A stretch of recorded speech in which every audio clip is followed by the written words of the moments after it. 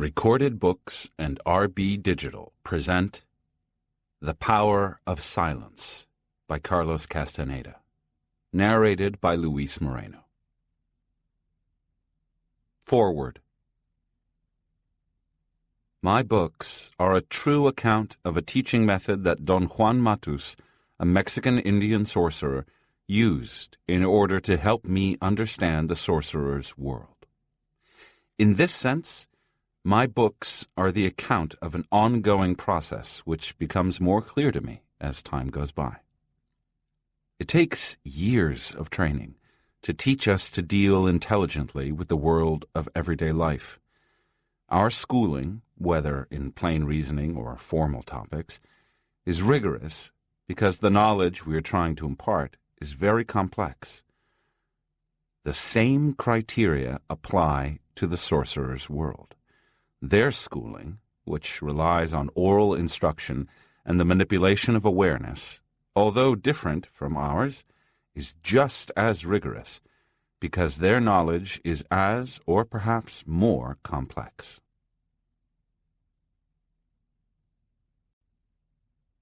Introduction. At various times, Don Juan attempted to name his knowledge for my benefit. He felt that the most appropriate name was Nagualism, but that term was too obscure. Calling it simply knowledge made it too vague, and to call it witchcraft was debasing. The mastery of intent was too abstract, and the search for total freedom too long and metaphorical. Finally, because he was unable to find a more appropriate name, he called it sorcery, although he admitted it wasn't really accurate. Over the years, he had given me different definitions of sorcery, but he had always maintained that definitions change as knowledge increases. Toward the end of my apprenticeship, I felt I was in a position to appreciate a clearer definition, so I asked him once more. "From where the average man stands," Don Juan said, "sorcery is nonsense, or an ominous mystery beyond his reach. And he is right, not because this is an absolute fact, but because the average man lacks the energy to deal with sorcery." He stopped for a moment before he continued. "Human beings are born with a finite amount of energy," Don Juan said. "An energy that is systematically deployed, beginning at the moment of birth, in order that it may be used most advantageously by the modality of the time." "What do you mean by the modality of the time?" I asked. "The modality of the time is the precise bundle of energy fields being perceived," he answered. "I believe man's perception has changed through the ages. The actual time decides the mode. The time decides which precise bundle of energy fields, out of an incalculable number, are to be used. And handling the modality of the time, those few selected energy fields, takes all our available energy, leaving us nothing that would help us use any of the other energy fields." He urged me, with a subtle movement of his eyebrows, to consider all this. "This is what I mean when I say that the average man lacks the energy needed to deal with sorcery," he went on. "If he uses only the energy he has, he can't perceive the world sorcerers do. To perceive them, sorcerers need to use a cluster of energy fields not ordinarily used. Naturally, if the average man is to perceive those worlds and understand sorcerers' perception, he must use the same cluster they have used. And this is just not possible, because all his energy is already deployed." He paused, as if searching for the appropriate words to make his point. "Think of it this way," he proceeded. "It isn't that, as time goes by, you're learning sorcery. Rather, what you're learning is to save energy. And this energy will enable you to handle some of the energy fields which are inaccessible to you now. And that is sorcery, the ability to use energy fields that are not employed in perceiving the ordinary world we know. Sorcery is a state of awareness. Sorcery is the ability to perceive something which ordinary perception cannot. Everything I've put you through, Don Juan went on, each of the things I've shown you, was only a device to convince you that there's more to us than meets the eye. We don't need anyone to teach us sorcery, because there is really nothing to learn. What we need is a teacher to convince us that there is incalculable power at our fingertips. What a strange paradox. Every warrior on the path of knowledge thinks at one time or another that he's learning sorcery, but all he's doing is allowing himself to be convinced of the power hidden in his being, and that he can reach it. Is that what you're doing, Don Juan? Convincing me? Exactly. I'm trying to convince you that you can reach that power. I went through the same thing, and I was as hard to convince as you are. Once we've reached it, what exactly do we do with it, Don Juan? Nothing. Once we have reached it, it will, by itself, make use of energy fields which are available to us, but inaccessible. And that, as I have said, is sorcery. We begin then to see, that is, to perceive something else, not as imagination, but as real and concrete. And then we begin to know without having to use words. And what any of us does with that increased perception, with that silent knowledge, depends on our own temperament. On another occasion, he gave me another kind of explanation. We were discussing an unrelated topic when he abruptly changed the subject and began to tell me a joke. He laughed and very gently patted my back between the shoulder blades, as if he were shy and it was too forward of him to touch me. He chuckled at my nervous reaction. "You're skittish," he said teasingly, and slapped my back with greater force. My ears buzzed. For an instant I lost my breath. It felt as though he had hurt my lungs. Every breath brought me great discomfort. Yet after I had coughed and choked a few times, my nasal passages opened and I found myself taking deep, soothing breaths. I had such a feeling of well-being that I wasn't even annoyed at him for his blow, which had been hard as well as unexpected. Then Don Juan began a most remarkable explanation. Clearly and concisely, he gave me a different and more precise definition of sorcery. I had entered into a wondrous state of awareness. I had such clarity of mind that I was able to comprehend and assimilate everything Don Juan was saying. He said that in the universe there is an unmeasurable, indescribable force which sorcerers call intent, and that absolutely everything that exists in the entire cosmos is attached to intent by a connecting link. Sorcerers, or warriors, as he called them, were concerned with discussing, understanding, and employing that connecting link. They were especially concerned with cleaning it of the numbing effects brought about by the ordinary concerns of their everyday lives. Sorcery at this level could be defined as the procedure of cleaning one's connecting link to intent. Don Juan stressed that this cleaning procedure was extremely difficult to understand or to learn to perform. Sorcerers therefore divided their instruction into two categories. One was instruction for the everyday life state of awareness, in which the cleaning process was presented in a disguised fashion.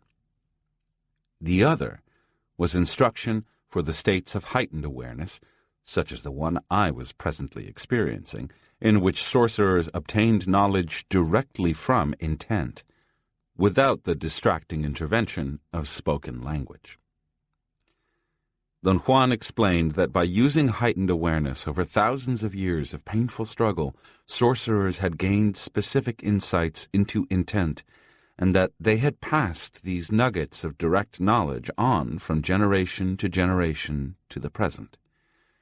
He said that the task of sorcery is to take this seemingly incomprehensible knowledge and make it understandable by the standards of awareness of everyday life. Then he explained the role of the guide in the lives of sorcerers. He said that a guide is called the Nagual, and that the Nagual is a man or a woman with extraordinary energy, a teacher who has sobriety, endurance, stability. Someone seers see as a luminous sphere having 4 compartments, as if 4 luminous balls have been compressed together. Because of their extraordinary energy, Naguals are intermediaries. Their energy allows them to channel peace, harmony, laughter, and knowledge directly from the source, from intent, and transmit them to their companions. Naguals are responsible for supplying what sorcerers call the minimal chance, the awareness of one's connection with intent. I told him that my mind was grasping everything he was telling me, that the only part of his explanation still unclear to me was why 2 sets of teachings were needed. I could understand everything he was saying about his world easily, and yet he had described the process of understanding as very difficult. "You will need a lifetime to remember the insights you've had today," he said, "because most of them were silent knowledge. A few moments from now, you will have forgotten them. That's one of the unfathomable mysteries of awareness." Don Juan then made me shift levels of consciousness by striking me on my left side at the edge of my rib cage. Instantly, I lost my extraordinary clarity of mind and couldn't remember having ever had it. Don Juan himself set me the task of writing about the premises of sorcery. Once, very casually in the early stages of my apprenticeship, he suggested that I write a book in order to make use of the notes I had always taken. I had accumulated reams of notes and never considered what to do with them. I argued that the suggestion was absurd because I wasn't a writer. "Of course, you're not a writer," he said, "so you will have to use sorcery. First, you must visualize your experiences as if you were reliving them, and then you must see the text in your dreaming. For you, writing should not be a literary exercise, but rather an exercise in sorcery." I have written in that manner about the premises of sorcery, just as Don Juan explained them to me, within the context of his teaching. In his teaching scheme, which was developed by sorcerers of ancient times, there were 2 categories of instruction. One was called teachings for the right side, carried out in the ordinary state of awareness. The other was called teachings for the left side, put into practice solely in states of heightened awareness. These 2 categories allowed teachers to school their apprentices toward 3 areas of expertise: the mastery of awareness, the art of stalking, and the mastery of intent.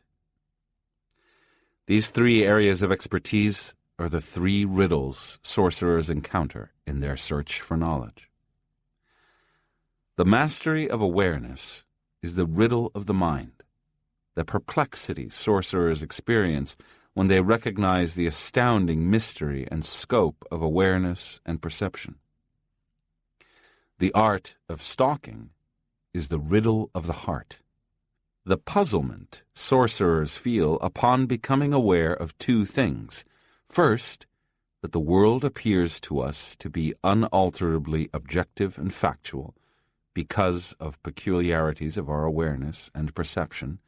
Second, that if different peculiarities of perception come into play, the very things about the world that seem so unalterably objective and factual change. The mastery of intent is the riddle of the spirit, or the paradox of the abstract. Sorcerers' thoughts and actions projected beyond our human condition. Don Juan's instruction on the art of stalking and the mastery of intent depended upon his instruction on the mastery of awareness, which was the cornerstone of his teachings, and which consist of the following basic premises. 1. The universe is an infinite agglomeration of energy fields, resembling threads of light. 2. These energy fields, called the eagle's emanations, radiate from a source of inconceivable proportions, metaphorically called the eagle. 3. Human beings are also composed of an incalculable number of the same thread-like energy fields. These eagle's emanations form an encased agglomeration that manifests itself as a ball of light the size of the person's body, with the arms extended laterally, like a giant luminous egg. 4.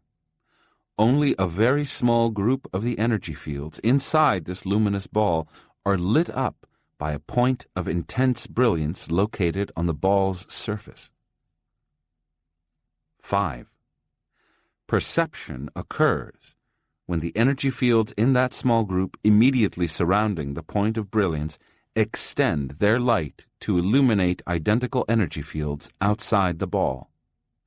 Since the only energy fields perceivable are those lit by the point of brilliance, that point is named the point where perception is assembled, or simply the assemblage point.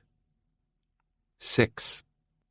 The assemblage point can be moved from its usual position on the surface of the luminous ball to another position on the surface, or into the interior. Since the brilliance of the assemblage point can light up whatever energy field it comes in contact with, when it moves to a new position, it immediately brightens up new energy fields, making them perceivable. This perception is known as seeing. 7. When the assemblage point shifts, it makes possible the perception of an entirely different world, as objective and factual as the one we normally perceive. Sorcerers go into that other world to get energy, power, solutions to general and particular problems, or to face the unimaginable. 8. Intent is the pervasive force that causes us to perceive. We do not become aware because we perceive.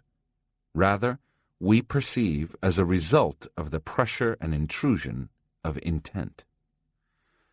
9.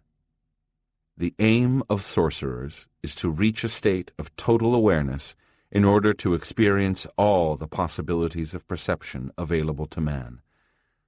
This state of awareness even implies an alternative way of dying. A level of practical knowledge was included as part of teaching the mastery of awareness. On that practical level, Don Juan taught the procedures necessary to move the assemblage point. The two great systems devised by the sorcerer-seers of ancient times to accomplish this were dreaming, the control and utilization of dreams, and stalking, the control of behavior.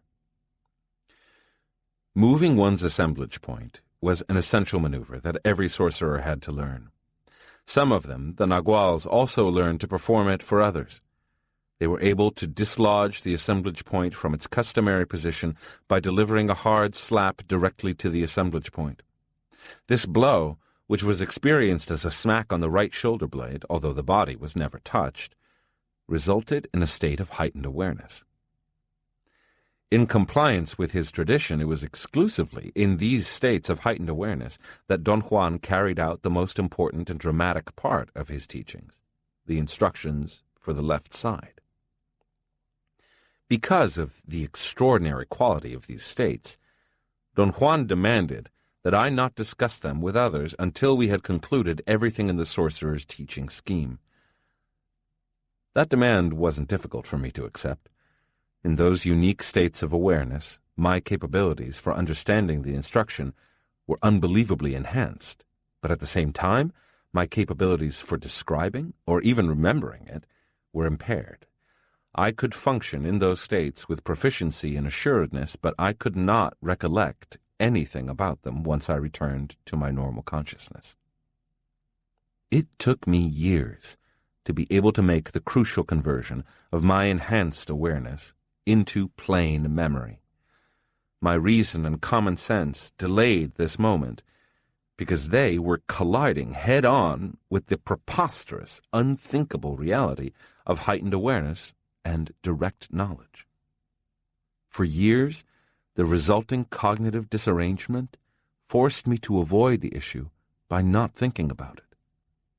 Whatever I have written about my sorcery apprenticeship up to now has been a recounting of how Don Juan taught me the mastery of awareness. I have not yet described the art of stalking or the mastery of intent. Don Juan taught me their principles and applications with the help of two of his companions, a sorcerer named Vicente Medrano and another named Silvio Manuel. But whatever I learned from them still remains clouded in what Don Juan called the intricacies of heightened awareness. Until now, it has been impossible for me to write or even to think coherently about the art of stalking and the mastery of intent. My mistake has been to regard them as subjects for normal memory and recollection. They are, but at the same time, they are not. In order to resolve this contradiction, I have not pursued the subjects directly, a virtual impossibility, but have dealt with them indirectly through the concluding topic of Don Juan's instruction, the stories of the sorcerers of the past. He recounted these stories to make evident what he called the abstract cores of his lessons. But I was incapable of grasping the nature of the abstract cores, despite his comprehensive explanations, which, I know now, were intended more to open my mind than to explain anything in a rational manner. His way of talking made me believe for many years that his explanations of the abstract cores were like academic dissertations. And all I was able to do, under these circumstances, was to take his explanations as given. They became part of my tacit acceptance of his teachings, but without the thorough assessment on my part that was essential to understanding them. Don Juan presented 3 sets of 6 abstract cores each, arranged in an increasing level of complexity. I have dealt here with the first set, which is composed of the following: the manifestations of the Spirit, the knock of the Spirit, the trickery of the Spirit, the descent of the Spirit, the requirements of intent, and handling intent.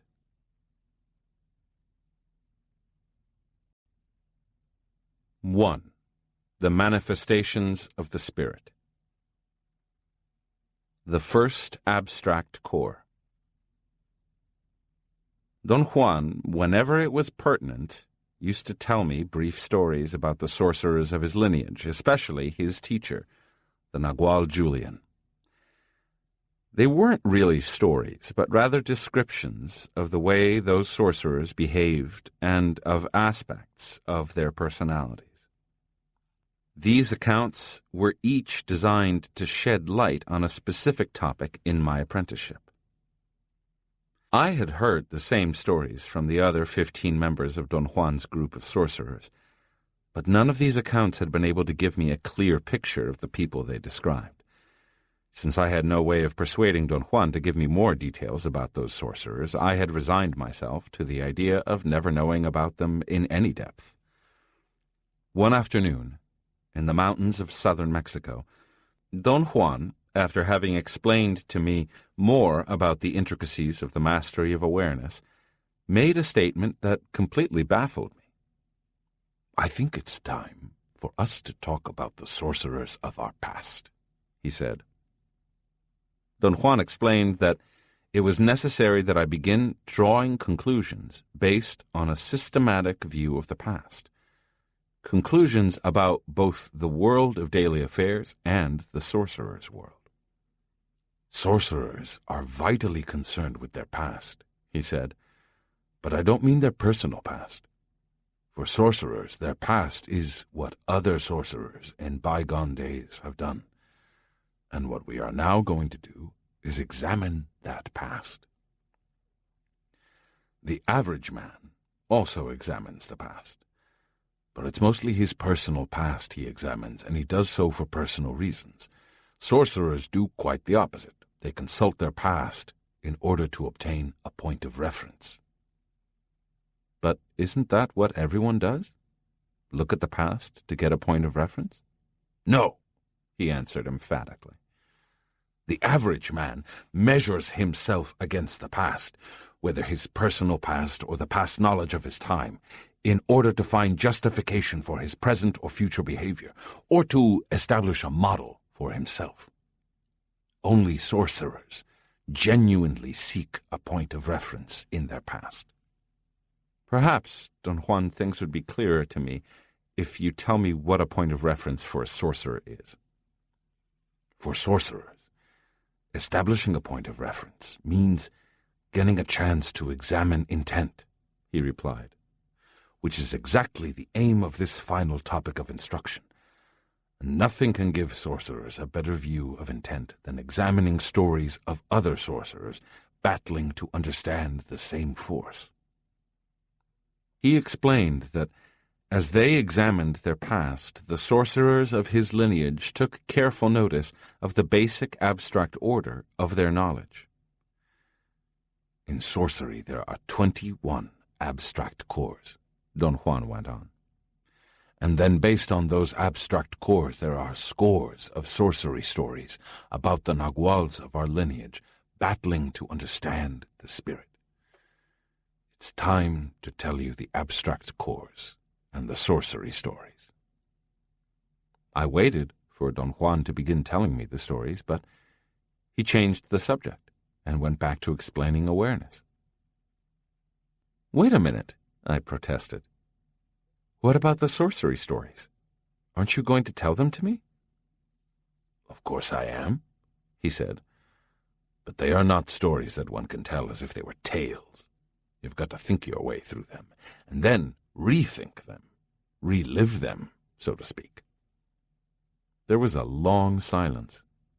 I became very cautious, and was afraid that if I persisted in asking him again to tell me the stories, I could be committing myself to something I might later regret. But my curiosity was greater than my good sense. Well, let's get on with them, I croaked. Don Juan, obviously catching the gist of my thoughts, smiled maliciously. He stood and signaled me to follow. We'd been sitting on some dry rocks at the bottom of a gully. It was mid-afternoon. The sky was dark and cloudy. Low, almost black, rain clouds hovered above the peaks to the east. In comparison, the high clouds made the sky seem clear to the south. Earlier, it had rained heavily, but then the rain seemed to have retreated to a hiding place, leaving behind only a threat. I should have been chilled to the bone, for it was very cold, but I was warm. As I clutched a rock Don Juan had given me to hold, I realized that this sensation of being warm in nearly freezing weather was familiar to me, yet it amazed me each time. Whenever I seemed about to freeze, Don Juan would give me a branch to hold, or a stone, or he would put a bunch of leaves under my shirt on the tip of my sternum, and that would be sufficient to raise my body temperature. I had tried unsuccessfully to recreate by myself the effect of his ministrations. He told me it wasn't the ministrations, but his inner silence that kept me warm, and the branches or stones or leaves were merely devices to trap my attention and maintain it in focus. Moving quickly, we climbed the steep west side of a mountain until we reached a rock ledge at the very top. We were in the foothills of a higher range of mountains. From the rock ledge, I could see that fog had begun to move onto the south end of the valley floor below us. Low, wispy clouds seemed to be closing in on us, too, sliding down from the black-green high mountain peaks to the west. After the rain, under the dark, cloudy sky, the valley and the mountains to the east and south appeared covered in a mantle of black-green silence. "This is the ideal place to have a talk," Don Juan said, sitting on the rock floor of a concealed shallow cave. The cave was perfect for the two of us to sit side by side. Our heads were nearly touching the roof, and our backs fitted snugly against the curved surface of the rock wall. It was as if the cave had been carved deliberately to accommodate two persons of our size. I noticed another strange feature of the cave. When I stood on the ledge, I could see the entire valley and the mountain ranges to the east and south, but when I sat down, I was boxed in by the rocks. Yet the ledge was at the level of the cave floor and flat. I was about to point this strange effect out to Don Juan, but he anticipated me. "This cave is man-made," he said. "The ledge is slanted, but the eye doesn't register the incline." "Who made this cave, Don Juan?" "The ancient sorcerers, perhaps thousands of years ago.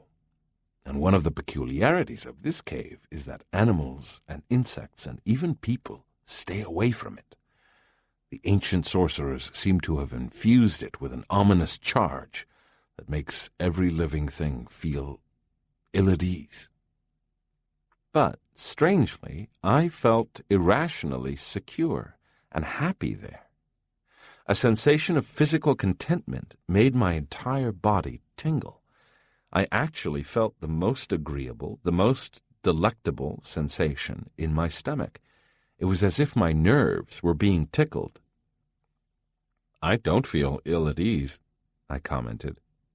"Neither do I," he said, "which only means that you and I aren't that far temperamentally from those old sorcerers of the past.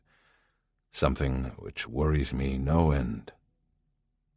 I was afraid to pursue that subject any further, so I waited for him to talk. "The first sorcery story I am going to tell you is called The Manifestations of the Spirit," Don Juan began.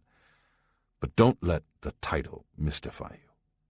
The Manifestations of the Spirit is only the first abstract core around which the first sorcery story is built. The first abstract core is a story in itself," he went on. "The story says that once upon a time there was a man, an average man without any special attributes. He was, like everyone else, a conduit for the Spirit. And by virtue of that, like everyone else, he was part of the Spirit, part of the abstract. But he didn't know it. The world kept him so busy that he had neither the time nor the inclination, really, to examine the matter. The Spirit tried, uselessly, to reveal their connection. Using an inner voice, the Spirit disclosed its secrets, but the man was incapable of understanding the revelations. Naturally, he heard the inner voice, but he believed it to be his own feelings he was feeling, and his own thoughts he was thinking. The Spirit, in order to shake him out of his slumber, gave him 3 signs, 3 successive manifestations. The Spirit physically crossed the man's path in the most obvious manner, but the man was oblivious to anything but his self-concern. Don Juan stopped and looked at me as he did whenever he was waiting for my comments and questions. I had nothing to say. I didn't understand the point he was trying to make. "I've just told you the first abstract core," he continued. "The only other thing I could add is that because of the man's absolute unwillingness to understand, the Spirit was forced to use trickery, and trickery became the essence of the sorcerer's path. But that is another story." Don Juan explained that sorcerers understood this abstract core to be a blueprint for events, or a recurrent pattern that appeared every time intent was giving an indication of something meaningful. Abstract cores, then, were blueprints of complete chains of events. He assured me that by means beyond comprehension, every detail of every abstract core reoccurred to every apprentice Nagual. He further assured me that he had helped intent to involve me in all the abstract cores of sorcery in the same manner that his benefactor, the Nagual Julian, and all the Naguals before him had involved their apprentices. The process by which each apprentice Nagual encountered the abstract cores created a series of accounts woven around those abstract cores, incorporating the particular details of each apprentice's personality and circumstances. He said, for example, that I had my own story about the manifestations of the Spirit. He had his benefactor had his own, so had the Nagual that preceded him, and so on and so forth. "What is my story about the manifestations of the Spirit?" I asked, somewhat mystified. "If any warrior is aware of his stories, it's you," he replied. "After all, you've been writing about them for years. But you didn't notice the abstract cores, because you are a practical man. You do everything only for the purpose of enhancing your practicality. Although you handled your stories to exhaustion, you had no idea that there was an abstract core in them. Everything I've done appears to you, therefore, as an often whimsical practical activity, teaching sorcery to a reluctant and most of the time stupid apprentice. As long as you see it in those terms, the abstract cores will elude you." "You must forgive me, Don Juan," I said, "but your statements are very confusing. What are you saying?" "I'm trying to introduce the sorcery stories as a subject," he replied. "I've never talked to you specifically about this topic because traditionally it's left hidden. It is the Spirit's last artifice. It is said that when the apprentice understands the abstract cores, it's like the placing of the stone that caps and seals a pyramid." It was getting dark, and it looked as though it was about to rain again. I was worried that if the wind blew from east to west while it was raining, we were going to get soaked in that cave. I was sure Don Juan was aware of that, but he seemed to ignore it. "It won't rain again until tomorrow morning," he said. Hearing my inner thoughts being answered made me jump involuntarily and hit the top of my head on the cave roof. It was a thud that sounded worse than it felt. Don Juan held his sides, laughing. After a while, my head really began to hurt, and I had to massage it. "Your company is as enjoyable to me as mine must have been to my benefactor," he said, and began to laugh again. We were quiet for a few minutes. The silence around me was ominous. I fancied that I could hear the rustling of the low clouds as they descended on us from the higher mountains. Then I realized that what I was hearing was the soft wind. From my position in the shallow cave, it sounded like the whispering of human voices. "I had the incredible good luck to be taught by two Naguals," Don Juan said, and broke the mesmeric grip the wind had on me at that moment. "One was, of course, my benefactor, the Nagual Julian, and the other was his benefactor, the Nagual Elias. My case was unique." "Why was your case unique?" I asked. "Because for generations Naguals have gathered their apprentices years after their own teachers have left the world," he explained. "Except my benefactor.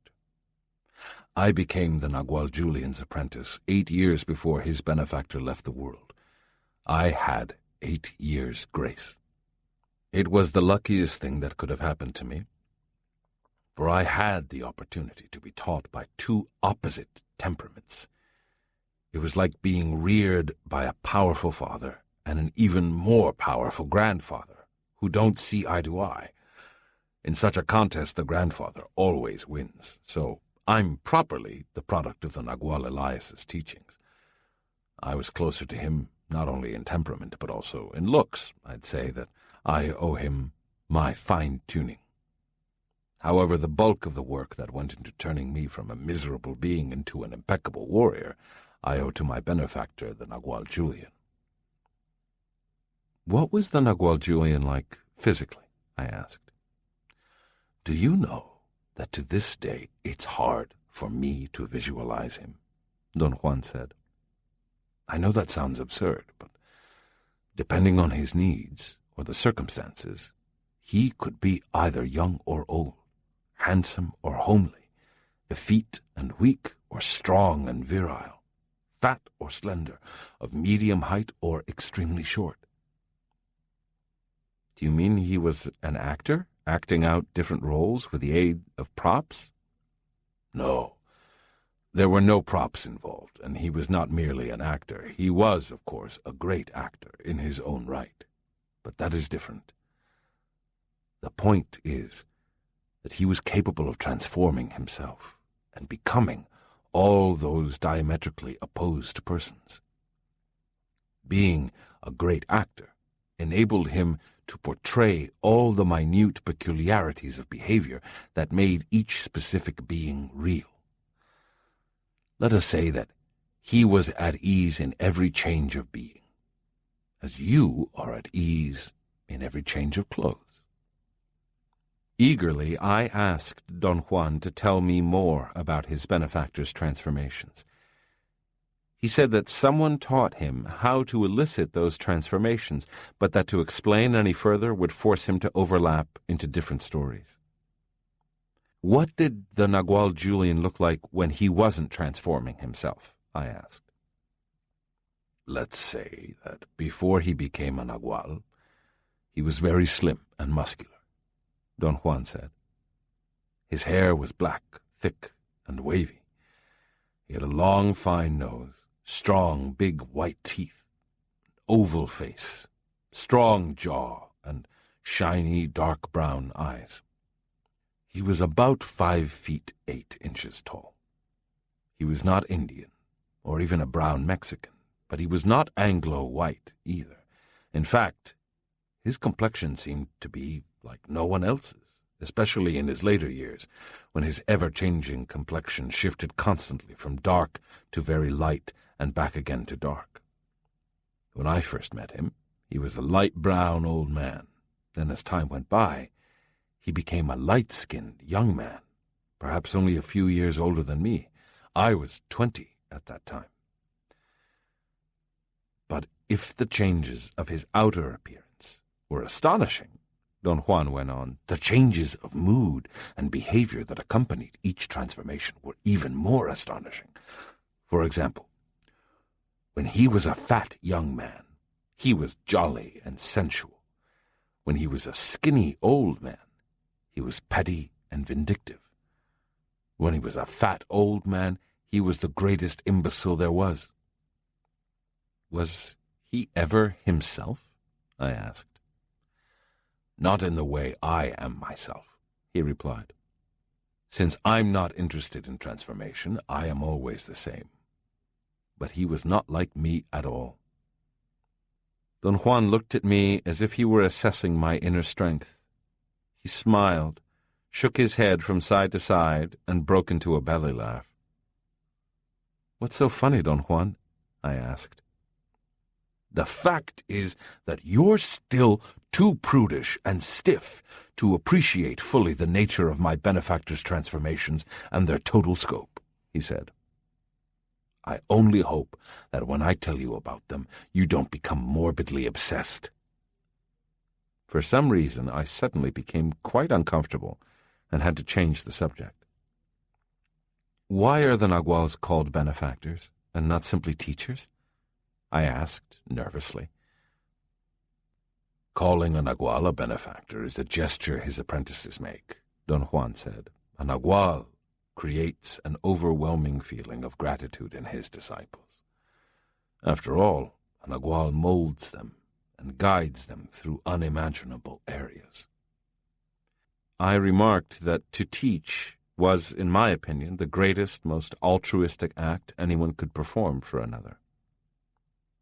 For you, teaching is talking about patterns, he said.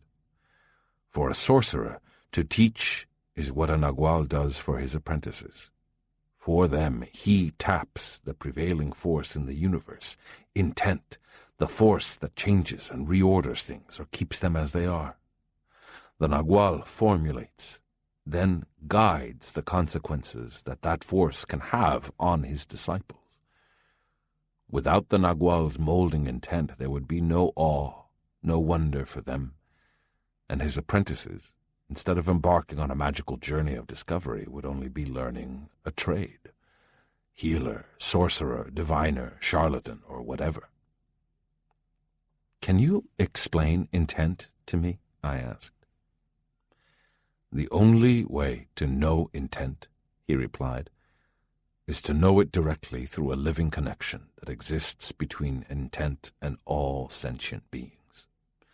Sorcerers call intent the indescribable, the spirit, the abstract, the Nagual.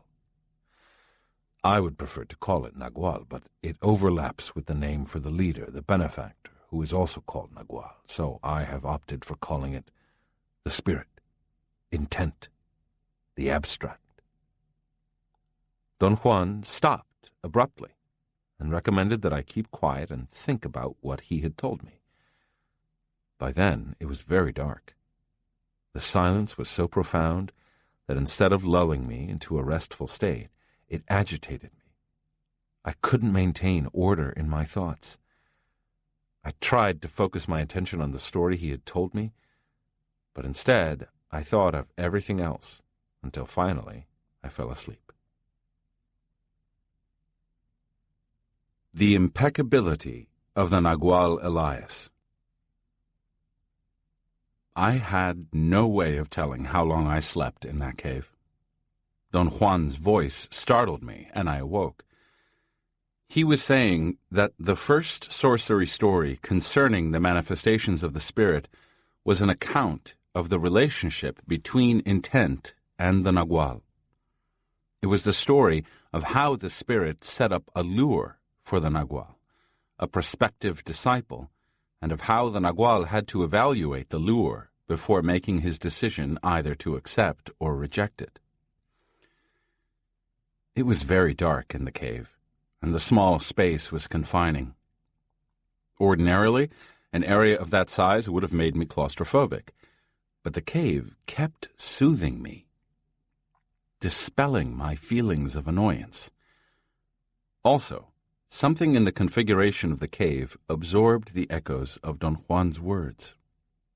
Don Juan explained that every act performed by sorcerers, especially by the Naguals, was either performed as a way to strengthen their link with intent or as a response triggered by the link itself.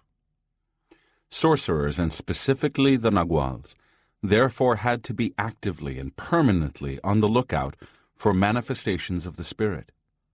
Such manifestations were called gestures of the spirit, or more simply, indications or omens.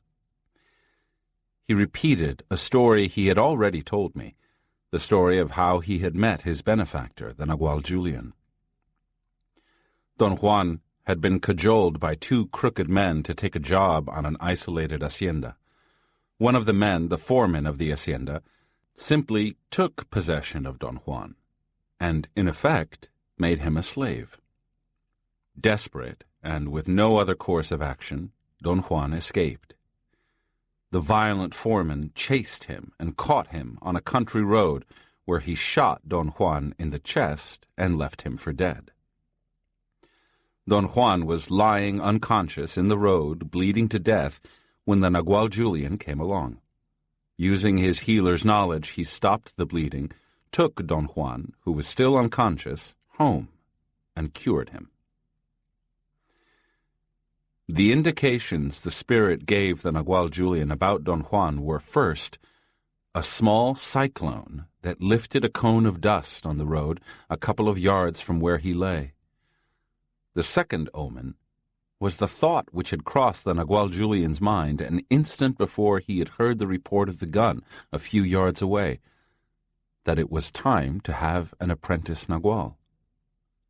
Moments later, the spirit gave him the third omen, when he ran to take cover and instead collided with the gunman, putting him to flight, perhaps preventing him from shooting Don Juan a second time.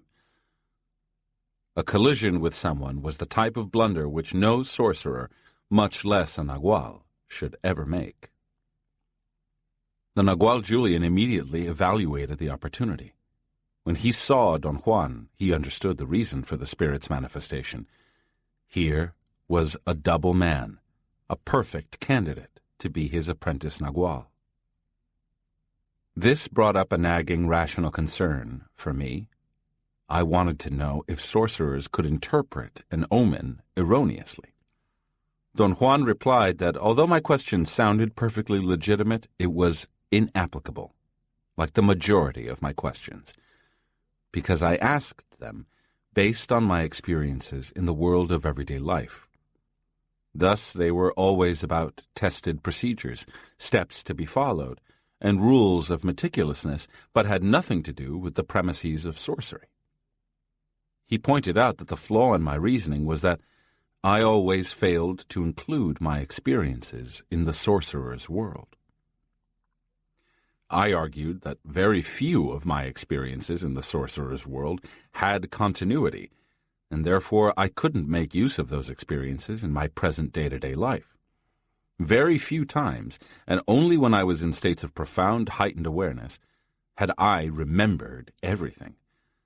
At the level of heightened awareness I usually reached, the only experience that had continuity between past and present was that of knowing him.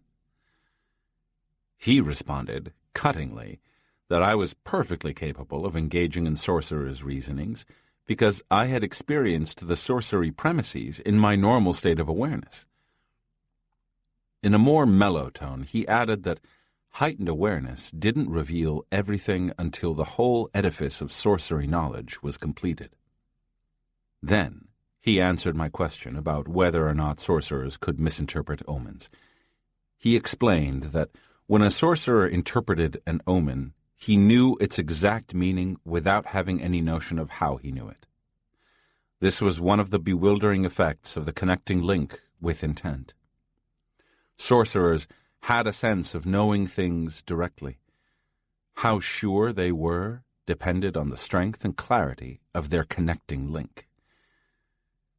He said that the feeling everyone knows as intuition is the activation of our link with intent.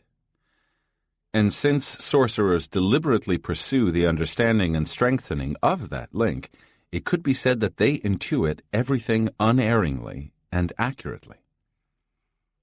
Reading omens is commonplace for sorcerers. Mistakes happen only when personal feelings intervene and cloud the sorcerer's connecting link with intent. Otherwise, their direct knowledge is totally accurate and functional. We remained quiet for a while. All of a sudden, he said, "I am going to tell you a story about the Nagual Elias and the manifestation of the spirit. The spirit manifests itself to a sorcerer, especially to a Nagual, at every turn. However, this is not the entire truth. The entire truth is that the spirit reveals itself to everyone with the same intensity and consistency, but only sorcerers, and Naguals in particular, are attuned to such revelations." Don Juan began his story. He said that the Nagual Elias had been riding his horse to the city one day, taking him through a shortcut by some cornfields, when suddenly his horse shied, frightened by the low, fast sweep of a falcon that missed the Nagual's straw hat by only a few inches. The Nagual immediately dismounted and began to look around. He saw a strange young man, among the tall, dry cornstalks. The man was dressed in an expensive dark suit and appeared alien there. The Nagual Elias was used to the sight of peasants or landowners in the fields, but he had never seen an elegantly dressed city man moving through the fields with apparent disregard for his expensive shoes and clothes. The Nagual tethered his horse and walked toward the young man. He recognized the flight of the falcon, as well as the man's apparel, as obvious manifestations of the spirit which he could not disregard. He got very close to the young man and saw what was going on. The man was chasing a peasant woman who was running a few yards ahead of him, dodging and laughing with him. The contradiction was quite apparent to the Nagual. The two people cavorting in the cornfield did not belong together. The Nagual thought that the man must be the landowner's son and the woman a servant in the house. He felt embarrassed to be observing them and was about to turn and leave when the falcon again swept over the cornfield and this time brushed the young man's head. The falcon alarmed the couple, and they stopped and looked up, trying to anticipate another sweep. The Nagual noticed that the man was thin and handsome and had haunting, restless eyes. Then the couple became bored watching for the falcon and returned to their play. The man caught the woman, embraced her, and gently laid her on the ground. But instead of trying to make love to her, as the Nagual assumed he would do next, he removed his own clothes and paraded naked in front of the woman. She did not shyly close her eyes or scream with embarrassment or fright. She giggled, mesmerized by the prancing, naked man who moved around her like a satyr, making lewd gestures and laughing. Finally, apparently overpowered by the sight, she uttered a wild cry, rose, and threw herself into the young man's arms. Don Juan said that the Nagual Elias confessed to him that the indications of the spirit on that occasion had been most baffling. It was clearly evident that the man was insane. Otherwise, knowing how protective peasants were of their women, he would not have considered seducing a young peasant woman in broad daylight a few yards from the road, and naked to boot. Don Juan broke into a laugh, and told me that in those days, to take off one's clothes and engage in a sexual act in broad daylight in such a place meant one had to be either insane or blessed by the spirit. He added that what the man had done might not seem remarkable nowadays, but then, nearly 100 years ago, people were infinitely more inhibited. All of this convinced the Nagual Elias, from the moment he laid eyes on the man, that he was both insane and blessed by the spirit. He worried that peasants might happen by, become enraged, and lynch the man on the spot. But no one did. It felt to the Nagual as if time had been suspended. When the man finished making love, he put on his clothes, took out a handkerchief, meticulously dusted his shoes, and, all the while making wild promises to the girl, went on his way. The Nagual Elias followed him. In fact, he followed him for several days, and found out that his name was Julian, and that he was an actor. Subsequently, the Nagual saw him on the stage often enough to realize that the actor had a great deal of charisma. The audience, especially the women, loved him, and he had no scruples about making use of his charismatic gifts to seduce female admirers. As the Nagual followed the actor, he was able to witness his seduction technique more than once.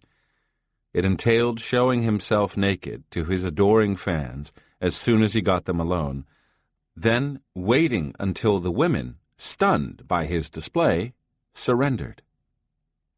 The technique seemed extremely effective for him. The Nagual had to admit that the actor was a great success, except on one count. He was mortally ill. The Nagual had seen the black shadow of death that followed him everywhere.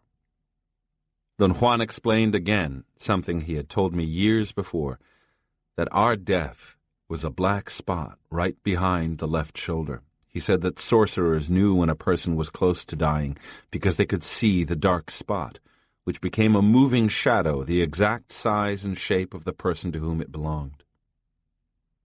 As he recognized the imminent presence of death, the Nagual was plunged into a numbing perplexity. He wondered why the spirit was singling out such a sick person. He had been taught that in a natural state, replacement, not repair, prevailed. And the Nagual doubted that he had the ability or the strength to heal this young man or resist the black shadow of his death. He even doubted if he would be able to discover why the spirit had involved him in a display of such obvious waste. The Nagual could do nothing but stay with the actor, follow him around, and wait for the opportunity to see in greater depth. Don Juan explained that a Nagual's first reaction upon being faced with the manifestations of the spirit is to see the persons involved. The Nagual Elias had been meticulous about seeing the man the moment he laid eyes on him. He had also seen the peasant woman who was part of the spirit's manifestation, but he had seen nothing that, in his judgment, could have warranted the spirit's display. In the course of witnessing another seduction, however, the Nagual's ability to see took on a new depth. This time, the actor's adoring fan was the daughter of a rich landowner. And from the start, she was in complete control. The Nagual found out about their rendezvous because he overheard her daring the actor to meet her the next day. The Nagual was hiding across the street at dawn when the young woman left her house, and instead of going to early mass, she went to join the actor.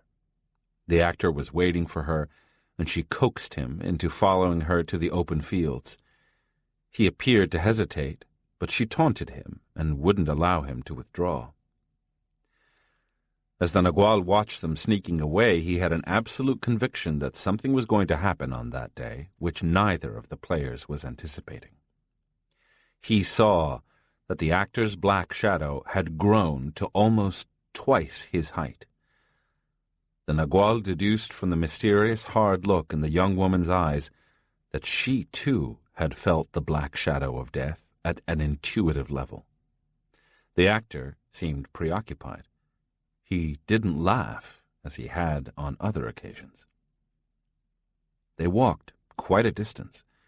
At one point they spotted the Nagual following them, but he instantly pretended to be working the land, a peasant who belonged there. That made the couple relax and allowed the Nagual to come closer. Then the moment came when the actor tossed off his clothes and showed himself to the girl. But instead of swooning and falling into his arms, as his other conquests had, this girl began to hit him. She kicked and punched him mercilessly and stepped on his bare toes, making him cry out with pain. The Nagual knew the man had not threatened or harmed the young woman. He hadn't laid a finger on her. She was the only one fighting. He was merely trying to parry the blows, and persistently, but without enthusiasm, trying to entice her by showing her his genitals. The Nagual was filled with both revulsion and admiration. He could perceive that the actor was an irredeemable libertine, but he could also perceive equally easily that there was something unique, although revolting, about him. It baffled the Nagual to see that the man's connecting link with the spirit was extraordinarily clear. Finally, the attack ended. The woman stopped beating the actor, but then instead of running away, she surrendered, lay down, and told the actor he could now have his way with her. The Nagual observed that the man was so exhausted he was practically unconscious, yet despite his fatigue, he went right ahead and consummated his seduction. The Nagual was laughing and pondering that useless man's great stamina and determination when the woman screamed and the actor began to gasp. The Nagual saw how the black shadow struck the actor. It went like a dagger with pinpoint accuracy into his gap. Don Juan made a digression at this point to elaborate on something he had explained before. He had described the gap, an opening in our luminous shell at the height of the navel where the force of death ceaselessly struck. What Don Juan now explained was that when death hit healthy beings, it was with a ball-like blow, like the punch of a fist. But when beings were dying, death struck them with a dagger-like thrust. Thus the Nagual Elias knew without any question that the actor was as good as dead, and his death automatically finished his own interest in the spirit's designs. There were no designs left. Death had leveled everything. He rose from his hiding place and started to leave when something made him hesitate. It was the young woman's calmness. She was nonchalantly putting on the few pieces of clothing she had taken off and was whistling tunelessly, as if nothing had happened. And then the Nagual saw that, in relaxing to accept the presence of death, the man's body had released a protecting veil and revealed his true nature. He was a double man of tremendous resources, capable of creating a screen for protection or disguise, a natural sorcerer and a perfect candidate for a Nagual apprentice, had it not been for the black shadow of death. The Nagual was completely taken aback by that sight. He now understood the designs of the spirit, but it failed to comprehend how such a useless man could fit in the sorcerer's scheme of things.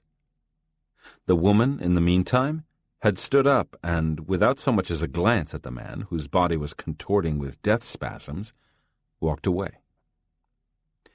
The Nagual then saw her luminosity and realized that her extreme aggressiveness was the result of an enormous flow of superfluous energy. He became convinced that if she did not put that energy to sober use, it would get the best of her, and there was no telling what misfortunes it would cause her. As the Nagual watched the unconcern with which she walked away, he realized that the spirit had given him another manifestation. He needed to be calm, nonchalant. He needed to act as if he had nothing to lose and intervene for the hell of it. In true Nagual fashion, he decided to tackle the impossible, with no one except the spirit as witness. Don Juan commented that it took incidents like this to test whether a Nagual is the real thing or a fake. Naguals make decisions.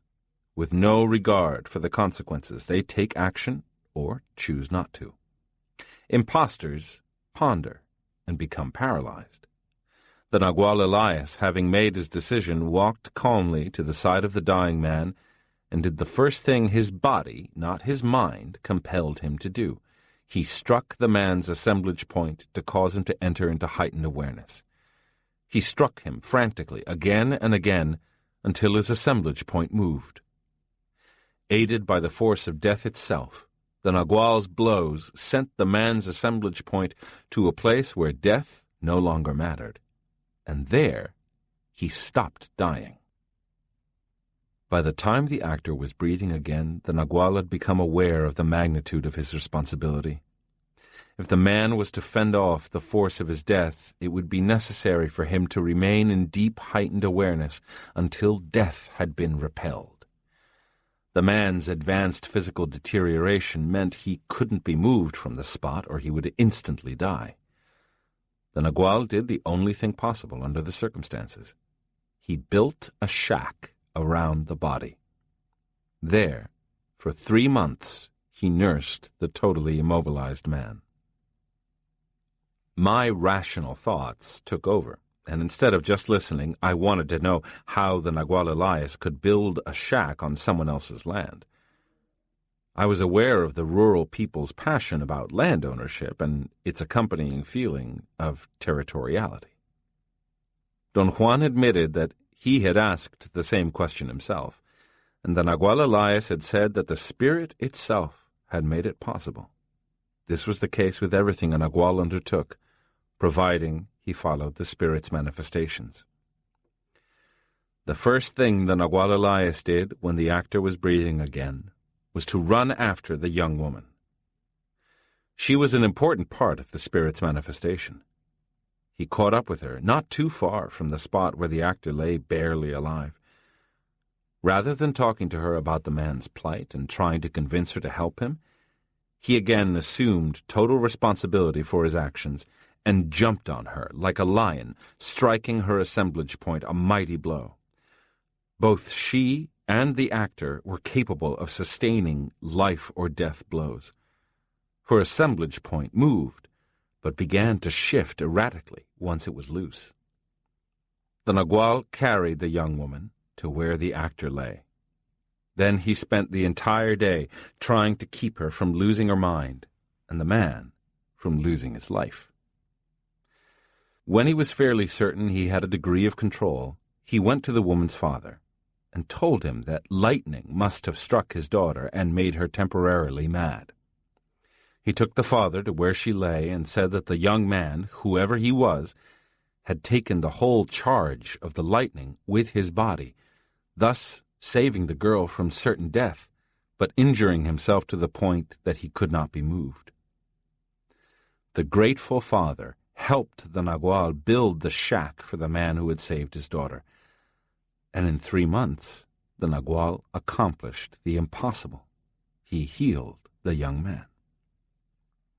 When the time came for the Nagual to leave, his sense of responsibility and his duty required him both to warn the young woman about her excess energy and the injurious consequences it would have on her life and well-being, and to ask her to join the sorcerer's world, as that would be the only defense against her self-destructive strength.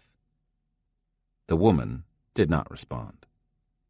And the Nagual Elias was obliged to tell her what every Nagual has said to a prospective apprentice throughout the ages, that sorcerers speak of sorcery as a magical, mysterious bird which has paused in its flight for a moment in order to give man hope and purpose, that sorcerers live under the wing of that bird, which they call the bird of wisdom, the bird of freedom, that they nourish it with their dedication and impeccability.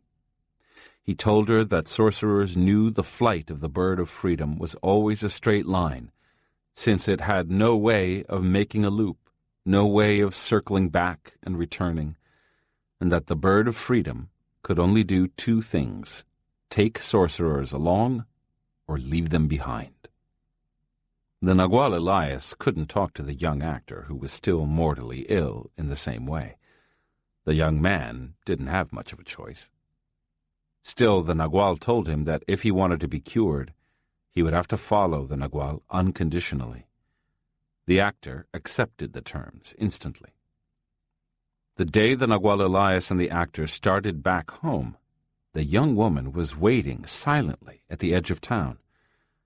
She carried no suitcases, not even a basket. She seemed to have come merely to see them off. The Nagual kept walking without looking at her, but the actor, being carried on a stretcher, strained to say goodbye to her. She laughed and wordlessly merged into the Nagual's party. She had no doubts and no problem about leaving everything behind. She had understood perfectly that there was no second chance for her, that the bird of freedom either took sorcerers along or left them behind. Don Juan commented that it wasn't surprising. The force of the Nagual's personality was always so overwhelming that he was practically irresistible, and the Nagual Elias had affected those 2 people deeply. He had had 3 months of daily interaction to accustom them to his consistency, his detachment, his objectivity. They had become enchanted by his sobriety, and above all, by his total dedication to them. Through his example and his actions, the Nagual Elias had given them a sustained view of the sorcerer's world, supportive and nurturing, yet utterly demanding. it was a world that admitted very few mistakes. Don Juan reminded me then of something he had repeated to me often, but which I had always managed not to think about. He said that I should not forget, even for an instant, that the bird of freedom had very little patience with indecision, and when it flew away, it never returned. The chilling resonance of his voice made the surroundings, which only a second before had been peacefully dark, burst with immediacy. Don Juan summoned the peaceful darkness back as fast as he had summoned urgency. He punched me lightly on the arm. "That woman was so powerful that she could dance circles around anyone," he said.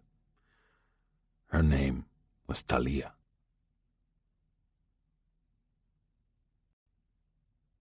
2. The Knock of the Spirit. The Abstract. We returned to Don Juan's house in the early hours of the morning. It took us a long time to climb down the mountain, mainly because I was afraid of stumbling into a precipice in the dark, and Don Juan had to keep stopping to catch the breath he lost, laughing at me.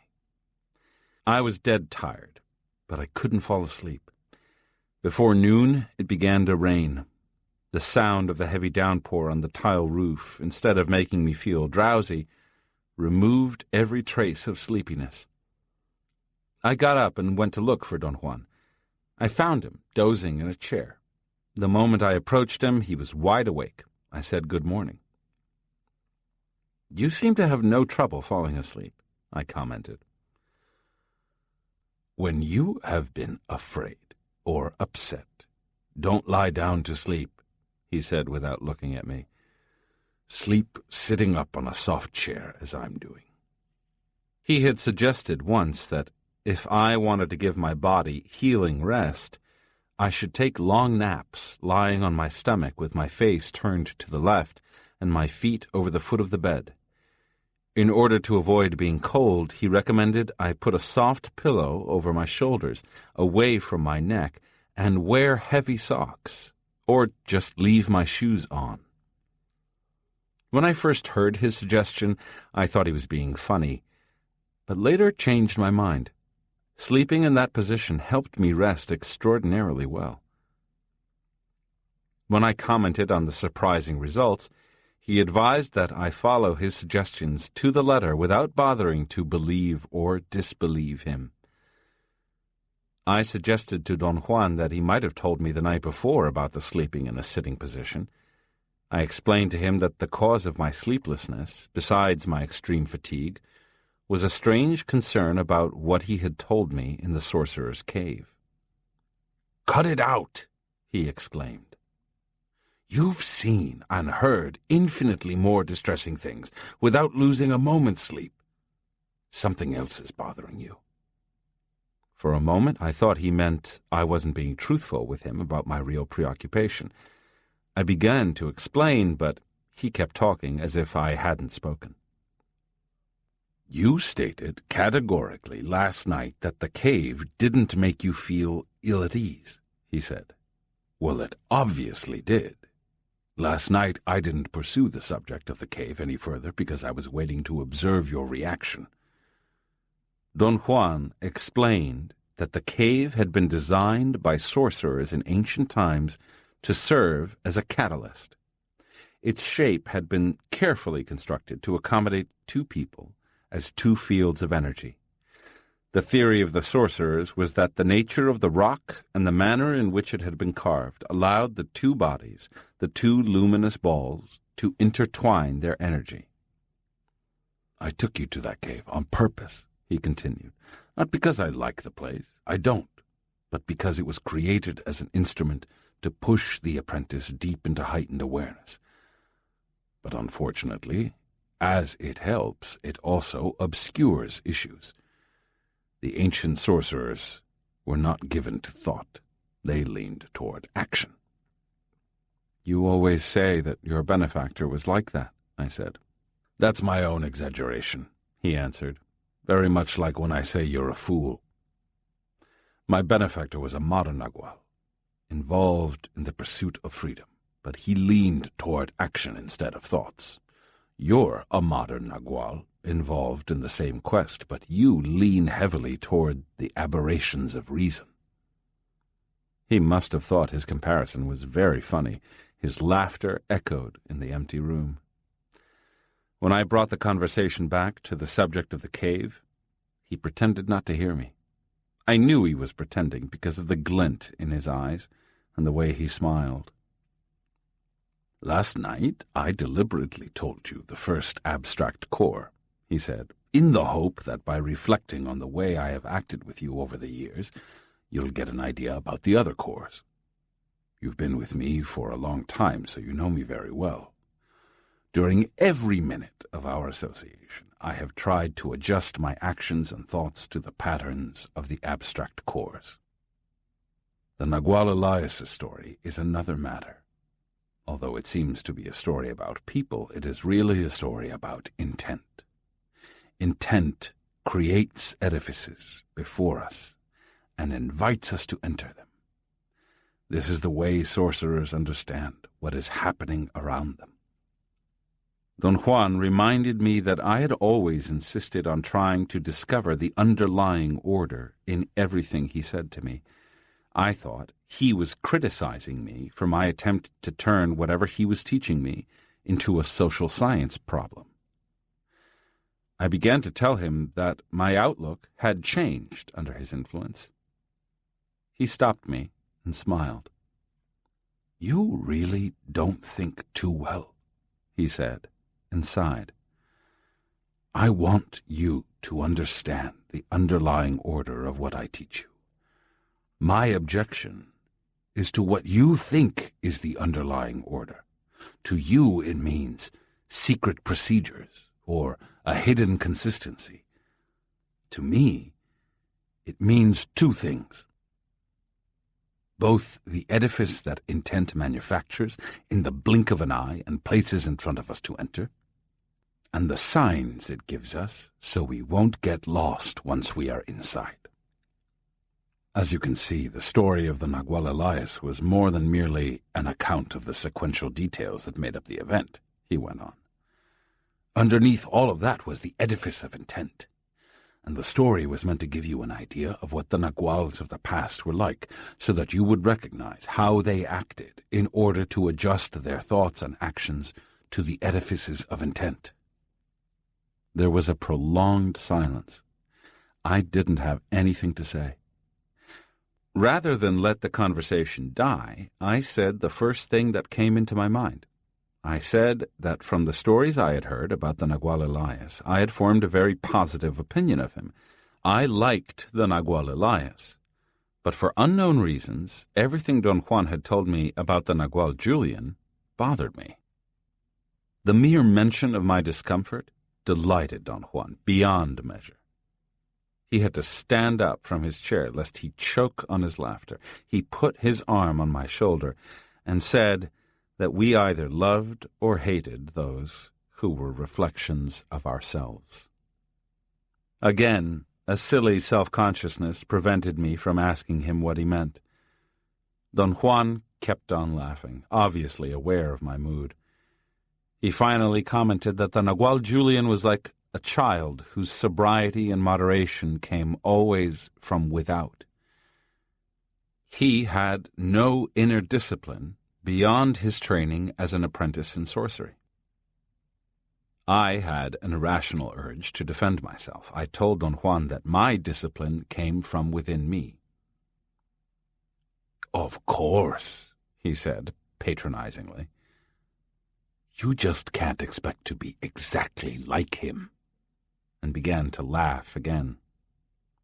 Sometimes Don Juan exasperated me so that I was ready to yell. But my mood didn't last. It dissipated so rapidly that another concern began to loom.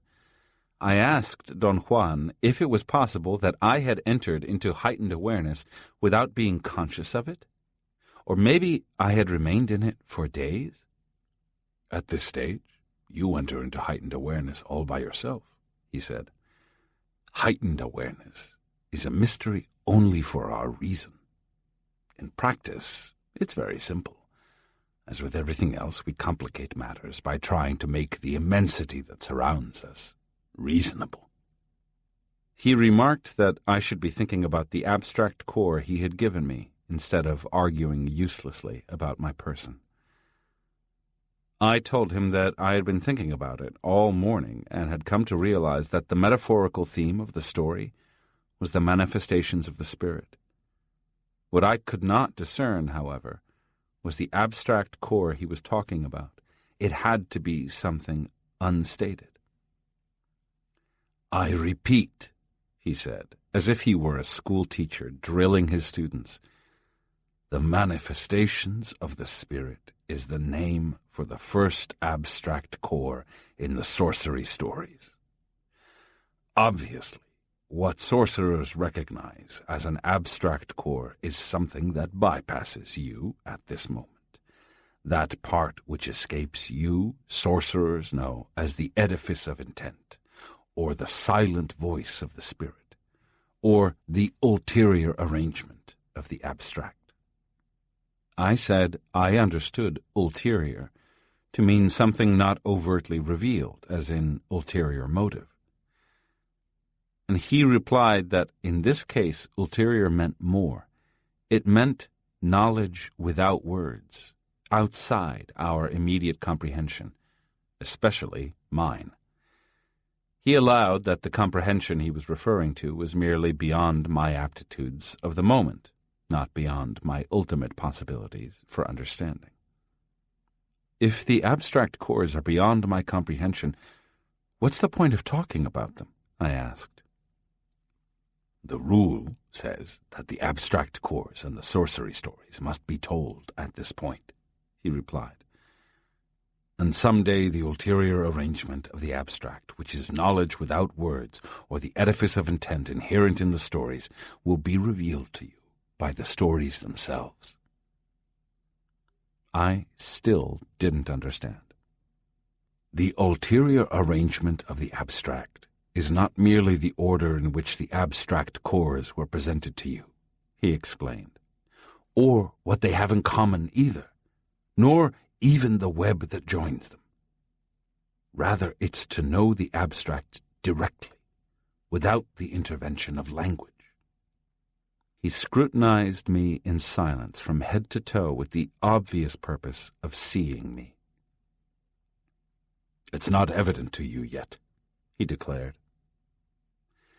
He made a gesture of impatience, even short temper, as though he were annoyed at my slowness. And that worried me.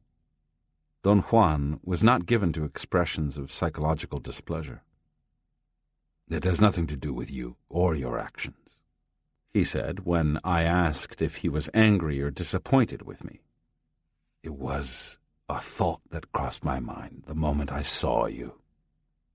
There is a feature in your luminous being that the old sorcerers would have given anything to have."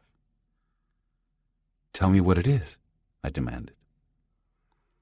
"I'll remind you of this some other time," he said.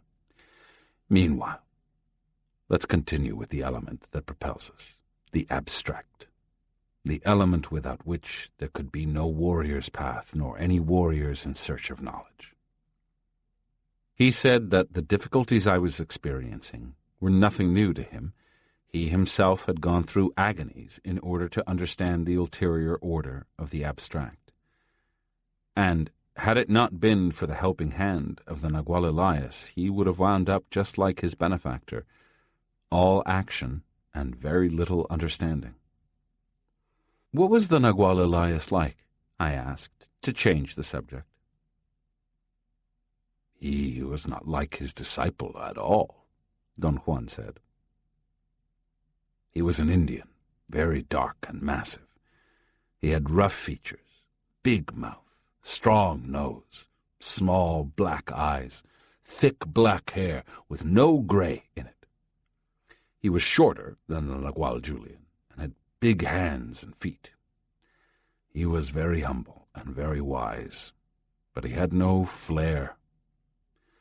Compared with my benefactor, he was dull, always all by himself, pondering questions. The Nagual Julian used to joke that his teacher imparted wisdom by the ton. Behind his back, he used to call him the Nagual Tonnage. I never saw the reason for his jokes, Don Juan went on. To me, the Nagual Elias was like a breath of fresh air. He would patiently explain everything to me, very much as I explain things to you, but perhaps with a bit more of something. I wouldn't call it compassion, but rather empathy. Warriors are incapable of feeling compassion because they no longer feel sorry for themselves. Without the driving force of self-pity, compassion is meaningless. Are you saying, Don Juan, that a warrior is all for himself? In a way, yes. For a warrior, everything begins and ends with himself. However, his contact with the abstract causes him to overcome his feeling of self-importance. Then the self becomes abstract and impersonal. The Nagual Elias felt that our lives and our personalities were quite similar, Don Juan continued. For this reason, he felt obliged to help me. I don't feel that similarity with you. So I suppose I regard you very much the way the Nagual Julian used to regard me. Don Juan said that the Nagual Elias took him under his wing from the very first day he arrived at his benefactor's house to start his apprenticeship, and began to explain what was taking place in his training, regardless of whether Don Juan was capable of understanding. His urge to help Don Juan was so intense that he practically held him prisoner. He protected him in this manner from the Nagual Julian's harsh onslaughts. At the beginning, I used to stay at the Nagual Elias's house all the time, Don Juan continued, and I loved it. In my benefactor's house, I was always on the lookout, on guard, afraid of what he was going to do to me next. But in the Nagual Elias's home, I felt confident, at ease. My benefactor used to press me mercilessly, and I couldn't figure out why he was pressuring me so hard. I thought that the man was plain crazy. Don Juan said that the Nagual Elias was an Indian from the state of Oaxaca, who had been taught by another Nagual named Rosendo, who came from the same area. Don Juan described the Nagual Elias as being a very conservative man, who cherished his privacy, and yet he was a famous healer and sorcerer, not only in Oaxaca, but in all of southern Mexico. Nonetheless, in spite of his occupation and notoriety, he lived in complete isolation at the opposite end of the country, in northern Mexico. Don Juan stopped talking. Raising his eyebrows, he fixed me with a questioning look, but all I wanted was for him to continue his story. Every single time I think you should ask questions, you don't, he said. I'm sure you heard me say that the Nagual Elias was a famous sorcerer who dealt with people daily in southern Mexico, and at the same time he was a hermit in northern Mexico. Doesn't that arouse your curiosity? I felt abysmally stupid. I told him that the thought had crossed my mind, as he was telling me those facts, that the man must have had terrible difficulty commuting. Don Juan laughed, and since he had made me aware of the question, I asked how it had been possible for the Nagual Elias to be in two places at once. Dreaming is a sorcerer's jet plane, he said. The Nagual Elias was a dreamer, as my benefactor was a stalker. He was able to create and project what sorcerers know as the dreaming body or the other, and to be in two distant places at the same time. With his dreaming body he could carry on his business as a sorcerer, and with his natural self be a recluse. I remarked that it amazed me that I could accept so easily the premise that the Nagual Elias had the ability to project a solid, three-dimensional image of himself, and yet could not for the life of me understand the explanations about the abstract cores. Don Juan said that I could accept the idea of the Nagual Elias's dual life because the spirit was making final adjustments in my capacity for awareness, and I exploded into a barrage of protests at the obscurity of his statement. "It isn't obscure," he said. "It's a statement of fact. You could say that it's an incomprehensible fact for the moment, but the moment will change." Before I could reply, he began to talk again about the Nagual Elias. He said that the Nagual Elias had a very inquisitive mind and could work well with his hands. In his journeys as a dreamer, he saw many objects which he copied in wood and forged iron. Don Juan assured me that some of those models were of a haunting, exquisite beauty. "What kind of objects were the originals?" I asked. "There's no way of knowing," Don Juan said. "You've got to consider that because he was an Indian, the Nagual Elias went into his dreaming journeys the way a wild animal prowls for food. An animal never shows up at a site when there are signs of activity. He comes only when no one is around. The Nagual Elias is a solitary dreamer, visited, let's say, the junkyard of infinity, when no one was around, and copied whatever he saw, but never knew what those things were used for, or their source." Again, I had no trouble accepting what he was saying. The idea didn't appear to me far-fetched in any way. I was about to comment when he interrupted me with a gesture of his eyebrows. He then continued his account about the Nagual Elias. "Visiting him was for me the ultimate treat," he said, "and simultaneously a source of strange guilt. I used to get bored to death there, not because the Nagual Elias was boring, but because the Nagual Julian had no peers, and he spoiled anyone for life." "But I thought you were confident and at ease in the Nagual Elias's house," I said. "I was, and that was the source of my guilt and my imagined problem. Like you, I loved to torment myself. I think at the very beginning I found peace in the Nagual Elias's company, but later on, when I understood the Nagual Julian better, I went his way." He told me that the Nagual Elias's house had an open roofed section in the front where he had a forge and a carpentry bench and tools. The tiled roof adobe house consisted of a huge room with a dirt floor where he lived with 5 women seers, who were actually his wives. There were also 4 men, sorcerer-seers of his party, who lived in small houses around the Nagual's house. They were all Indians from different parts of the country who had migrated to northern Mexico. "The Nagual Elias had great respect for sexual energy," Don Juan said. "He believed it has been given to us so we can use it in dreaming. He believed dreaming had fallen into disuse because it can upset the precarious mental balance of susceptible people. I've taught you dreaming the same way he taught me," he continued. "He taught me that while we dream, the assemblage point moves very gently and naturally. Mental balance is nothing but the fixing of the assemblage point on one spot we're accustomed to. If dreams make that point move, and dreaming is used to control that natural movement, and sexual energy is needed for dreaming, the result is sometimes disastrous when sexual energy is dissipated in sex instead of dreaming. Then dreamers move their assemblage point erratically and lose their minds." "What are you trying to tell me, Don Juan?" I asked, because I felt that the subject of dreaming had not been a natural drift in the conversation. "You are a dreamer," he said.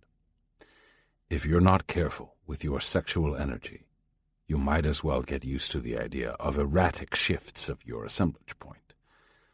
A moment ago you were bewildered by your reactions. Well, your assemblage point moves almost erratically because your sexual energy is not in balance."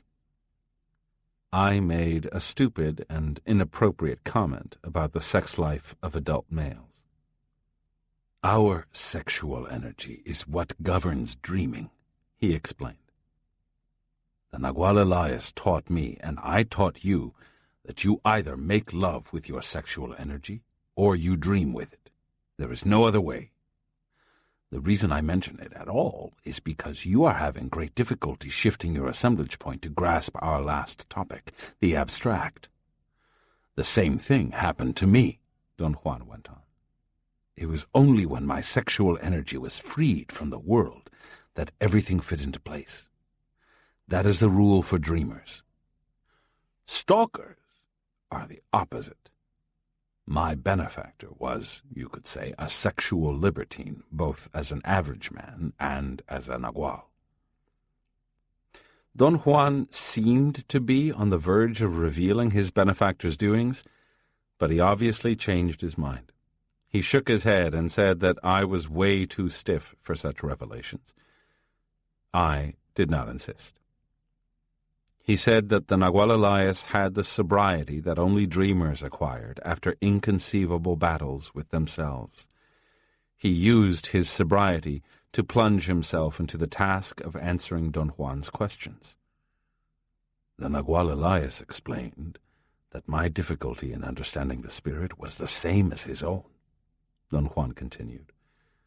He thought there were two different issues. One, the need to understand indirectly what the spirit is, and the other, to understand the spirit directly.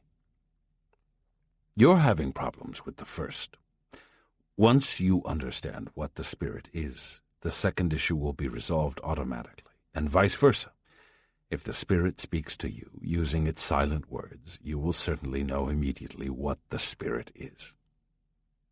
He said that the Nagual Elias believed that the difficulty was our reluctance to accept the idea that knowledge could exist without words to explain it.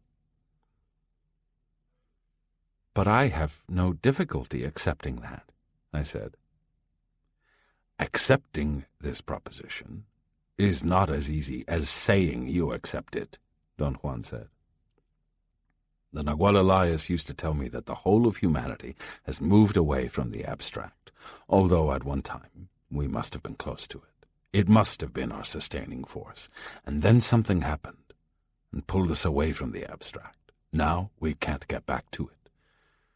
He used to say that it takes years for an apprentice to be able to go back to the abstract, that is, to know that knowledge and language can exist independent of each other.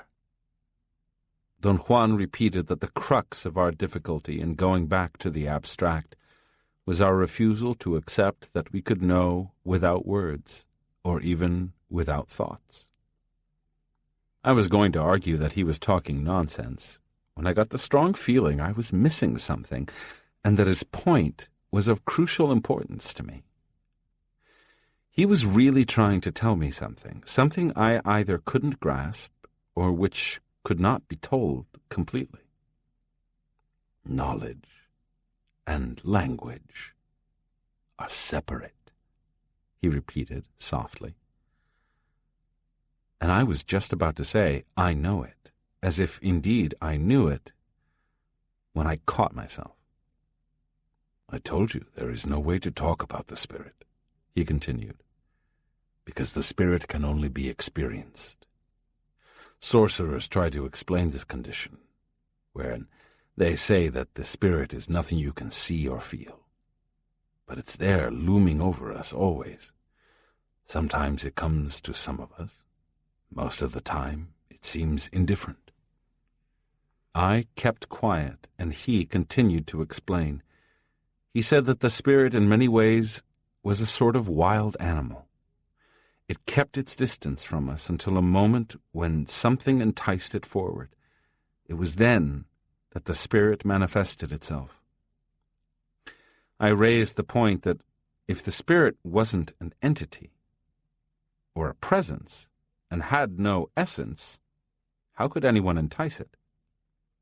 Your problem, he said, is that you consider only your idea of what's abstract. For instance, the inner essence of man, or the fundamental principle, are abstracts for you.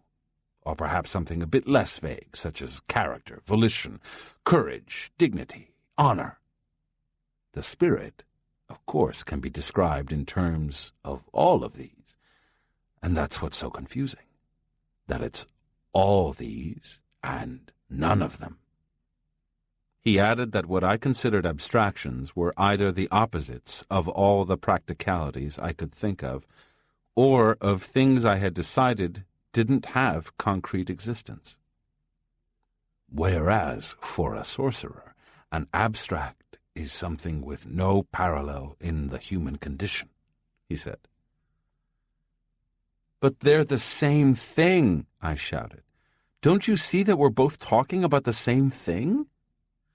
We are not, he insisted. For a sorcerer, the spirit is an abstract simply because he knows it without words or even thoughts. It's an abstract because he can't conceive what the spirit is, yet without the slightest chance or desire to understand it. A sorcerer handles the spirit. He recognizes it, beckons it, entices it, becomes familiar with it, and expresses it with his acts.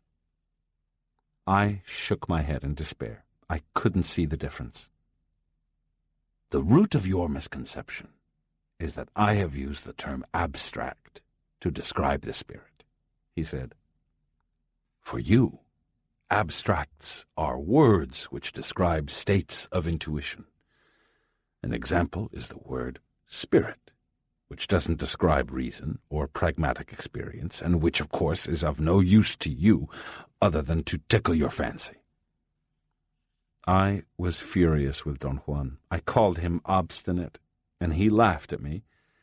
He suggested that if I would think about the proposition that knowledge might be independent of language, without bothering to understand it, perhaps I could see the light.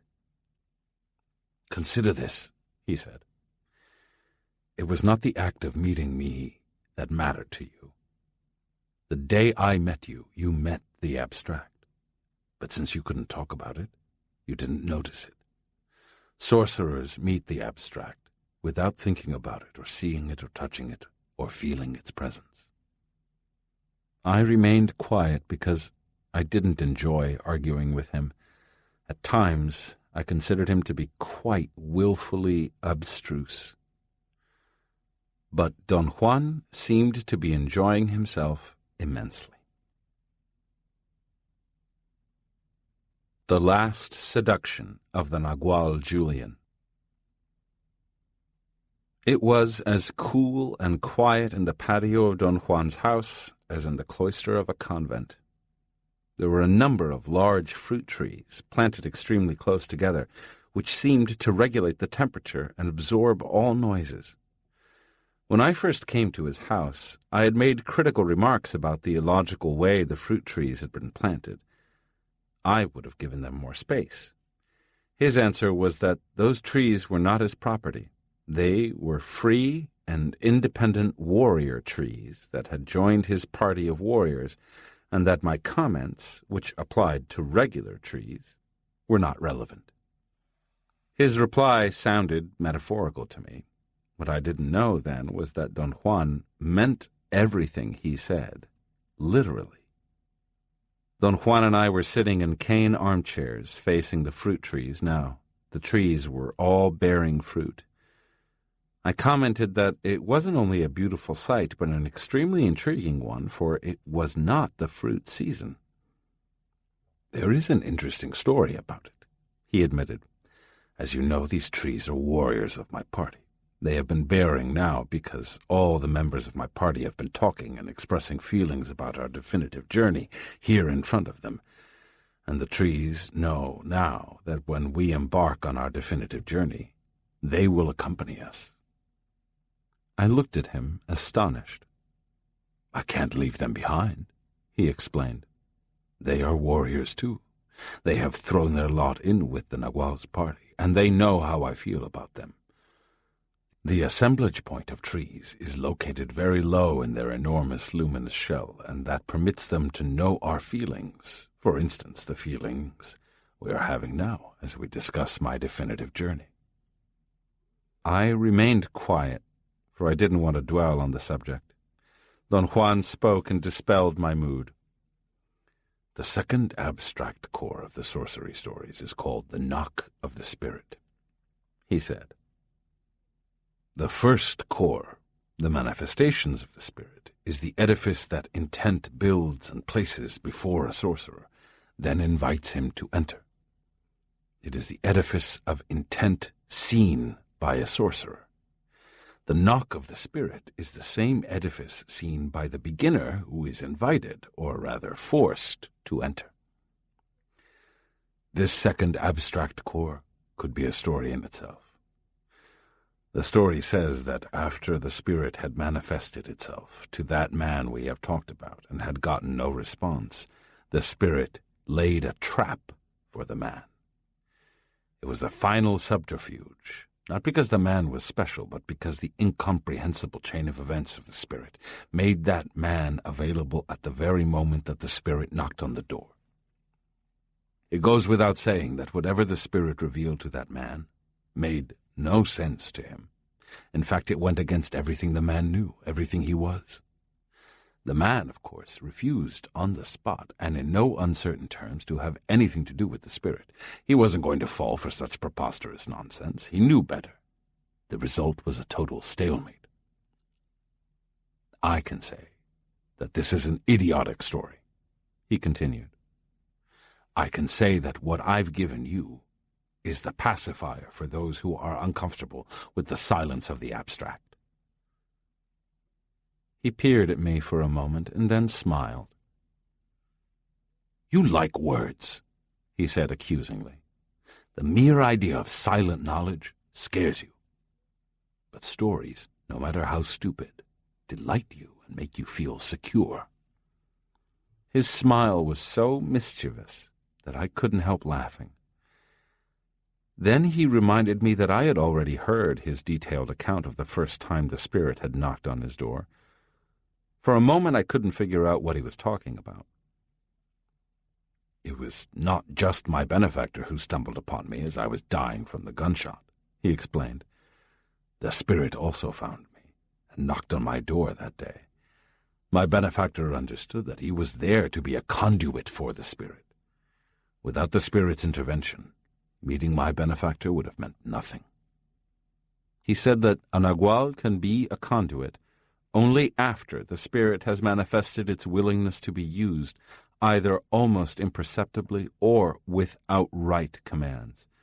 It was therefore not possible for a nagual to choose his apprentices according to his own volition or his own calculations.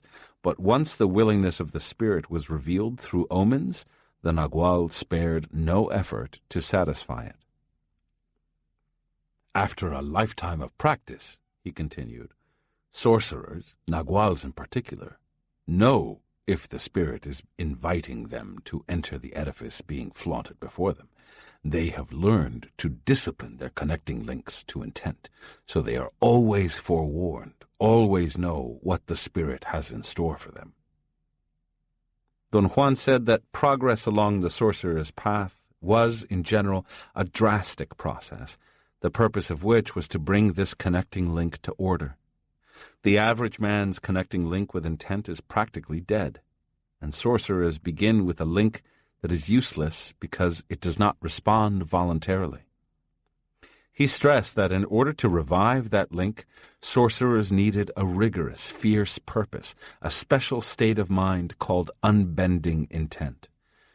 Accepting that the nagual was the only being capable of supplying unbending intent was the most difficult part of the sorcerer's apprenticeship. I argued that I couldn't see the difficulty. An apprentice is someone who is striving to clear and revive his connecting link with the spirit, he explained. Once the link is revived, he is no longer an apprentice. But until that time, in order to keep going, he needs a fierce purpose, which, of course, he doesn't have.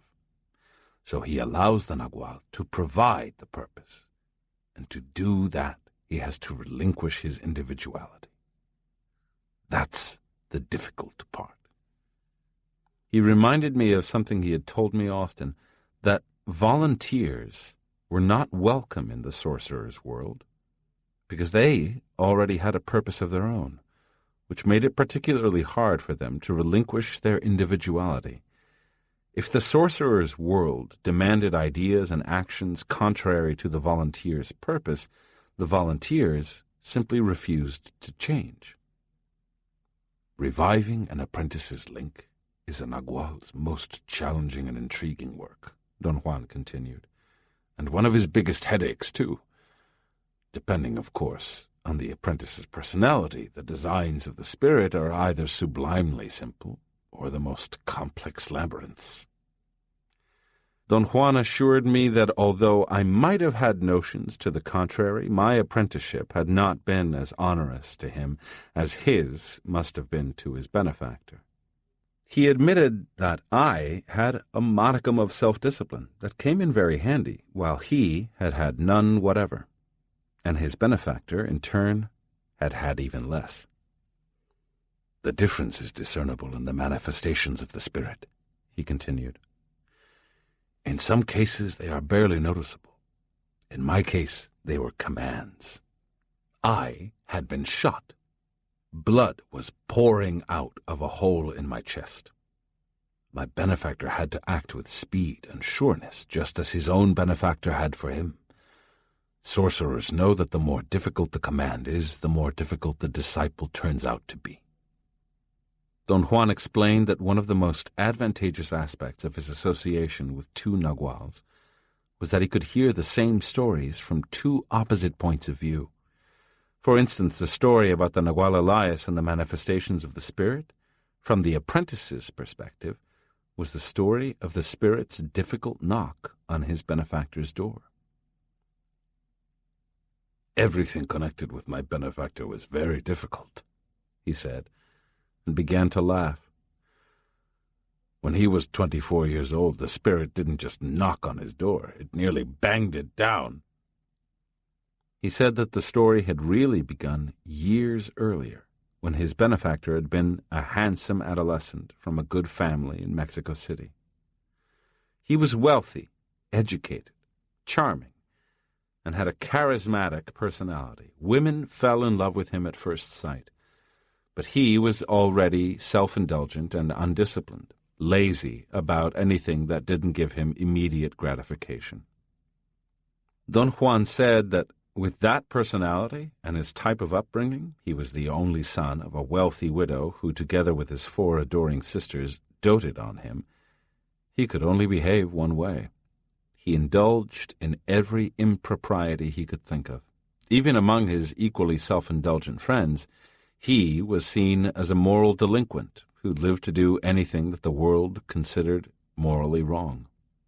In the long run, his excesses weakened him physically, and he fell mortally ill with tuberculosis, the dreaded disease of the time.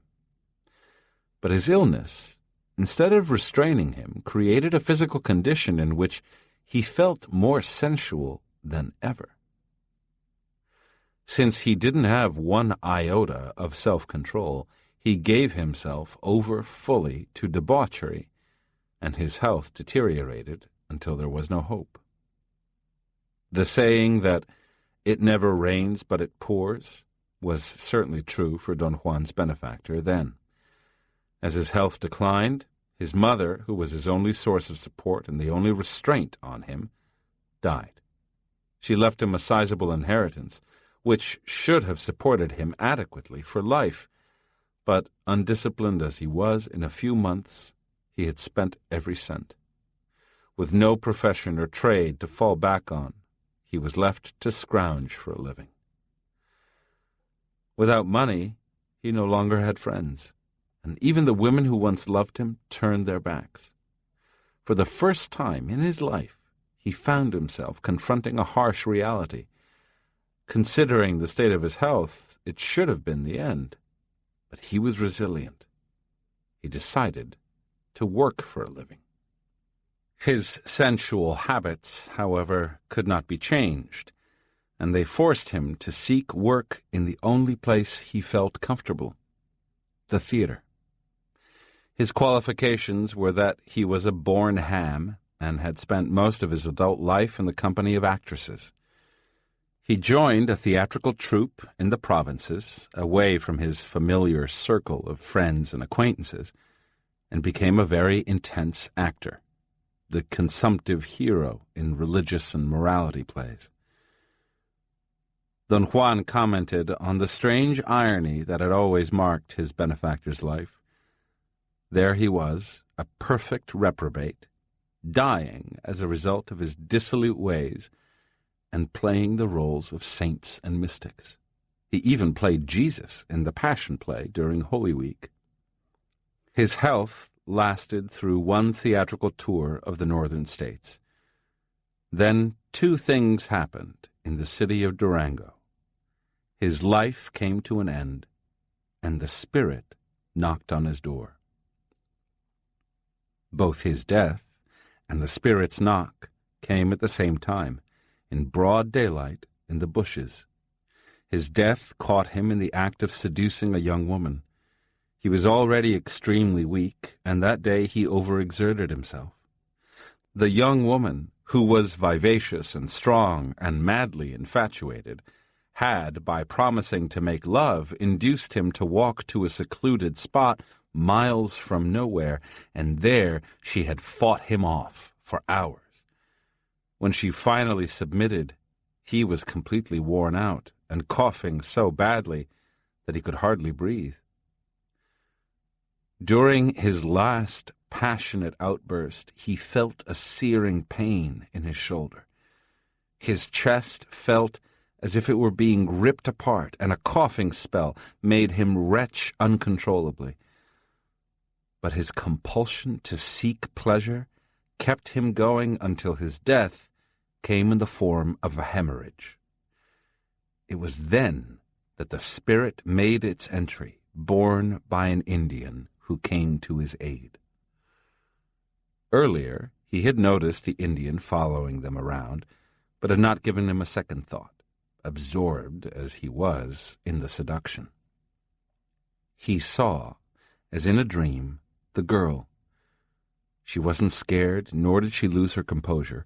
Quietly and efficiently she put her clothes back on and took off as fast as a rabbit chased by hounds. He also saw the Indian rushing to him, trying to make him sit up. He heard him saying idiotic things. He heard him pledging himself to the Spirit and mumbling incomprehensible words in a foreign language. Then the Indian acted very quickly. Standing behind him, he gave him a smacking blow on the back. Very rationally, the dying man deduced that the Indian was trying either to dislodge the blood clot or to kill him. As the Indian struck him repeatedly on the back, the dying man became convinced that the Indian was the woman's lover or husband and was murdering him. But seeing the intensely brilliant eyes of that Indian, he changed his mind. He knew that the Indian was simply crazy and wasn't connected with the woman. With his last bit of consciousness, he focused his attention on the man's mumblings. What he was saying was that the power of man was incalculable, that death existed only because we had intended it since the moment of our birth, that the intent of death could be suspended by making the assemblage point change positions. He then knew that the Indian was totally insane. His situation was so theatrical, dying at the hands of a crazy Indian, mumbling gibberish, that he vowed he would be a ham actor to the bitter end, and he promised himself not to die of either the hemorrhaging or the blows, but to die of laughter. And he laughed until he was dead. Don Juan remarked that naturally his benefactor could not possibly have taken the Indian seriously. No one could take such a person seriously, especially not a prospective apprentice who wasn't supposed to be volunteering for the sorcery task. Don Juan then said that he had given me different versions of what that sorcery task consisted. He said it wouldn't be presumptuous of him to disclose that from the Spirit's point of view, the task consisted of clearing our connecting link with it. The edifice that intent flaunts before us is, then, a clearinghouse, within which we find not so much the procedures to clear our connecting link as the silent knowledge that allows the clearing process to take place. Without that silent knowledge, no process could work, and all we would have would be an indefinite sense of needing something. He explained that the events unleashed by sorcerers as a result of silent knowledge were so simple and yet so abstract that sorcerers had decided long ago to speak of those events only in symbolic terms. The manifestations and the knock of the Spirit were examples. Don Juan said that, for instance, a description of what took place during the initial meeting between a Nagual and a prospective apprentice from the sorcerer's point of view would be absolutely incomprehensible. It would be nonsense to explain that the Nagual, by virtue of his lifelong experience, was focusing something we couldn't imagine, his second attention, the increased awareness gained through sorcery training, on his invisible connection with some indefinable abstract. He was doing this to emphasize and clarify someone else's invisible connection with that indefinable abstract. He remarked that each of us was barred from silent knowledge by natural barriers specific to each individual, and that the most impregnable of my barriers was the drive to disguise my complacency as independence. I challenged him to give me a concrete example. I reminded him that he had once warned me that a favorite debating ploy was to raise general criticisms that could not be supported by concrete examples. Don Juan looked at me and beamed. "In the past, I used to give you power plants," he said. "At first you went to extremes to convince yourself that what you were experiencing were hallucinations. Then you wanted them to be special hallucinations. I remember I made fun of your insistence on calling them didactic hallucinatory experiences." He said that my need to prove my illusory independence forced me into a position where I couldn't accept what he had told me was happening, although it was what I silently knew for myself. I knew he was employing power plants as the very limited tools they were to make me enter partial or temporary states of heightened awareness by moving my assemblage point away from its habitual location. "You used your barrier of independence to get you over that obstruction," he went on.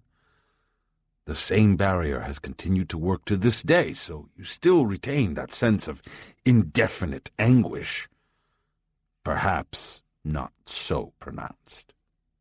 Now the question is, how are you arranging your conclusions so that your current experiences fit into your scheme of complacency?"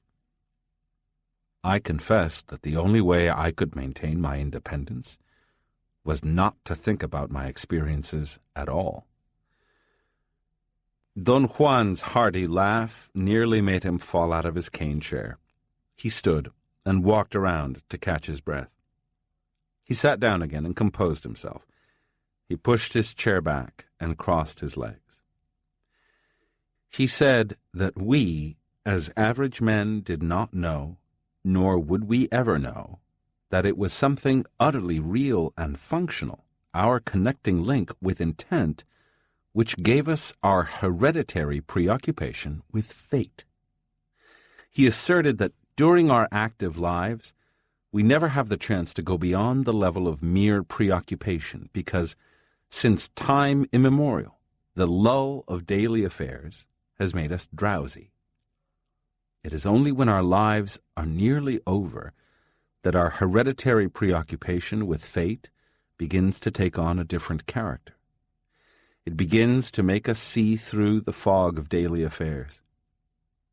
Unfortunately, this awakening always comes hand in hand with loss of energy caused by aging, when we have no more strength left to turn our preoccupation into a pragmatic and positive discovery. At this point, all there is left is an amorphous, piercing anguish, a longing for something indescribable, and simple anger at having missed out. "I like poems for many reasons," he said. "One reason is that they catch the mood of warriors and explain what can hardly be explained." He conceded that poets were keenly aware of our connecting link with the spirit, but that they were aware of it intuitively, not in the deliberate, pragmatic way of sorcerers. "Poets have no first-hand knowledge of the spirit," he went on. "That is why their poems cannot really hit the center of true gestures for the spirit. They hit pretty close to it, though." He picked up one of my poetry books from a chair next to him, a collection by Juan Ramon Jimenez.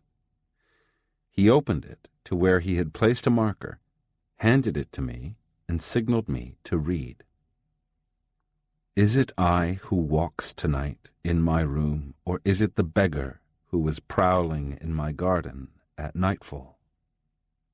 I look around and find that everything is the same, and it is not the same. Was the window open? Had I not already fallen asleep? Was not the garden pale green? The sky was clear and blue, and there are clouds, and it is windy, and the garden is dark and gloomy. I think that my hair was black. I was dressed in gray, and my hair is gray, and I am wearing black. Is this my gait? Does this voice, which now resounds in me, have the rhythms of the voice I used to have? Am I myself, or am I the beggar who is prowling in my garden at nightfall? I look around. There are clouds, and it is windy. The garden is dark and gloomy. I come and go. Is it not true that I had already fallen asleep? My hair is gray, and everything is the same, and it is not the same." I reread the poem to myself, and I caught the poet's mood of impotence and bewilderment. I asked Don Juan if he felt the same. "I think the poet senses the pressure of aging and the anxiety that realization produces," Don Juan said. "But that is only one part of it. The other part, which interests me, is that the poet, although he never moves his assemblage point, intuits that something extraordinary is at stake. He intuits with great certainty that there is some unnamed factor, awesome because of its simplicity, that is determining our fate."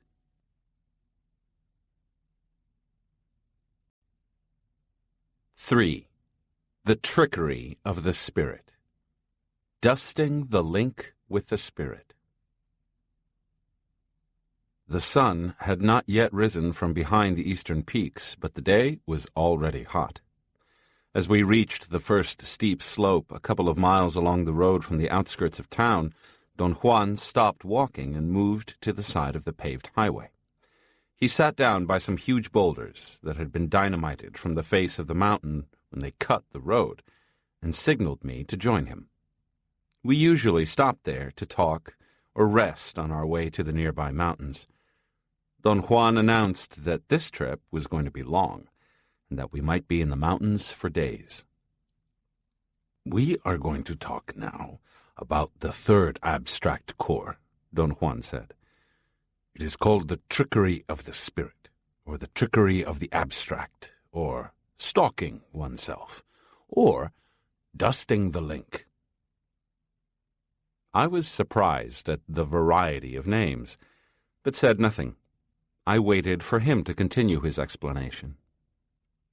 And again, as with the first and second core, he went on, it could be a story in itself. The story says that after knocking on the door of that man we've been talking about, and having no success with him, the spirit used the only means available, trickery. After all, the spirit had resolved previous impasses with trickery. It was obvious that if it wanted to make an impact on this man, it had to cajole him. So the spirit began to instruct the man on the mysteries of sorcery, and the sorcery apprenticeship became what it is, a root of artifice and subterfuge.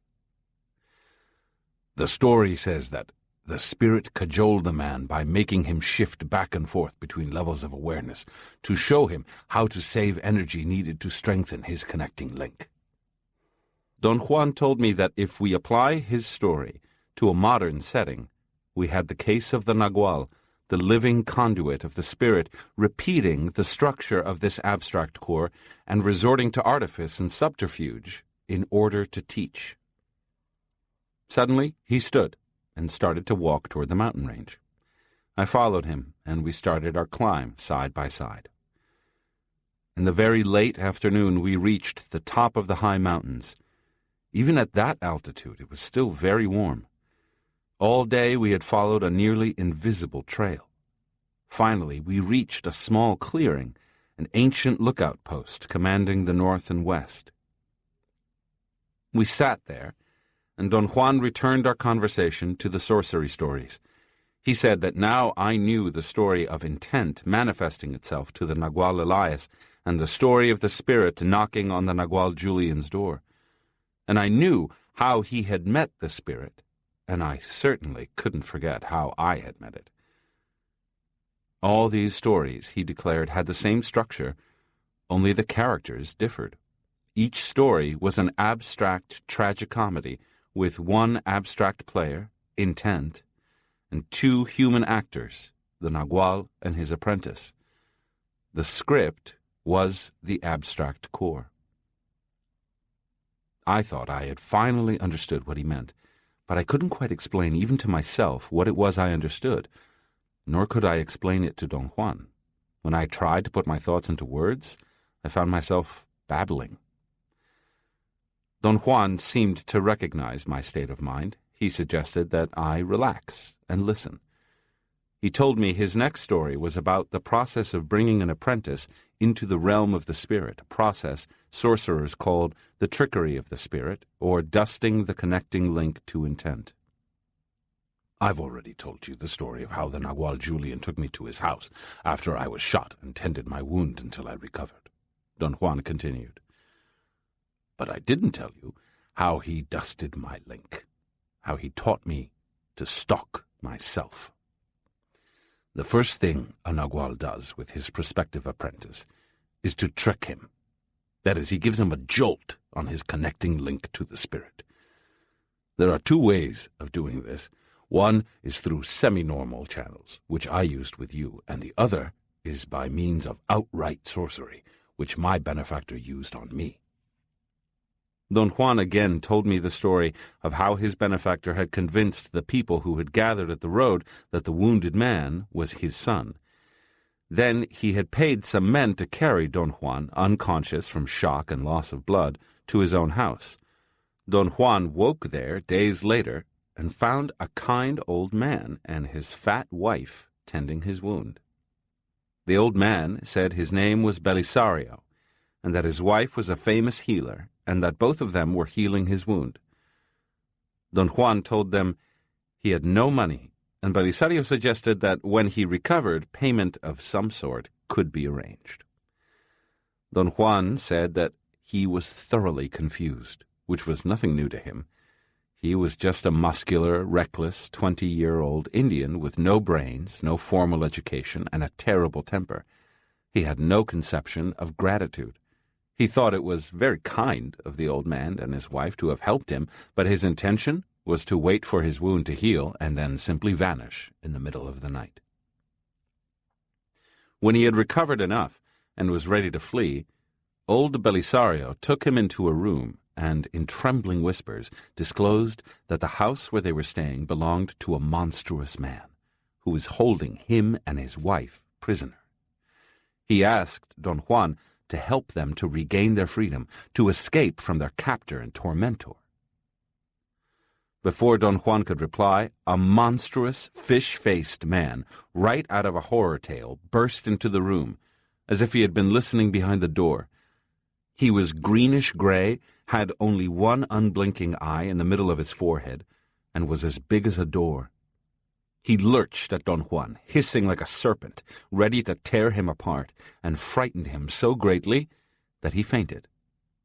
His way of giving me a jolt on my connecting link with the spirit was masterful, Don Juan laughed.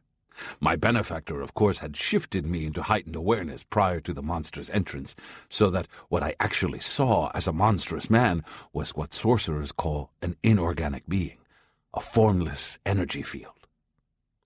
Don Juan said that he knew countless cases in which his benefactor's devilishness created hilariously embarrassing situations for all his apprentices, especially for Don Juan himself, whose seriousness and stiffness made him the perfect subject for his benefactor's didactic jokes. He added, as an afterthought, that it went without saying that these jokes entertained his benefactor immensely. If you think I laugh at you, which I do, it's nothing compared to how he laughed at me, Don Juan continued. My devilish benefactor had learned to weep to hide his laughter. You just can't imagine how he used to cry when I first began my apprenticeship.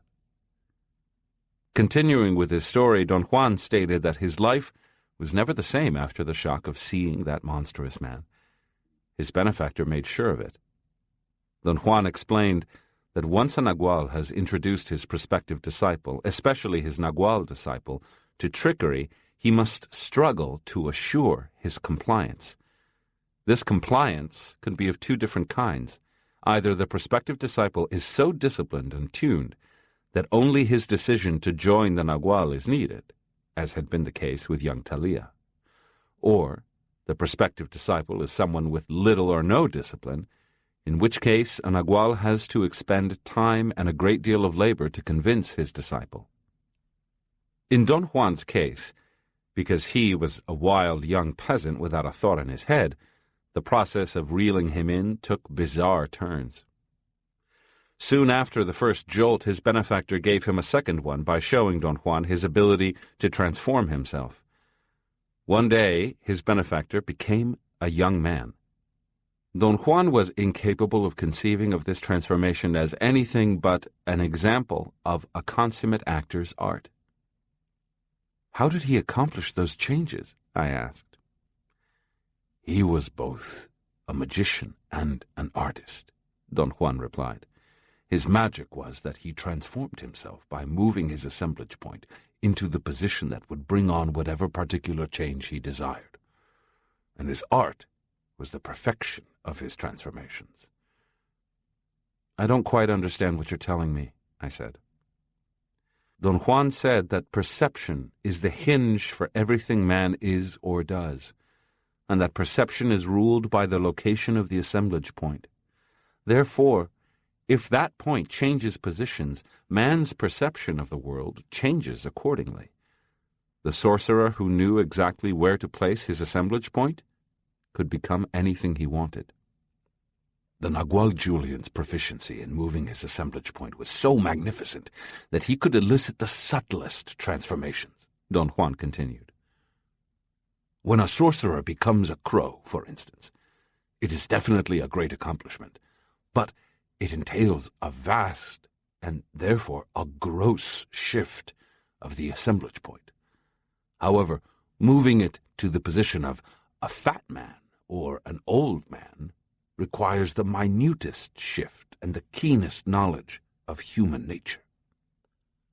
I'd rather avoid thinking or talking about those things as facts, I said. Don Juan laughed, as if I had said the funniest thing imaginable. "Was there a reason for your benefactor's transformations?" I asked. "Or was he just amusing himself?" "Don't be stupid. Warriors don't do anything just to amuse themselves," he replied. "His transformations were strategical. They were dictated by need, like his transformation from old to young. Now and then there were funny consequences, but that's another matter." I reminded him that I had asked before how his benefactor learned those transformations. He had told me then that his benefactor had a teacher, but wouldn't tell me who. "That very mysterious sorcerer who is our ward taught him," Don Juan replied curtly. "What mysterious sorcerer is that?" I asked. "The Death Defier," he said, and looked at me questioningly. For all the sorcerers of Don Juan's party, the Death Defier was a most vivid character. According to them, the Death Defier was a sorcerer of ancient times. He had succeeded in surviving to the present day by manipulating his assemblage point, making it move in specific ways to specific locations within his total energy field. Such maneuvers had permitted his awareness and life force to persist. Don Juan had told me about the agreement that the seers of his lineage had entered into with the Death Defier centuries before. He made gifts to them in exchange for vital energy. Because of this agreement, they considered him their ward and called him the tenant. Don Juan had explained that sorcerers of ancient times were expert at making the assemblage point move. In doing so, they had discovered extraordinary things about perception, but they had also discovered how easy it was to get lost in aberration. The Death Defier situation was for Don Juan a classic example of an aberration. Don Juan used to repeat every chance he could that if the assemblage point was pushed by someone who not only saw it, but also had enough energy to move it, it slid within the luminous ball to whatever location the pusher directed. Its brilliance was enough to light up the thread-like energy fields it touched. The resulting perception of the world was as complete as, but not the same as, our normal perception of everyday life. Therefore, sobriety was crucial to dealing with the moving of the assemblage point. Continuing his story, Don Juan said that he quickly became accustomed to thinking of the old man who had saved his life as really a young man masquerading as old. But one day, the young man was again the old Belisario Don Juan had first met. He and the woman Don Juan thought was his wife packed their bags, and two smiling men with a team of mules appeared out of nowhere. Don Juan laughed, savoring his story. He said that while the muleteers packed the mules, Belisario pulled him aside and pointed out that he and his wife were again disguised. He was again an old man, and his beautiful wife was a fat, irascible Indian. "I was so young and stupid that only the obvious had value for me," Don Juan continued. "Just a couple of days before I had seen his incredible transformation from a feeble man in his 70s to a vigorous young man in his mid-20s, and I took his word that old age was just a disguise. His wife had also changed from a sour, fat Indian to a beautiful, slender young woman.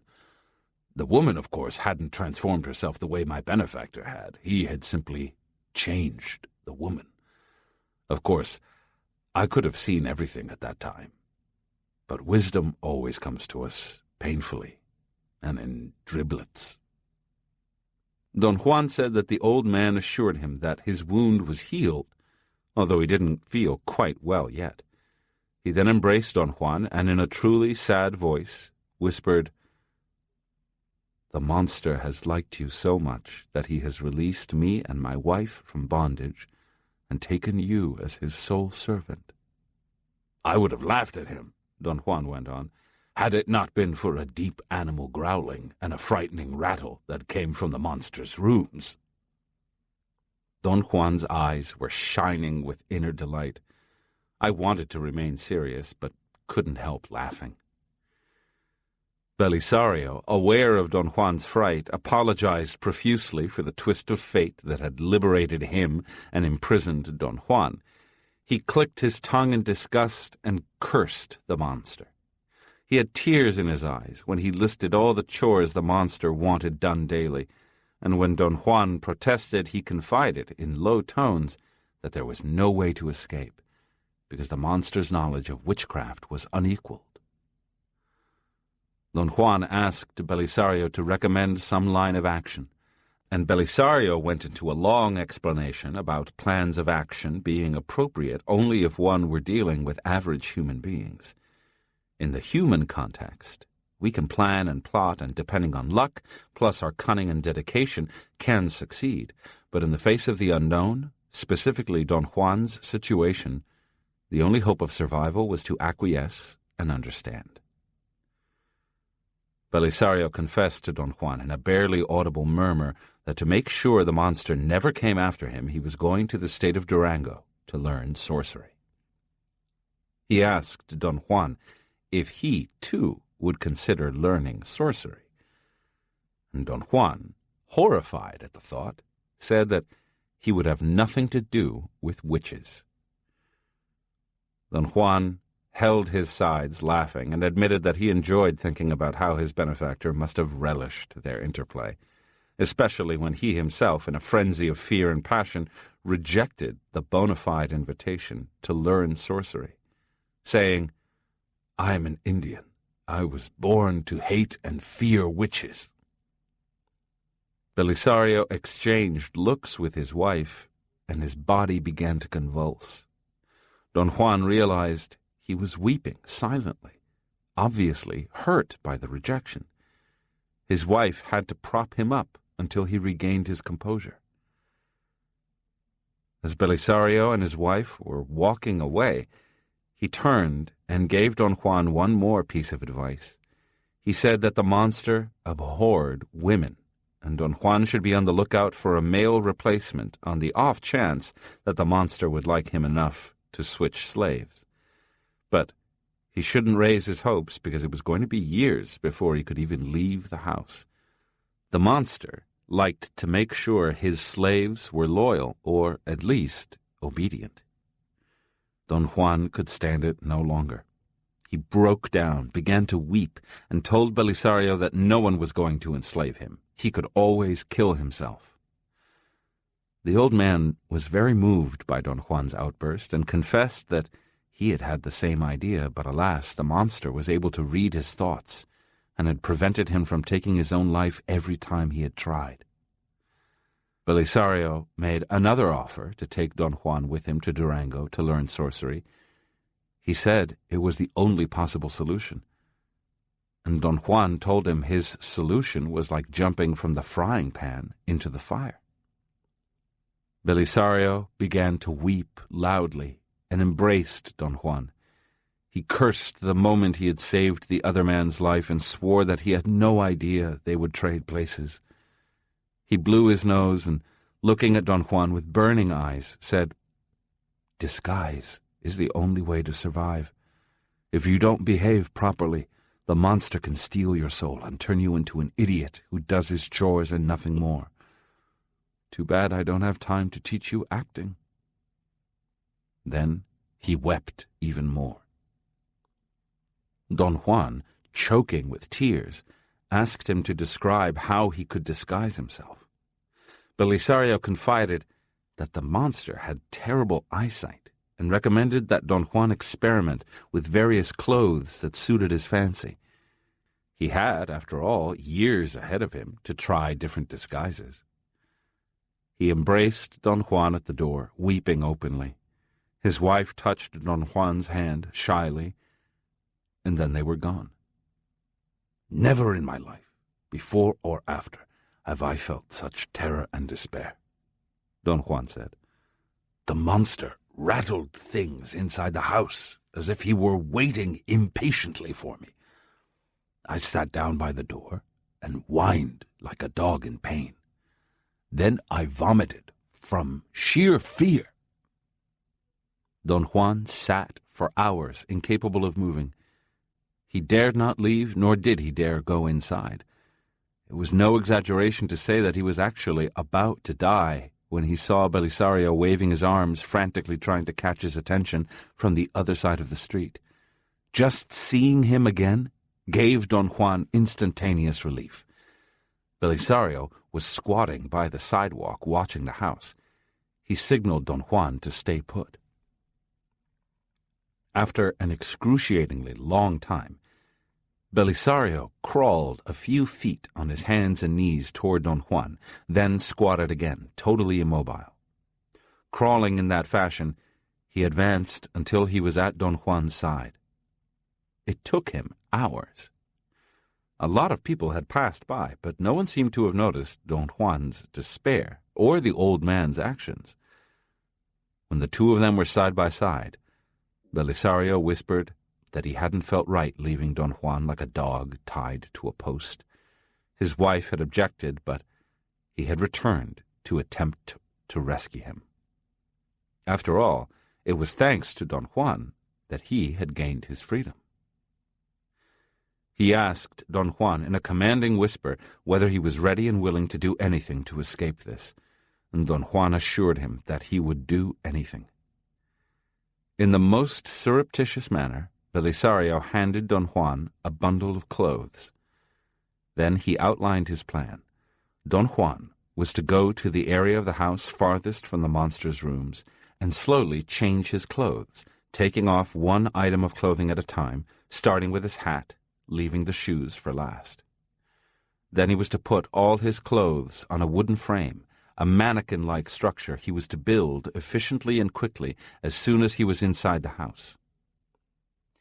The next step of the plan was for Don Juan to put on the only disguise that could fool the monster, the clothes in the bundle.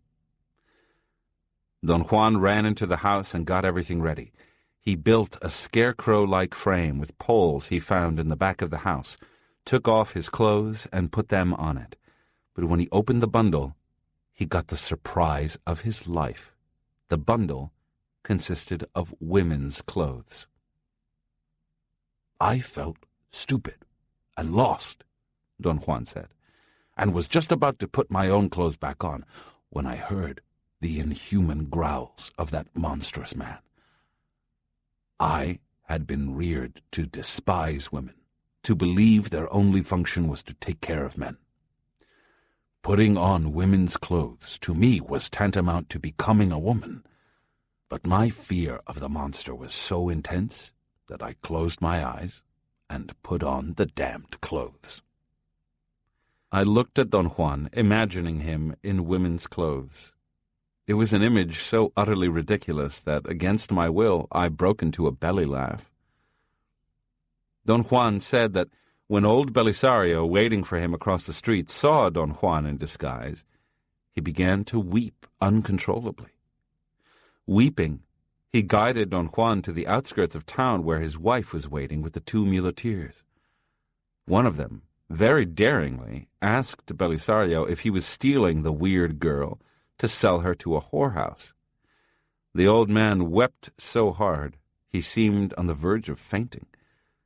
The young muleteers didn't know what to do, but Belisario's wife, instead of commiserating, began to scream with laughter, and Don Juan couldn't understand why. The party began to move in the dark. They took little-traveled trails and moved steadily north. Belisario didn't speak much. He seemed to be frightened and expecting trouble. His wife fought with him all the time and complained that they had thrown away their chance for freedom by taking Don Juan along. Belisario gave her strict orders not to mention it again for fear the muleteers would discover that Don Juan was in disguise. He cautioned Don Juan that because he didn't know how to behave convincingly like a woman, he should act as if he were a girl who was a little touched in the head. Within a few days, Don Juan's fear subsided a great deal. In fact, he became so confident that he could not even remember having been afraid. If it had not been for the clothes he was wearing, he could have imagined the whole experience had been a bad dream. Wearing women's clothes under those conditions entailed, of course, a series of drastic changes. Belisario's wife coached Don Juan with true seriousness in every aspect of being a woman. Don Juan helped her cook, wash clothes, gather firewood. Belisario shaved Don Juan's head and put a strong-smelling medicine on it and told the muleteers that the girl had had an infestation of lice. Don Juan said that since he was still a beardless youth, it wasn't really difficult to pass as a woman, but he felt disgusted with himself and with all those people, and above all, with his fate. To end up wearing women's clothes and doing women's chores was more than he could bear. One day, he had had enough. The muleteers were the final straw. They expected and demanded that this strange girl wait on them, hand and foot. Don Juan said that he also had to be on permanent guard because they would make passes. I felt compelled to ask a question. "Were the muleteers in cahoots with your benefactor?" I asked. "No," he replied, and began to laugh uproariously. "They were just two nice people who had fallen temporarily under his spell. He had hired their mules to carry medicinal plants and told them that he would pay handsomely if they would help him kidnap a young woman." The scope of the Nagual Julian's actions staggered my imagination. I pictured Don Juan fending off sexual advances and hollered with laughter. Don Juan continued his account. He said that he told the old man sternly that the masquerade had lasted long enough. The men were making sexual advances. Belisario nonchalantly advised him to be more understanding because men will be men, and began to weep again, completely baffling Don Juan, who found himself furiously defending women. He was so passionate about the plight of women that he scared himself. He told Belisario that he was going to end up in worse shape than he would have had he stayed as the monster's slave. Don Juan's turmoil increased when the old man wept uncontrollably and mumbled inanities. Life was sweet. The little price one had to pay for it was a joke. The monster would devour Don Juan's soul and not even allow him to kill himself. "Flirt with the muleteers," he advised Don Juan in a conciliatory tone and manner. "They are primitive peasants. All they want is to play, so push them back when they shove you. Let them touch your leg. What do you care?" And again he wept unrestrainedly. Don Juan asked him why he wept like that. "Because you are perfect for all this," he said, and his body twisted with the force of his sobbing. Don Juan thanked him for his good feelings and for all the trouble he was taking on his account. He told Belisario he now felt safe and wanted to leave. "The art of stalking is learning all the quirks of your disguise," Belisario said, paying no attention to what Don Juan was telling him. "And it is to learn them so well no one will know you are disguised. For that, you need to be ruthless, cunning, patient, and sweet." Don Juan had no idea what Belisario was talking about. Rather than finding out, he asked him for some men's clothes. Belisario was very understanding. He gave Don Juan some old clothes and a few pesos. He promised Don Juan that his disguise would always be there in case he needed it, and pressed him vehemently to come to Durango with him to learn sorcery and free himself from the monster for good. Don Juan said no, and thanked him. So Belisario bid him goodbye and patted him on the back repeatedly and with considerable force. Don Juan changed his clothes and asked Belisario for directions. He answered that if Don Juan followed the trail north, sooner or later he would reach the next town. He said that the two of them might even cross paths again, since they were all going in the same general direction, away from the monster. Don Juan took off as fast as he could, free at last. He must have walked 4 or 5 miles before he found signs of people. He knew that a town was nearby and thought that perhaps he could get work there until he decided where he was going. He sat down to rest for a moment, anticipating the normal difficulties a stranger would find in a small, out-of-the-way town, when from the corner of his eye he saw a movement in the bushes by the mule trail. He felt someone was watching him. He became so thoroughly terrified that he jumped up and started to run in the direction of the town. The monster jumped at him, lurching out to grab his neck. He missed by an inch. Don Juan screamed as he had never screamed before, but still had enough self-control to turn and run back in the direction from which he had come. While Don Juan ran for his life, the monster pursued him, crashing through the bushes only a few feet away. Don Juan said that it was the most frightening sound he had ever heard. Finally, he saw the mules moving slowly in the distance, and he yelled for help. Belisario recognized Don Juan and ran toward him, displaying overt terror. He threw the bundle of women's clothes at Don Juan, shouting, "Run like a woman, you fool!" Don Juan admitted that he didn't know how he had the presence of mind to run like a woman. But he did it. The monster stopped chasing him, and Belisario told him to change quickly while he held the monster at bay. Don Juan joined Belisario's wife and the smiling muleteers without looking at anybody. They doubled back and took other trails. Nobody spoke for days. Then Belisario gave him daily lessons. He told Don Juan that Indian women were practical and went directly to the heart of things, but that they were also very shy, and that when challenged they showed the physical signs of fright in shifty eyes, tight mouths, and enlarged nostrils. All these signs were accompanied by a fearful stubbornness, followed by shy laughter. He made Don Juan practice his womanly behavior skills in every town they passed through, and Don Juan honestly believed he was teaching him to be an actor. But Belisario insisted that he was teaching him the art of stalking.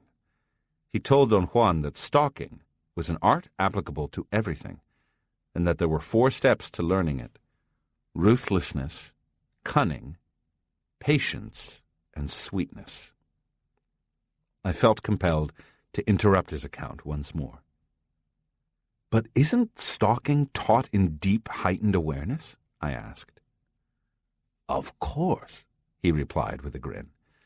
"But you have to understand that for some men, wearing women's clothes is the door into heightened awareness. In fact, such means are more effective than pushing the assemblage point, but are very difficult to arrange." Don Juan said that his benefactor drilled him daily in the 4 moods of stalking and insisted that Don Juan understand that ruthlessness should not be harshness, cunning should not be cruelty, patience should not be negligence, and sweetness should not be foolishness. He taught him that these 4 steps had to be practiced and perfected until they were so smooth they were unnoticeable. He believed women to be natural stalkers, and his conviction was so strong he maintained that only in a woman's disguise could any man really learn the art of stalking. "I went with him to every market in every town we passed, and haggled with everyone," Don Juan went on. "My benefactor used to stay to one side, watching me. 'Be ruthless but charming,' he used to say. 'Be cunning but nice. Be patient but active. Be sweet but lethal. Only women can do it. If a man acts this way, he's being prissy.'" And as if to make sure Don Juan stayed in line, the monstrous man appeared from time to time. Don Juan caught sight of him roaming the countryside. He would see him most often after Belisario gave him a vigorous back massage, supposedly to alleviate a sharp nervous pain in his neck. Don Juan laughed and said that he had no idea he was being manipulated into heightened awareness. "It took us 1 month to reach the city of Durango," Don Juan said. "In that month, I had a brief sample of the 4 moods of stalking, It really didn't change me much, but it gave me a chance to have an inkling of what being a woman was like.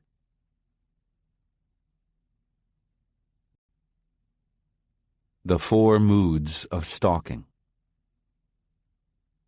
Don Juan said that I should sit there at that ancient lookout post and use the pull of the earth to move my assemblage point and recall other states of heightened awareness in which he had taught me stalking. In the past few days, I have mentioned many times the 4 moods of stalking, he went on. I have mentioned ruthlessness, cunning, patience, and sweetness, with the hope that you might remember what I taught you about them. It would be wonderful if you could use these 4 moods as the ushers to bring you into a total recollection. He kept quiet for what seemed an inordinately long moment. Then he made a statement which should not have surprised me, but did. He said he had taught me the 4 moods of stalking in northern Mexico with the help of Vicente Medrano and Silvio Manuel. He didn't elaborate, but let his statement sink in. I tried to remember, but finally gave up and wanted to shout that I couldn't remember something that never happened. As I was struggling to voice my protest, anxious thoughts began to cross my mind. I knew Don Juan hadn't said what he had just to annoy me. As I always did when asked to remember heightened awareness, I became obsessively conscious that there was really no continuity to the events I had experienced under his guidance. Those events were not strung together as the events in my daily life were, in a linear sequence. It was perfectly possible he was right. In Don Juan's world, I had no business being certain of anything. I tried to voice my doubts, but he refused to listen and urged me to recollect. By then it was quite dark. It had gotten windy, but I didn't feel the cold. Don Juan had given me a flat rock to place on my sternum. My awareness was keenly tuned to everything around. I felt an abrupt pull, which was neither external nor internal, but rather the sensation of a sustained tugging at an unidentifiable part of myself. Suddenly, I began to remember with shattering clarity a meeting I had had years before. I remembered events and people so vividly that it frightened me. I felt a chill. I told all this to Don Juan, who didn't seem impressed or concerned. He urged me not to give in to mental or physical fear. My recollection was so phenomenal that it was as if I were reliving the experience. Don Juan kept quiet. He didn't even look at me. I felt numbed. The sensation of numbness passed slowly. I repeated the same things I always said to Don Juan when I remembered an event with no linear existence. How can this be, Don Juan? How could I have forgotten all this? And he reaffirmed the same things he always did. This type of remembering or forgetting has nothing to do with normal memory, he assured me. It has to do with the movement of the assemblage point. He affirmed that although I possessed total knowledge of what intent is, I didn't command that knowledge yet. Knowing what intent is means that one can, at any time, explain that knowledge or use it. A Nagual, by the force of his position, is obliged to command his knowledge in this manner. What did you recollect? He asked me. The first time you told me about the 4 moods of stalking, I said. Some process, inexplicable in terms of my usual awareness of the world, had released a memory which a minute before had not existed, and I recollected an entire sequence of events that had happened many years before. Just as I was leaving Don Juan's house in Sonora, he had asked me to meet him the following week around noon across the U.S. border in Nogales, Arizona, in the Greyhound bus depot. I arrived about an hour early. He was standing by the door. I greeted him. He didn't answer, but hurriedly pulled me aside and whispered that I should take my hands out of my pockets. I was dumbfounded. He didn't give me time to respond, but said that my fly was open, and it was shamefully evident that I was sexually aroused. The speed with which I rushed to cover myself was phenomenal. By the time I realized it was a crude joke, we were on the street. Don Juan was laughing, slapping me on the back repeatedly and forcefully, as if he were just celebrating the joke. Suddenly, I found myself in a state of heightened awareness. We walked into a coffee shop and sat down. My mind was so clear I wanted to look at everything, see the essence of things. "Don't waste energy," Don Juan commanded, in a stern voice. "I brought you here to discover if you can eat when your assemblage point is moved. Don't try to do more than that." But then a man sat down at the table in front of me, and all my attention became trapped by him. "Move your eyes in circles," Don Juan commanded. "Don't look at that man." I found it impossible to stop watching the man. I felt irritated by Don Juan's demands. "What do you see?" I heard Don Juan ask. I was seeing a luminous cocoon made of transparent wings which were folded over the cocoon itself.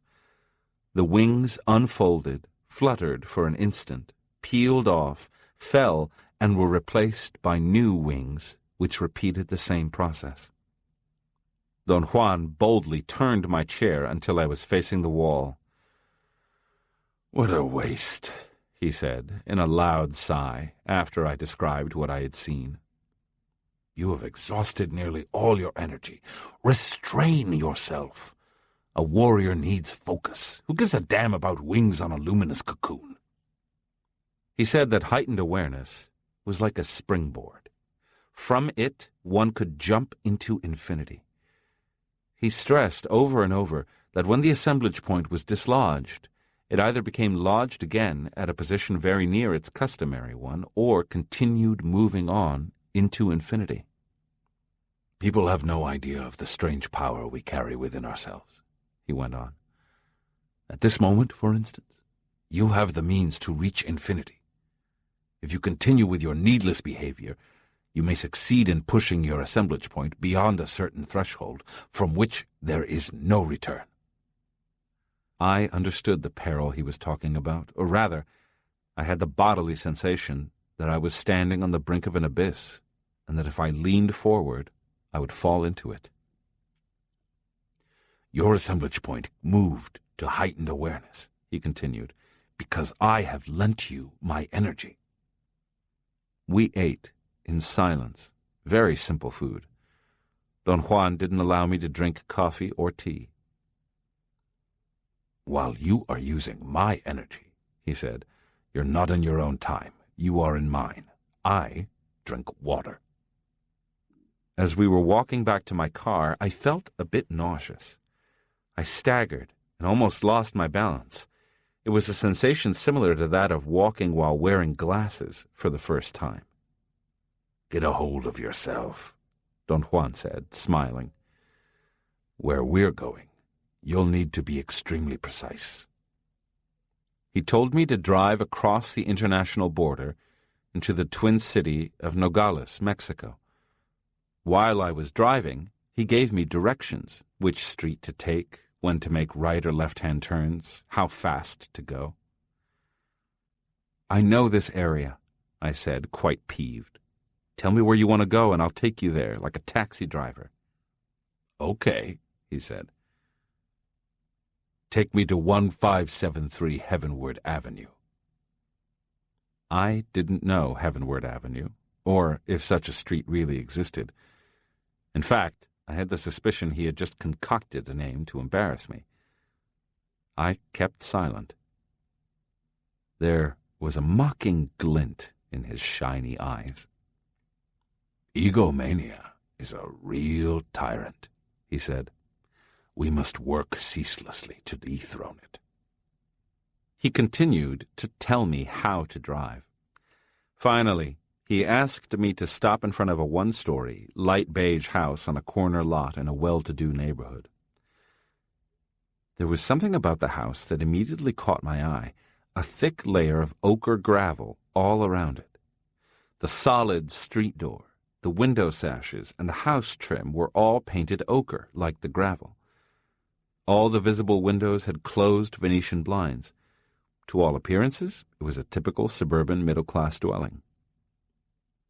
We got out of the car. Don Juan led the way. He didn't knock or open the door with a key, but when he got to it, the door opened silently on oiled hinges, all by itself, as far as I could detect. Don Juan quickly entered. He didn't invite me in. I just followed him. I was curious to see who had opened the door from the inside, but there was no one there. The interior of the house was very soothing. There were no pictures on the smooth, scrupulously clean walls. There were no lamps or bookshelves either. A golden yellow tile floor contrasted most pleasingly with the off-white color of the walls. We were in a small and narrow hall that opened into a spacious living room with a high ceiling and a brick fireplace. Half the room was completely empty, but next to the fireplace was a semicircle of expensive furniture. 2 large beige couches in the middle, flanked by 2 armchairs covered in fabric of the same color. There was a heavy, round, solid oak coffee table in the center. Judging from what I was seeing around the house, the people who lived there appeared to be well off, but frugal, and they obviously liked to sit around the fire. 2 men, perhaps in their mid-50s, sat in the armchairs. They stood when we entered. One of them was Indian, the other Latin American. Don Juan introduced me first to the Indian, who was nearer to me. "This is Silvio Manuel," Don Juan said to me. "He's the most powerful and dangerous sorcerer of my party, and the most mysterious, too." Silvio Manuel's features were out of a Mayan fresco. His complexion was pale, almost yellow. I thought he looked Chinese. His eyes were slanted, but without the epicanthic fold. They were big, black, and brilliant. He was beardless. His hair was jet black, with specks of gray in it. He had high cheekbones and full lips. He was perhaps 5'7", thin, wiry, and he wore a yellow sport shirt, brown slacks, and a thin beige jacket. Judging from his clothes and general mannerisms, he seemed to be Mexican-American. I smiled and extended my hand to Silvio Manuel, but he didn't take it. He nodded, perfunctorily. "And this is Vicente Medrano," Don Juan said, turning to the other man. "He's the most knowledgeable and the oldest of my companions. He is oldest not in terms of age, but because he was my benefactor's first disciple." Vicente nodded just as perfunctorily as Silvio Manuel had, and also didn't say a word. He was a bit taller than Silvio Manuel, but just as lean. He had a pinkish complexion and a neatly trimmed beard and mustache. His features were almost delicate. A thin, beautifully chiseled nose, a small mouth, thin lips. Bushy, dark eyebrows contrasted with his graying beard and hair. His eyes were brown and also brilliant and laughed in spite of his frowning expression. He was conservatively dressed in a greenish seersucker suit, an open-collared sport shirt. He, too, seemed to be Mexican-American. I guessed him to be the owner of the house. In contrast, Don Juan looked like an Indian peon. His straw hat, his worn-out shoes, his old khaki pants and plaid shirt were those of a gardener or handyman. The impression I had upon seeing all 3 of them together was that Don Juan was in disguise. The military image came to me that Don Juan was the commanding officer of a clandestine operation, an officer who, no matter how hard he tried, couldn't hide his years of command. I also had the feeling that they must all have been around the same age, although Don Juan looked much older than the other 2, yet seemed infinitely stronger. "I think you already know that Carlos is by far the biggest indulger I have ever met," Don Juan told them with a most serious expression. Bigger even than our benefactor. I assure you that if there is someone who takes indulging seriously, this is the man. I laughed, but no one else did. The two men observed me with a strange glint in their eyes. For sure you'll make a memorable trio, Don Juan continued. The oldest and most knowledgeable, the most dangerous and powerful, and the most self-indulgent. They still did not laugh. They scrutinized me until I became self-conscious. Then Vicente broke the silence. I don't know why you brought him inside the house, he said in a dry, cutting tone. He's of little use to us. Put him out in the backyard. Then tie him, Silvio Manuel added. Don Juan turned to me. Come on, he said in a soft voice, and pointed with a quick sideways movement of his head to the back of the house. It was more than obvious that the two men didn't like me. I didn't know what to say. I was definitely angry and hurt, but those feelings were somehow deflected by my state of heightened awareness. We walked into the backyard. Don Juan casually picked up a leather rope and twirled it around my neck with tremendous speed. His movements were so fast and so nimble that an instant later, before I could realize what was happening, I was tied at the neck like a dog to one of the two cinder block columns supporting the heavy roof over the back porch.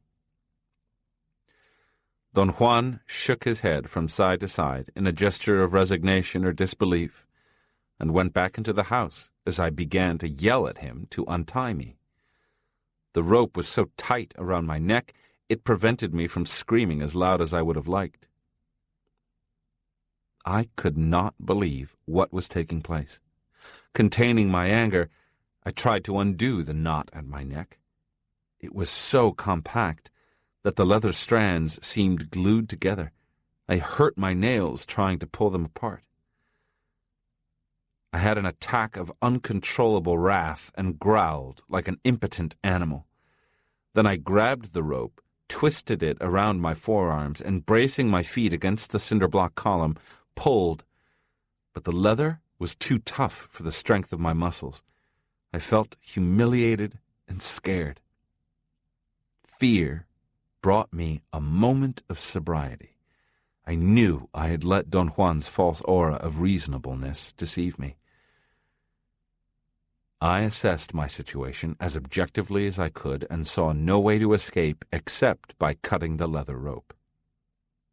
I frantically began to rub it against the sharp corner of the cinder block column. I thought that if I could rip the rope before any of the men came to the back, I had a chance to run to my car and take off, never to return. I puffed and sweated and rubbed the rope until I had nearly worn it through. Then I braced one foot against the column, wrapped the rope around my forearms again, and pulled it desperately until it snapped, throwing me back into the house. As I crashed backward through the open door, Don Juan, Vicente, and Silvio Manuel were standing in the middle of the room, applauding. "What a dramatic re-entry," Vicente said, helping me up. "You fooled me. I didn't think you were capable of such explosions." Don Juan came to me and snapped the knot open, freeing my neck from the piece of rope around it. I was shaking with fear, exertion, and anger. In a faltering voice, I asked Don Juan why he was tormenting me like this. The three of them laughed, and at that moment seemed the farthest thing from threatening. "We wanted to test you and find out what sort of a man you really are," Don Juan said. He led me to one of the couches and politely offered me a seat. Vicente and Silvio Manuel sat in the armchairs. Don Juan sat facing me on the other couch. I laughed nervously, but was no longer apprehensive about my situation, nor about Don Juan and his friends. All three regarded me with frank curiosity. Vicente could not stop smiling, although he seemed to be trying desperately to appear serious. Silvio Manuel shook his head rhythmically as he stared at me. His eyes were unfocused but fixed on me. "We tied you down," Don Juan went on, "because we wanted to know whether you are sweet or patient or ruthless or cunning. We found out you are none of those things. Rather, you're a king-sized indulger, just as I had said. If you hadn't indulged in being violent, you would certainly have noticed that the formidable knot in the rope around your neck was a fake. It snaps." Vicente designed that knot to fool his friends. "You tore the rope violently. You're certainly not sweet," Silvio Manuel said. They were all quiet for a moment, then began to laugh. "You're neither ruthless nor cunning," Don Juan went on. "If you were, you would easily have snapped open both knots and run away with a valuable leather rope. You're not patient either. If you were, you would have whined and cried until you realized that there was a pair of clippers by the wall with which you could have cut the rope in 2 seconds and saved yourself all the agony and exertion. You can't be taught, then, to be violent or obtuse. You already are that. But you can learn to be ruthless, cunning, patient, and sweet." Don Juan explained to me that ruthlessness, cunning, patience, and sweetness were the essence of stalking. They were the basics that, with all their ramifications, had to be taught in careful, meticulous steps. He was definitely addressing me, but he talked looking at Vicente and Silvio Manuel, who listened with utmost attention and shook their heads in agreement from time to time. He stressed repeatedly that teaching stalking was one of the most difficult things sorcerers did, and he insisted that no matter what they themselves did to teach me stalking, and no matter what I believed to the contrary, it was impeccability which dictated their acts. "Rest assured, we know what we're doing. Our benefactor, the Nagual Julian, saw to it," Don Juan said, and all three of them broke into such uproarious laughter that I felt quite uncomfortable. I didn't know what to think. Don Juan reiterated that a very important point to consider was that, to an onlooker, the behavior of sorcerers might appear malicious, when in reality their behavior was always impeccable. "How can you tell the difference if you're at the receiving end?" I asked. "Malicious acts are performed by people for personal gain," he said. "Sorcerers, though, have an ulterior purpose for their acts, which has nothing to do with personal gain. The fact that they enjoy their acts does not count as gain. Rather, it is a condition of their character. The average man acts only if there is the chance for profit. Warriors say they act not for profit, but for the spirit." I thought about it. Acting without considering gain was truly an alien concept. I had been reared to invest and to hope for some kind of reward for everything I did. Don Juan must have taken my silence and thoughtfulness as skepticism. He laughed and looked at his two companions. "Take the 4 of us as an example," he went on. "You yourself believe that you're investing in this situation, and eventually you are going to profit from it. If you get angry with us, or if we disappoint you, you may resort to malicious acts to get even with us. We, on the contrary, have no thought of personal gain. Our acts are dictated by impeccability. We can't be angry or disillusioned with you."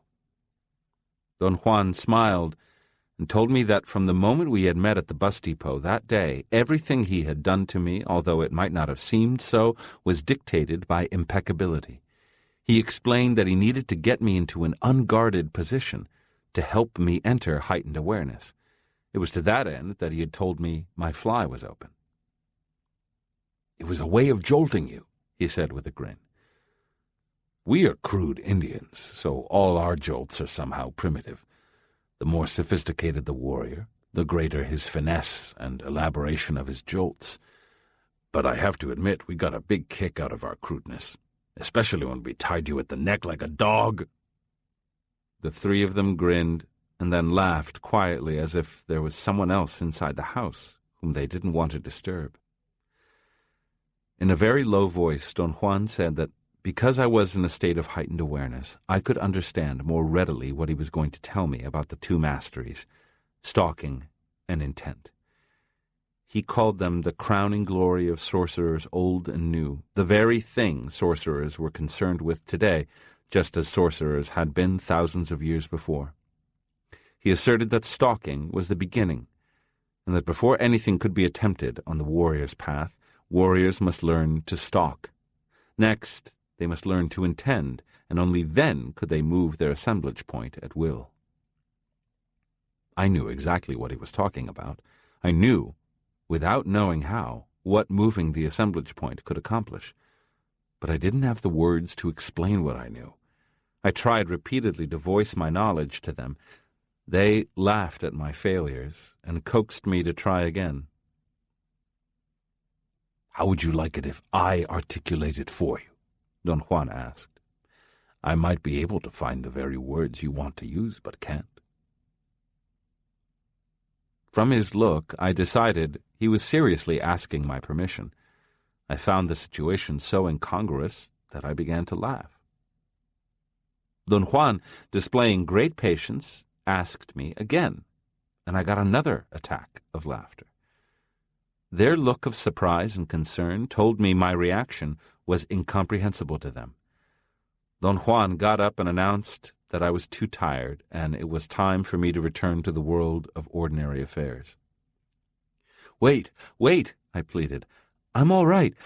I just find it funny that you should be asking me to give you permission." "I have to ask your permission," Don Juan said, "because you're the only one who can allow the words pent up inside you to be tapped. I think I made the mistake of assuming you understand more than you do. Words are tremendously powerful and important and are the magical property of whoever has them. Sorcerers have a rule of thumb. They say that the deeper the assemblage point moves, the greater the feeling that one has knowledge and no words to explain it. Sometimes the assemblage point of average persons can move without a known cause and without their being aware of it, except that they become tongue-tied, confused, and evasive." Vicente interrupted and suggested I stay with them a while longer. Don Juan agreed and turned to face me. "The very first principle of stalking is that a warrior stalks himself," he said. "He stalks himself ruthlessly, cunningly, patiently, and sweetly." I wanted to laugh, but he didn't give me time.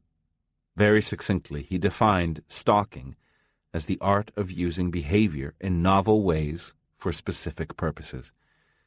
He said that normal human behavior in the world of everyday life was routine. Any behavior that broke from routine caused an unusual effect on our total being. That unusual effect was what sorcerers sought, because it was cumulative. He explained that the sorcerer-seers of ancient times, through their seeing, had first noticed that unusual behavior produced a tremor in the assemblage point. They soon discovered that if unusual behavior was practiced systematically and directed wisely, it eventually forced the assemblage point to move. "The real challenge for those sorcerer-seers," Don Juan went on, "was finding a system of behavior that was neither petty nor capricious, but that combined the morality and the sense of beauty which differentiates sorcerer-seers from plain witches." He stopped talking, and they all looked at me as if searching for signs of fatigue in my eyes or face. "Anyone who succeeds in moving his assemblage point to a new position is a sorcerer," Don Juan continued, "and from that new position he can do all kinds of good and bad things to his fellow men. Being a sorcerer, therefore, can be like being a cobbler or a baker. The quest of sorcerer-seers is to go beyond that stand, and to do that They need morality and beauty. He said that for sorcerers, stalking was the foundation on which everything else they did was built. Some sorcerers object to the term stalking, he went on, but the name came about because it entails surreptitious behavior. It's also called the art of stealth, but that term is equally unfortunate. We ourselves, because of our non-militant temperament, call it the art of controlled folly. You can call it anything you wish. We, however, will continue with the term stalking, since it's so easy to say stalker, and, as my benefactor used to say, so awkward to say controlled folly maker. At the mention of their benefactor, they laughed like children. I understood him perfectly. I had no questions or doubts. If anything, I had the feeling that I needed to hold on to every word Don Juan was saying to anchor myself. Otherwise, my thoughts would have run ahead of him. I noticed that my eyes were fixed on the movement of his lips as my ears were fixed on the sound of his words. But once I realized this, I could no longer follow him. My concentration was broken. Don Juan continued talking, but I wasn't listening. I was wondering about the inconceivable possibility of living permanently in heightened awareness. I asked myself, what would the survival value be? Would one be able to assess situations better, be quicker than the average man, or perhaps more intelligent? Don Juan suddenly stopped talking and asked me what I was thinking about. "Ah, you're so very practical," he commented after I had told him my reveries. "I thought that in heightened awareness your temperament was going to be more artistic, more mystical." Don Juan turned to Vicente and asked him to answer my question. Vicente cleared his throat and dried his hands by rubbing them against his thighs. He gave the clear impression of suffering from stage fright. I felt sorry for him. My thoughts began to spin. And when I heard him stammering, an image burst into my mind, the image I had always had of my father's timidity, his fear of people. But before I had time to surrender myself to that image, Vicente's eyes flared with some strange inner luminosity. He made a comically serious face at me, and then spoke with authority and a professorial manner. "To answer your question," he said, "there is no survival value in heightened awareness. Otherwise, the whole human race would be there. They are safe from that, though, because it's hard to get into it. There is always, however, the remote possibility that an average man might enter into such a state. If he does, he ordinarily succeeds in confusing himself, sometimes irreparably." The three of them exploded with laughter. "Sorcerers say that heightened awareness is the portal of intent," Don Juan said, "and they use it as such. Think about it." I was staring at each of them in turn. My mouth was open, and I felt that if I kept it open, I would be able to understand the riddle eventually. I closed my eyes, and the answer came to me. I felt it. I didn't think it, but I couldn't put it into words, no matter how hard I tried. There, Don Juan said. "You've gotten another sorcerer's answer all by yourself, but you still don't have enough energy to flatten it and turn it into words." The sensation I was experiencing was more than just that of being unable to voice my thoughts. It was like reliving something I had forgotten ages ago, not to know what I felt because I had not yet learned to speak, and therefore lacked the resources to translate my feelings into thoughts. "Thinking and saying exactly what you want to say requires untold amounts of energy," Don Juan said, and broke into my feelings. The force of my reverie had been so intense it had made me forget what had started it. I stared, dumbfounded, at Don Juan and confessed I had no idea what they or I had said or done just a moment before. I remembered the incident of the leather rope and what Don Juan had told me immediately afterward, but I couldn't recall the feeling that had flooded me just moments ago. "You're going the wrong way," Don Juan said. "You're trying to remember thoughts the way you normally do, but this is a different situation. A second ago, you had an overwhelming feeling that you knew something very specific. Such feelings cannot be recollected by using memory. You have to recall them by intending them back." He turned to Silvio Manuel, who had stretched out in the armchair, his legs under the coffee table. Silvio Manuel looked fixedly at me. His eyes were black, like two pieces of shiny obsidian. Without moving a muscle, he let out a piercing, bird-like scream. "Intent!" he yelled. "Intent! Intent!" With each scream, his voice became more and more inhuman and piercing. The hair on the back of my neck stood on end. I felt goosebumps on my skin. My mind, however, instead of focusing on the fright I was experiencing, went directly to recollecting the feeling I had had. But before I could savor it completely, the feeling expanded and burst into something else, and then I understood not only why heightened awareness was the portal of intent, but I also understood what intent was. And above all, I understood that knowledge could not be turned into words. That knowledge was there for everyone. It was there to be felt, to be used, but not to be explained. One could come into it by changing levels of awareness, therefore heightened awareness was an entrance, but even the entrance could not be explained. One could only make use of it. There was still another piece of knowledge that came to me that day without any coaching, that the natural knowledge of intent was available to anyone, but the command of it belonged to those who probed it.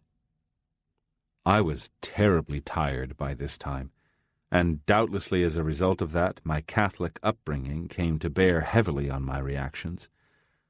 For a moment, I believed that intent was God. I said as much to Don Juan, Vicente, and Silvio Manuel. They laughed. Vicente, still in his professorial tone, said that it could not possibly be God, because intent was a force that could not be described, much less represented. "Don't be presumptuous," Don Juan said to me sternly. "Don't try to speculate on the basis of your first and only trial. Wait until you command your knowledge. Then decide what is what." Remembering the 4 moods of stalking exhausted me. The most dramatic result was a more than ordinary indifference. I would not have cared if I had dropped dead, nor if Don Juan had. I didn't care whether we stayed at that ancient lookout post overnight or started back in the pitch dark. Don Juan was very understanding. He guided me by the hand, as if I were blind, to a massive rock and helped me sit with my back to it. He recommended that I let natural sleep return me to a normal state of awareness.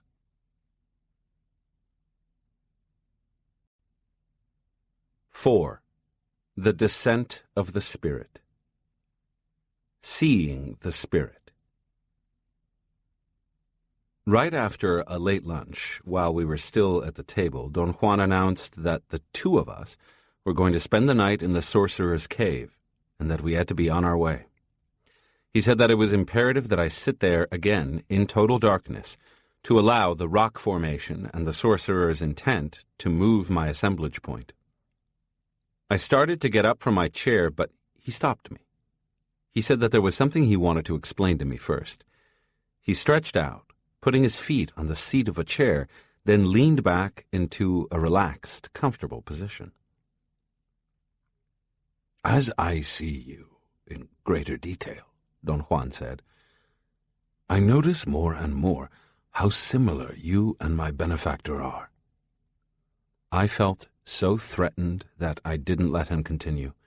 I told him that I couldn't imagine what those similarities were, but if there were any, a possibility I didn't consider reassuring, I would appreciate it if he told me about them to give me a chance to correct or avoid them.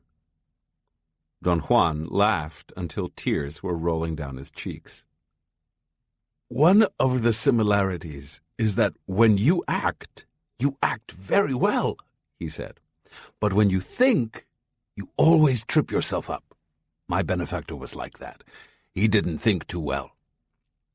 I was just about to defend myself, to say there was nothing wrong with my thinking, when I caught a glint of mischievousness in his eyes.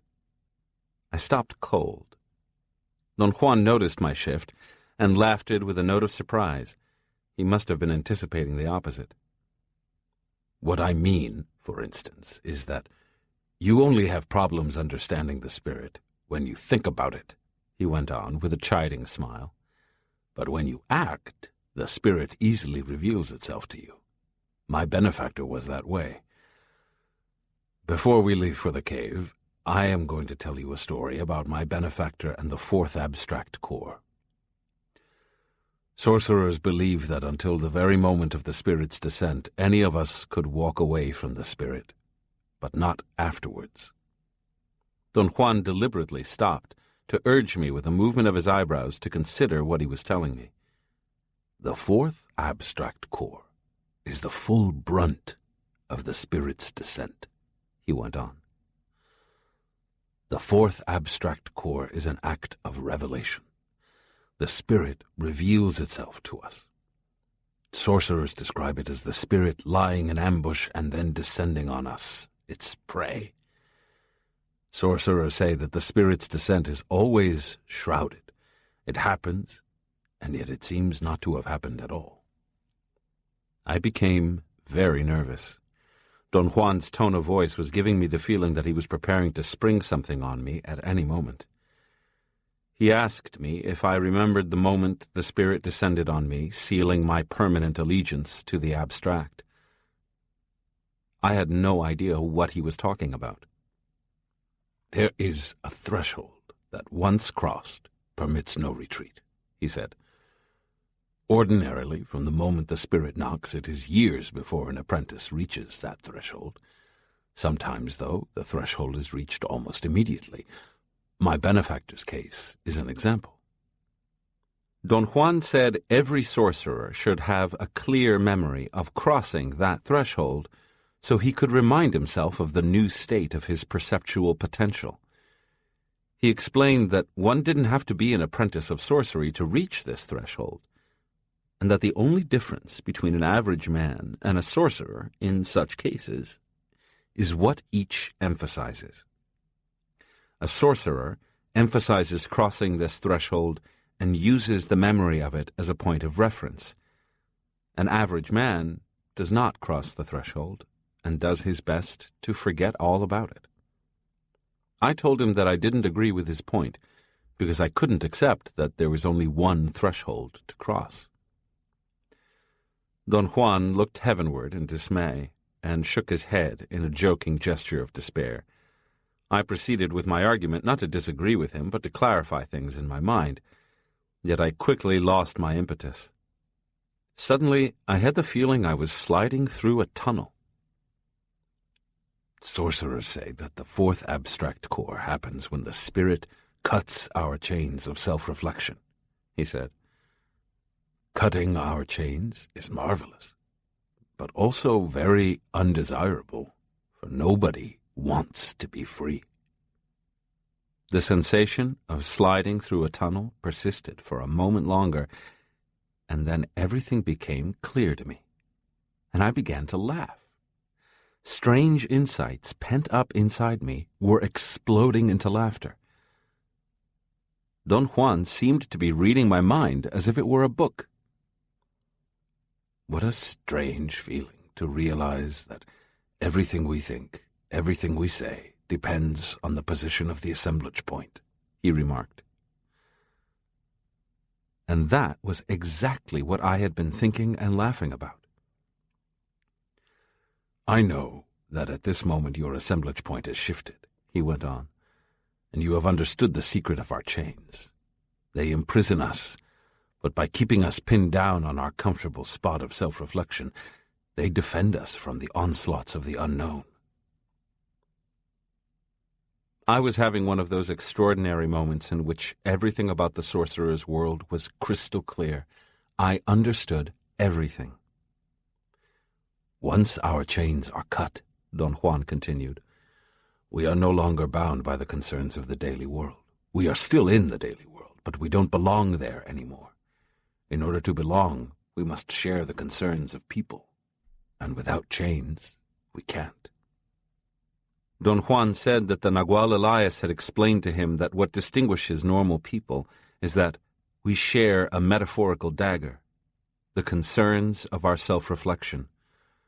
With this dagger, we cut ourselves and bleed, and the job of our chains of self-reflection is to give us the feeling that we are bleeding together, that we are sharing something wonderful, our humanity. But if we were to examine it, we would discover that we are bleeding alone, that we are not sharing anything, that all we are doing is toying with our manageable, unreal, man-made reflection. Sorcerers are no longer in the world of daily affairs, Don Juan went on, because they are no longer prey to their self-reflection. Don Juan then began his story about his benefactor and the descent of the spirit. He said that the story started right after the spirit had knocked on the young actor's door. I interrupted Don Juan and asked him why he consistently used the terms young man or young actor to refer to the Nagual Julian. At the time of this story, he wasn't the Nagual, Don Juan replied. He was a young actor.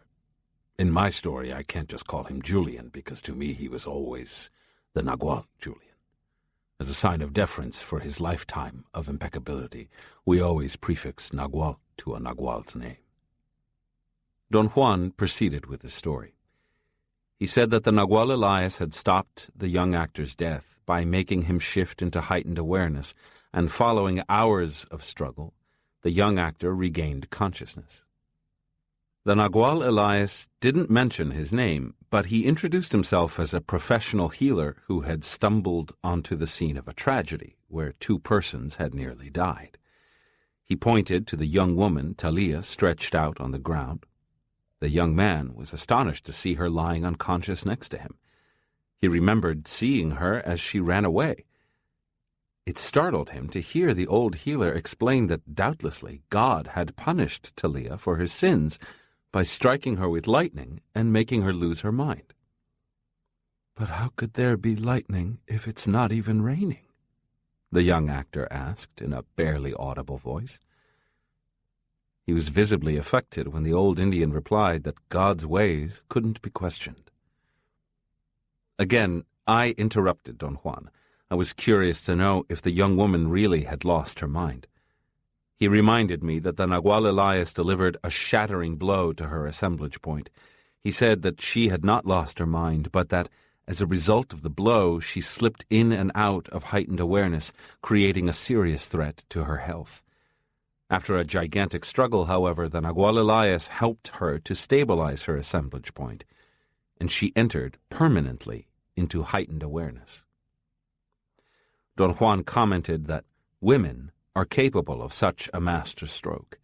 They can permanently maintain a new position of their assemblage point, and Talia was peerless. As soon as her chains were broken, she immediately understood everything and complied with the Nagual's designs. Don Juan, recounting his story, said that the Nagual Elias, who was not only a superb dreamer but also a superb stalker, had seen that the young actor was spoiled and conceited, but only seemed to be hard and calloused. The Nagual knew that if he brought forth the idea of God, sin, and retribution, the actor's religious beliefs would make his cynical attitude collapse. Upon hearing about God's punishment, the actor's facade began to crumble. He started to express remorse, but the Nagual cut him short and forcefully stressed that when death was so near, feelings of guilt no longer mattered. The young actor listened attentively, but although he felt very ill, he didn't believe that he was in danger of dying. He thought that his weakness and fainting had been brought on by his loss of blood. As if he had read the young actor's mind, the Nagual explained to him that those optimistic thoughts were out of place, that his hemorrhaging would have been fatal had it not been for the plug that he, as a healer, had created. "When I struck your back, I put in a plug to stop the draining of your life force," the Nagual said to the skeptical young actor. "Without that restraint, the unavoidable process of your death would continue. If you don't believe me, I'll prove it to you by removing the plug with another blow." As he spoke, the Nagual Elias tapped the young actor on his right side by his rib cage. In a moment, the young man was retching and choking. Blood poured out of his mouth as he coughed uncontrollably. Another tap on his back stopped the agonizing pain and retching, but it didn't stop his fear, and he passed out. "I can control your death for the time being," the Nagual said when the young actor regained consciousness. "How long I can control it depends on you, on how faithfully you acquiesce to everything I tell you to do." The Nagual said that the first requirements of the young man were total immobility and silence.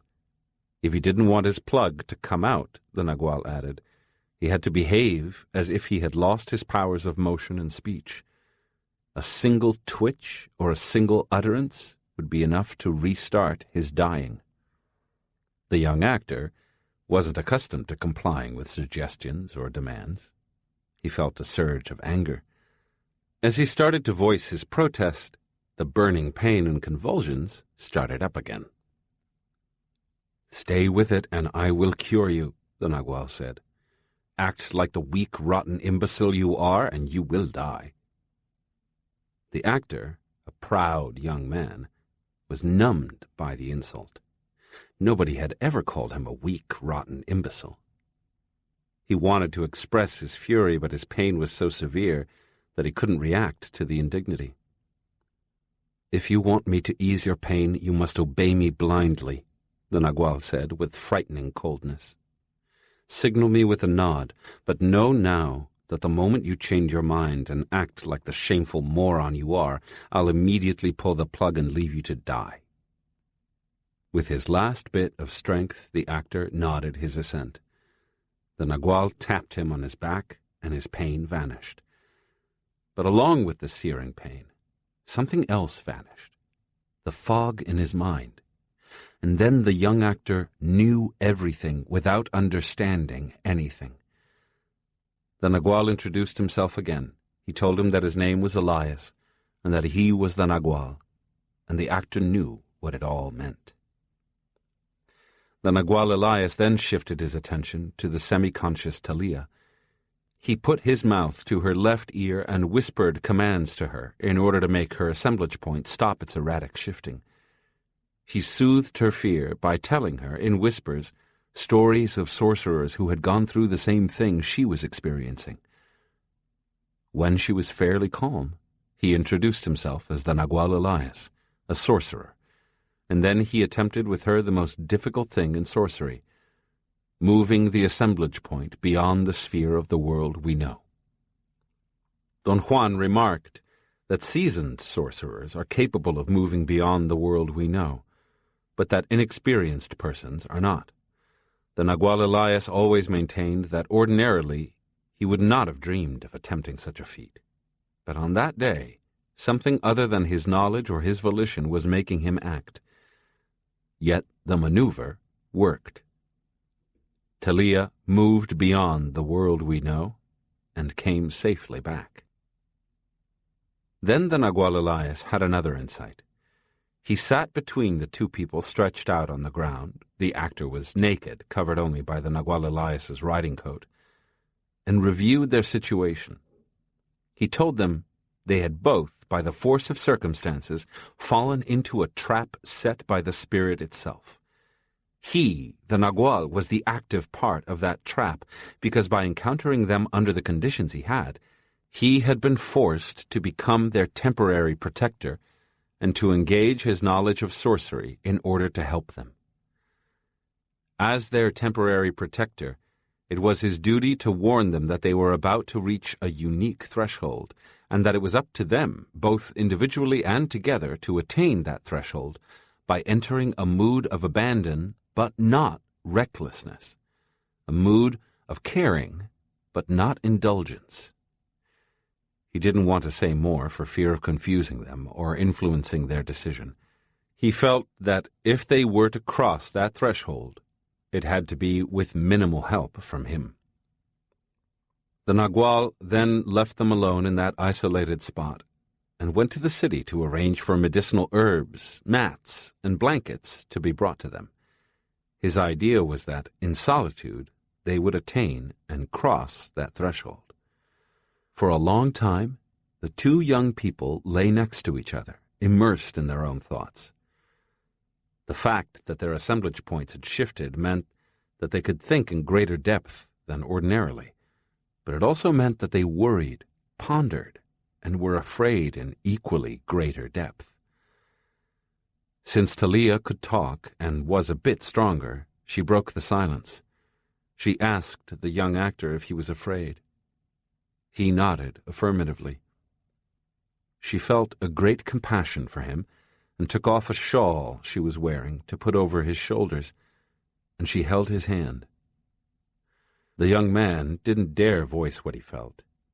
His fear that his pain would recur if he spoke was too great and too vivid.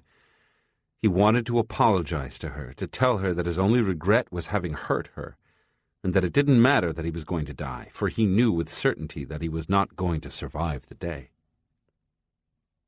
Talia's thoughts were on the same subject. She said that she too had only one regret, that she had fought him hard enough to bring on his death. She was very peaceful now. A feeling which, agitated as she always was, and driven by her great strength, was unfamiliar to her.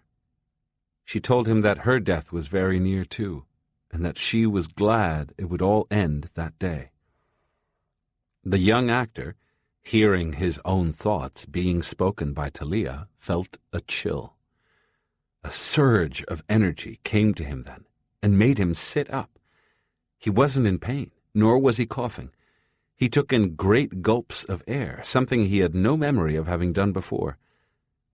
He took the girl's hand, and they began to talk without vocalizing.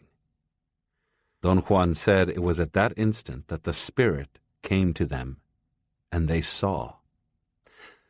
They were deeply Catholic, and what they saw was a vision of heaven, where everything was alive, bathed in light. They saw a world of miraculous sights. When the Nagual returned, they were exhausted, although not injured. Talia was unconscious, but the young man had managed to remain aware by a supreme effort of self-control. He insisted on whispering something in the Nagual's ear. "We saw heaven," he whispered, tears rolling down his cheeks. "You saw more than that," the Nagual Elias retorted. "You saw the Spirit." Don Juan said that since the Spirit's descent is always shrouded, naturally, Talia and the young actor could not hold on to their vision. They soon forgot it, as anyone would. The uniqueness of their experience was that, without any training, and without being aware of it, they had dreamed together and had seen the Spirit. For them to have achieved this with such ease was quite out of the ordinary. "Those two were really the most remarkable beings I have ever met," Don Juan added. I naturally wanted to know more about them, but Don Juan wouldn't indulge me. He said that this was all there was about his benefactor and the fourth abstract core. He seemed to remember something he wasn't telling me, and laughed uproariously. Then he patted me on the back and told me it was time to set out for the cave. When we got to the rock ledge, it was almost dark. Don Juan sat down hurriedly, in the same position as the first time. He was to my right, touching me with his shoulder. He immediately seemed to enter into a deep state of relaxation, which pulled me into total immobility and silence. I couldn't even hear his breathing. I closed my eyes, and he nudged me to warn me to keep them open. By the time it became completely dark, An immense fatigue had begun to make my eyes sore and itchy. Finally, I gave up my resistance and was pulled into the deepest, blackest sleep I have ever had. Yet I wasn't totally asleep. I could feel the thick blackness around me. I had an entirely physical sensation of wading through blackness.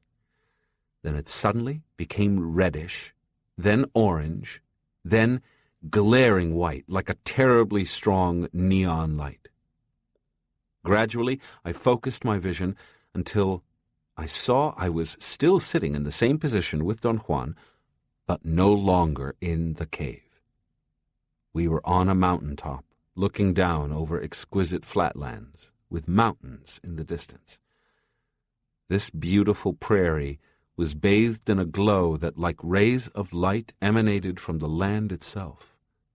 Wherever I looked, I saw familiar features: rocks, hills, rivers, forests, canyons, enhanced and transformed by their inner vibration, their inner glow. This glow that was so pleasing to my eyes also tingled out of my very being. "Your assemblage point has moved," Don Juan seemed to say to me. The words had no sound. Nevertheless, I knew what he had just said to me. My rational reaction was to try to explain to myself that I had no doubt heard him as I would have if he had been talking in a vacuum, probably because my ears had been temporarily affected by what was transpiring. "Your ears are fine. We are in a different realm of awareness," Don Juan again seemed to say to me. I couldn't speak. I felt the lethargy of deep sleep preventing me from saying a word, yet I was as alert as I could be. "What's happening?" I thought.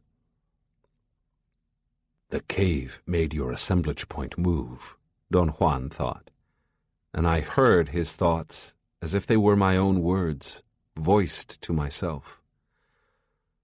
I sensed a command that was not expressed in thoughts. Something ordered me to look again at the prairie. As I stared at the wondrous sight, filaments of light began to radiate from everything on that prairie. At first, it was like the explosion of an infinite number of short fibers. Then the fibers became long, thread-like strands of luminosity, bundled together into beams of vibrating light that reached infinity. There was really no way for me to make sense of what I was seeing, or to describe it except as filaments of vibrating light. The filaments were not intermingled or entwined. Although they sprang and continued to spring in every direction, each one was separate, and yet all of them were inextricably bundled together. "You are seeing the eagle's emanations and the force that keeps them apart and bundles them together," Don Juan thought. The instant I caught his thought, the filaments of light seemed to consume all my energy. Fatigue overwhelmed me. It erased my vision and plunged me into darkness. When I became aware of myself again, there was something so familiar around me, although I couldn't tell what it was, that I believed myself to be back in a normal state of awareness. Don Juan was asleep beside me, his shoulder against mine. Then I realized that the darkness around us was so intense that I couldn't even see my hands. I speculated that fog must have covered the ledge and filled the cave, or perhaps it was the wispy low clouds that descended every rainy night from the higher mountains like a silent avalanche. Yet in spite of the total blackness, somehow I saw that Don Juan had opened his eyes immediately after I became aware, although he didn't look at me. Instantly, I realized that seeing him was not a consequence of light on my retina. It was rather a bodily sense. I became so engrossed in observing Don Juan without my eyes that I wasn't paying attention to what he was telling me. Finally, he stopped talking and turned his face to me as if to look me in the eye. He coughed a couple of times to clear his throat and started to talk in a very low voice. He said that his benefactor used to come to the cave quite often, both with him and with his other disciples, but more often by himself. In that cave, his benefactor saw the same prairie we had just seen, a vision that gave him the idea of describing the spirit as the flow of things. Don Juan repeated that his benefactor was not a good thinker. Had he been, he would have realized in an instant that what he had seen and described as the flow of things was intent, the force that permeates everything. Don Juan added that if his benefactor ever became aware of the nature of his seeing, he didn't reveal it, and he himself had the idea that his benefactor never knew it. Instead, his benefactor believed that he had seen the flow of things, which was the absolute truth, but not the way he meant it. Don Juan was so emphatic about this that I wanted to ask him what the difference was, but I couldn't speak. My throat seemed frozen. We sat there in complete silence and immobility for hours, yet I didn't experience any discomfort. My muscles didn't get tired, my legs did not fall asleep, my back didn't ache. When he began to talk again, I didn't even notice the transition, and I readily abandoned myself to listening to his voice.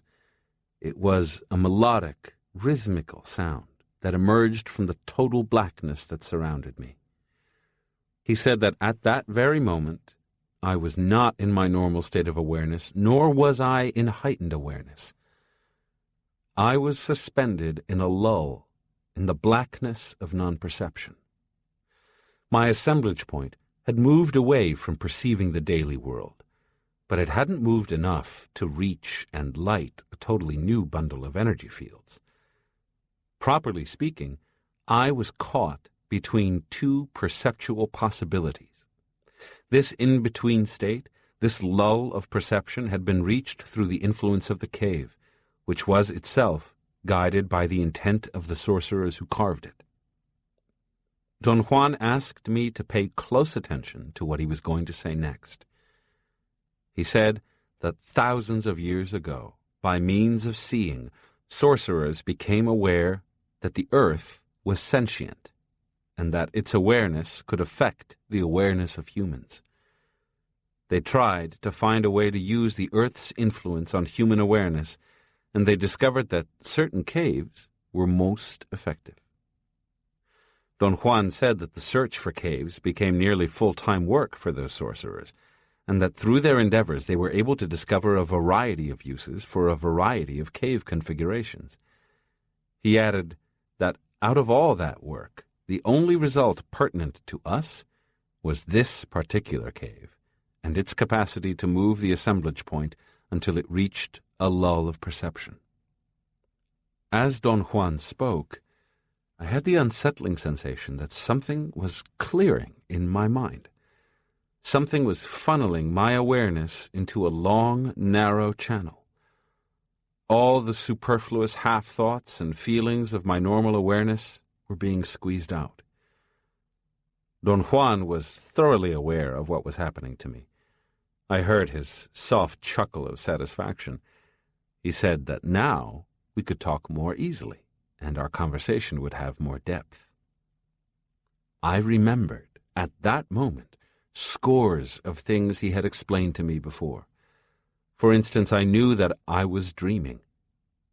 I was actually sound asleep, yet I was totally aware of myself through my second attention, the counterpart of my normal attentiveness.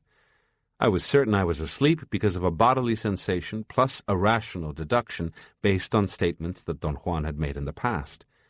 I had just seen the eagle's emanations, and Don Juan had said that it was impossible for sorcerers to have a sustained view of the eagle's emanations in any way except in dreaming. Therefore, I had to be dreaming. Don Juan had explained that the universe is made up of energy fields which defy description or scrutiny. He had said that they resembled filaments of ordinary light, except that light is lifeless compared to the eagle's emanations, which exude awareness. I had never, until this night, been able to see them in a sustained manner, and indeed, they were made out of a light that was alive. Don Juan had maintained in the past that my knowledge and control of intent were not adequate to withstand the impact of that sight. He had explained that normal perception occurs when intent, which is pure energy, lights up a portion of the luminous filaments inside our cocoon and at the same time brightens a long extension of the same luminous filaments extending into infinity outside our cocoon. Extraordinary perception, seeing, occurs when, by the force of intent, a different cluster of energy fields energizes and lights up. He had said that when a crucial number of energy fields are lit up inside the luminous cocoon, a sorcerer is able to see the energy fields themselves. On another occasion, Don Juan had recounted the rational thinking of the early sorcerers. He told me that through their seeing, they realized that awareness took place when the energy fields inside our luminous cocoon were aligned with the same energy fields outside. And they believed they had discovered alignment as the source of awareness. Upon close examination, however, it became evident that what they had called alignment of the eagle's emanations did not entirely explain what they were seeing. They had noticed that only a very small portion of the total number of luminous filaments inside the cocoon was energized, while the rest remained unaltered. Seeing these few filaments energized had created a false discovery. The filaments didn't need to be aligned, to be lit up, because the ones inside our cocoon were the same as those outside. Whatever energized them was definitely an independent force. They felt they couldn't continue to call it awareness as they had, because awareness was the glow of the energy fields being lit up. So the force that lit up the fields was named will. Don Juan had said that when their seeing became still more sophisticated and effective, they realized that will was the force that kept the eagle's emanations separated and was not only responsible for our awareness, but also for everything in the universe. They saw that this force had total consciousness, and that it sprang from the very fields of energy that made the universe. They decided then that intent was a more appropriate name for it than will. In the long run, however, the name proved disadvantageous because it doesn't describe its overwhelming importance, nor the living connection it has with everything in the universe. Don Juan had asserted that our great collective flaw is that we live our lives completely disregarding that connection. The busyness of our lives, our relentless interests, concerns, hopes, frustrations, and fears take precedence, and on a day-to-day basis we are unaware of being linked to everything else. Don Juan had stated his belief that the Christian idea of being cast out from the Garden of Eden sounded to him like an allegory for losing our silent knowledge, our knowledge of intent. Sorcery, then, was a going back to the beginning, a return to paradise. We stayed seated in the cave in total silence, perhaps for hours, or perhaps it was only a few instants. Suddenly, Don Juan began to talk, and the unexpected sound of his voice jarred me. I didn't catch what he said. I cleared my throat to ask him to repeat what he had said, and that act brought me completely out of my reflectiveness. I quickly realized that the darkness around me was no longer impenetrable. I could speak now. I felt I was back in my normal state of awareness. In a calm voice, Don Juan told me that for the very first time in my life I had seen the Spirit, the force that sustains the universe. He emphasized that intent is not something one might use or command or move in any way. Nevertheless, one could use it, command it, or move it as one desires. This contradiction, he said, is the essence of sorcery. To fail to understand it had brought generations of sorcerers unimaginable pain and sorrow. Modern-day Naguals, in an effort to avoid paying this exorbitant price in pain, had developed a code of behavior called the Warrior's Way, or the Impeccable Action, which prepared sorcerers by enhancing their sobriety and thoughtfulness. Don Juan explained that at one time, in the remote past, sorcerers were deeply interested in the general connecting link that intent has with everything. And by focusing their second attention on that link, they acquired not only direct knowledge, but also the ability to manipulate that knowledge and perform astounding deeds. They did not acquire, however, the soundness of mind needed to manage all that power. So in a judicious mood, sorcerers decided to focus their second attention solely on the connecting link of creatures who have awareness. This included the entire range of existing organic beings as well as the entire range of what sorcerers call inorganic beings, or allies, which they described as entities with awareness but no life as we understand life. This solution was not successful either because it, too, failed to bring them wisdom. In their next reduction, sorcerers focused their attention exclusively on the link that connects human beings with intent. The end result was very much as before. Then, sorcerers sought a final reduction. Each sorcerer would be concerned solely with his individual connection. But this proved to be equally ineffective. Don Juan said that although there were remarkable differences among those 4 areas of interest, one was as corrupting as another. So in the end, sorcerers concerned themselves exclusively with the capacity that their individual connecting link with intent had to set them free to light the fire from within. He asserted that all modern-day sorcerers have to struggle fiercely to gain soundness of mind. A Nagual has to struggle especially hard because he has more strength, a greater command over the energy fields that determine perception, and more training in and familiarity with the intricacies of silent knowledge, which is nothing but direct contact with intent. Examined in this way, sorcery becomes an attempt to re-establish our knowledge of intent and regain use of it without succumbing to it. And the abstract cores of the sorcery stories are shades of realization, degrees of our being aware of intent. I understood Don Juan's explanation with perfect clarity, but the more I understood and the clearer his statements became, the greater my sense of loss and despondency. At one moment, I sincerely considered ending my life right there. I felt I was damned. Nearly in tears, I told Don Juan that there was no point in his continuing his explanation, for I knew that I was about to lose my clarity of mind, and that when I reverted to my normal state of awareness, I would have no memory of having seen or heard anything. My mundane consciousness would impose its lifelong habit of repetition and the reasonable predictability of its logic. That was why I felt damned. I told him that I resented my fate.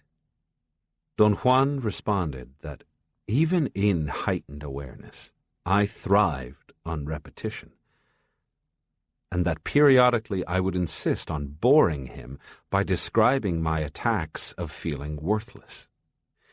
He said that if I had to go under, it should be fighting, not apologizing or feeling sorry for myself, and that it didn't matter what our specific fate was, as long as we faced it with ultimate abandon. His words made me feel blissfully happy. I repeated over and over, tears streaming down my cheeks, that I agreed with him. There was such profound happiness in me, I suspected my nerves were getting out of hand. I called upon all my forces to stop this, and I felt the sobering effect of my mental breaks. But as this happened, my clarity of mind began to diffuse. I silently fought, trying to be both less sober and less nervous. Don Juan didn't make a sound and left me alone. By the time I had reestablished my balance, it was almost dawn. Don Juan stood, stretched his arms above his head, and tensed his muscles, making his joints crack. He helped me up and commented that I had spent a most enlightening night. I had experienced what the spirit was, and had been able to summon hidden strength to accomplish something which on the surface amounted to calming my nervousness, but at a deeper level it had actually been a very successful, volitional movement of my assemblage point. He signaled then that it was time to start on our way back.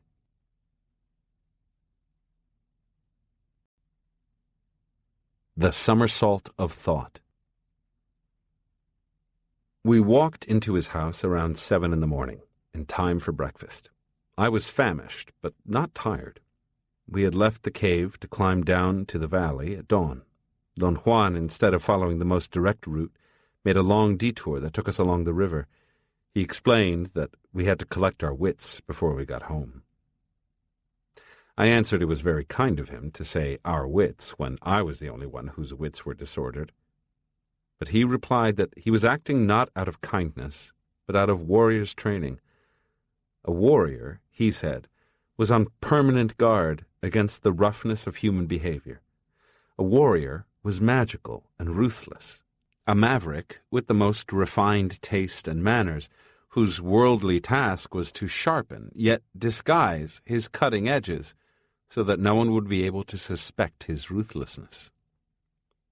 After breakfast, I thought it would be wise to get some sleep, but Don Juan contended I had no time to waste. He said that all too soon I would lose the little clarity I still had, and if I went to sleep, I would lose it all.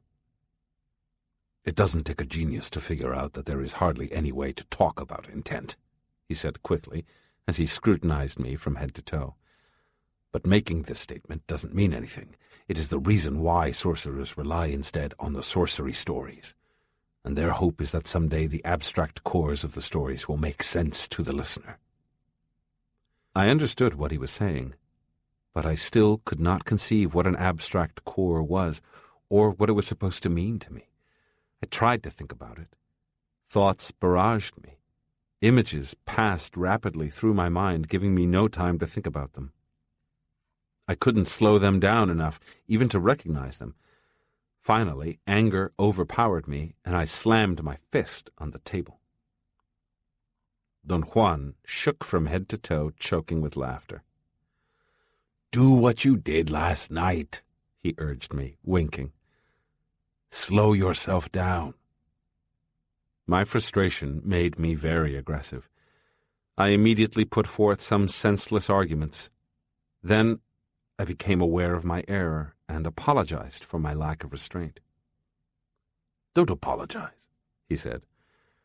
"I should tell you that the understanding you're after is impossible at this time. The abstract cores of the sorcery stories will say nothing to you now. Later, years later, I mean, they may make perfect sense to you." I begged Don Juan not to leave me in the dark, to discuss the abstract cores. It was not at all clear to me what he wanted me to do with them. I assured him that my present state of heightened awareness could be very helpful to me in allowing me to understand his discussion. I urged him to hurry, for I couldn't guarantee how long this state would last. I told him that soon I would return to my normal state and would become a bigger idiot than I was at that moment. I said it half in jest. His laughter told me that he had taken it as such, but I was deeply affected by my own words. A tremendous sense of melancholy overtook me. Don Juan gently took my arm, pulled me to a comfortable armchair, then sat down facing me. He gazed fixedly into my eyes, and for a moment I was incapable of breaking the force of his stare. "Sorcerers constantly stalk themselves," he said, in a reassuring voice, as if trying to calm me with the sound of his voice. I wanted to say that my nervousness had passed, and that it had probably been caused by my lack of sleep, but he didn't allow me to say anything. He assured me that he had already taught me everything there was to know about stalking, but I had not yet retrieved my knowledge from the depth of heightened awareness where I had it stored. I told him I had the annoying sensation of being bottled up. I felt there was something locked inside me, something that made me slam doors and kick tables, something that frustrated me and made me irascible. That sensation of being bottled up is experienced by every human being, he said. It is a reminder of our existing connection with intent. For sorcerers, this sensation is even more acute, precisely because their goal is to sensitize their connecting link until they can make it function at will. When the pressure of their connecting link is too great, sorcerers relieve it by stalking themselves. I still don't think I understand what you mean by stalking, I said. But at a certain level, I think I know exactly what you mean. I'll try to help you clarify what you know then, he said. Stalking is a procedure, a very simple one. Stalking is special behavior that follows certain principles. It is secretive, furtive, deceptive behavior designed to deliver a jolt. And when you stalk yourself, you jolt yourself using your own behavior in a ruthless, cunning way. He explained that when a sorcerer's awareness became bogged down with the weight of his perceptual input, which was what was happening to me, the best, or even perhaps the only remedy, was to use the idea of death to deliver that stalking jolt. The idea of death, therefore, is of a monumental importance in the life of a sorcerer, Don Juan continued. I have shown you innumerable things about death to convince you that the knowledge of our impending and unavoidable end is what gives us sobriety. Our most costly mistake, as average men, is indulging in a sense of immortality. It is as though we believe that if we don't think about death, we can protect ourselves from it. You must agree, Don Juan, not thinking about death certainly protects us from worrying about it. Yes, it serves that purpose, he conceded. But that purpose is an unworthy one for average men and a travesty for sorcerers. Without a clear view of death, there is no order, no sobriety, no beauty. Sorcerers struggle to gain this crucial insight in order to help them realize at the deepest possible level that they have no assurance whatsoever their lives will continue beyond the moment. That realization gives sorcerers the courage to be patient and yet take action, courage to be acquiescent without being stupid. Don Juan fixed his gaze on me. He smiled and shook his head. Yes, he went on. The idea of death is the only thing that can give sorcerers courage. Strange, isn't it? It gives sorcerers the courage to be cunning without being conceited, and above all it gives them courage to be ruthless without being self-important. He smiled again and nudged me. I told him I was absolutely terrified by the idea of my death, that I thought about it constantly, but it certainly didn't give me courage or spur me to take action.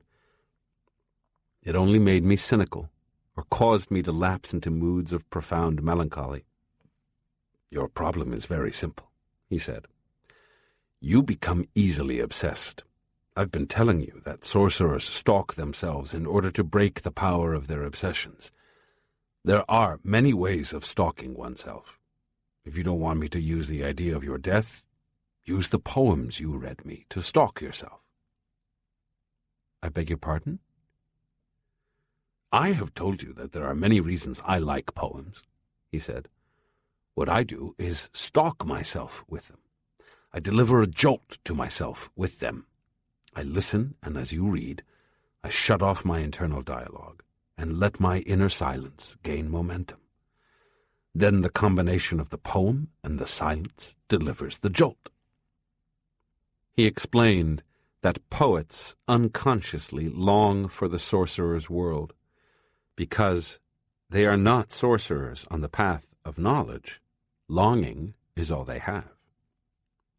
"Let us see if you can feel what I'm talking about," he said, handing me a book of poems by José Gorostiza. I opened it at the bookmark, and he pointed to the poem he liked. "This incessant, stubborn dying, this living death that slays you, O God, in your rigorous handiwork, in the roses, in the stones, in the indomitable stars, and in the flesh that burns out like a bonfire lit by a song, a dream, a hue that hits the eye. And you yourself perhaps have died eternities of ages out there without us knowing about it. We dregs, crumbs, ashes of you. You that still are present, like a star faked by its very light, an empty light without star that reaches us, hiding its infinite catastrophe." "As I hear the words," Don Juan said when I had finished reading, "I feel that man is seeing the essence of things, and I can see with him. I don't care what the poem is about. I care only about the feeling the poet's longing brings me. I borrow his longing, and with it I borrow the beauty, and marvel at the fact that he, like a true warrior, lavishes it on the recipients, the beholders, retaining for himself only his longing. This jolt, this shock of beauty, is stalking." I was very moved. Don Juan's explanation had touched a strange chord in me.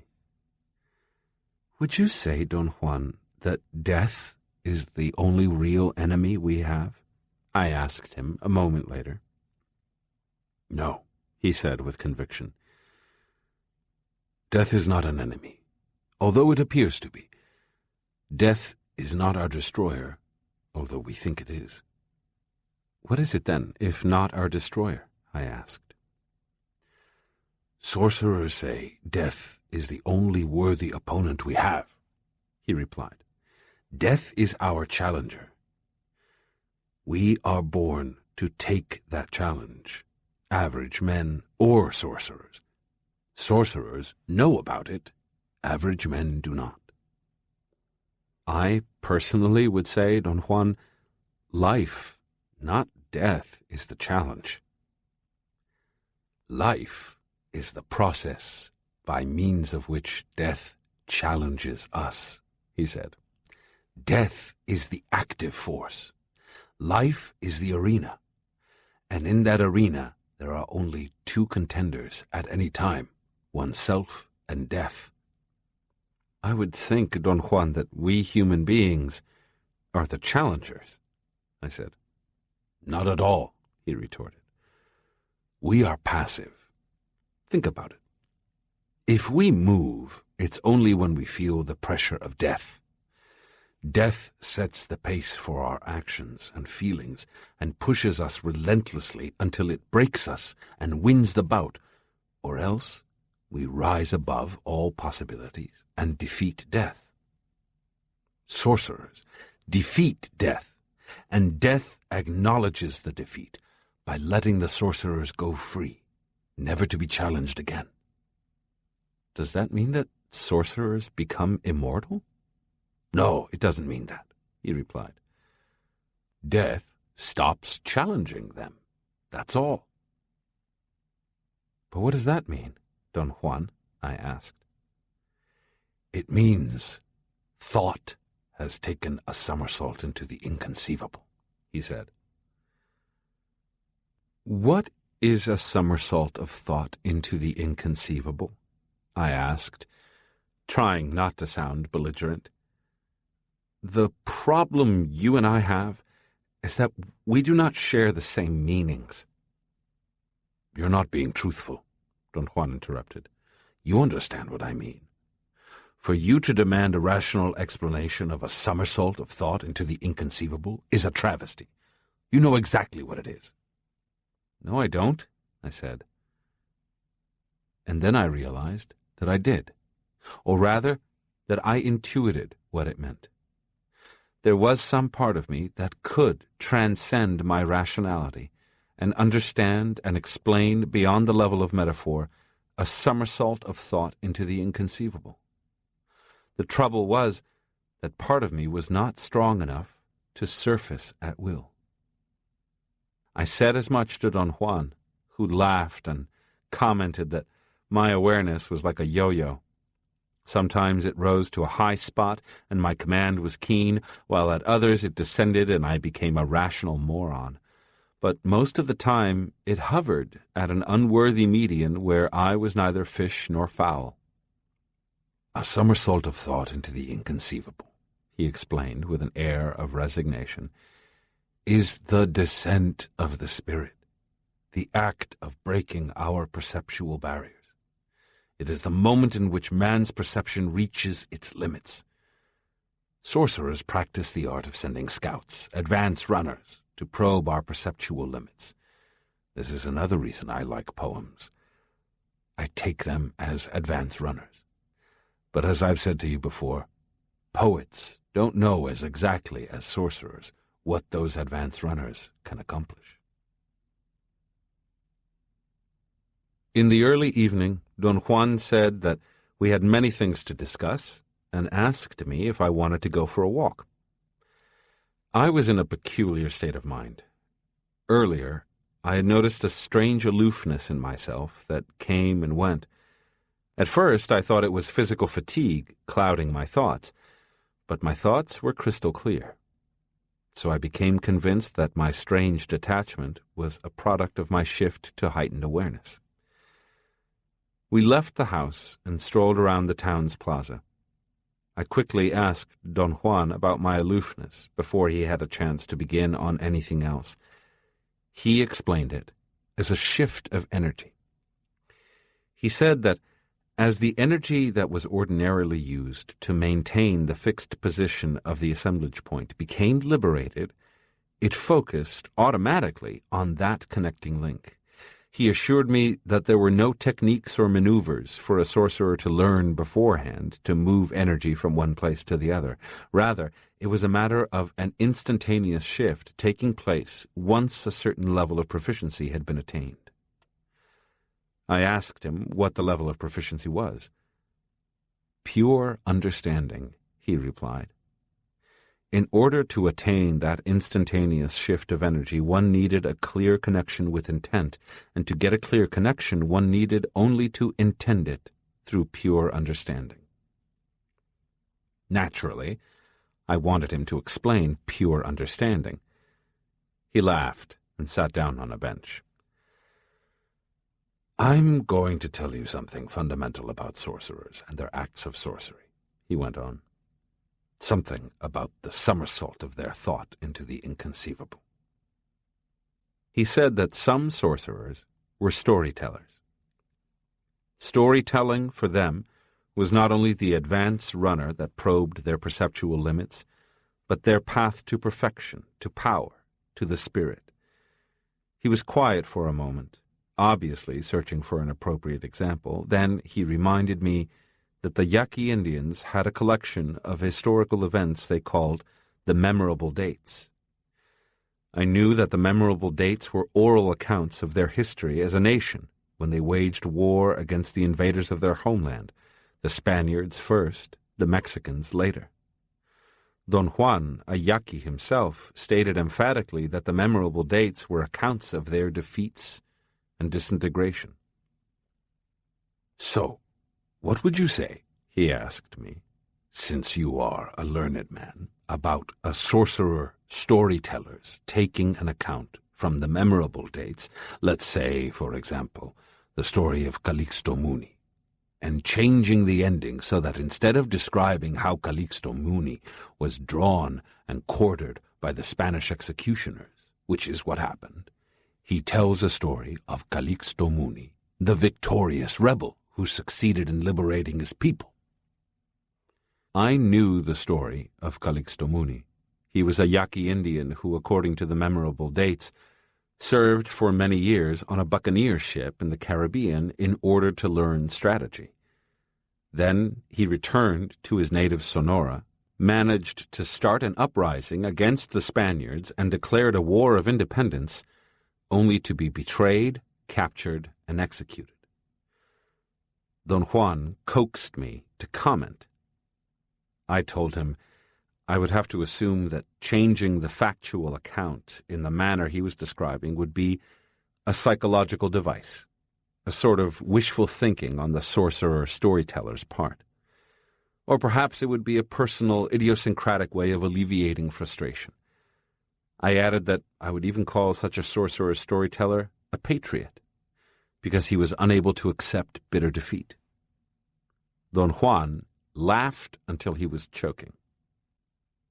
"But it's not a matter of one sorcerer-storyteller," he argued. "They all do that." "Then it's a socially sanctioned device to express the wishful thinking of a whole society," I retorted. "A socially accepted way of releasing psychological stress collectively." "Your argument is glib and convincing and reasonable," he commented. "But because your spirit is dead, you can't see the flaw in your argument." He eyed me, as if coaxing me to understand what he was saying. I had no comment, and anything I might have said would have made me sound peevish. "The sorcerer-storyteller who changes the ending of the factual account," he said, "does it at the direction and under the auspices of the spirit. Because he can manipulate his elusive connection with intent, he can actually change things. The sorcerer-storyteller signals that he has intended it by taking off his hat, putting it on the ground, and turning it a full 360 degrees counterclockwise. Under the auspices of the spirit, that simple act plunges him into the spirit itself. He has let his thought somersault into the inconceivable." Don Juan lifted his arm above his head and pointed for an instant to the sky above the horizon. "Because his pure understanding is an advance runner probing that immensity out there," Don Juan went on, "the sorcerer-storyteller knows without a shadow of doubt that somewhere, somehow, in that infinity, at this very moment, the spirit has descended. Calixto Muni is victorious. He has delivered his people. His goal has transcended his person." Moving the assemblage point. A couple of days later, Don Juan and I made a trip to the mountains. Halfway up the foothills, we sat down to rest. Earlier that day, Don Juan had decided to find an appropriate setting in which to explain some intricate aspects of the mastery of awareness. Usually, he preferred to go to the closer western range of mountains. This time, however, he chose the eastern peaks. They were much higher and farther away. To me, they seemed more ominous, darker, and more massive, but I couldn't tell whether this impression was my own or if I had somehow absorbed Don Juan's feelings about these mountains. I opened my backpack. The women seers from Don Juan's group had prepared it for me, and I discovered that they had packed some cheese. I experienced a moment of annoyance because, while I liked cheese, it didn't agree with me. Yet I was incapable of refusing it whenever it was made available. Don Juan had pointed this out as a true weakness and had made fun of me. I was embarrassed at first, but found when I didn't have cheese around, I didn't miss it. The problem was that the practical jokers in Don Juan's group always packed a big chunk of cheese for me, which, of course, I always ended up eating. "Finish it in one sitting," Don Juan advised me with a mischievous glint in his eyes. "That way, you won't have to worry about it anymore." Perhaps influenced by his suggestion, I had the most intense desire to devour the whole chunk, Don Juan laughed so much I suspected that once again he had schemed with his group to set me up. In a more serious mood, he suggested that we spend the night there in the foothills and take a day or two to reach the higher peaks. I agreed. Don Juan casually asked me if I had recalled anything about the 4 moods of stalking. I admitted that I had tried, but that my memory had failed me. "Don't you remember my teaching you the nature of ruthlessness?" he asked. "Ruthlessness, the opposite of self-pity?" I couldn't remember. Don Juan appeared to be considering what to say next. Then he stopped. The corners of his mouth dropped in a gesture of sham impotence. He shrugged his shoulders, stood up, and quickly walked a short distance to a small, level spot on top of a hill. "All sorcerers are ruthless," he said, as we sat down on the flat ground. "But you know this. We have discussed this concept at length." After a long silence, he said that we were going to continue discussing the abstract cores of the sorcery stories, but that he intended to talk less and less about them because the time was approaching when it would be up to me to discover them and allow them to reveal their meaning. "As I have already told you," he said, "the 4th abstract core of the sorcery stories is called the descent of the spirit, or being moved by intent. The story says that in order to let the mysteries of sorcery reveal themselves to the man we've been talking about, it was necessary for the spirit to descend on that man. The spirit chose a moment when the man was distracted, unguarded, and showing no pity. The spirit let its presence by itself move the man's assemblage point to a specific position. This spot was known to sorcerers from then on as the place of no pity. Ruthlessness became, in this way, the first principle of sorcery. The first principle should not be confused with the first effect of sorcery apprenticeship, which is the shift between normal and heightened awareness." "I don't understand what you're trying to tell me," I complained. "What I want to say is that, to all appearances, having the assemblage point shift is the first thing that actually happens to a sorcery apprentice," he replied. "So it is only natural for an apprentice to assume that this is the first principle of sorcery, but it is not. Ruthlessness is the first principle of sorcery. But we have discussed this before. Now I am only trying to help you remember." I could honestly have said that I had no idea what he was talking about, but I also had the strange sensation that I did. "Bring back the recollection of the first time I taught you ruthlessness," he urged. "Recollecting has to do with moving the assemblage point." He waited a moment to see whether I was following his suggestion. Since it was obvious that I couldn't, he continued his explanation.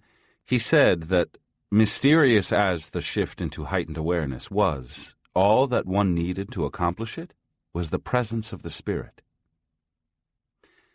I remarked that his statements that day either were extremely obscure or I was terribly dense because I couldn't follow his line of thought at all. He replied firmly that my confusion was unimportant and insisted that the only thing of real importance was that I understand that the mere contact with the spirit could bring about any movement of the assemblage point. "I've told you, the Nagual is the conduit of the spirit," he went on. "Since he spends a lifetime impeccably redefining his connecting link with intent, and since he has more energy than the average man, he can let the spirit express itself through him. So the first thing the sorcerer apprentice experiences is a shift in his level of awareness, a shift brought about simply by the presence of the Nagual. And what I want you to know is that there really is no procedure involved in making the assemblage point move. The spirit touches the apprentice, and his assemblage point moves. It is as simple as that." I told him that his assertions were disturbing because they contradicted what I had painfully learned to accept through personal experience, that heightened awareness was feasible as a sophisticated, although inexplicable, maneuver performed by Don Juan by means of which he manipulated my perception. Throughout the years of our association, he had time after time made me enter into heightened awareness by striking me on my back. I pointed out this contradiction. He replied that striking my back was more a trick to trap my attention and remove doubts from my mind than a bona fide maneuver to manipulate my perception. He called it a simple trick, in keeping with his moderate personality. He commented, not quite as a joke, that I was lucky he was a plain man, not given to weird behavior. Otherwise, instead of simple tricks, I would have had to endure bizarre rituals before he could remove all doubts from my mind to let the spirit move my assemblage point. What we need to do to allow magic to get a hold of us is to banish doubt from our minds, he said. Once doubts are banished, anything is possible. He reminded me of an event I had witnessed some months before in Mexico City, which I had found to be incomprehensible until he had explained it using the sorcerer's paradigm. What I had witnessed was a surgical operation performed by a famous psychic healer. A friend of mine was the patient. The healer was a woman who entered a very dramatic trance to operate on him. I was able to observe that using a kitchen knife, she cut his abdominal cavity open in the umbilical region, detached his diseased liver, washed it in a bucket of alcohol, put it back in, and closed the bloodless opening with just the pressure of her hands. There had been a number of people in the semi-dark room, witnesses to the operation. Some of them seemed to be interested observers, like myself. The others seemed to be the healer's helpers. After the operation, I talked briefly to 3 of the observers. They all agreed that they had witnessed the same events I had. When I talked to my friend, the patient, he reported that he had felt the operation as a dull, constant pain in his stomach and a burning sensation on his right side. I had narrated all of this to Don Juan, and I had even ventured a cynical explanation. I had told him that the semi-darkness of the room, in my opinion, lent itself perfectly to all kinds of sleight of hand, which could have accounted for the sight of the internal organs being pulled out of the abdominal cavity and washed in alcohol. The emotional shock caused by the healer's dramatic trance, which I also considered trickery, helped to create an atmosphere of almost religious faith. Don Juan immediately pointed out that this was a cynical opinion, not a cynical explanation, because it didn't explain the fact that my friend had really gotten well. Don Juan had then proposed an alternative view based on sorcerer's knowledge. He had explained that the event hinged on the salient fact that the healer was capable of moving the assemblage point of the exact number of people in her audience. The only trickery involved, if one could call it trickery, was that the number of people present in the room could not exceed the number she could handle. Her dramatic trance and the accompanying histrionics were, according to him, either well-thought-out devices the healer used to trap the attention of those present, or unconscious maneuvers dictated by the spirit itself. Whichever, they were the most appropriate means whereby the healer could foster the unity of thought needed to remove doubt from the minds of those present and force them into heightened awareness. When she cut the body open with a kitchen knife and removed the internal organs, it was not, Don Juan had stressed, sleight of hand. These were bona fide events, which, by virtue of taking place in heightened awareness, were outside the realm of everyday judgment. I had asked Don Juan how the healer could manage to move the assemblage points of those people without touching them. His reply had been that the healer's power, a gift or a stupendous accomplishment, was to serve as a conduit for the Spirit. It was the Spirit, he had said, and not the healer, which had moved those assemblage points.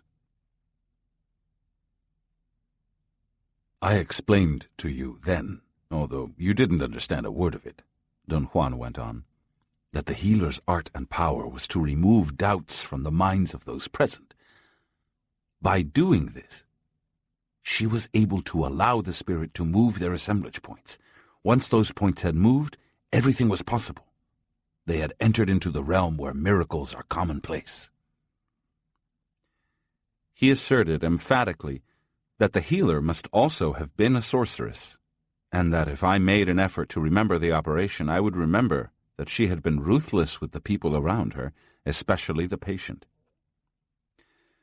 I repeated to him what I could recall of the session. The pitch and tone of the healer's flat, feminine voice changed dramatically when she entered a trance into a raspy, deep male voice. That voice announced that the spirit of a warrior of pre-Columbian antiquity had possessed the healer's body.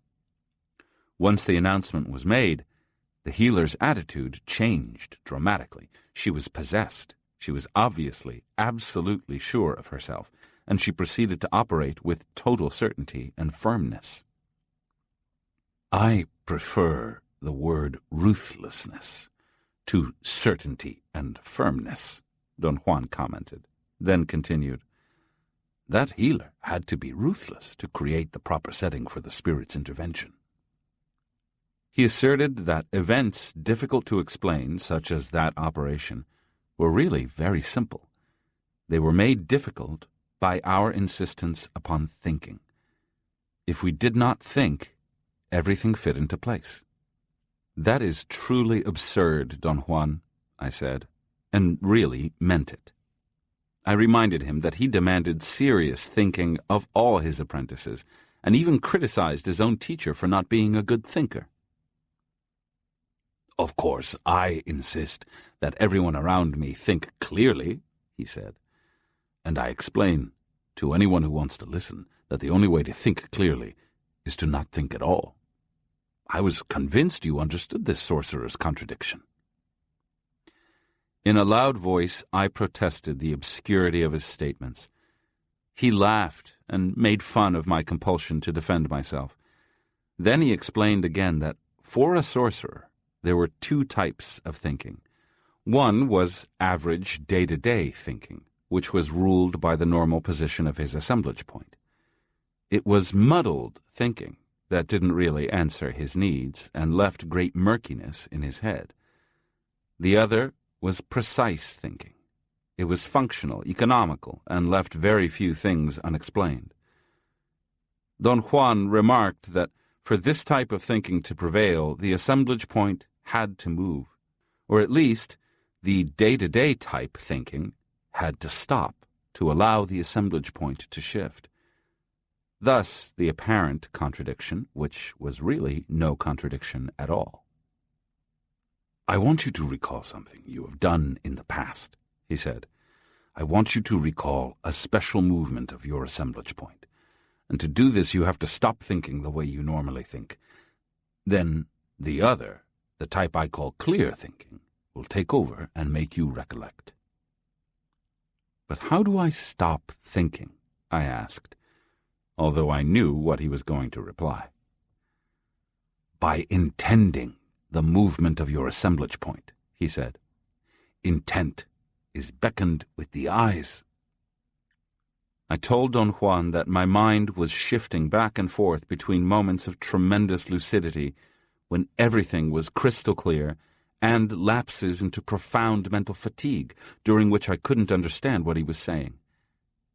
He tried to put me at ease, explaining that my instability was caused by a slight fluctuation of my assemblage point, which had not stabilized in the new position it had reached some years earlier. The fluctuation was the result of leftover feelings of self-pity. What new position is that, Don Juan? I asked. Years ago, and this is what I want you to recollect, your assemblage point reached the place of no pity, he replied. I beg your pardon? I said.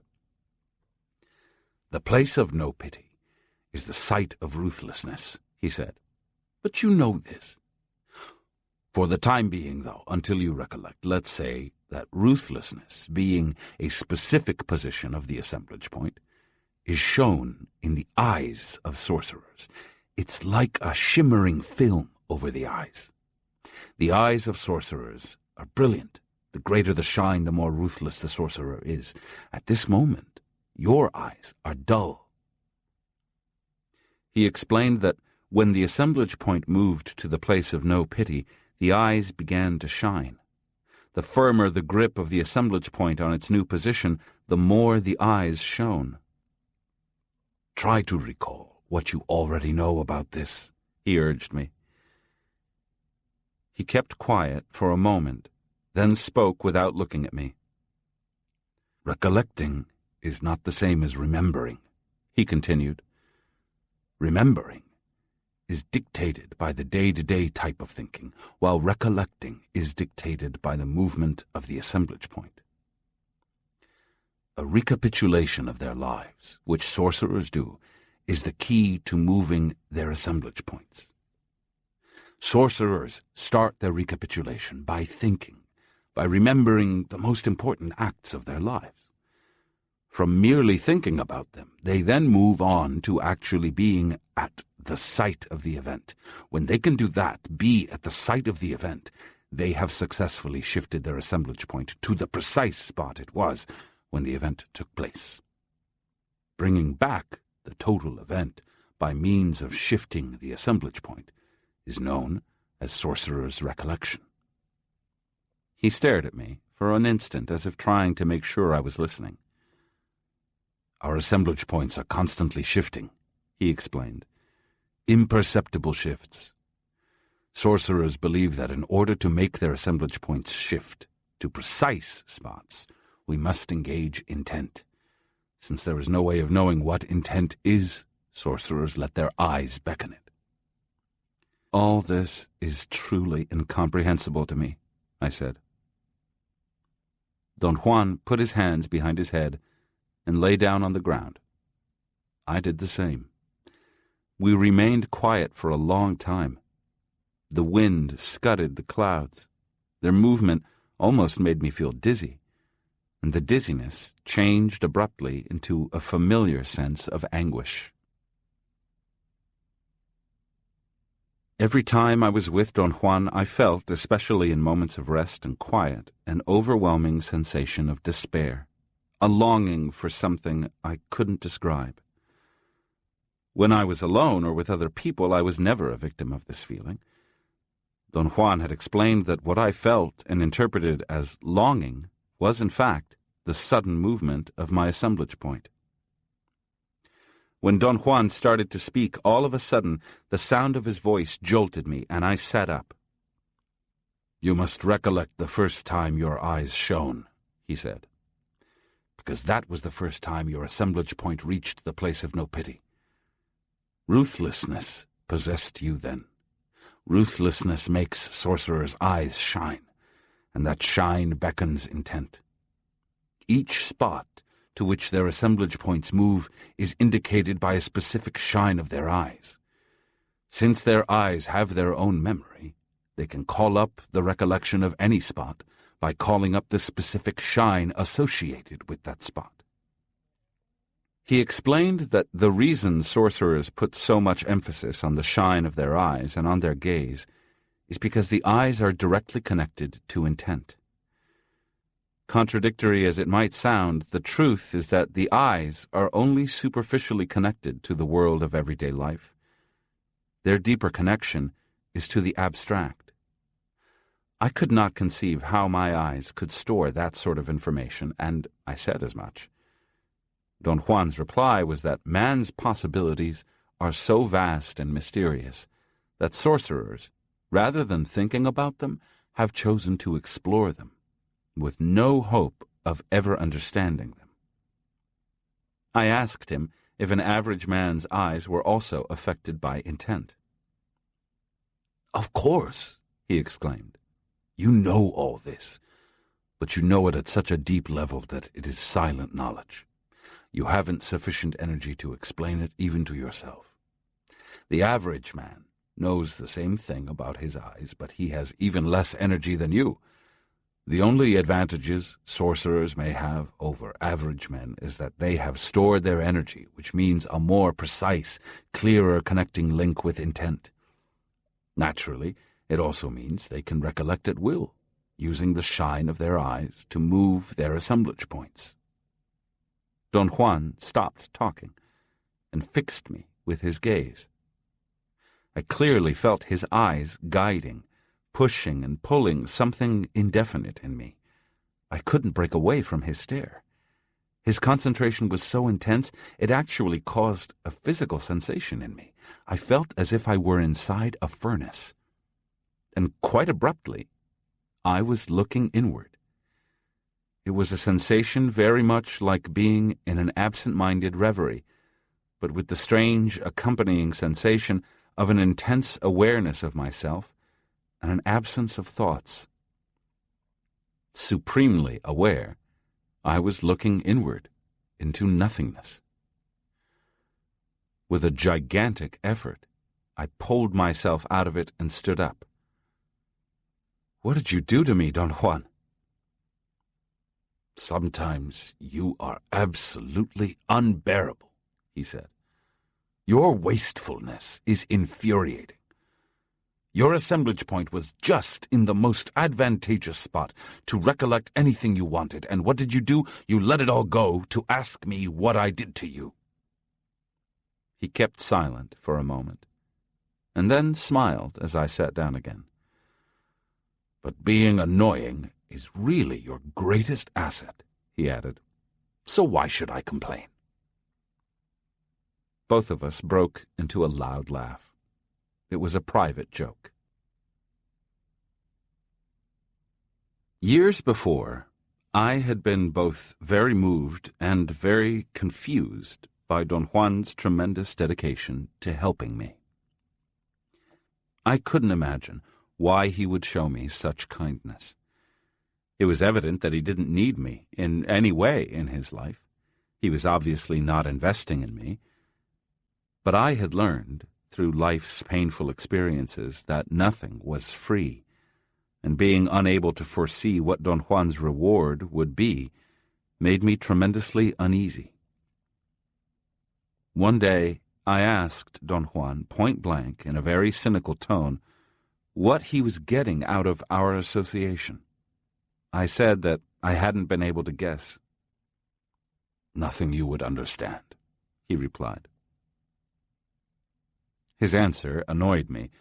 Belligerently, I told him I wasn't stupid and he could at least try to explain it to me.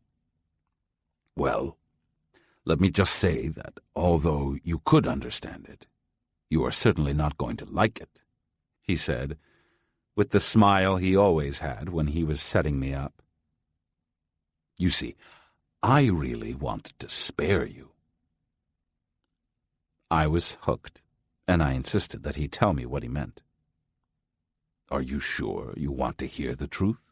he asked, knowing I could never say no, even if my life depended on it.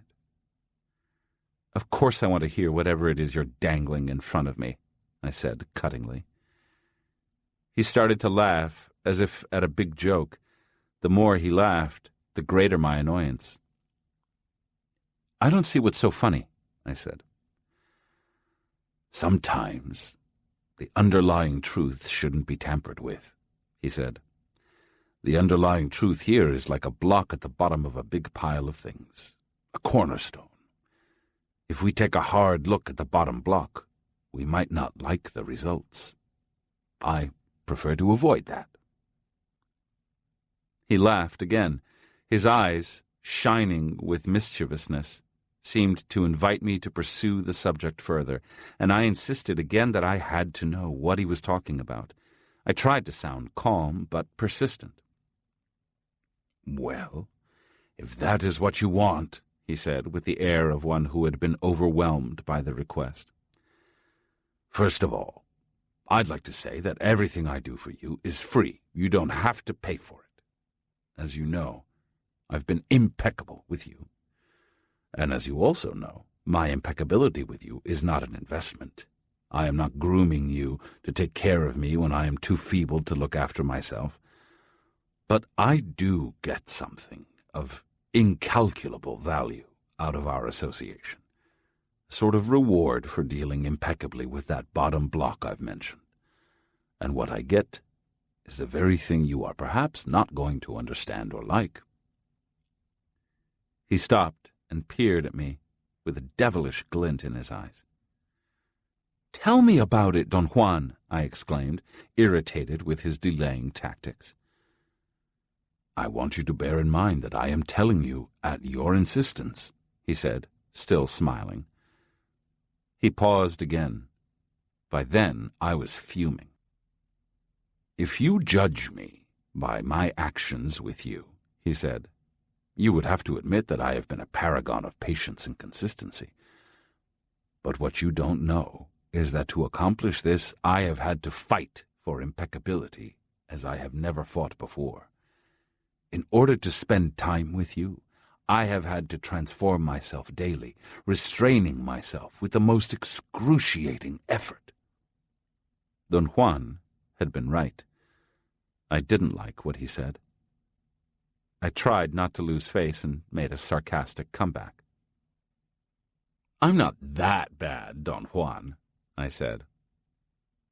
My voice sounded surprisingly unnatural to me.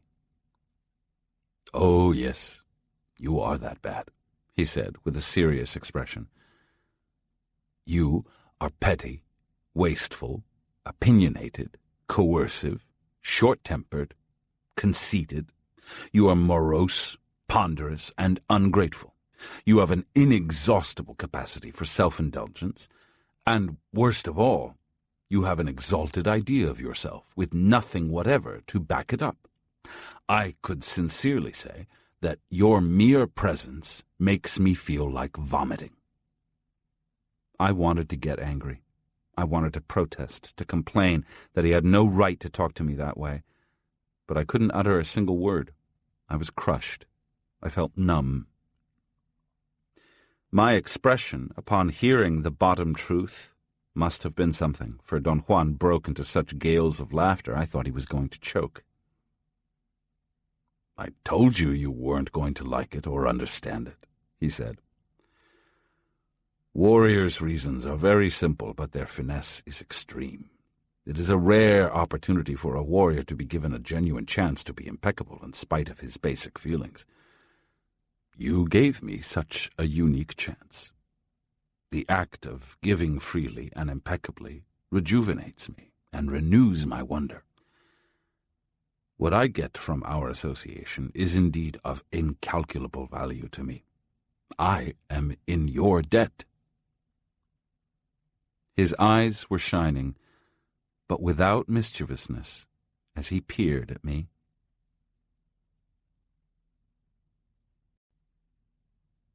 Don Juan began to explain what he had done. "I am the Nagual. I moved your assemblage point with the shine of my eyes," he said matter-of-factly. "The Nagual's eyes can do that. It's not difficult. After all, the eyes of all living beings can move someone else's assemblage point, especially if their eyes are focused on intent. Under normal conditions, however, people's eyes are focused on the world, looking for food, looking for shelter." He nudged my shoulder. "Looking for love," he added, and broke into a loud laugh. Don Juan constantly teased me about my looking for love. He never forgot a naive answer I once gave him when he had asked me what I actively looked for in life. He had been steering me toward admitting that I didn't have a clear goal, and he roared with laughter when I said that I was looking for love. "A good hunter mesmerizes his prey with his eyes," he went on. "With his gaze he moves the assemblage point of his prey, and yet his eyes are on the world, looking for food." I asked him if sorcerers could mesmerize people with their gaze. He chuckled and said that what I really wanted to know was if I could mesmerize women with my gaze, in spite of the fact that my eyes were focused on the world, looking for love. He added seriously that the sorcerer's safety valve was that by the time their eyes were really focused on intent, they were no longer interested in mesmerizing anyone. But for sorcerers to use the shine of their eyes to move their own or anyone else's assemblage point, he continued, they have to be ruthless. That is, they have to be familiar with that specific position of the assemblage point called the place of no pity. This is especially true for the Naguals. He said that each Nagual developed a brand of ruthlessness specific to him alone. He took my case as an example and said that because of my unstable natural configuration, I appeared to seers as a sphere of luminosity, not composed of 4 balls compressed into one, the usual structure of a Nagual, but as a sphere composed of only 3 compressed balls. This configuration made me automatically hide my ruthlessness behind a mask of indulgence and laxness. Naguals are very misleading, Don Juan went on. They always give the impression of something they are not, and they do it so completely that everybody, including those who know them best, believe their masquerade. I really don't understand how you can say that I am masquerading, Don Juan, I protested. You pass yourself off as an indulgent, relaxed man, he said. You give the impression of being generous, of having great compassion, and everybody is convinced of your genuineness. They can even swear that that is the way you are. But that is the way I am. Don Juan doubled up with laughter. The direction the conversation had taken was not to my liking. I wanted to set the record straight. I argued vehemently that I was truthful in everything I did, and challenged him to give me an example of my being otherwise.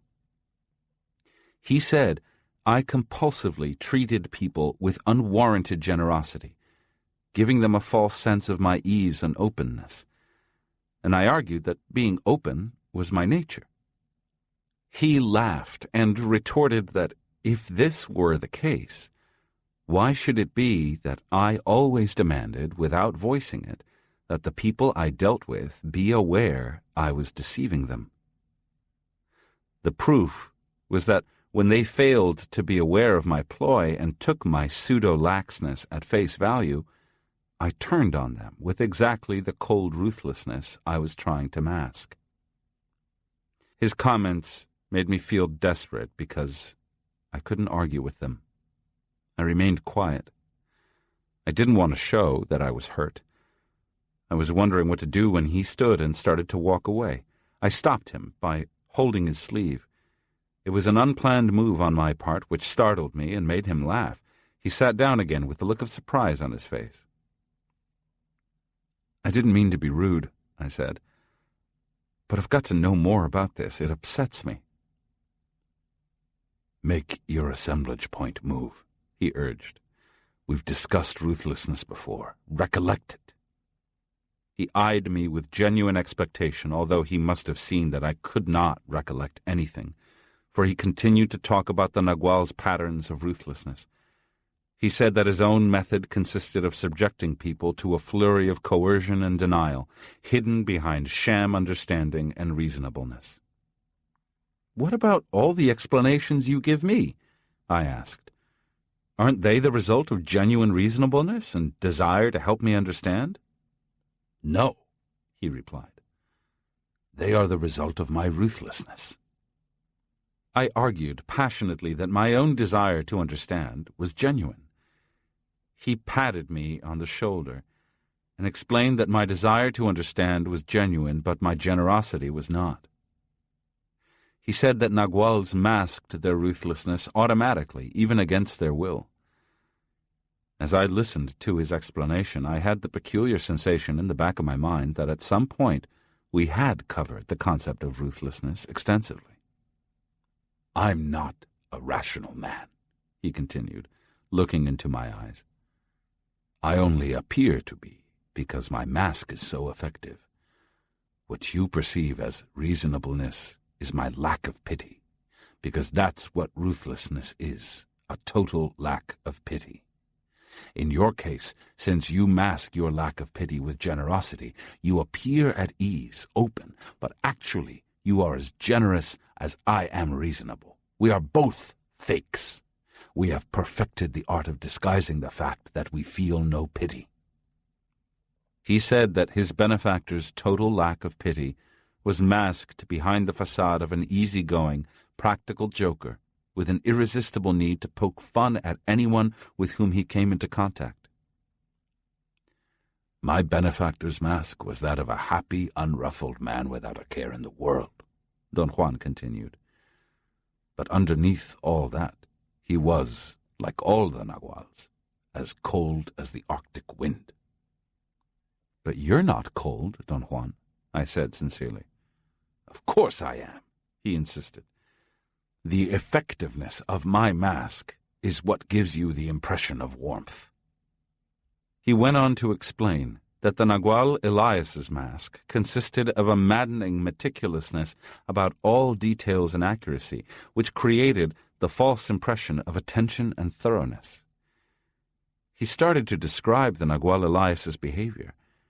As he talked, he kept watching me. And perhaps because he was observing me so intently, I was unable to concentrate at all on what he was saying. I made a supreme effort to gather my thoughts. He watched me for an instant, then went back to explaining ruthlessness. But I no longer needed his explanation. I told him that I had recollected what he wanted me to recollect, the first time my eyes had shone. Very early in my apprenticeship, I had achieved by myself a shift in my level of awareness. My assemblage point reached the position called the place of no pity. The place of no pity. Don Juan told me that there was no need to talk about the details of my recollection, at least not at that moment, because talk was used only to lead one to recollecting. Once the assemblage point moved, the total experience was relived. He also told me the best way to assure a complete recollection was to walk around. And so, both of us stood up, walked very slowly and in silence, following a trail in those mountains, until I had recollected everything. We were in the outskirts of Guaymas, in northern Mexico, on a drive from Nogales, Arizona, when it became evident to me that something was wrong with Don Juan. For the last hour or so, he had been unusually quiet and somber. I didn't think anything of it, but then abruptly his body twitched out of control. His chin hit his chest as if his neck muscles could no longer support the weight of his head. "Are you getting carsick, Don Juan?" I asked, suddenly alarmed. He didn't answer. He was breathing through his mouth. During the first part of our drive, which had taken several hours, he had been fine. We had talked a great deal about everything. When we had stopped in the city of Santa Ana to get gas, he was even doing push-outs against the roof of the car to loosen up the muscles of his shoulders. "What's wrong with you, Don Juan?" I asked. I felt pangs of anxiety in my stomach. With his head down, he mumbled that he wanted to go to a particular restaurant and, in a slow, faltering voice, gave me precise directions on how to get there. I parked my car on a side street a block from the restaurant. As I opened the car door on my side, he held on to my arm with an iron grip. Painfully, and with my help, he dragged himself out of the car over the driver's seat. Once he was on the sidewalk, he held onto my shoulders with both hands to straighten his back. In ominous silence, we shuffled down the street toward the dilapidated building where the restaurant was. Don Juan was hanging onto my arm with all his weight. His breathing was so accelerated, and the tremor in his body so alarming, that I panicked. I stumbled and had to brace myself against the wall to keep us both from falling to the sidewalk. My anxiety was so intense I couldn't think. I looked into his eyes. They were dull. They didn't have their usual shine. We clumsily entered the restaurant, and a solicitous waiter rushed over, as if on cue, to help Don Juan. "How are you feeling today?" he yelled into Don Juan's ear. He practically carried Don Juan from the door to a table, seated him, and then disappeared. "Does he know you, Don Juan?" I asked when we were seated. Without looking at me, he mumbled something unintelligible. I stood up and went to the kitchen to look for the busy waiter. "Do you know the old man I'm with?" I asked when I was able to corner him. "Of course I know him," he said with the attitude of someone who has just enough patience to answer one question. "He's the old man who suffers from strokes." That statement settled things for me. I knew then that Don Juan had suffered a mild stroke while we were driving. There was nothing I could have done to avoid it, but I felt helpless and apprehensive. The feeling that the worst had not yet happened made me feel sick to my stomach. I went back to the table and sat down in silence. Suddenly, the same waiter arrived with 2 plates of fresh shrimp and 2 large bowls of sea turtle soup. The thought occurred to me that either the restaurant served only shrimp and sea turtle soup, or Don Juan ate the same thing every time he was here. The waiter talked so loudly to Don Juan he could be heard above the clatter of customers. "Hope you like your food," he yelled. "If you need me, just lift your arm. I'll come right away." Don Juan nodded his head affirmatively, and the waiter left, after patting Don Juan affectionately on the back. Don Juan ate voraciously, smiling to himself from time to time. I was so apprehensive that just the thought of food made me feel nauseous. But then I reached a familiar threshold of anxiety, and the more I worried, the hungrier I became. I tried the food and found it incredibly good. I felt somewhat better after having eaten, but the situation hadn't changed, nor had my anxiety diminished. When Don Juan was through eating, he shot his arms straight above his head. In a moment, the waiter came over and handed me the bill.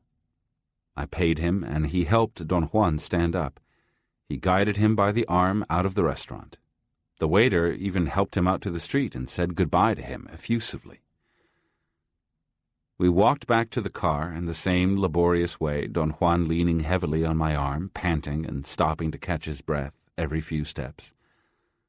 The waiter stood in the doorway, as if to make sure I wasn't going to let Don Juan fall. Don Juan took 2 or 3 full minutes to climb into the car. "Tell me, what can I do for you, Don Juan?" I pleaded. "Turn the car around," he ordered in a faltering, barely audible voice. "I want to go to the other side of town, to the store. They know me there, too. They are my friends." I told him I had no idea what store he was talking about. He mumbled incoherently and had a tantrum. He stamped on the floor of the car with both feet. He pouted and actually drooled on his shirt. Then he seemed to have an instant of lucidity. I got extremely nervous, watching him struggle to arrange his thoughts. He finally succeeded in telling me how to get to the store. My discomfort was at its peak. I was afraid that the stroke Don Juan had suffered was more serious than I thought. I wanted to be rid of him, to take him to his family or his friends, but I didn't know who they were. I didn't know what else to do. I made a U-turn and drove to the store, which he said was on the other side of town. I wondered about going back to the restaurant to ask the waiter if he knew Don Juan's family. I hoped someone in the store might know him. The more I thought about my predicament, the sorrier I felt for myself. Don Juan was finished. I had a terrible sense of loss, of doom. I was going to miss him, but my sense of loss was offset by my feeling of annoyance at being saddled with him at his worst. I drove around for almost an hour, looking for the store. I couldn't find it. Don Juan admitted that he might have made a mistake, that the store might be in a different town. By then, I was completely exhausted and had no idea what to do next. In my normal state of awareness, I always had the strange feeling that I knew more about him than my reason told me. Now, under the pressure of his mental deterioration, I was certain, without knowing why, that his friends were waiting for him somewhere in Mexico, although I didn't know where.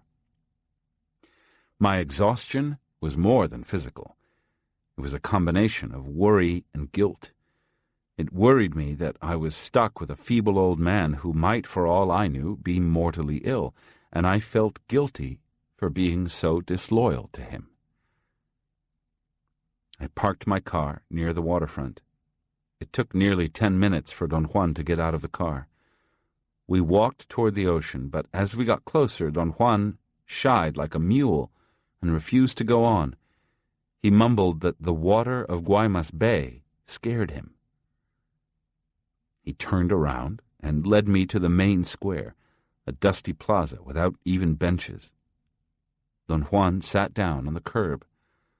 A street-cleaning truck went by, rotating its steel brushes, but no water was squirting into them. The cloud of dust made me cough. I was so disturbed by my situation that the thought of leaving him sitting there crossed my mind. I felt embarrassed at having had such a thought, and patted Don Juan's back. "You must make an effort and tell me where I can take you," I said softly. "Where do you want me to go?" "I want you to go to hell," he replied, in a cracked, raspy voice. Hearing him speak to me like this, I had the suspicion that Don Juan might not have suffered from a stroke, but some other crippling brain condition that had made him lose his mind and become violent. Suddenly, he stood up and walked away from me. I noticed how frail he looked. He had aged in a matter of hours. His natural vigor was gone, and what I saw before me was a terribly old, weak man. I rushed to lend him a hand. A wave of immense pity enveloped me. I saw myself, old and weak, barely able to walk. It was intolerable. I was close to weeping, not for Don Juan, but for myself. I held his arm and made him a silent promise that I would look after him no matter what. I was lost in a reverie of self-pity when I felt the numbing force of a slap across my face. Before I recovered from the surprise, Don Juan slapped me again across the back of my neck. He was standing facing me, shivering with rage. His mouth was half open and shook uncontrollably. "Who are you?" he yelled in a strained voice. He turned to a group of onlookers who had immediately gathered. "I don't know who this man is," he said to them. "Help me. I'm a lonely old Indian. He's a foreigner and he wants to kill me. They do that to helpless old people, kill them for pleasure." There was a murmur of disapproval. Various young, husky men looked at me menacingly. "What are you doing, Don Juan?" I asked him in a loud voice. I wanted to reassure the crowd that I was with him. "I don't know you," Don Juan shouted. "Leave me alone." He turned to the crowd and asked them to help him. He wanted them to restrain me until the police came. "Hold him," he insisted, "and someone please call the police. They'll know what to do with this man." I had the image of a Mexican jail. No one would know where I was. The idea that months would go by before someone noticed my disappearance made me react with vicious speed. I kicked the first young man who came close to me, then took off at a panicked run. I knew I was running for my life. Several young men ran after me. As I raced toward the main street, I realized that in a small city like Guaymas there were policemen all over the place, patrolling on foot. There were none in sight, and before I ran into one, I entered the first store in my path. I pretended to be looking for curios. The young men running after me went by noisily. I conceived a quick plan to buy as many things as I could. I was counting on being taken for a tourist by the people in the store. Then I was going to ask someone to help me carry the packages to my car. It took me quite a while to select what I wanted. I paid a young man in the store to help me carry my packages, but as I got closer to my car, I saw Don Juan standing by it, still surrounded by people. He was talking to a policeman who was taking notes. It was useless. My plan had failed. There was no way to get to my car. I instructed the young man to leave my packages on the sidewalk. I told him a friend of mine was going to drive by presently to take me to my hotel. He left, and I remained hidden behind the packages I was holding in front of my face, out of sight of Don Juan and the people around him.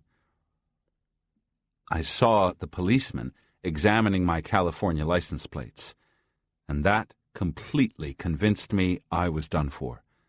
The accusation of the crazy old man was too grave, and the fact that I had run away would have only reinforced my guilt in the eyes of any policeman. Besides, I wouldn't have put it past a policeman to ignore the truth just to arrest a foreigner. I stood in the doorway for perhaps an hour. The policeman left, but the crowd remained around Don Juan, who was shouting and agitatedly moving his arms. I was too far away to hear what he was saying, but I could imagine the gist of his fast, nervous shouting. I was in desperate need of another plan. I considered checking into a hotel and waiting there for a couple of days before venturing out to get my car. I thought of going back to the store and having them call a taxi. I'd never had to hire a cab in Guaymas, and I had no idea if there were any, but my plan died instantly, with the realization that if the police were fairly competent and had taken Don Juan seriously, they would check the hotels. Perhaps the policeman had left Don Juan in order to do just that. Another alternative that crossed my mind was to get to the bus station and catch a bus to any town along the international border, or to take any bus leaving Guaymas in any direction. I abandoned the idea immediately. I was sure Don Juan had given my name to the policeman, and the police had probably already alerted the bus companies. My mind plunged into blind panic. I took short breaths to calm my nerves. I noticed then that the crowd around Don Juan was beginning to disperse. The policeman returned with a colleague, and the two of them moved away, walking slowly toward the end of the street. It was at that point that I felt a sudden, uncontrollable urge. It was as if my body were disconnected from my brain. I walked to my car, carrying all the packages. Without even the slightest trace of fear or concern, I opened the trunk, put the packages inside, then opened the driver's door. Don Juan was on the sidewalk by my car, looking at me absent-mindedly. I stared at him with a thoroughly uncharacteristic coldness. Never in my life had I had such a feeling. It wasn't hatred I felt, or even anger. I wasn't even annoyed with him. What I felt was not resignation or patience either, and it was certainly not kindness. Rather, it was a cold indifference, a frightening lack of pity. At that instant, I couldn't have cared less about what happened to Don Juan or myself.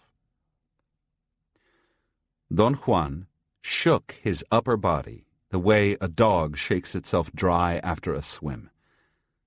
And then, as if all of it had only been a bad dream, he was again the man I knew. He quickly turned his jacket inside out.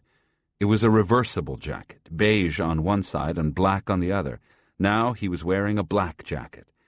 He threw his straw hat inside the car and carefully combed his hair. He pulled his shirt collar over the jacket collar, instantly making himself look younger. Without saying a word, he helped me put the rest of the packages in the car. When the two policemen ran back to us, blowing their whistles, drawn by the noise of the car doors being opened and closed, Don Juan very nimbly rushed to meet them. He listened to them attentively and assured them they had nothing to worry about.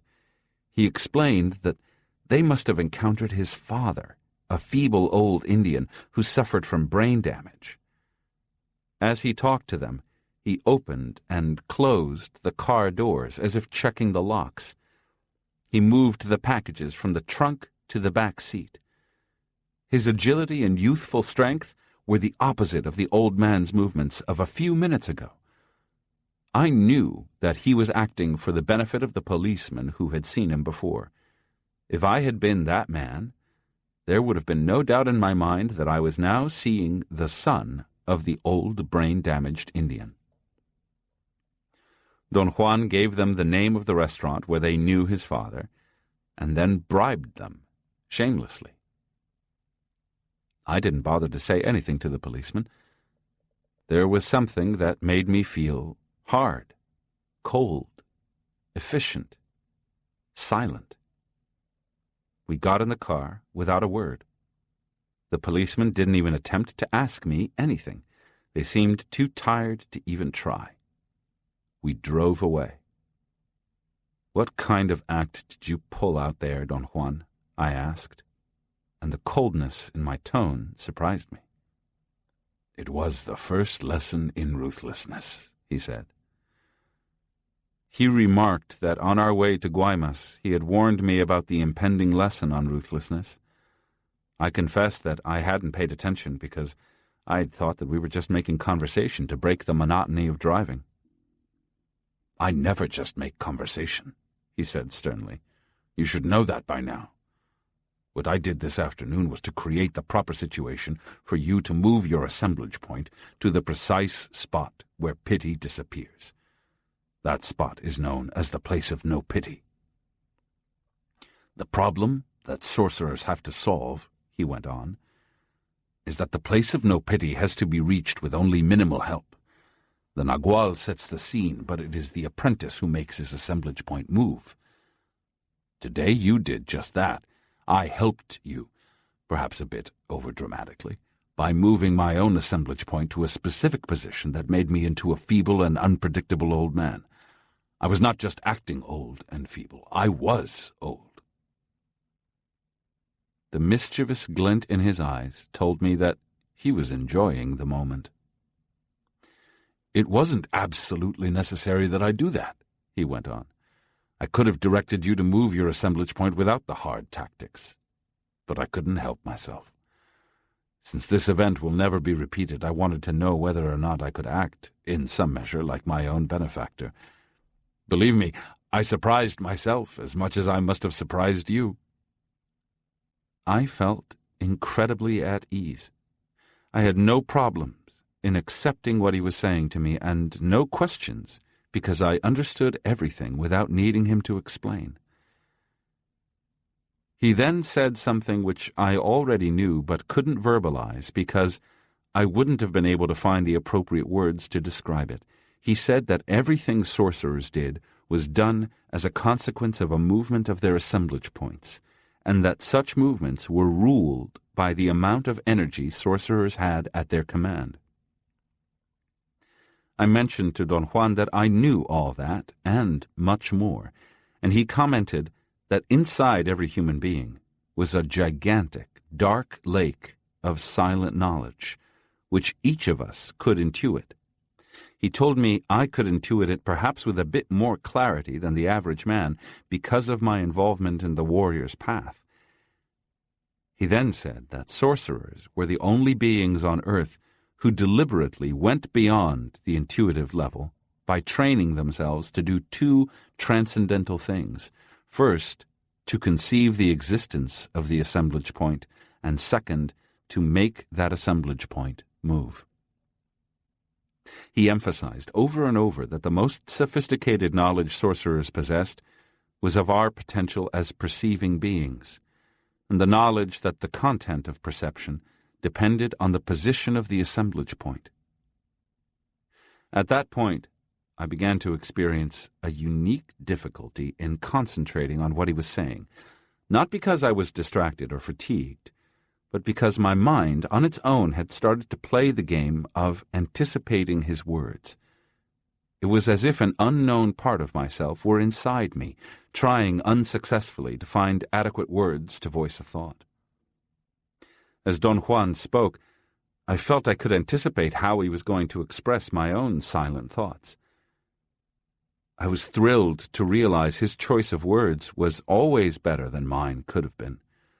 But anticipating his words also diminished my concentration. I abruptly pulled over to the side of the road, and right there I had, for the first time in my life, a clear knowledge of a dualism in me. Two obviously separate parts were within my being. One was extremely old, at ease, indifferent. It was heavy, dark, and connected to everything else. It was the part of me that didn't care, because it was equal to anything. It enjoyed things with no expectation. The other part was light, new, fluffy, agitated. It was nervous, fast. It cared about itself because it was insecure and didn't enjoy anything simply because it lacked the capacity to connect itself to anything. It was alone, on the surface, vulnerable. That was the part with which I looked at the world. I deliberately looked around with that part. Everywhere I looked, I saw extensive farmlands, and that insecure, fluffy, and caring part of me got caught between being proud of the industriousness of man and being sad at the sight of the magnificent old Sonoran desert turned into an orderly scene of furrows and domesticated plants. The old, dark, heavy part of me didn't care, and the two parts entered into a debate. The fluffy part wanted the heavy part to care, and the heavy part wanted the other one to stop fretting and to enjoy. "Why did you stop?" Don Juan asked. His voice produced a reaction, but it would be inaccurate to say that it was I who reacted. The sound of his voice seemed to solidify the fluffy part, and suddenly I was recognizably myself. I described to Don Juan the realization I had just had about my dualism. As he began to explain it in terms of the position of the assemblage point, I lost my solidity. The fluffy part became as fluffy as it had been when I first noticed my dualism, and once again I knew what Don Juan was explaining. He said that when the assemblage point moves and reaches the place of no pity, the position of rationality and common sense becomes weak. The sensation I was having of an older, dark, silent side was a view of the antecedents of reason. "I know exactly what you're saying," I told him. "I know a great number of things, but I can't speak of what I know. I don't know how to begin." "I have mentioned this to you already," he said. "What you are experiencing and call dualism is a view from another position of your assemblage point. From that position, you can feel the older side of man. And what the older side of man knows is called silent knowledge. It's a knowledge that you cannot yet voice." "Why not?" I asked. "Because in order to voice it, it is necessary for you to have and use an inordinate amount of energy," he replied. "You don't at this time have that kind of energy to spare." "Silent knowledge is something that all of us have," he went on. "Something that has complete mastery, complete knowledge of everything, but it cannot think. Therefore, it cannot speak of what it knows. Sorcerers believe that when man became aware that he knew and wanted to be conscious of what he knew, he lost sight of what he knew. This silent knowledge which you cannot describe is, of course, intent, the spirit, the abstract. Man's error was to want to know it directly, the way he knew everyday life. The more he wanted, the more ephemeral it became." "But what does that mean in plain words, Don Juan?" I asked. "It means that man gave up silent knowledge for the world of reason," he replied. "The more he clings to the world of reason, the more ephemeral intent becomes." I started the car, and we drove in silence. Don Juan didn't attempt to give me directions or tell me how to drive, a thing he often did in order to exacerbate my self-importance. I had no clear idea where I was going, yet something in me knew. I let that part take over. Very late in the evening, we arrived at the big house Don Juan's group of sorcerers had in a rural area of the state of Sinaloa in northwestern Mexico. The journey seemed to have taken no time at all. I couldn't remember the particulars of our drive. All I knew about it was that we hadn't talked. The house seemed to be empty. There were no signs of people living there. I knew, however, that Don Juan's friends were in the house. I could feel their presence without actually having to see them. Don Juan lit some kerosene lanterns, and we sat down at a sturdy table. It seemed that Don Juan was getting ready to eat. I was wondering what to say or do when a woman entered noiselessly and put a large plate of food on the table. I wasn't prepared for her entrance, and when she stepped out of the darkness into the light, as if she had materialized out of nowhere, I gasped involuntarily. "Don't be scared. It's me, Carmela," she said, and disappeared, swallowed again by the darkness. I was left with my mouth open in mid-scream. Don Juan laughed so hard that I knew everybody in the house must have heard him. I half expected them to come, but no one appeared. I tried to eat, but I wasn't hungry. I began to think about the woman. I didn't know her. That is, I could almost identify her, but I couldn't quite work my memory of her out of the fog that obscured my thoughts. I struggled to clear my mind. I felt that it required too much energy, and I gave up. Almost as soon as I had stopped thinking about her, I began to experience a strange, numbing anxiety. At first, I believed that the dark, massive house and the silence in and around it were depressing. But then my anguish rose to incredible proportions right after I heard the faint barking of dogs in the distance. For a moment, I thought that my body was going to explode. Don Juan intervened quickly. He jumped to where I was sitting and pushed my back until it cracked. The pressure on my back brought me immediate relief. When I had calmed down, I realized I had lost, together with the anxiety that had nearly consumed me, the clear sense of knowing everything. I could no longer anticipate how Don Juan was going to articulate what I myself knew. Don Juan then started a most peculiar explanation. First, he said that the origin of the anxiety that had overtaken me with the speed of wildfire was the sudden movement of my assemblage point, caused by Carmela's sudden appearance, and by my unavoidable effort to move my assemblage point to the place where I would be able to identify her completely. He advised me to get used to the idea of recurrent attacks of the same type of anxiety, because my assemblage point was going to keep moving. "Any movement of the assemblage point is like dying," he said. "Everything in us gets disconnected, then reconnected again to a source of much greater power. That amplification of energy is felt as a killing anxiety." "What am I to do when this happens?" I asked. "Nothing," he said. "Just wait. The outburst of energy will pass. What's dangerous is not knowing what is happening to you. Once you know, there is no real danger." Then he talked about ancient man. He said that ancient man knew in the most direct fashion what to do and how best to do it. But because he performed so well, he started to develop a sense of selfness, which gave him the feeling that he could predict and plan the actions he was used to performing, and thus the idea of an individual self appeared, an individual self which began to dictate the nature and scope of man's actions. As the feeling of the individual self became stronger, man lost his natural connection to silent knowledge.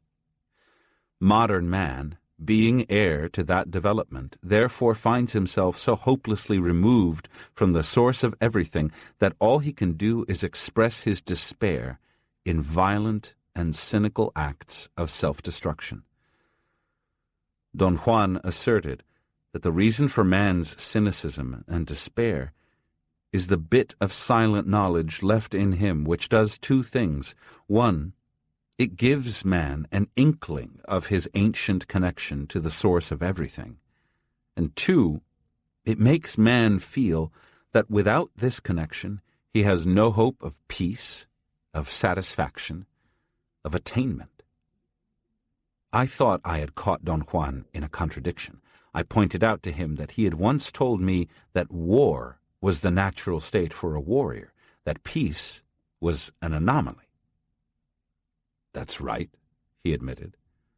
"But war for a warrior doesn't mean acts of individual or collective stupidity or wanton violence. War for a warrior is the total struggle against that individual self that has deprived man of his power." Don Juan said then that it was time for us to talk further about ruthlessness, the most basic premise of sorcery. He explained that sorcerers had discovered that any movement of the assemblage point meant a movement away from the excessive concern with that individual self which was the mark of modern man. He went on to say that sorcerers believed it was the position of the assemblage point which made modern man a homicidal egotist, a being totally involved with his self-image. Having lost hope of ever returning to the source of everything, man sought solace in his selfness, and, in doing so, he succeeded in fixing his assemblage point in the exact position to perpetuate his self-image. It was therefore safe to say that any movement of the assemblage point away from its customary position resulted in a movement away from man's self-reflection and its concomitant, self-importance. Don Juan described self-importance as the force generated by man's self-image. He reiterated that it is that force which keeps the assemblage point fixed where it is at present. For this reason, the thrust of the warrior's way is to dethrone self-importance. And everything sorcerers do is toward accomplishing this goal. He explained that sorcerers had unmasked self-importance and found that it is self-pity masquerading as something else. "It doesn't sound possible, but that is what it is," he said. "Self-pity is the real enemy and the source of man's misery. Without a degree of pity for himself, man could not afford to be as self-important as he is. However, once the force of self-importance is engaged, it develops its own momentum, and it is this seemingly independent nature of self-importance which gives it its fake sense of worth." His explanation, which I would have found incomprehensible under normal conditions, seemed thoroughly cogent to me. But because of the duality in me, which still pertained, it appeared a bit simplistic. Don Juan seemed to have aimed his thoughts and words at a specific target, and I, in my normal state of awareness, was that target. He continued his explanation, saying that sorcerers are absolutely convinced that by moving our assemblage points away from their customary position, we achieve a state of being which could only be called ruthlessness. Sorcerers knew by means of their practical actions that as soon as their assemblage points move, their self-importance crumbles. Without the customary position of their assemblage points, their self-image can no longer be sustained, and without the heavy focus on that self-image, they lose their self-compassion, and with it, their self-importance. Sorcerers are right, therefore, in saying that self-importance is merely self-pity in disguise. He then took my experience of the afternoon and went through it step by step. He stated that a nagual in his role as leader or teacher has to behave in the most efficient, but at the same time, most impeccable way. Since it's not possible for him to plan the course of his actions rationally, the Nagual always lets the spirit decide his course.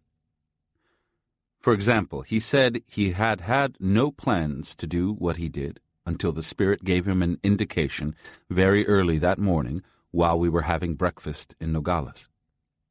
He urged me to recall the event and tell him what I could remember. I recalled that during breakfast I got very embarrassed because Don Juan made fun of me. "Think about the waitress," Don Juan urged me. All I can remember about her is that she was rude. "But what did she do?" he insisted. "What did she do while she waited to take our order?" After a moment's pause, I remembered that she was a hard-looking young woman who threw the menu at me and stood there, almost touching me, silently demanding that I hurry up and order. While she waited, impatiently tapping her big foot on the floor, she pinned her long black hair up on her head. The change was remarkable. She looked more appealing, more mature.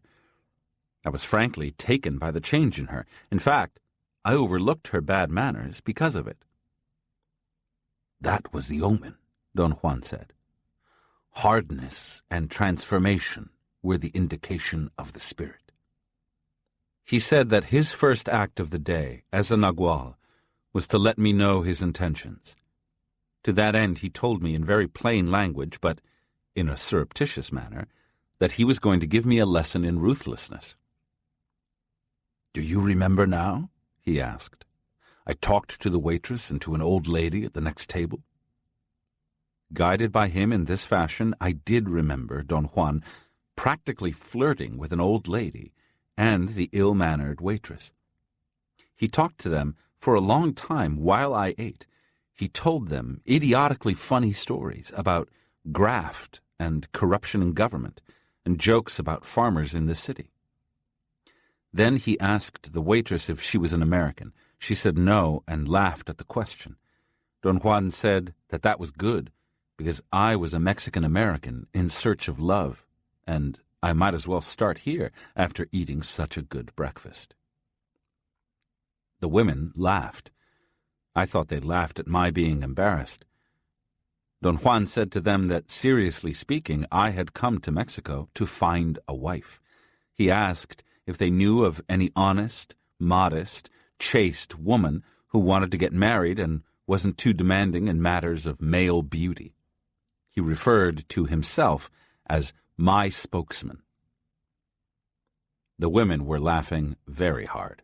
I was truly chagrined. Don Juan turned to the waitress and asked her if she would marry me. She said that she was engaged. It looked to me as though she was taking Don Juan seriously. "Why don't you let him speak for himself?" the old lady asked Don Juan. "Because he has a speech impediment," he said. "He stutters horribly." The waitress said that I had been perfectly normal when I ordered my food.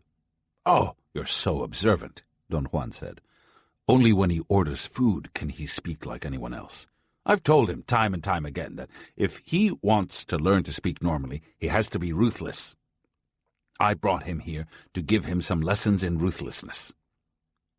"Poor man," the old woman said. "Well, we'd better get going if we are going to find love for him today," Don Juan said as he stood to leave. "You're serious about this marriage business," the young waitress said to Don Juan. "You bet," he replied. "I'm going to help him get what he needs, so he can cross the border and go to the place of no pity." I thought Don Juan was calling either marriage or the USA the place of no pity.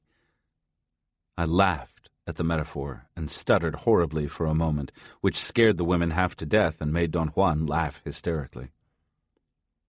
"It was imperative that I state my purpose to you then," Don Juan said, continuing his explanation. "I did, but it bypassed you completely, as it should have."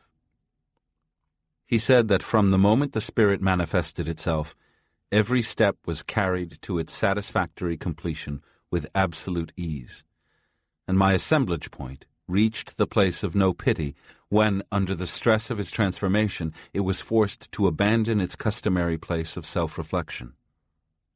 The position of self-reflection, Don Juan went on, forces the assemblage point to assemble a world of sham compassion, but of very real cruelty and self-centeredness. In that world, the only real feelings are those convenient for the one who feels them. For a sorcerer, ruthlessness is not cruelty. Ruthlessness is the opposite of self-pity or self-importance. Ruthlessness is sobriety.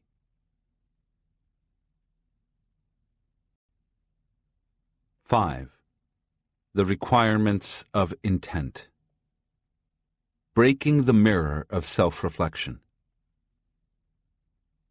We spent a night at the spot where I had recollected my experience in Guaymas. During that night, because my assemblage point was pliable, Don Juan helped me to reach new positions, which immediately became blurry non-memories. The next day, I was incapable of remembering what had happened, or what I had perceived. I had, nonetheless, the acute sensation of having had bizarre experiences. Don Juan agreed that my assemblage point had moved beyond his expectations, yet he refused to give me even a hint of what I had done. His only comment had been that someday I would recollect everything. Around noon, we continued on up the mountains. We walked in silence and without stopping until late in the afternoon. As we slowly climbed a mildly steep mountain ridge, Don Juan suddenly spoke. I didn't understand any of what he was saying. He repeated it until I realized he wanted to stop on a wide ledge visible from where we were. He was telling me that we would be protected there from the wind by the boulders and large bushy shrubs. Tell me, which spot on the ledge would be best for us to sit out all night? He asked. Earlier, as we were climbing, I had spotted the almost unnoticeable ledge. It appeared as a patch of darkness on the face of the mountain. I had identified it with a very quick glance. Now that Don Juan was asking my opinion, I detected a spot of even greater darkness, one almost black on the south side of the ledge. The dark ledge and the almost black spot in it didn't generate any feeling of fear or anxiety. I felt that I liked that ledge, and I liked its dark spot even more. That spot there is very dark, but I like it, I said, when we reached the ledge. He agreed that that was the best place to sit all night. He said it was a place with a special level of energy and that he, too, liked its pleasing darkness. We headed toward some protruding rocks. Don Juan cleared an area by the boulders, and we sat with our backs against them. I told him that, on the one hand, I thought it had been a lucky guess on my part to choose that very spot, but on the other, I couldn't overlook the fact that I had perceived it with my eyes. I wouldn't say that you perceived it exclusively with your eyes, he said. It was a bit more complex than that. What do you mean by that, Don Juan? I asked. I mean that you have possibilities you are not yet aware of, he replied. Since you're quite careless, you may think that all of what you perceive is simply average sensory perception. He said that if I doubted him, he dared me to go down to the base of the mountain again and corroborate what he was saying. He predicted that it would be impossible for me to see the dark ledge merely by looking at it. I stated vehemently that I had no reason to doubt him. I was not going to climb down that mountain. He insisted that we climb down. I thought he was doing it just to tease me. I got nervous, though, when it occurred to me that he might be serious. He laughed so hard he choked. He commented on the fact that all animals could detect in their surroundings areas with special levels of energy. Most animals were frightened of these spots and avoided them. The exceptions were mountain lions and coyotes, which lay and even slept on such spots whenever they happened upon them. But only sorcerers deliberately sought such spots for their effects. I asked him what the effects were. He said that they gave out imperceptible jolts of invigorating energy, and he remarked that average men living in natural settings could find such spots, even though they were not conscious about having found them nor aware of their effects. "How do they know they have found them?" I asked. "They never do," he replied. "Sorcerers watching men travel on foot trails notice right away that men always become tired and rest right on the spot with a positive level of energy. If, on the other hand, they are going through an area with an injurious flow of energy, they become nervous and rush. If you ask them about it, they will tell you they rushed through that area because they felt energized. But it is the opposite. The only place that energizes them is the place where they feel tired." He said that sorcerers are capable of finding such spots by perceiving with their entire bodies minute surges of energy in their surroundings. The sorcerer's increased energy, derived from the curtailment of their self-reflection, allows their senses a greater range of perception. "I've been trying to make clear to you that the only worthwhile course of action, whether for sorcerers or average men, is to restrict our involvement with our self-image," he continued. "What a Nagual aims at with his apprentices is the shattering of their mirror of self-reflection." He added that each apprentice was an individual case and that the Nagual had to let the spirit decide about the particulars. "Each of us has a different degree of attachment to his self-reflection," he went on, "and that attachment is felt as need. For example, before I started on the path of knowledge, my life was endless need, and years after the Nagual Julian had taken me under his wing, I was still just as needy, if not more so. But there are examples of people, sorcerers or average men, who need no one. They get peace, harmony, laughter, knowledge directly from the Spirit. They need no intermediaries. For you and for me, it's different. I'm your intermediary, and the Nagual Julian was mine. Intermediaries, besides providing a minimal chance, the awareness of intent, help shatter people's mirrors of self-reflection. The only concrete help you ever get from me is that I attack your self-reflection. If it weren't for that, you would be wasting your time. This is the only real help you've gotten from me." "You've taught me, Don Juan, more than anyone in my entire life," I protested. "I've taught you all kinds of things in order to trap your attention," he said. "You'll swear, though, that teaching has been the important part. It hasn't. There is very little value in instruction. Sorcerers maintain that moving the assemblage point is all that matters, and that movement, as you well know, depends on increased energy and not on instruction." He then made an incongruous statement. He said that any human being who would follow a specific and simple sequence of actions can learn to move his assemblage point. I pointed out that he was contradicting himself. To me, a sequence of actions meant instructions. It meant procedures.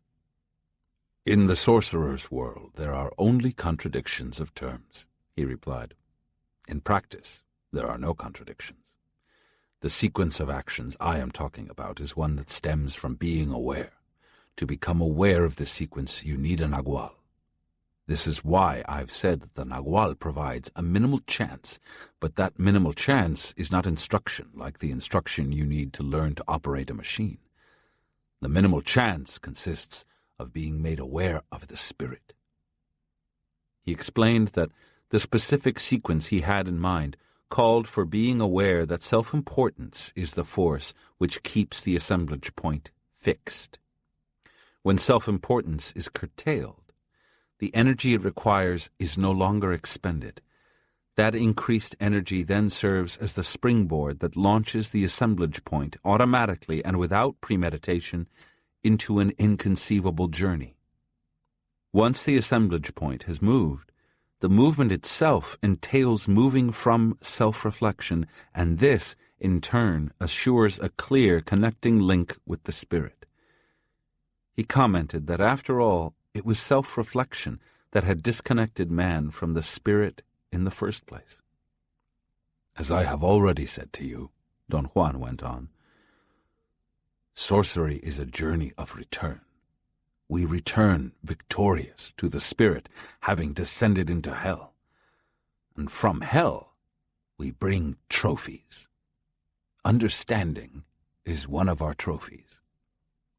I told him that his sequence seemed very easy and very simple when he talked about it, but that when I had tried to put it into practice, I had found it the total antithesis of ease and simplicity. Our difficulty with this simple progression, he said, is that most of us are unwilling to accept that we need so little to get on with. We are geared to expect instruction, teaching, guides, masters.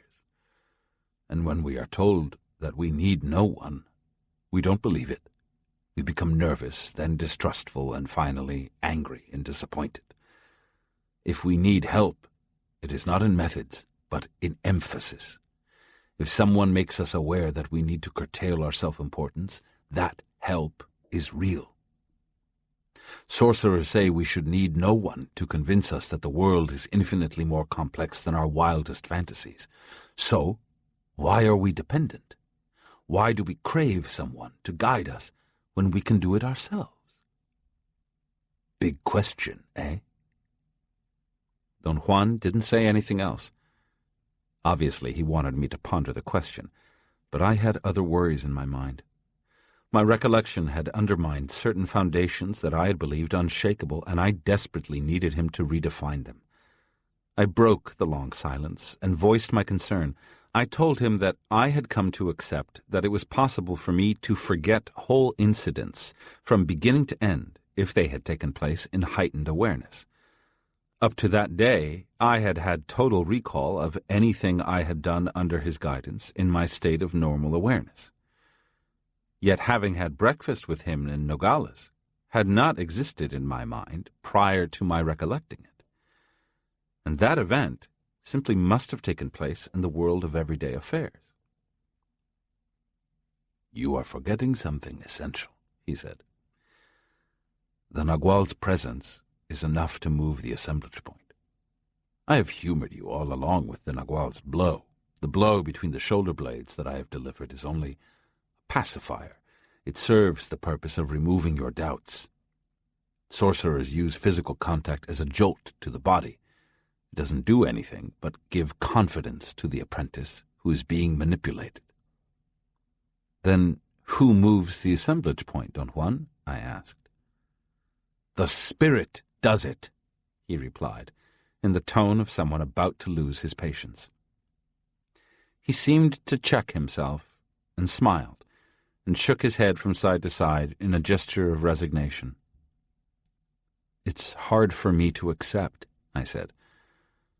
My mind is ruled by the principle of cause and effect. He had one of his usual attacks of inexplicable laughter. Inexplicable from my point of view, of course. I must have looked annoyed. He put his hand on my shoulder. I laugh like this periodically because you are demented, he said. The answer to everything you ask me is staring you right in the eyes, and you don't see it. I think dementia is your curse. His eyes were so shiny, so utterly crazy and mischievous, that I ended up laughing myself. I have insisted to the point of exhaustion that there are no procedures in sorcery, he went on. There are no methods, no steps. The only thing that matters is the movement of the assemblage point. And no procedure can cause that. It's an effect that happens all by itself. He pushed me as if to straighten my shoulders, and then he peered at me, looking right into my eyes. My attention became riveted to his words. "Let us see how you figure this out," he said. "I have just said that the movement of the assemblage point happens by itself, but I have also said that the Nagual's presence moves his apprentice's assemblage point, and that the way the Nagual masks his ruthlessness either helps or hinders that movement. How would you resolve this contradiction?" I confessed that I had been just about to ask him about the contradiction, for I had been aware of it, but that I couldn't even begin to think of resolving it. I was not a sorcery practitioner. "What are you, then?" he asked. "I am a student of anthropology, trying to figure out what sorcerers do," I said. My statement was not altogether true, but it wasn't a lie. Don Juan laughed uncontrollably. "It's too late for that," he said. "Your assemblage point has moved already, and it is precisely that movement that makes one a sorcerer." He stated that what seemed a contradiction was really the two sides of the same coin. The Nagual entices the assemblage point into moving by helping to destroy the mirror of self-reflection. But that is all the Nagual can do. The actual mover is the spirit, the abstract, something that cannot be seen or felt, something that does not seem to exist and yet does. For this reason, sorcerers report that the assemblage point moves all by itself, or they say that the Nagual moves it. The Nagual, being the conduit of the abstract, is allowed to express it through his actions. I looked at Don Juan questioningly. "The Nagual moves the assemblage point, and yet it is not he himself who does the actual moving," Don Juan said. "Or perhaps it would be more appropriate to say that the spirit expresses itself in accordance with the Nagual's impeccability. The spirit can move the assemblage point with the mere presence of an impeccable Nagual." He said that he had wanted to clarify this point because if it was misunderstood, it led a Nagual back to self-importance and thus to his destruction. He changed the subject and said that because the spirit had no perceivable essence, sorcerers deal rather with the specific instances and ways in which they are able to shatter the mirror of self-reflection. Don Juan noted that in this area it was important to realize the practical value of the different ways in which the Naguals masked their ruthlessness. He said my mask of generosity, for example, was adequate for dealing with people on a shallow level, but useless for shattering their self-reflection, because it forced me to demand an almost impossible decision on their part. I expected them to jump into the sorcerer's world without any preparation. "A decision such as that jump must be prepared for," he went on. "And in order to prepare for it, any kind of mask for a Nagual's ruthlessness will do, except the mask of generosity." Perhaps because I desperately wanted to believe that I was truly generous, his comments on my behavior renewed my terrible sense of guilt. He assured me that I had nothing to be ashamed of, and that the only undesirable effect was that my pseudo-generosity did not result in positive trickery. In this regard, he said, although I resembled his benefactor in many ways, my mask of generosity was too crude, too obvious to be of value to me as a teacher. A mask of reasonableness, such as his own, however, was very effective in creating an atmosphere propitious to moving the assemblage point. His disciples totally believed his pseudo-reasonableness. In fact, they were so inspired by it that he could easily trick them into exerting themselves to any degree. "What happened to you that day in Guaymas was an example of how the Nagual's masked ruthlessness shatters self-reflection," he continued. "My mask was your downfall. You, like everyone around me, believed my reasonableness. And of course you expected, above all, the continuity of that reasonableness. When I faced you with not only the senile behavior of a feeble old man, but with the old man himself, your mind went to extremes in its efforts to repair my continuity and your self-reflection, and so you told yourself that I must have suffered a stroke. Finally, when it became impossible to believe in the continuity of my reasonableness, your mirror began to break down. From that point on, the shift of your assemblage point was just a matter of time. The only thing in question was whether it was going to reach the place of no pity. I must have appeared skeptical to Don Juan, for he explained that the world of our self-reflection, or of our mind, was very flimsy and was held together by a few key ideas that served as its underlying order. When those ideas failed, the underlying order ceased to function.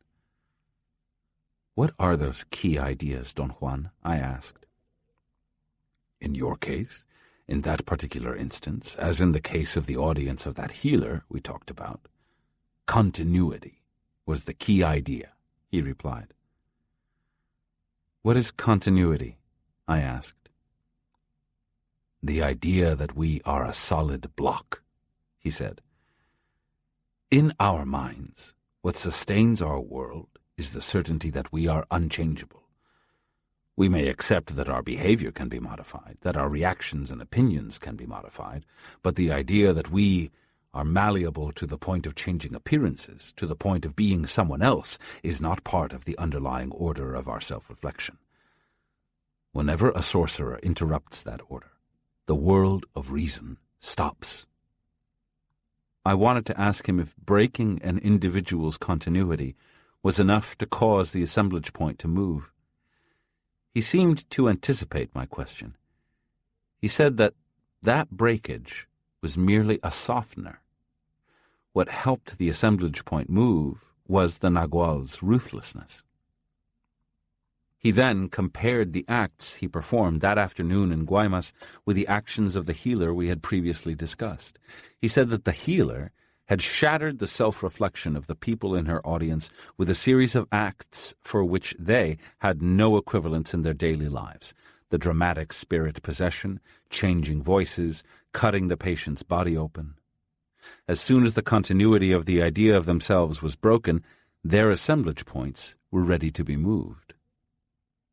He reminded me that he had described to me in the past the concept of stopping the world. He had said that stopping the world was as necessary for sorcerers as reading and writing was for me. It consisted of introducing a dissonant element into the fabric of everyday behavior for purposes of halting the otherwise smooth flow of ordinary events which were catalogued in our minds by our reason. The dissonant element was called not doing, or the opposite of doing. Doing was anything that was part of a whole for which we had a cognitive account. Not doing was an element that did not belong in that charted whole. Sorcerers, because they are stalkers, understand human behavior to perfection, he said. They understand, for instance, that human beings are creatures of inventory. Knowing the ins and outs of a particular inventory is what makes a man a scholar or an expert in his field. Sorcerers know that when an average person's inventory fails, the person either enlarges his inventory or his world of self-reflection collapses. The average person is willing to incorporate new items into his inventory if they don't contradict the inventory's underlying order. But if the items contradict that order, the person's mind collapses. The inventory is the mind. Sorcerers count on this when they attempt to break the mirror of self-reflection. He explained that day he had carefully chosen the props for his act to break my continuity. He slowly transformed himself until he was indeed a feeble old man, and then, in order to reinforce the breaking of my continuity, he took me to a restaurant where they knew him as an old man. I interrupted him. I had become aware of a contradiction I hadn't noticed before. He had said at the time that the reason he transformed himself was that he wanted to know what it was like to be old. The occasion was propitious and unrepeatable. I had understood that statement as meaning that he had not been an old man before, yet at the restaurant they knew him as the feeble old man who suffered from strokes. The Nagual's ruthlessness has many aspects, he said. It's like a tool that adapts itself to many uses. Ruthlessness is a state of being. It is a level of intent that the Nagual attains. The Nagual uses it to entice the movement of his own assemblage point, or those of his apprentices, or he uses it to stalk. I began that day as a stalker, pretending to be old, and ended up as a genuinely old, feeble man. My ruthlessness, controlled by my eyes, made my own assemblage point move. Although I had been at the restaurant many times before as an old, sick man, I had only been stalking, merely playing at being old.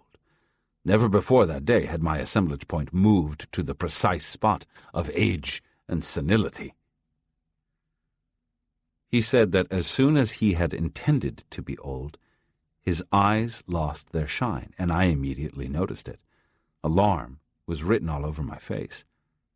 The loss of the shine in his eyes was a consequence of using his eyes to intend the position of an old man. As his assemblage point reached that position, he was able to age in appearance, behavior, and feeling. I asked him to clarify the idea of intending with the eyes. I had the faint notion I understood it, yet I couldn't formulate even to myself what I knew. The only way of talking about it is to say that intent is intended with the eyes, he said. I know that it is so. Yet just like you, I can't pinpoint what it is I know. Sorcerers resolve this particular difficulty by accepting something extremely obvious. Human beings are infinitely more complex and mysterious than our wildest fantasies. I insisted that he had not shed any light on the matter. All I can say is that the eyes do it, he said cuttingly. I don't know how, but they do it. They summon intent with something indefinable that they have, something in their shine. Sorcerers say that intent is experienced with the eyes, not with the reason. He refused to add anything and went back to explaining my recollection. He said that once his assemblage point had reached the specific position that made him genuinely old, doubts should have been completely removed from my mind. But due to the fact that I took pride in being super-rational, I immediately did my best to explain away his transformation. I've told you over and over that being too rational is a handicap, he said. Human beings have a very deep sense of magic. We are part of the mysterious. Rationality is only a veneer with us. If we scratch that surface, we find a sorcerer underneath. Some of us, however, have great difficulty getting underneath the surface level. Others do it with total ease. You and I are very alike in this respect. We both have to sweat blood before we let go of our self-reflection. I explained to him that for me, holding on to my rationality had always been a matter of life or death, even more so when it came to my experiences in his world. He remarked that that day in Guaymas my rationality had been exceptionally trying for him. From the start, he had had to make use of every device he knew to undermine it. To that end, he began by forcibly putting his hands on my shoulders and nearly dragging me down with his weight. That blunt physical maneuver was the first jolt to my body. And this, together with my fear caused by his lack of continuity, punctured my rationality. But puncturing your rationality was not enough, Don Juan went on. I knew that if your assemblage point was going to reach the place of no pity, I had to break every vestige of my continuity. That was when I became really senile and made you run around town and finally got angry at you and slapped you. You were shocked, but you were on the road to instant recovery when I gave your mirror of self-image what should have been its final blow. I yelled bloody murder. I didn't expect you to run away. I had forgotten about your violent outbursts."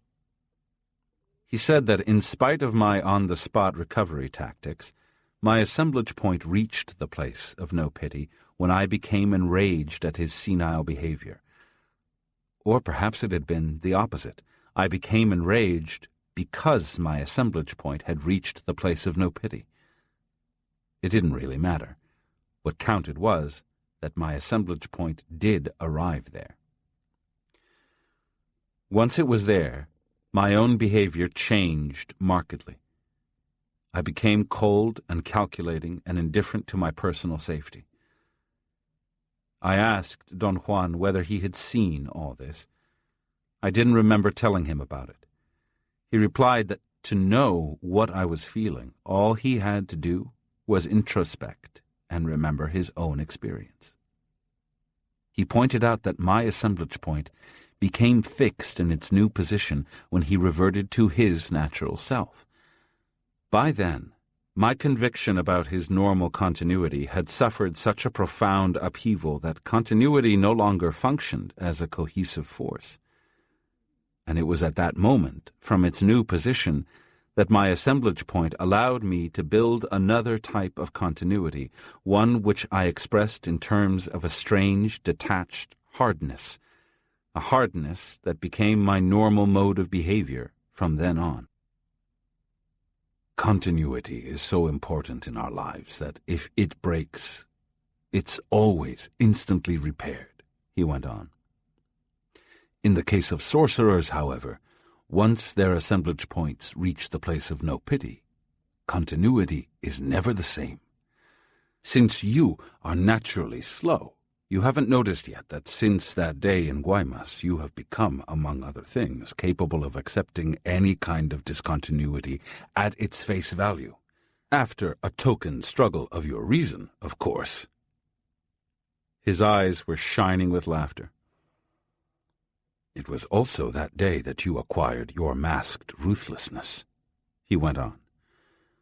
Your mask wasn't as well developed as it is now, of course, but what you got then was the rudiments of what was to become your mask of generosity. I tried to protest. I didn't like the idea of masked ruthlessness, no matter how he put it.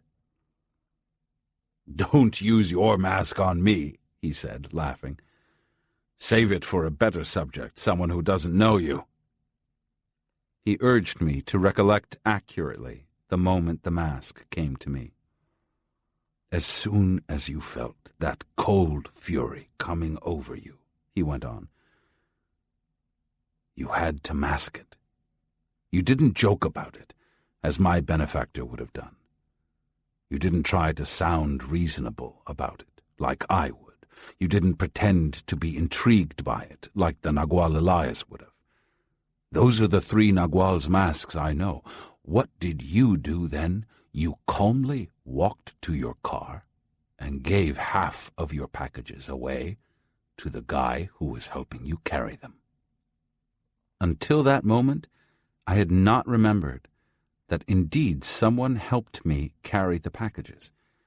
I told Don Juan that I had seen lights dancing before my face, and I had thought I was seeing them because, driven by my cold fury, I was on the verge of fainting.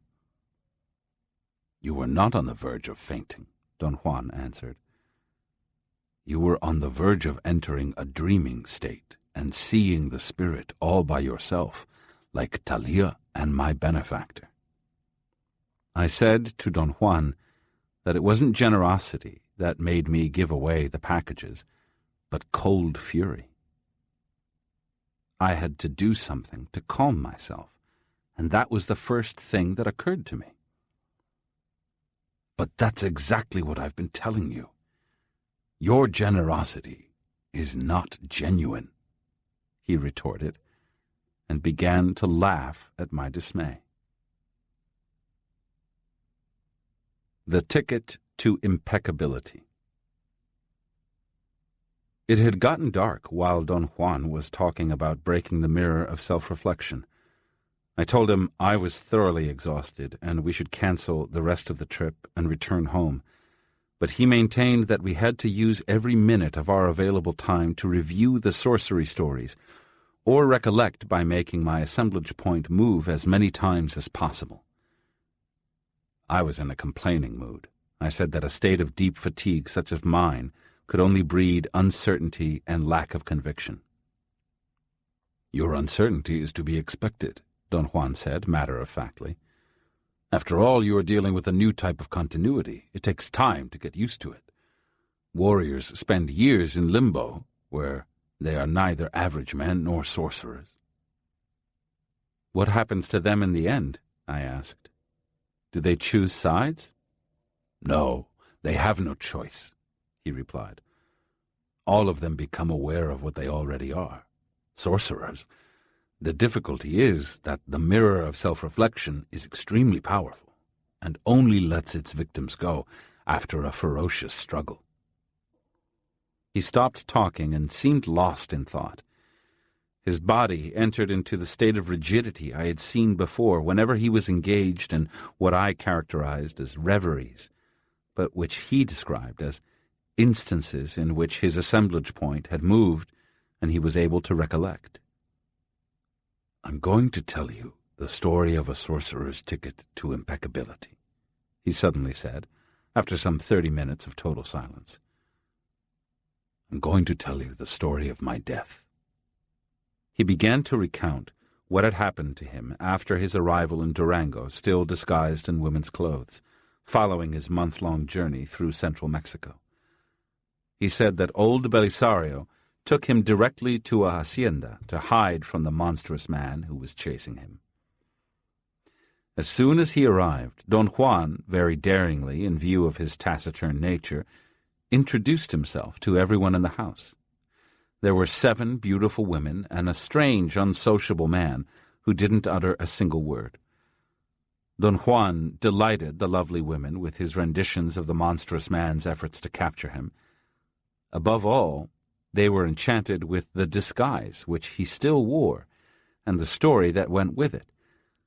They never tired of hearing the details of his trip, and all of them advised him on how to perfect the knowledge he had acquired during his journey. What surprised Don Juan was their poise and assuredness, which were unbelievable to him. The 7 women were exquisite, and they made him feel happy. He liked them and trusted them. They treated him with respect and consideration, but something in their eyes told him that under their facades of charm there existed a terrifying coldness, an aloofness he could never penetrate. The thought occurred to him that in order for these strong and beautiful women to be so at ease and to have no regard for formalities, they had to be loose women. Yet it was obvious to him that they were not. Don Juan was left alone to roam the property. He was dazzled by the huge mansion and its grounds. He had never seen anything like it. It was an old colonial house with a high surrounding wall. Inside were balconies with flower pots and patios with enormous fruit trees that provided shade, privacy, and quiet. There were large rooms, and on the ground floor, airy corridors around the patios. On the upper floor there were mysterious bedrooms where Don Juan was not permitted to set foot. During the following days, Don Juan was amazed by the profound interest the women took in his well-being. They did everything for him. They seemed to hang on his every word. Never before had people been so kind to him, but also never before had he felt so solitary. He was always in the company of the beautiful, strange women, and yet he had never been so alone. Don Juan believed that his feeling of aloneness came from being unable to predict the behavior of the women or to know their real feelings. He knew only what they told him about themselves. A few days after his arrival, the woman who seemed to be their leader gave him some brand-new men's clothes and told him that his woman's disguise was no longer necessary because whoever the monstrous man might have been, he was now nowhere in sight. She told him he was free to go whenever he pleased. Don Juan begged to see Belisario, whom he hadn't seen since the day they arrived. The woman said that Belisario was gone. He had left word, however, that Don Juan could stay in the house as long as he wanted, but only if he was in danger. Don Juan declared he was in mortal danger. During his few days in the house, he had seen the monster constantly, always sneaking about the cultivated fields surrounding the house. The woman didn't believe him, and told him bluntly that he was a con artist, pretending to see the monster so they would take him in. She told him their house was not a place to loaf. She stated they were serious people who worked very hard and couldn't afford to keep a freeloader. Don Juan was insulted. He stomped out of the house, but when he caught sight of the monster hiding behind the ornamental shrubbery bordering the walk, his fright immediately replaced his anger. He rushed back into the house and begged the woman to let him stay. He promised to do peon labor for no wages if he could only remain at the hacienda. She agreed, with the understanding that Don Juan would accept 2 conditions: that he not ask any questions, and that he do exactly as he was told without requiring any explanations. She warned him that if he broke these rules, his stay at the house would be in jeopardy. I stayed in the house, really under protest, Don Juan continued. I did not like to accept her conditions, but I knew that the monster was outside. In the house, I was safe. I knew that the monstrous man was always stopped at an invisible boundary that encircled the house at a distance of perhaps 100 yards. Within that circle, I was safe. As far as I could discern, there must have been something about that house that kept the monstrous man away, and that was all I cared about. I also realized that when the people of the house were around me, the monster never appeared. After a few weeks, with no change in his situation, the young man who Don Juan believed had been living in the monster's house, disguised as old Belisario, reappeared. He told Don Juan that he had just arrived, that his name was Julian, and that he owned the hacienda. Don Juan naturally asked him about his disguise, but the young man, looking him in the eye and without the slightest hesitation, denied knowledge of any disguise. "How can you stand here in my own house and talk such rubbish?" he shouted at Don Juan. "What do you take me for?" "But you are Belisario, aren't you?" Don Juan insisted. "No," the young man said. "Belisario is an old man. I am Julian, and I'm young, don't you see?" Don Juan meekly admitted that he had not been quite convinced that it was a disguise, and immediately realized the absurdity of his statement. If being old was not a disguise, then it was a transformation, and that was even more absurd. Don Juan's confusion increased by the moment. He asked about the monster, and the young man replied that he had no idea what monster he was talking about. He conceded that Don Juan must have been scared by something. Otherwise, old Belisario would not have given him sanctuary. But whatever reason Don Juan had for hiding, it was his personal business.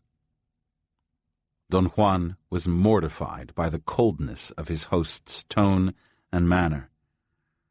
Risking his anger, Don Juan reminded him that they had met.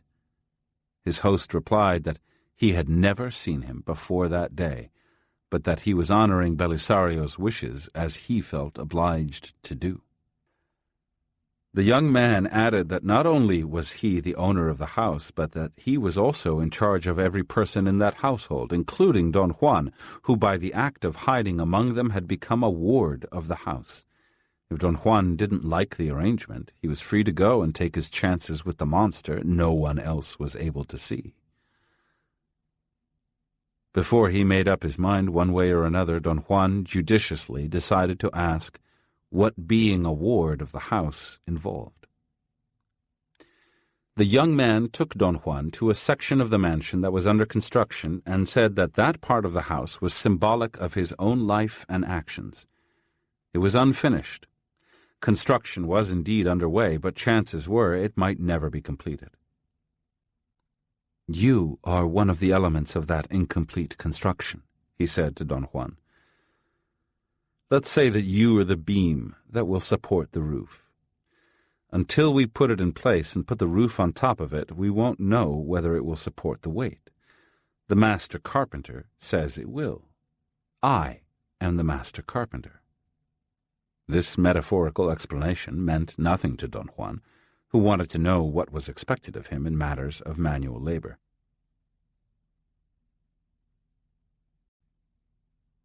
The young man tried another approach. "I'm a nagual," he explained. "I bring freedom. I'm the leader of the people in this house. You are in this house, and because of that, you are part of it, whether you like or not." Don Juan looked at him dumbfounded, unable to say anything. "I am the Nagual Julian," his host said, smiling. "Without my intervention, there is no way to freedom." Don Juan still did not understand, but he began to wonder about his safety in light of the man's obviously erratic mind.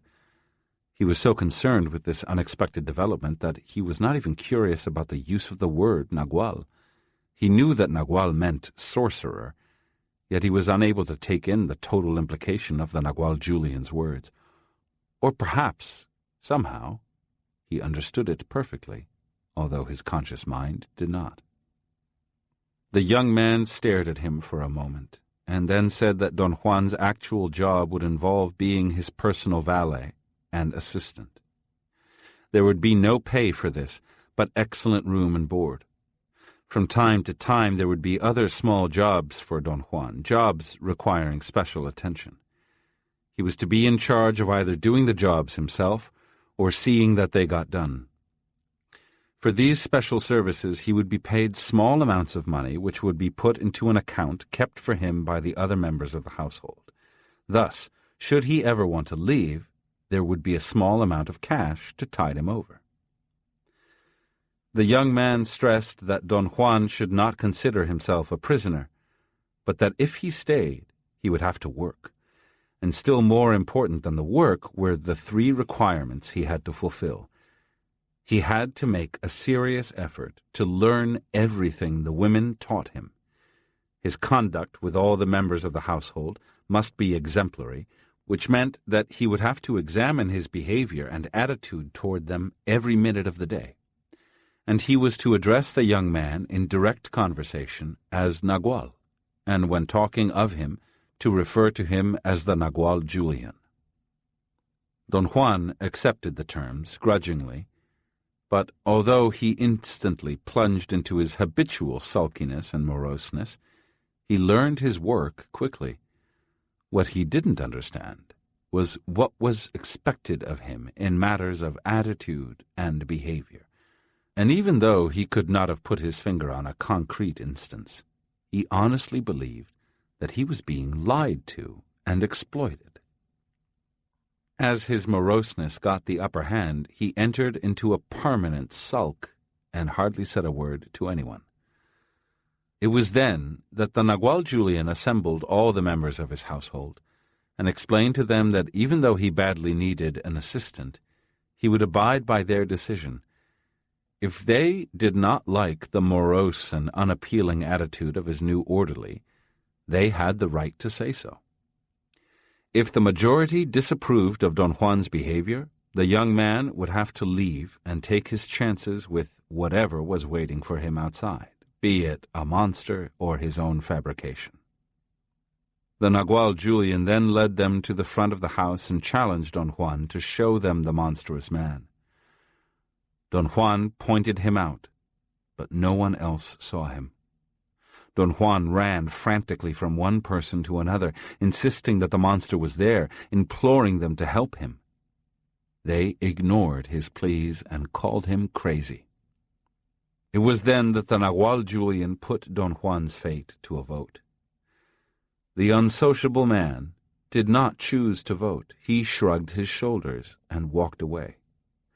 All the women spoke out against Don Juan staying. They argued that he was simply too morose and bad-tempered.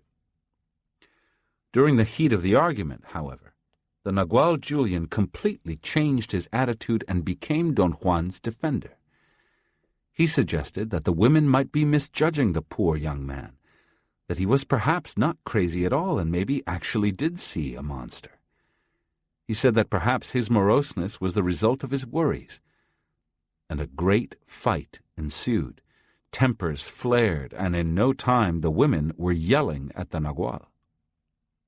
Don Juan heard the argument, but was past caring. He knew they were going to throw him out and that the monstrous man would certainly capture him and take him into slavery. In his utter helplessness, he began to weep.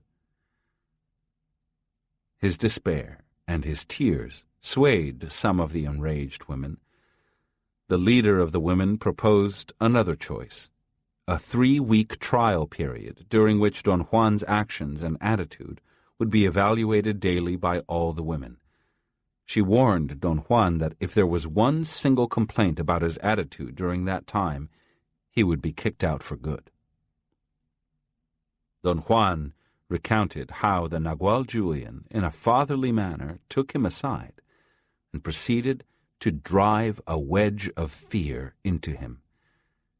He whispered to Don Juan that he knew for a fact that the monster not only existed, but was roaming the property. Nevertheless, because of certain previous agreements with the women, agreements he could not divulge, he was not permitted to tell the women what he knew. He urged Don Juan to stop demonstrating his stubborn, morose personality and pretend to be the opposite. "Pretend to be happy and satisfied," he said to Don Juan. "If you don't, the women will kick you out. That prospect alone should be enough to scare you. Use that fear as a real driving force. It's the only thing you have."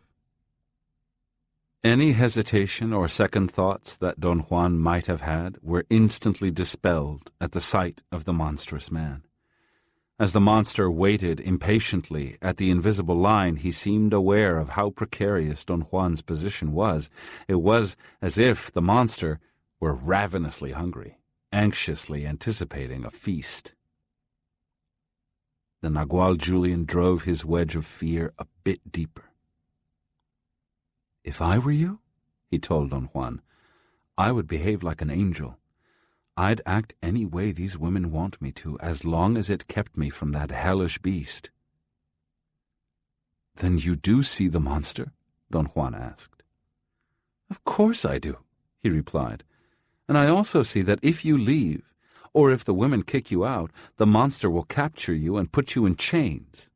That will change your attitude for sure. Slaves don't have any choice but to behave well with their masters. They say that the pain inflicted by a monster like that is beyond anything." Don Juan knew that his only hope was to make himself as congenial as he possibly could. The fear of falling prey to that monstrous man was indeed a powerful psychological force. Don Juan told me that by some quirk in his own nature, he was boorish only with the women. He never behaved badly in the presence of the Nagual Julian. For some reason that Don Juan could not determine, in his mind the Nagual was not someone he could attempt to affect, either consciously or subconsciously. The other member of the household, the unsociable man, was of no consequence to Don Juan. Don Juan had formed an opinion the moment he met him, and had discounted him. He thought that the man was weak, indolent, and overpowered by those beautiful women.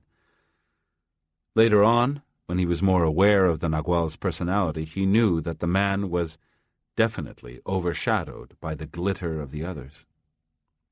As time passed, the nature of leadership and authority among them became evident to Don Juan.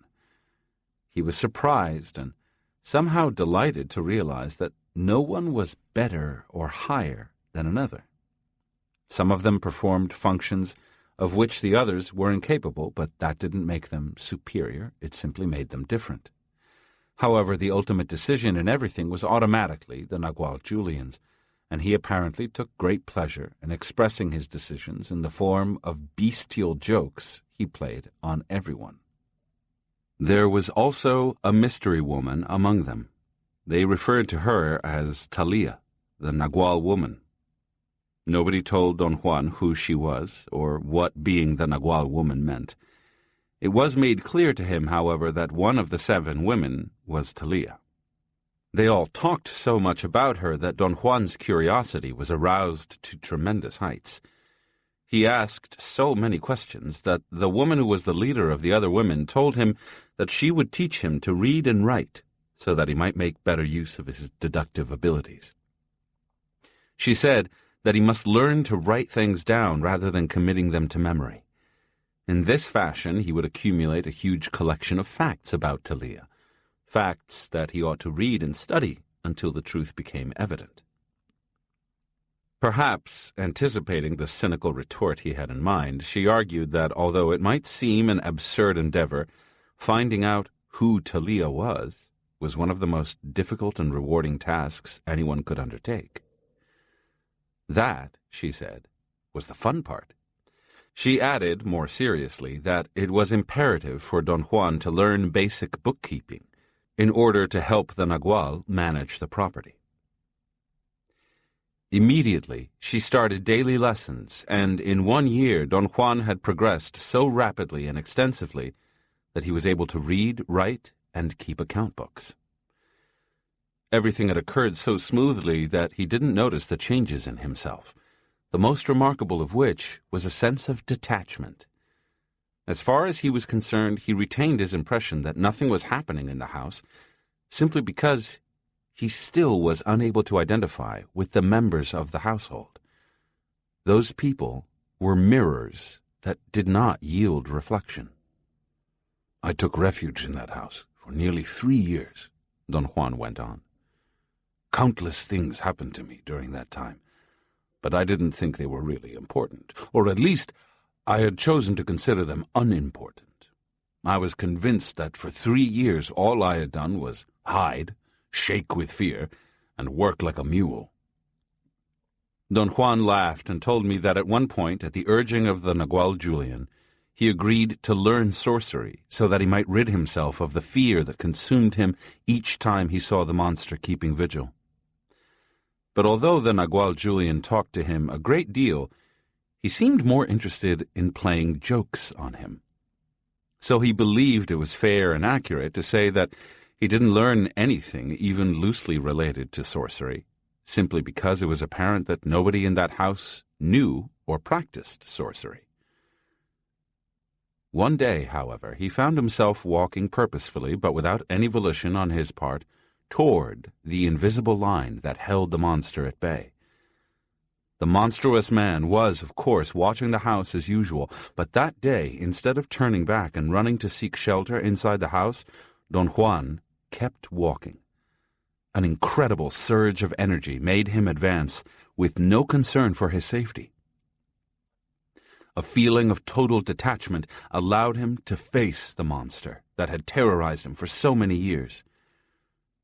Don Juan expected the monster to lurch out and grab him by the throat, but that thought no longer created any terror in him. From a distance of a few inches, he stared at the monstrous man for an instant, and then stepped over the line. And the monster did not attack him as Don Juan had always feared he would, but became blurry. He lost his definition and turned into a misty whiteness, a barely perceptible patch of fog. Don Juan advanced toward the fog, and it receded, as if in fear. He chased the patch of fog over the fields until he knew there was nothing left of the monster. He knew then that there had never been one. He could not, however, explain what he had feared. He had the vague sensation that although he knew exactly what the monster was, something was preventing him from thinking about it. He immediately thought that rascal, the Nagual Julian, knew the truth about what was happening. Don Juan would not have put it past the Nagual Julian to play that kind of trick. Before confronting him, Don Juan gave himself the pleasure of walking unescorted all over the property. Never before had he been able to do that. Whenever he'd needed to venture beyond that invisible line, he had been escorted by a member of the household. That had put a serious constraint on his mobility. The 2 or 3 times he had attempted to walk unescorted, he had found that he risked annihilation at the hands of the monstrous being.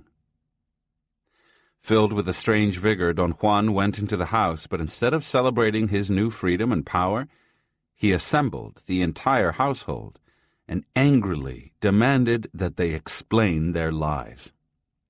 He accused them of making him work as their slave by playing on his fear of a non-existent monster.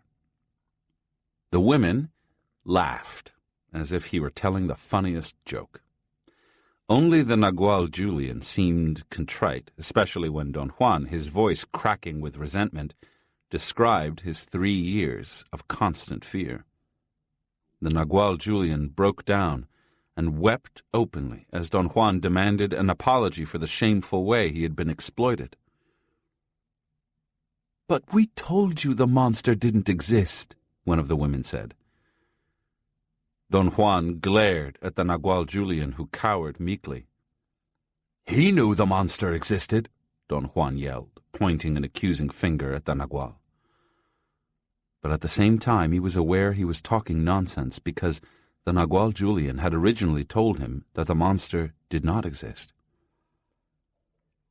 "The monster didn't exist," Don Juan corrected himself, shaking with rage. "It was one of his tricks." The Nagual Julian, weeping uncontrollably, apologized to Don Juan, while the women howled with laughter. Don Juan had never seen them laughing so hard. "You knew all along that there was never any monster. You lied to me," he accused the Nagual Julian, who with his head down and his eyes filled with tears, admitted his guilt. "I have certainly lied to you," he mumbled. "There was never any monster. What you saw as a monster was simply a surge of energy. Your fear made it into a monstrosity." "You told me that that monster was going to devour me. How could you have lied to me like that?" Don Juan shouted at him. "Being devoured by that monster was symbolic," the Nagual Julian replied softly. "Your real enemy is your stupidity. You are in mortal danger of being devoured by that monster now." Don Juan yelled that he didn't have to put up with silly statements, and he insisted they reassure him there were no longer any restrictions on his freedom to leave. "You can go any time you want," the Nagual Julian said curtly. "You mean I can go right now?" Don Juan asked. "Do you want to?" the Nagual asked. "Of course. I want to leave this miserable place and the miserable bunch of liars who live here," Don Juan shouted. The Nagual Julian ordered that Don Juan's savings be paid him in full, and with shining eyes wished him happiness, prosperity, and wisdom. The women didn't want to say goodbye to him. They stared at him until he lowered his head to avoid their burning eyes. Don Juan put his money in his pocket and without a backward glance walked out, glad his ordeal was over. The outside world was a question mark to him. He yearned for it. Inside that house he had been removed from it. He was young, strong. He had money in his pocket and a thirst for living. He left them without saying thank you. His anger, bottled up by his fear for so long, was finally able to surface. He had even learned to like them. And now he felt betrayed. He wanted to run as far away from that place as he could. In the city, he had his first unpleasant encounter. Traveling was very difficult and very expensive. He learned that if he wanted to leave the city at once, he wouldn't be able to choose his destination, but would have to wait for whatever muleteers were willing to take him. A few days later, he left with a reputable muleteer for the port of Mazatlan. "Although I was only 23 years old at the time," Don Juan said, I felt I had lived a full life.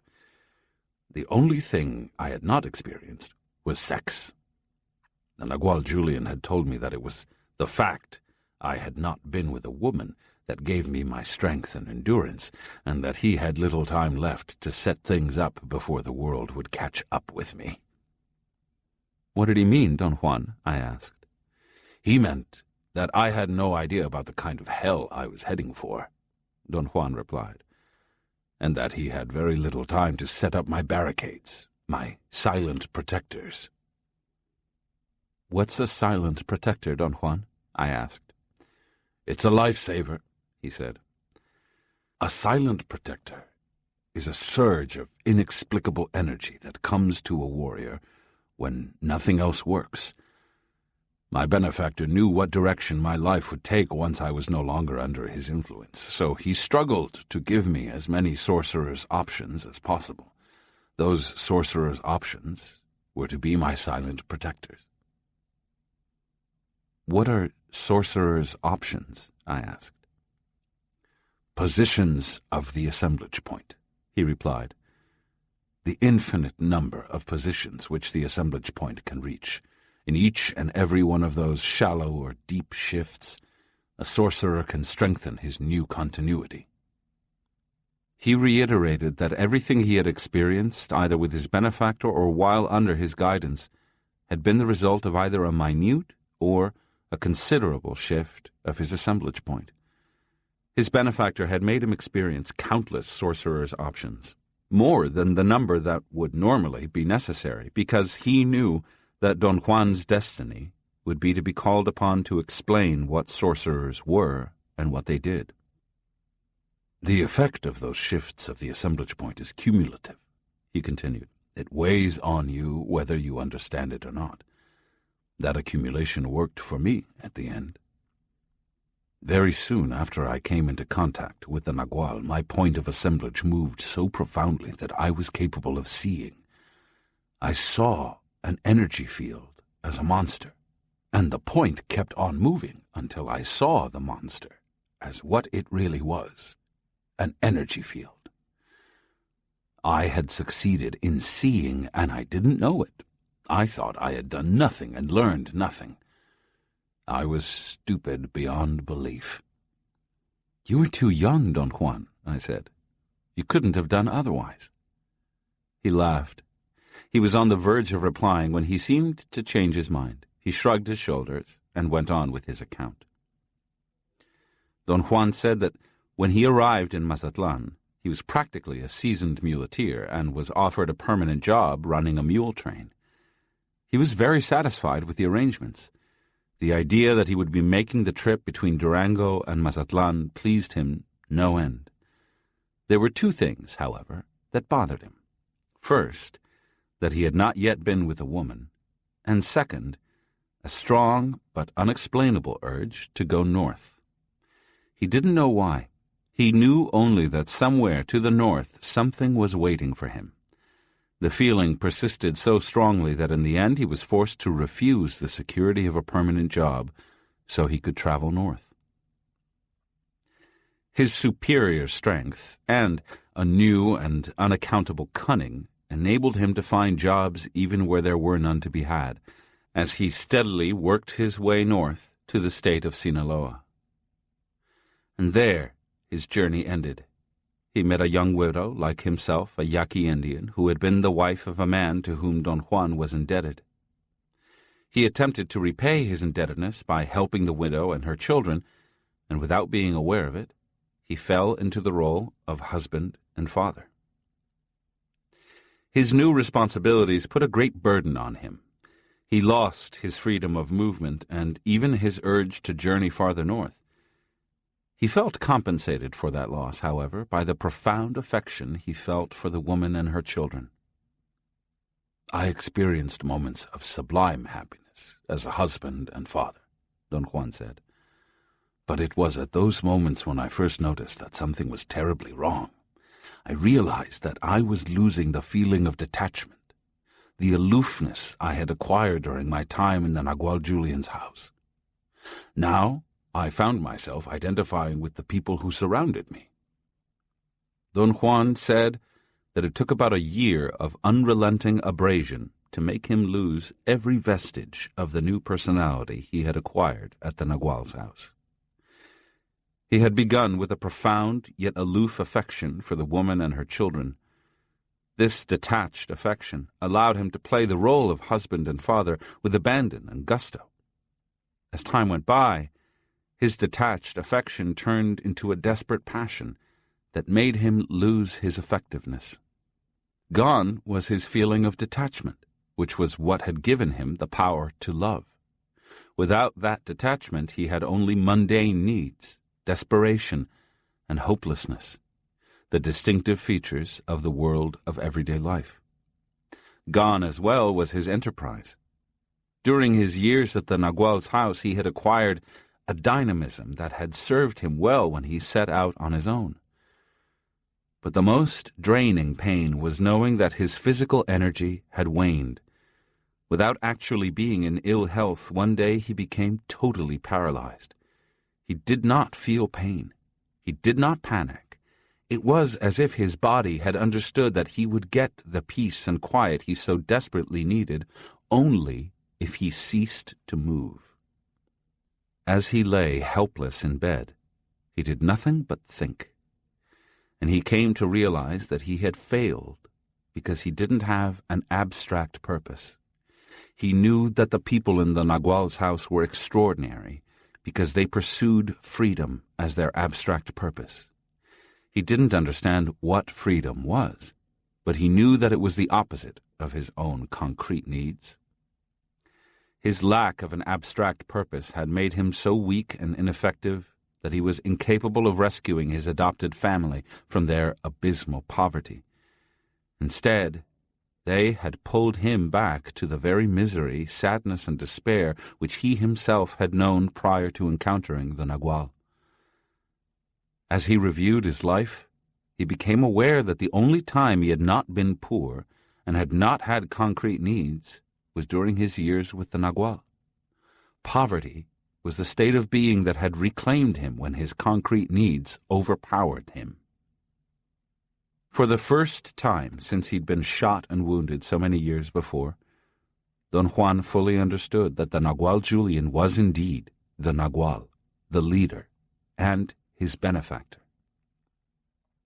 He understood what it was his benefactor had meant when he said to him that there was no freedom without the Nagual's intervention. There was now no doubt in Don Juan's mind that his benefactor and all the members of his benefactor's household were sorcerers. But what Don Juan understood with the most painful clarity was that he had thrown away his chance to be with them. When the pressure of his physical helplessness seemed unendurable, his paralysis ended as mysteriously as it had begun. One day he simply got out of bed and went to work. But his luck didn't get any better. He could hardly make ends meet. Another year passed. He didn't prosper, but there was one thing in which he succeeded beyond his expectations. He made a total recapitulation of his life. He understood then why he loved and could not leave those children, and why he could not stay with them. And he also understood why he could neither act one way nor the other. Don Juan knew that he had reached a complete impasse, and that to die like a warrior was the only action congruous with what he had learned at his benefactor's house. So every night, after a frustrating day of hardship and meaningless toil, he patiently waited for his death to come. He was so utterly convinced of his end that his wife and her children waited with him in a gesture of solidarity. They, too, wanted to die. All four sat in perfect immobility night after night without fail and recapitulated their lives while they waited for death. Don Juan had admonished them with the same words his benefactor had used to admonish him. "Don't wish for it," his benefactor had said. "Just wait until it comes. Don't try to imagine what death is like. Just be there to be caught in its flow." The time spent quietly strengthened them mentally, but physically their emaciated bodies told of their losing battle. One day, however, Don Juan thought his luck was beginning to change. He found temporary work with a team of farm laborers during the harvest season. But the spirit had other designs for him. A couple of days after he started work, someone stole his hat. It was impossible for him to buy a new one, but he had to have one to work under the scorching sun. He fashioned a protection of sorts by covering his head with rags and handfuls of straw. His co-workers began to laugh and taunt him. He ignored them. Compared to the lives of the 3 people who depended on his labor, how he looked had little meaning for him. But the men didn't stop. They yelled and laughed until the foreman, fearing that they would riot, fired Don Juan. A wild rage overwhelmed Don Juan's sense of sobriety and caution. He knew he had been wronged. The moral right was with him. He let out a chilling, piercing scream and grabbed one of the men and lifted him over his shoulders, meaning to crack his back. But he thought of those hungry children. He thought of their disciplined little bodies as they sat with him night after night awaiting death. He put the man down and walked away. Don Juan said that he sat down at the edge of the field where the men were working, and all the despair that had accumulated in him finally exploded. It was a silent rage, but not against the people around him.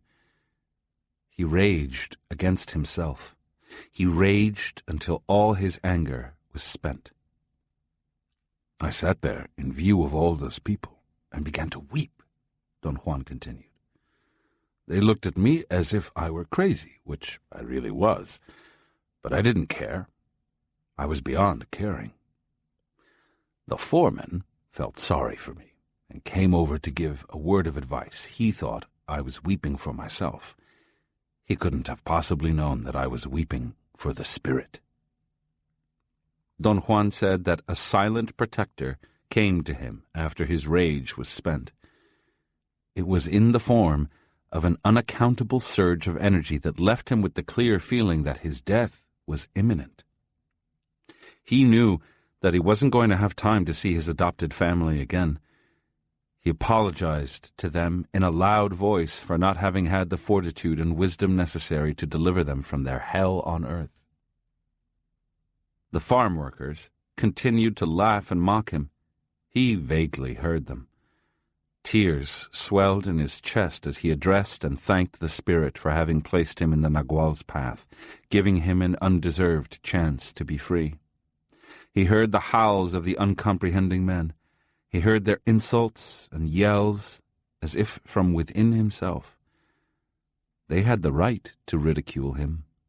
He had been at the portals of eternity and had been unaware of it. I understood how right my benefactor had been, Don Juan said. My stupidity was a monster, and it had already devoured me. The instant I had that thought, I knew that anything I could say or do was useless. I had lost my chance. Now I was only clowning for those men. The spirit could not possibly have cared about my despair. There were too many of us. Men with our own petty private hells, born of our stupidity, for the spirit to pay attention. I knelt and faced the southeast. I thanked my benefactor again and told the spirit I was ashamed, so ashamed.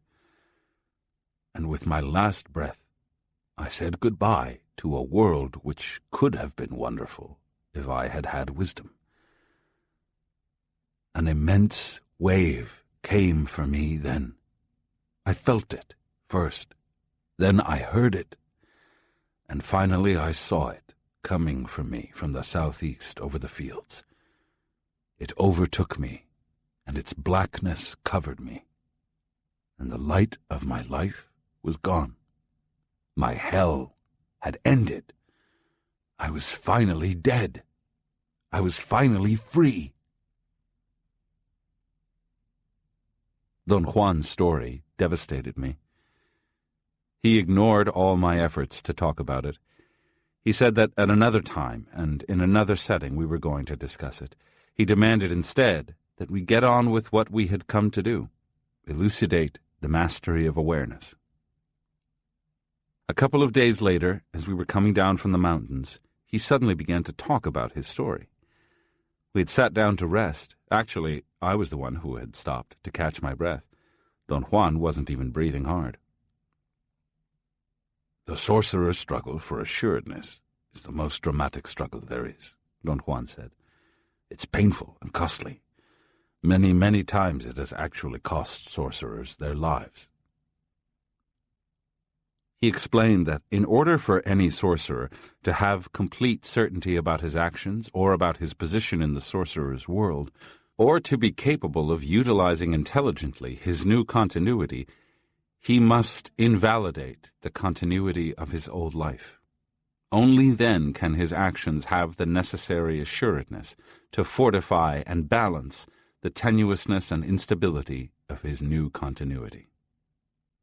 The sorcerer-seers of modern times call this process of invalidation the ticket to impeccability, or the sorcerer's symbolic but final death, Don Juan said.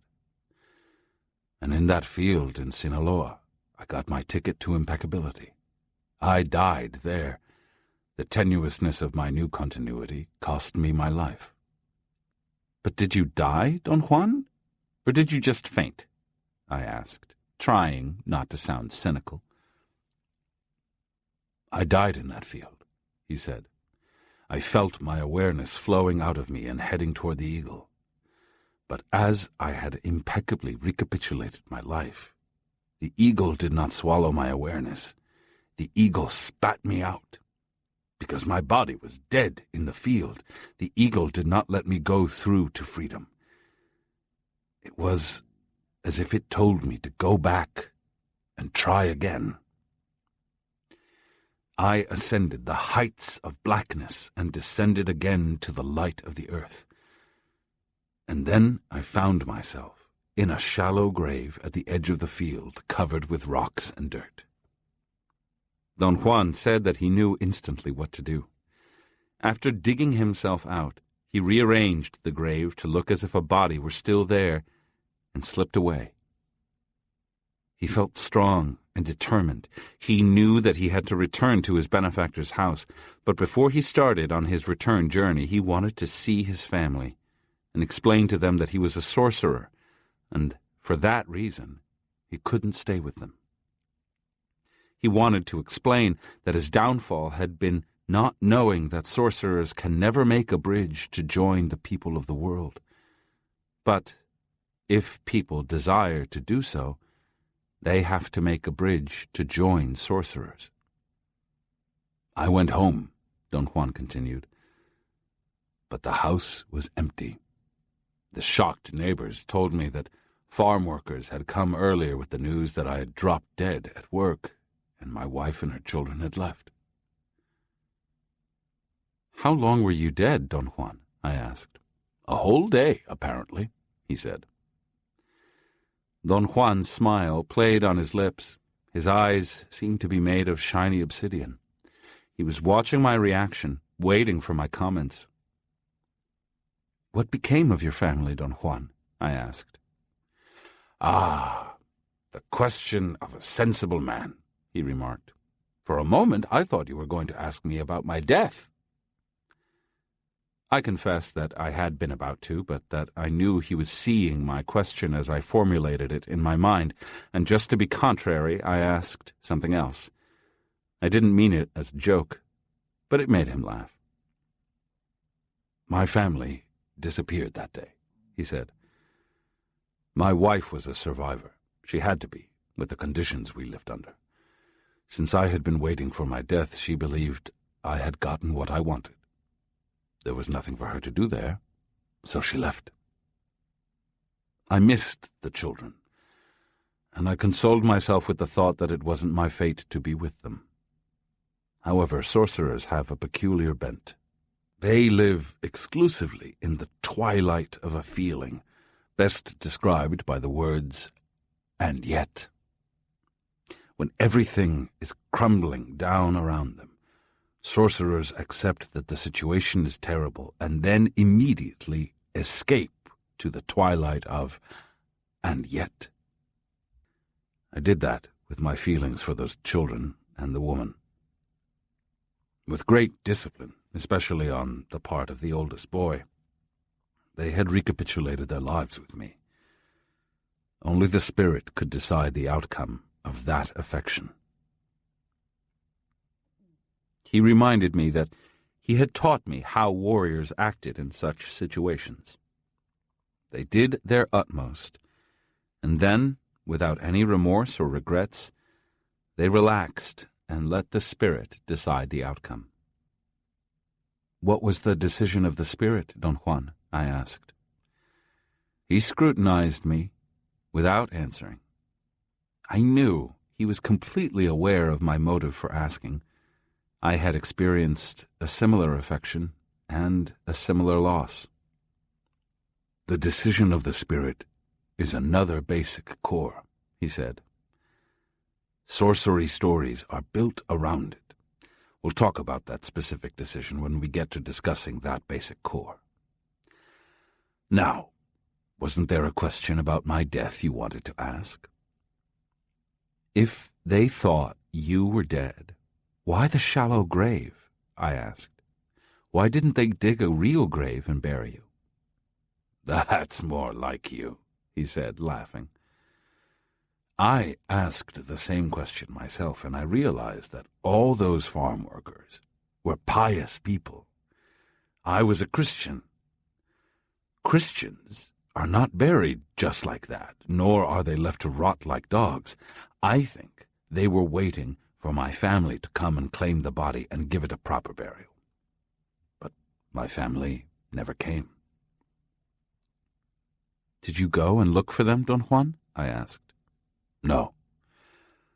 Sorcerers never look for anyone," he replied.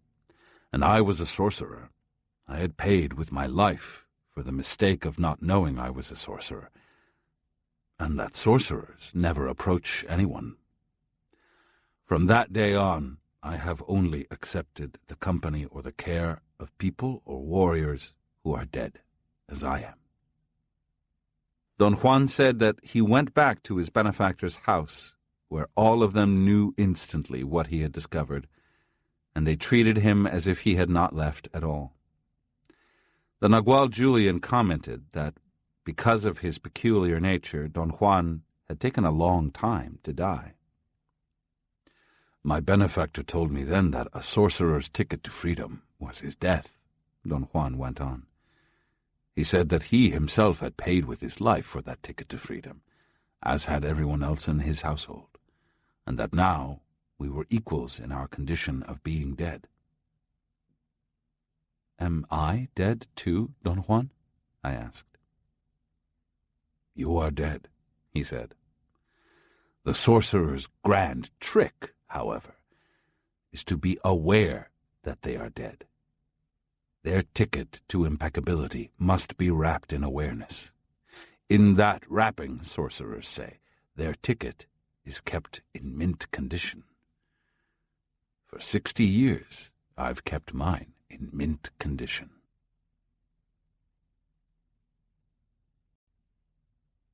"6. Handling intent.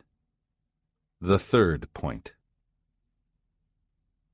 Don Juan often took me and the rest of his apprentices on short trips to the western range nearby. On this occasion we left at dawn and late in the afternoon started back. I chose to walk with Don Juan. To be close to him always soothed and relaxed me, but being with his volatile apprentices always produced in me the opposite effect. They made me feel very tired. As we all came down from the mountains, Don Juan and I made one stop before we reached the flatlands. An attack of profound melancholy came upon me with such speed and strength that all I could do was to sit down. Then, following Don Juan's suggestion, I lay on my stomach on top of a large round boulder. The rest of the apprentices taunted me and continued walking. I heard their laughter and yelling become faint in the distance. Don Juan urged me to relax and let my assemblage point, which he said had moved with sudden speed, settle into its new position. "Don't fret," he advised me. "In a short while you'll feel a sort of tug or a pat on your back, as if someone has touched you. Then you'll be fine." The act of lying motionless on the boulder, waiting to feel the pat on my back, triggered a spontaneous recollection so intense and clear that I never noticed the pat I was expecting. I was sure, however, that I got it, because my melancholy indeed vanished instantly. I quickly described what I was recollecting to Don Juan. He suggested I stay on the boulder and move my assemblage point back to the exact place it was when I experienced the event that I was recalling. "Get every detail of it," he warned. It had happened many years before. Don Juan and I had been at that time in the state of Chihuahua in northern Mexico in the high desert. I used to go there with him because it was an area rich in the medicinal herbs he collected. From an anthropological point of view, that area also held a tremendous interest for me. Archaeologists had found, not too long before, the remains of what they concluded was a large prehistoric trading post. They surmised that the trading post, strategically situated in a natural passway, had been the epicenter of commerce along a trade route which joined the American Southwest to southern Mexico and Central America. The few times I'd been in that flat, high desert had reinforced my conviction that archaeologists were right in their conclusions that it was a natural passway. I, of course, had lectured Don Juan on the influence of that passway in the prehistoric distribution of cultural traits on the North American continent. I was deeply interested at that time in explaining sorcery among the Indians of the American Southwest, Mexico, and Central America as a system of beliefs which had been transmitted along trade routes and which had served to create, at a certain abstract level, a sort of pre-Columbian pan-Indianism. Don Juan, naturally, laughed uproariously every time I expounded my theories. The event that I recollected had begun in the mid-afternoon. After Don Juan and I had gathered 2 small sacks of some extremely rare medicinal herbs, we took a break and sat down on top of some huge boulders. But before we headed back to where I had left my car, Don Juan insisted on talking about the art of stalking. He said that the setting was the most adequate one for explaining its intricacies, but that in order to understand them, I first had to enter into heightened awareness. I demanded that before he'd do anything, he explain to me again what heightened awareness really was. Don Juan, displaying great patience, discussed heightened awareness in terms of the movement of the assemblage point. As he kept talking, I realized the facetiousness of my request. I knew everything he was telling me. I remarked that I didn't really need anything explained, and he said that explanations were never wasted, because they were imprinted in us for immediate or later use, or to help prepare our way to reaching silent knowledge. When I asked him to talk about silent knowledge in more detail, he quickly responded that silent knowledge was a general position of the assemblage point, that ages ago it had been man's normal position, but that for reasons which would be impossible to determine, man's assemblage point had moved away from that specific location and adopted a new one called reason. Don Juan remarked that not every human being was a representative of this new position.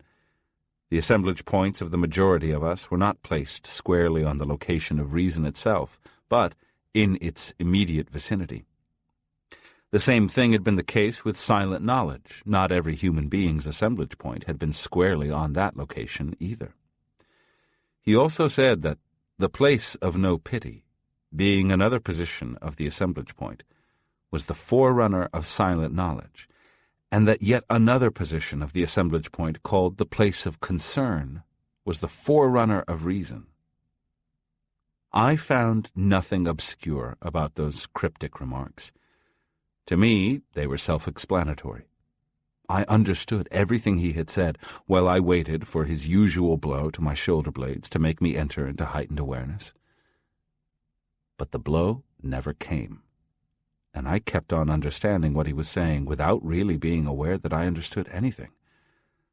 The feeling of ease, of taking things for granted, proper to my normal consciousness, remained with me, and I didn't question my capacity to understand.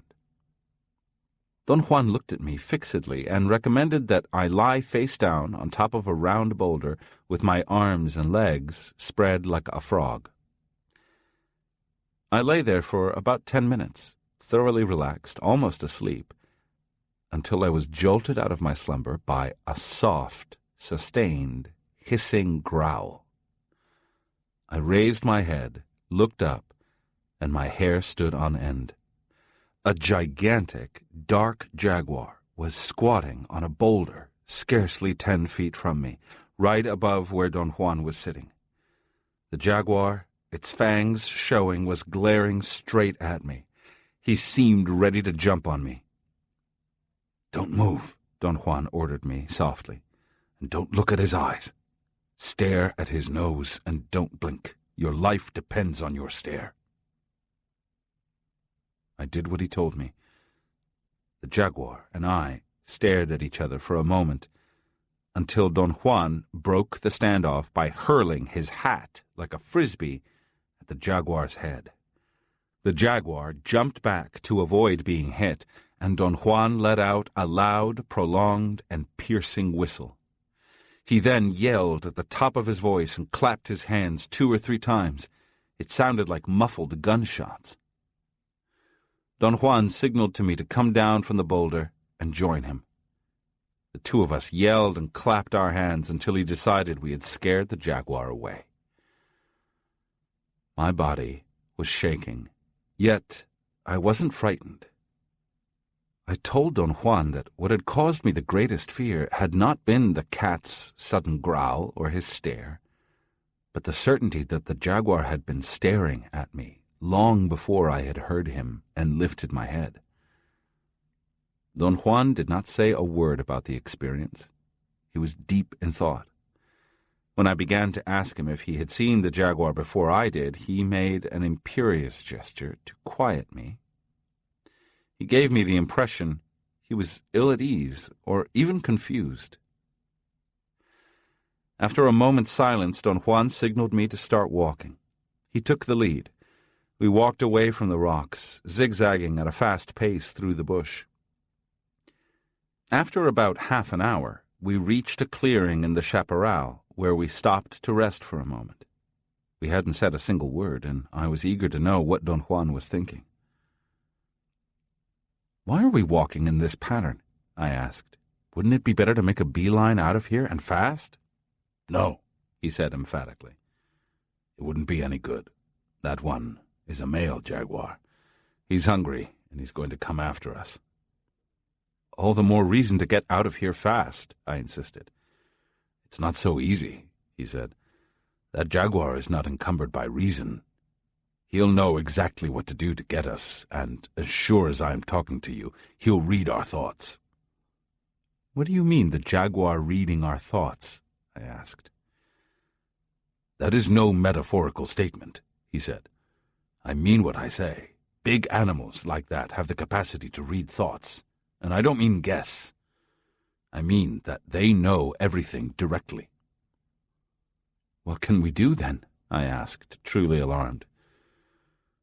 "We ought to become less rational and try to win the battle by making it impossible for the jaguar to read us," he replied. "How would being less rational help us?" I asked. "Reason makes us choose what seems sound to the mind," he said. "For instance, your reason already told you to run as fast as you can in a straight line. What your reason failed to consider is that we would have had to run about 6 miles before reaching the safety of your car, and the Jaguar will outrun us. He'll cut in front of us and be waiting in the most appropriate place to jump us. A better, but less rational choice is to zigzag.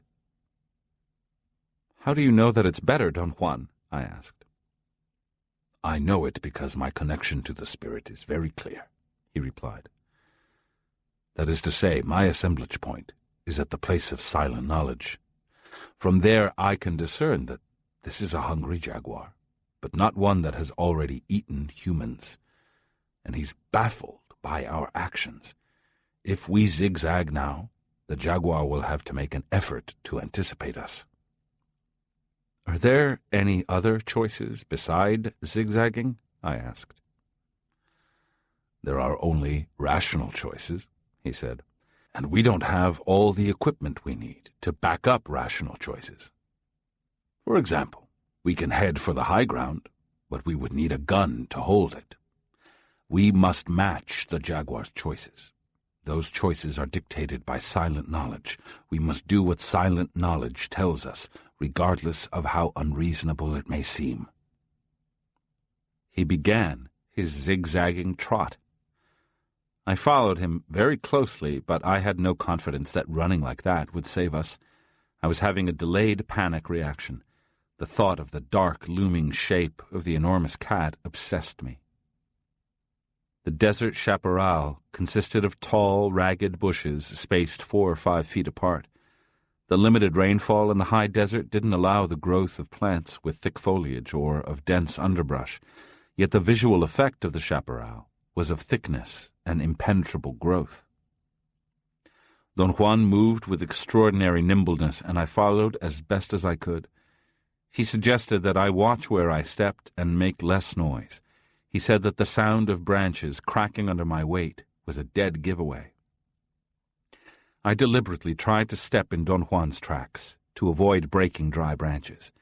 We zigzagged about 100 yards in this manner before I caught sight of the jaguar's enormous dark mass no more than 30 feet behind me. I yelled at the top of my voice. Without stopping, Don Juan turned around quickly enough to see the big cat move out of sight. Don Juan let out another piercing whistle and kept clapping his hands, imitating the sound of muffled gunshots. In a very low voice, he said that cats did not like to go uphill, and so we were going to cross at top speed the wide and deep ravine a few yards to my right. He gave a signal to go, and we thrashed through the bushes as fast as we could. We slid down one side of the ravine, reached the bottom, and rushed up the other side. From there we had a clear view of the slope, the bottom of the ravine, and the level ground where we had been. Don Juan whispered that the jaguar was following our scent, and that if we were lucky, we would see him running to the bottom of the ravine, close to our tracks. Gazing fixedly at the ravine below us, I waited anxiously to catch a glimpse of the animal, but I didn't see him. I was beginning to think the jaguar might have run away when I heard the frightening growling of the big cat in the chaparral just behind us.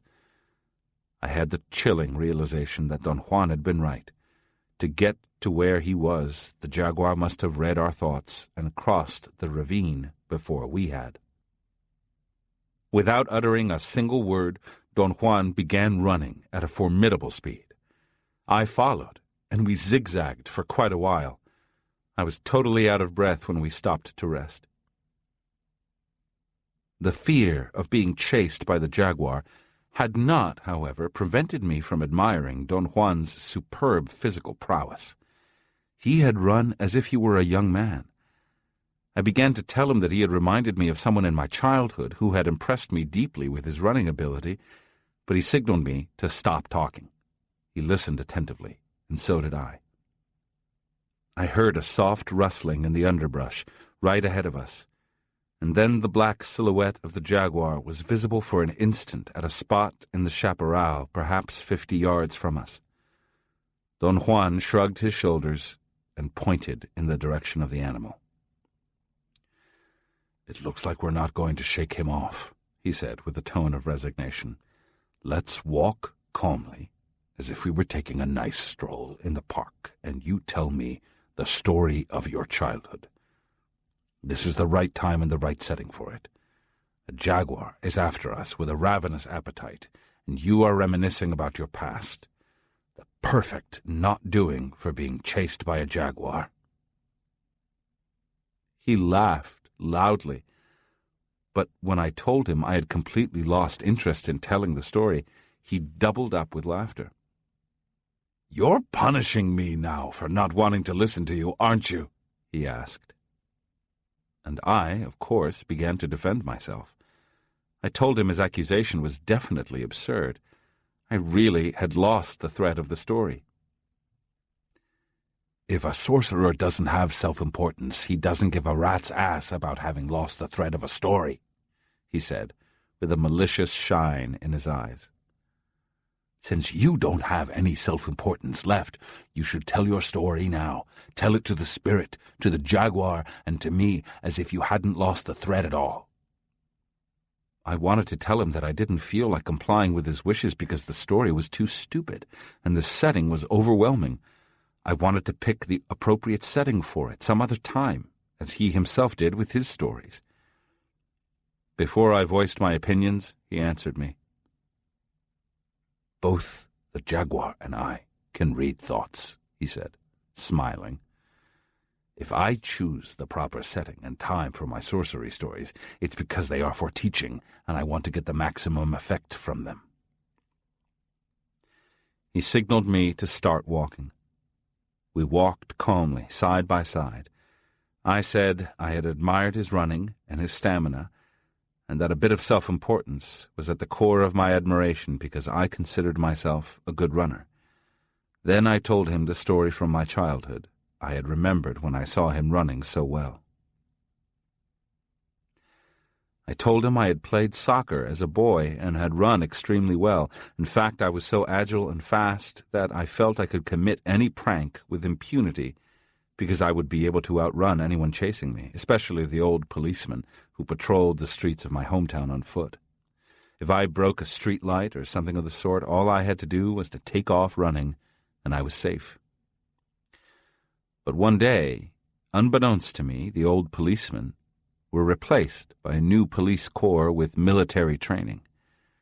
The disastrous moment came when I broke a window in a store and ran, confident that my speed was my safeguard. A young policeman took off after me. I ran as I had never run before, but it was to no avail. The officer, who was a crack center forward on the police soccer team, had more speed and stamina than my 10-year-old body could manage. He caught me and kicked me all the way back to the store with the broken window. Very artfully, he named off all his kicks as if he were training on a soccer field. He didn't hurt me. He only scared me spitless.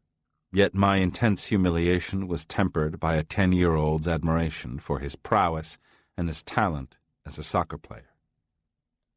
I told Don Juan that I had felt the same with him that day. He was able to outrun me in spite of our age difference and my old proclivity for speedy getaways. I also told him that for years I'd been having a recurrent dream in which I ran so well that the young policeman was no longer able to overtake me. "Your story is more important than I thought," Don Juan commented. "I thought it was going to be a story about your mama spanking you." The way he emphasized his words made his statement very funny and very mocking. He added that at certain times it was the spirit and not our reason which decided on our stories. This was one of those times. The spirit had triggered this particular story in my mind, doubtlessly because the story was concerned with my indestructible self-importance. He said that the torch of anger and humiliation had burned in me for years, and my feelings of failure and dejection were still intact. "A psychologist would have a field day with your story in its present context," he went on. "In your mind, I must be identified with the young policeman who shattered your notion of invincibility." Now that he mentioned it, I had to admit that that had been my feeling, although I wouldn't consciously have thought of it, much less voiced it. We walked in silence. I was so touched by his analogy that I completely forgot the jaguar stalking us, until a wild growl reminded me of our situation. Don Juan directed me to jump up and down on the long, low branches of the shrubs and break off a couple of them to make a sort of long broom. He did the same. As we ran, we used them to raise a cloud of dust, stirring and kicking the dry, sandy dirt. "That ought to worry the jaguar," he said, when we stopped again to catch our breath. "We have only a few hours of daylight left. At night, the jaguar is unbeatable, so we had better start running straight toward those rocky hills." He pointed to some hills in the distance, perhaps half a mile south. "We've got to go east," I said. "Those hills are too far south. If we go that way, we'll never get to my car." "We won't get to your car today anyway," he said calmly, "and perhaps not tomorrow either. Who is to say we'll ever get back to it?" I felt a pang of fear, and then a strange peace took possession of me. I told Don Juan that if death was going to take me in that desert chaparral, I hoped it would be painless. "Don't worry," he said. "Death is painful only when it happens in one's bed in sickness. In a fight for your life, you feel no pain. If you feel anything, it's exultation." He said that one of the most dramatic differences between civilized men and sorcerers was the way in which death came to them. Only with sorcerer warriors was death kind and sweet. They could be mortally wounded and yet would feel no pain. And what was even more extraordinary was that death held itself in abeyance for as long as the sorcerers needed it to do so. "The greatest difference between an average man and a sorcerer is that a sorcerer commands his death with his speed," Don Juan went on. "If it comes to that, the jaguar will not eat me. He'll eat you because you don't have the speed to hold back your death." He then elaborated on the intricacies of the sorcerer's idea of speed and death. He said that in the world of everyday life, our word or our decisions could be reversed very easily. The only irrevocable thing in our world was death. In the sorcerer's world, on the other hand, normal death could be countermanded, but not the sorcerer's word. In the sorcerer's world, decisions could not be changed or revised. Once they had been made, they stood forever. I told him his statements, impressive as they were, couldn't convince me that death could be revoked. And he explained once more what he had explained before. He said that for a seer, human beings were either oblong or spherical luminous masses of countless, static, yet vibrant fields of energy, and that only sorcerers were capable of injecting movement into those spheres of static luminosity. In a millisecond, they could move their assemblage points to any place in their luminous mass. That movement, and the speed with which it was performed, entailed an instantaneous shift into the perception of another totally different universe. Or they could move their assemblage points, without stopping, across their entire fields of luminous energy.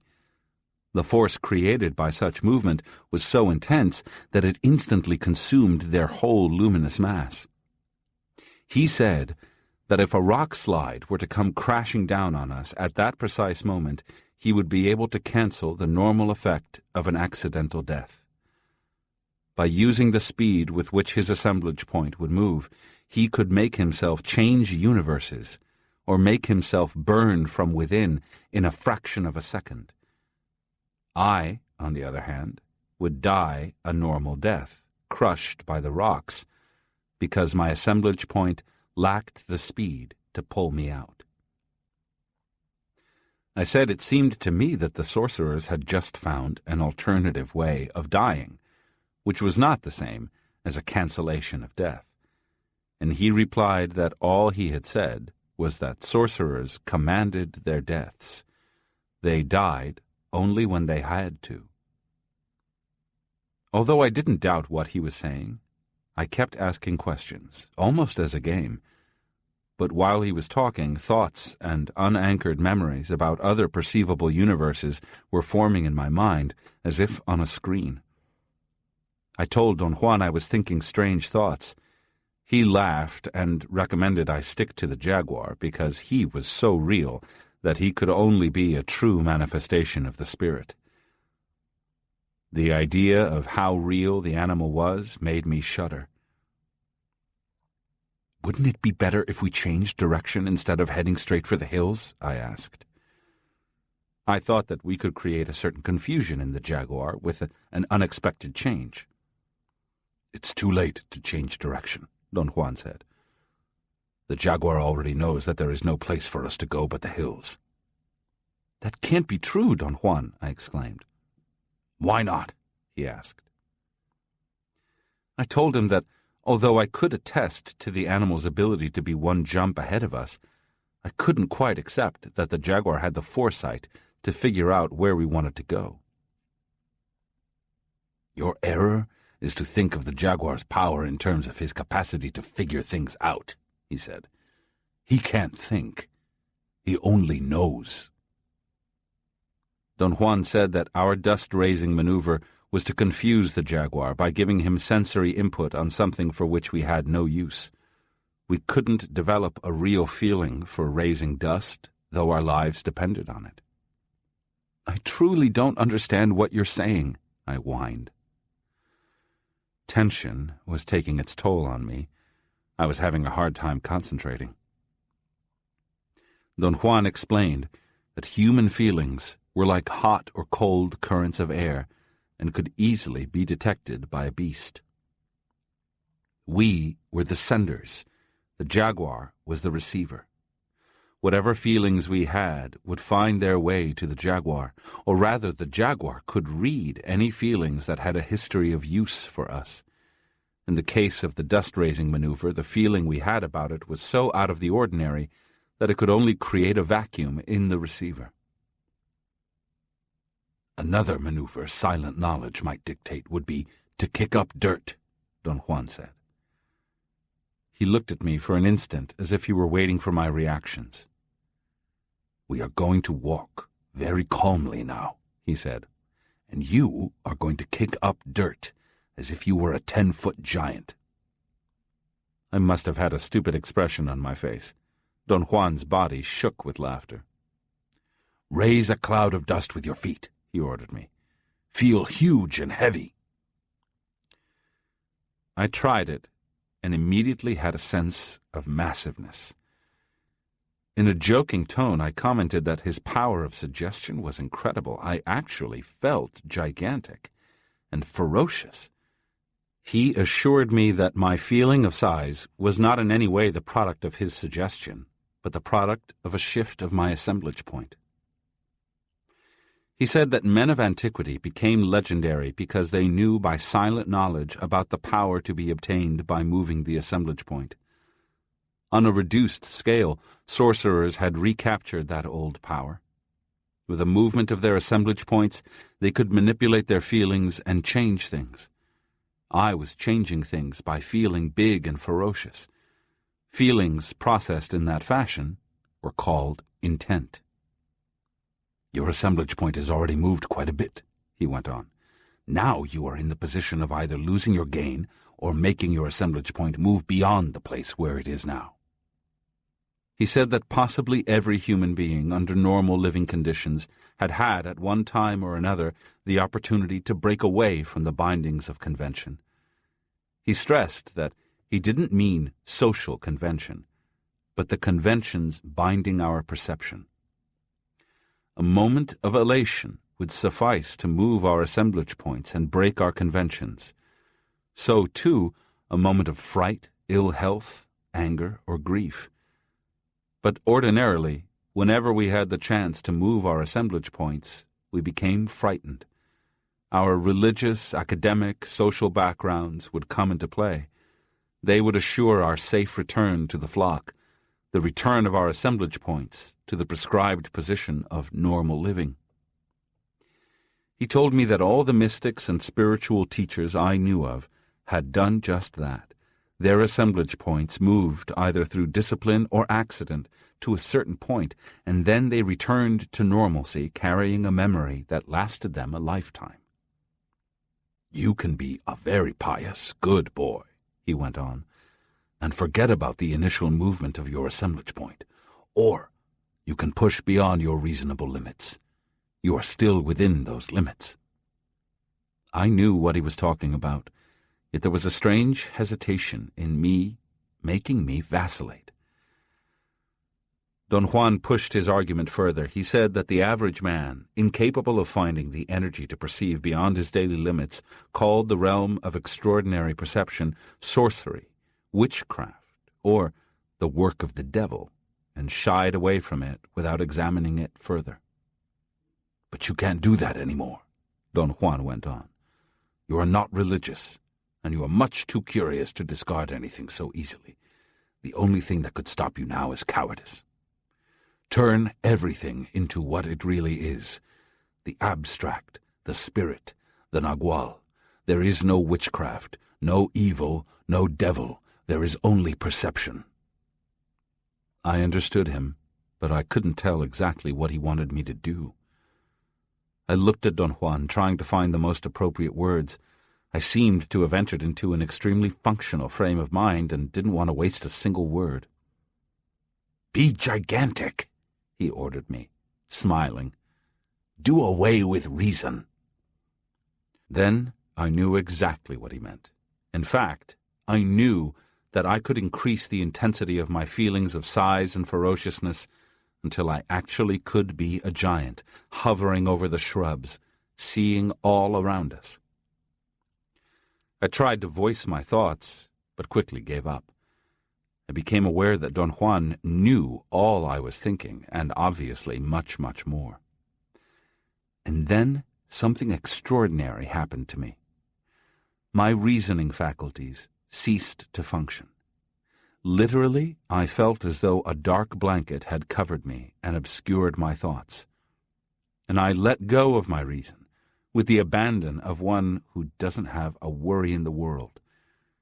I was convinced that if I wanted to dispel the obscuring blanket, all I had to do was feel myself breaking through it. In that state, I felt I was being propelled, set in motion. Something was making me move physically from one place to another. I didn't experience any fatigue. The speed and ease with which I could move elated me. I didn't feel I was walking. I wasn't flying either. Rather, I was being transported with extreme facility. My movements became jerky and ungraceful only when I tried to think about them. When I enjoyed them without thought, I entered into a unique state of physical elation for which I had no precedent. If I had had instances of that kind of physical happiness in my life, they must have been so short-lived that they had left no memory. Yet when I experienced that ecstasy, I felt a vague recognition, as if I had once known it but had forgotten. The exhilaration of moving through the chaparral was so intense that everything else ceased.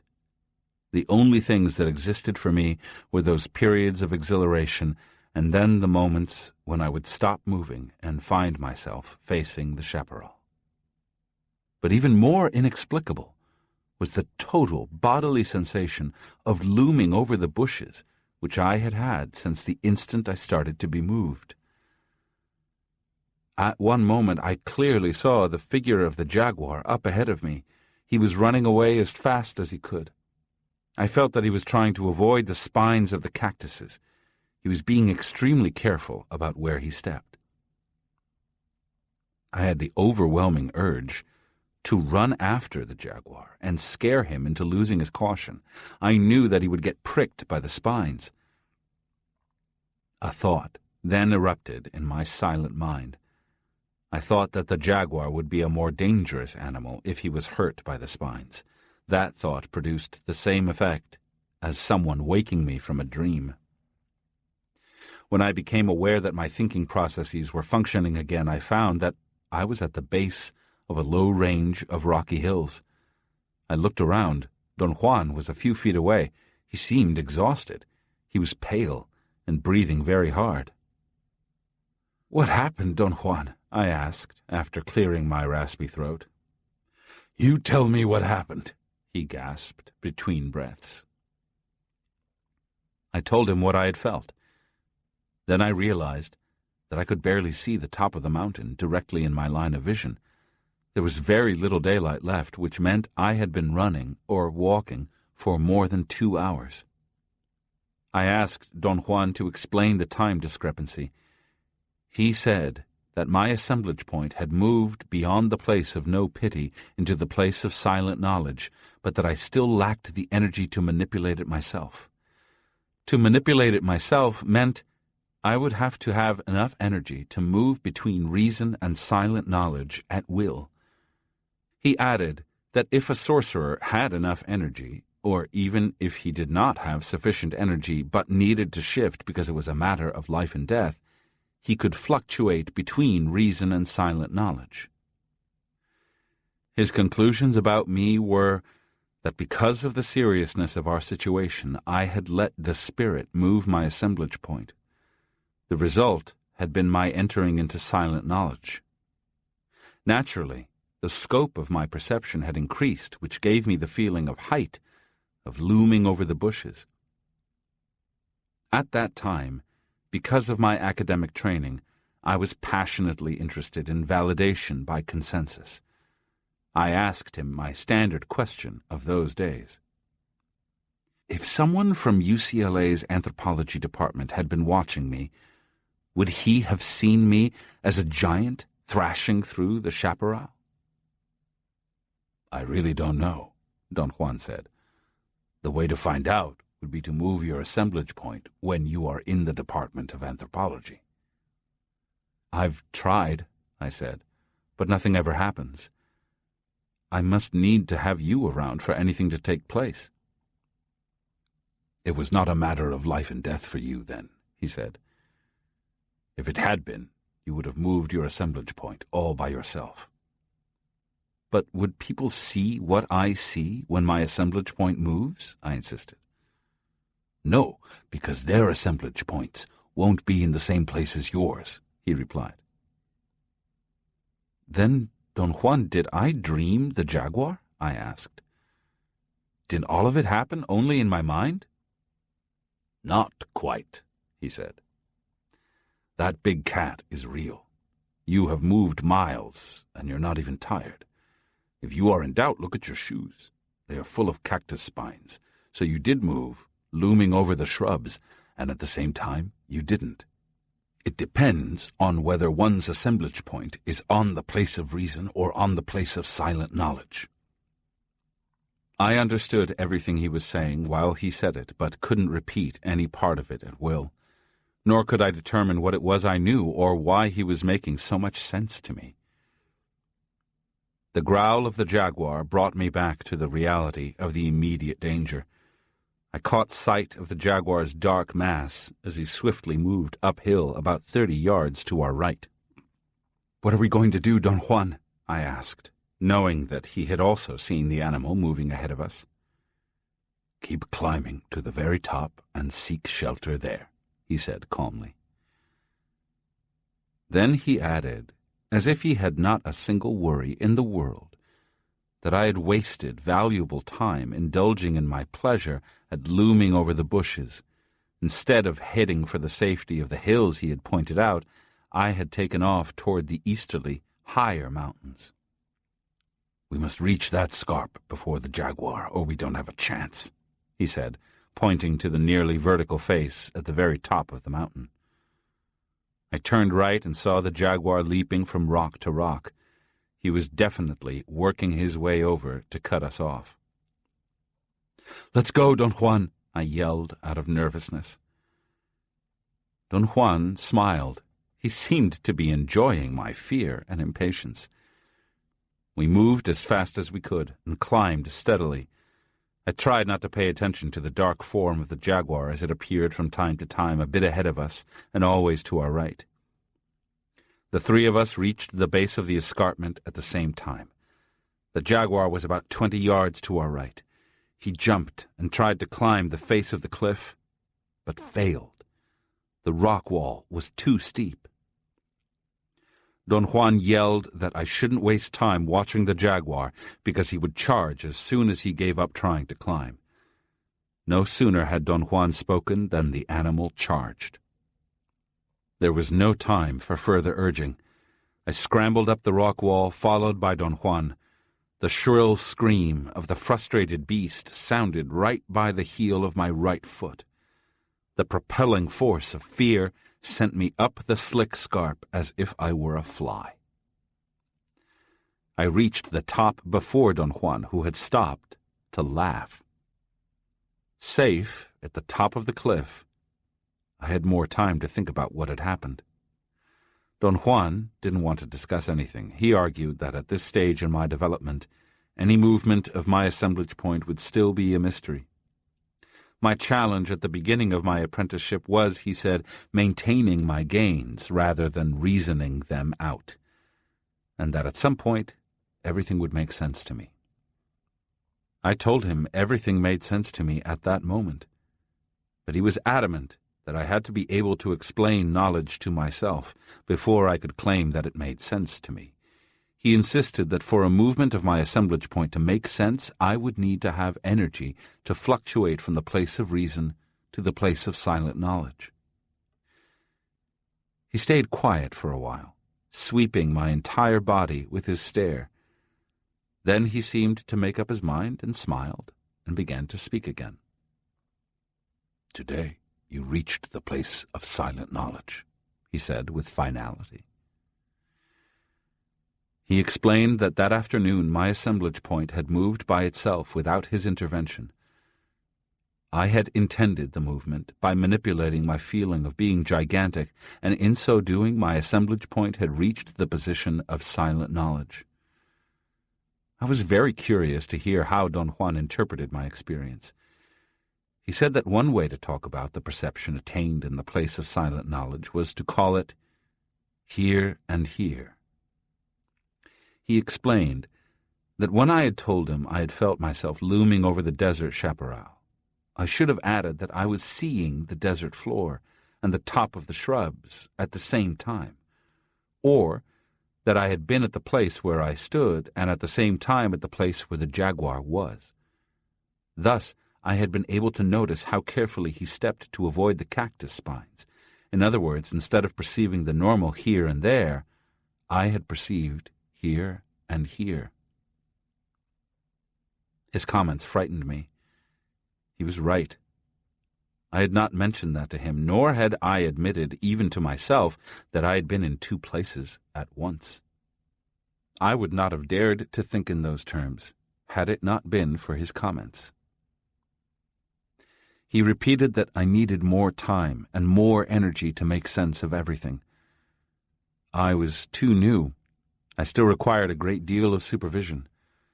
For instance, while I was looming over the shrubs, he had to make his assemblage point fluctuate rapidly between the places of reason and silent knowledge to take care of me, and that had exhausted him. "Tell me one thing," I said, testing his reasonableness. "That jaguar was stranger than you want to admit, wasn't it? Jaguars are not part of the fauna of this area. Pumas, yes, but not jaguars. How do you explain that?" Before answering, he puckered his face. He was suddenly very serious. "I think that this particular jaguar confirms your anthropological theories," he said, in a solemn tone. "Obviously, the jaguar was following this famous trade route connecting Chihuahua with Central America." Don Juan laughed so hard that the sound of his laughter echoed in the mountains. That echo disturbed me as much as the jaguar had. Yet it wasn't the echo itself which disturbed me, but the fact that I had never heard an echo at night. Echoes were, in my mind, associated only with the daytime.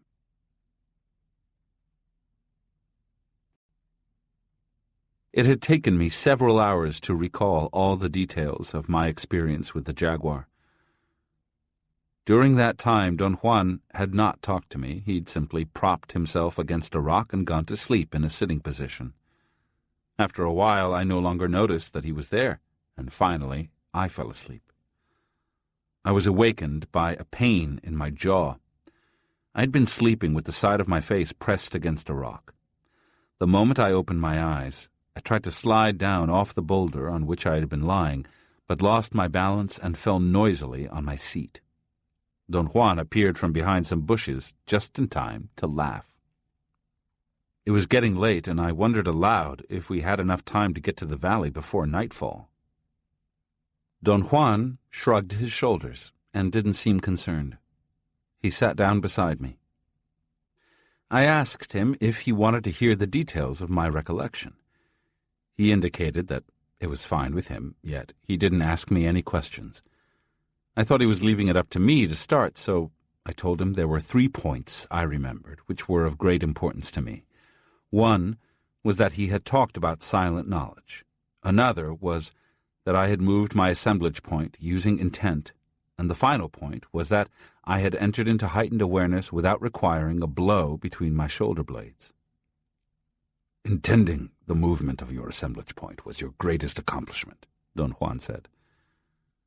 "But accomplishment is something personal. It's necessary, but it's not the important part. It is not the residue sorcerers look forward to." I thought I knew what he wanted. I told him that I hadn't totally forgotten the event. What had remained with me in my normal state of awareness was that a mountain lion, since I could not accept the idea of a jaguar, had chased us up a mountain, and that Don Juan had asked me if I had felt offended by the big cat's onslaught. I had assured him that it was absurd that I could feel offended, and he had told me I should feel the same way about the onslaughts of my fellow men. I should protect myself or get out of their way, but without feeling morally wronged. "That is not the residue I am talking about," he said, laughing.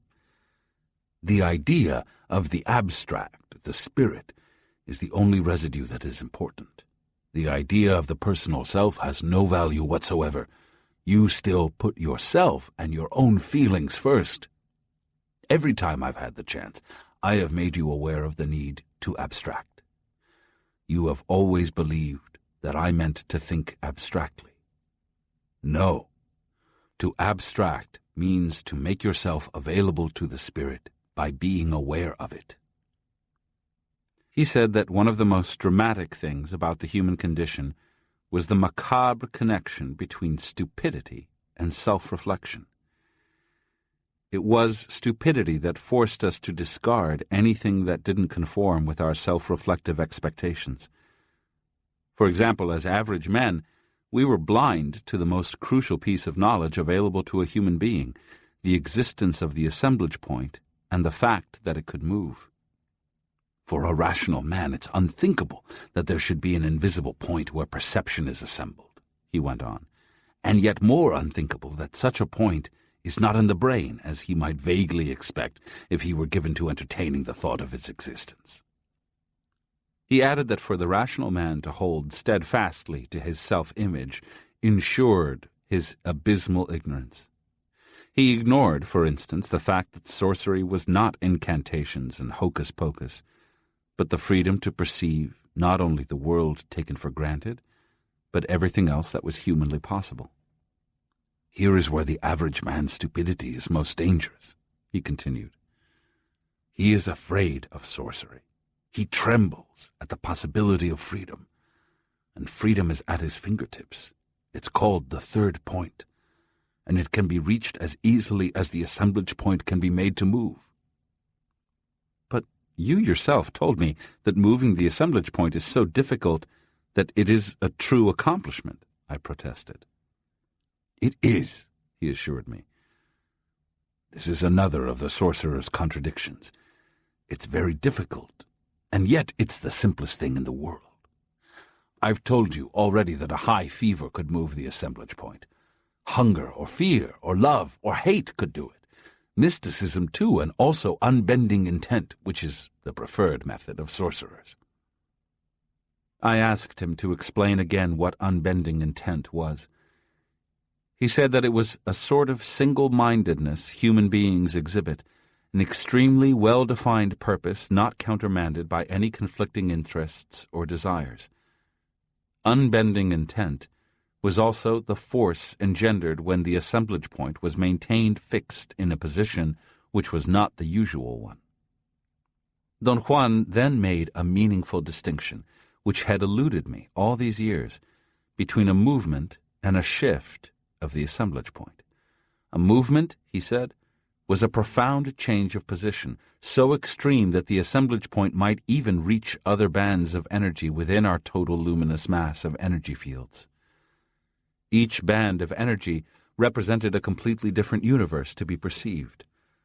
A shift, however, was a small movement within the band of energy fields we perceived as the world of everyday life. He went on to say that sorcerers saw unbending intent as the catalyst to trigger their unchangeable decisions, or as the converse.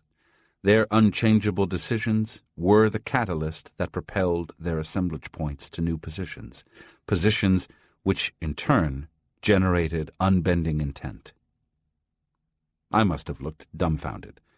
Don Juan laughed and said that trying to reason out the sorcerer's metaphorical descriptions was as useless as trying to reason out silent knowledge. He added that the problem with words was that any attempt to clarify the sorcerer's description only made them more confusing. I urged him to try to clarify this in any way he could. I argued that anything he could say, for instance, about the third point, could only clarify it, for although I knew everything about it, it was still very confusing.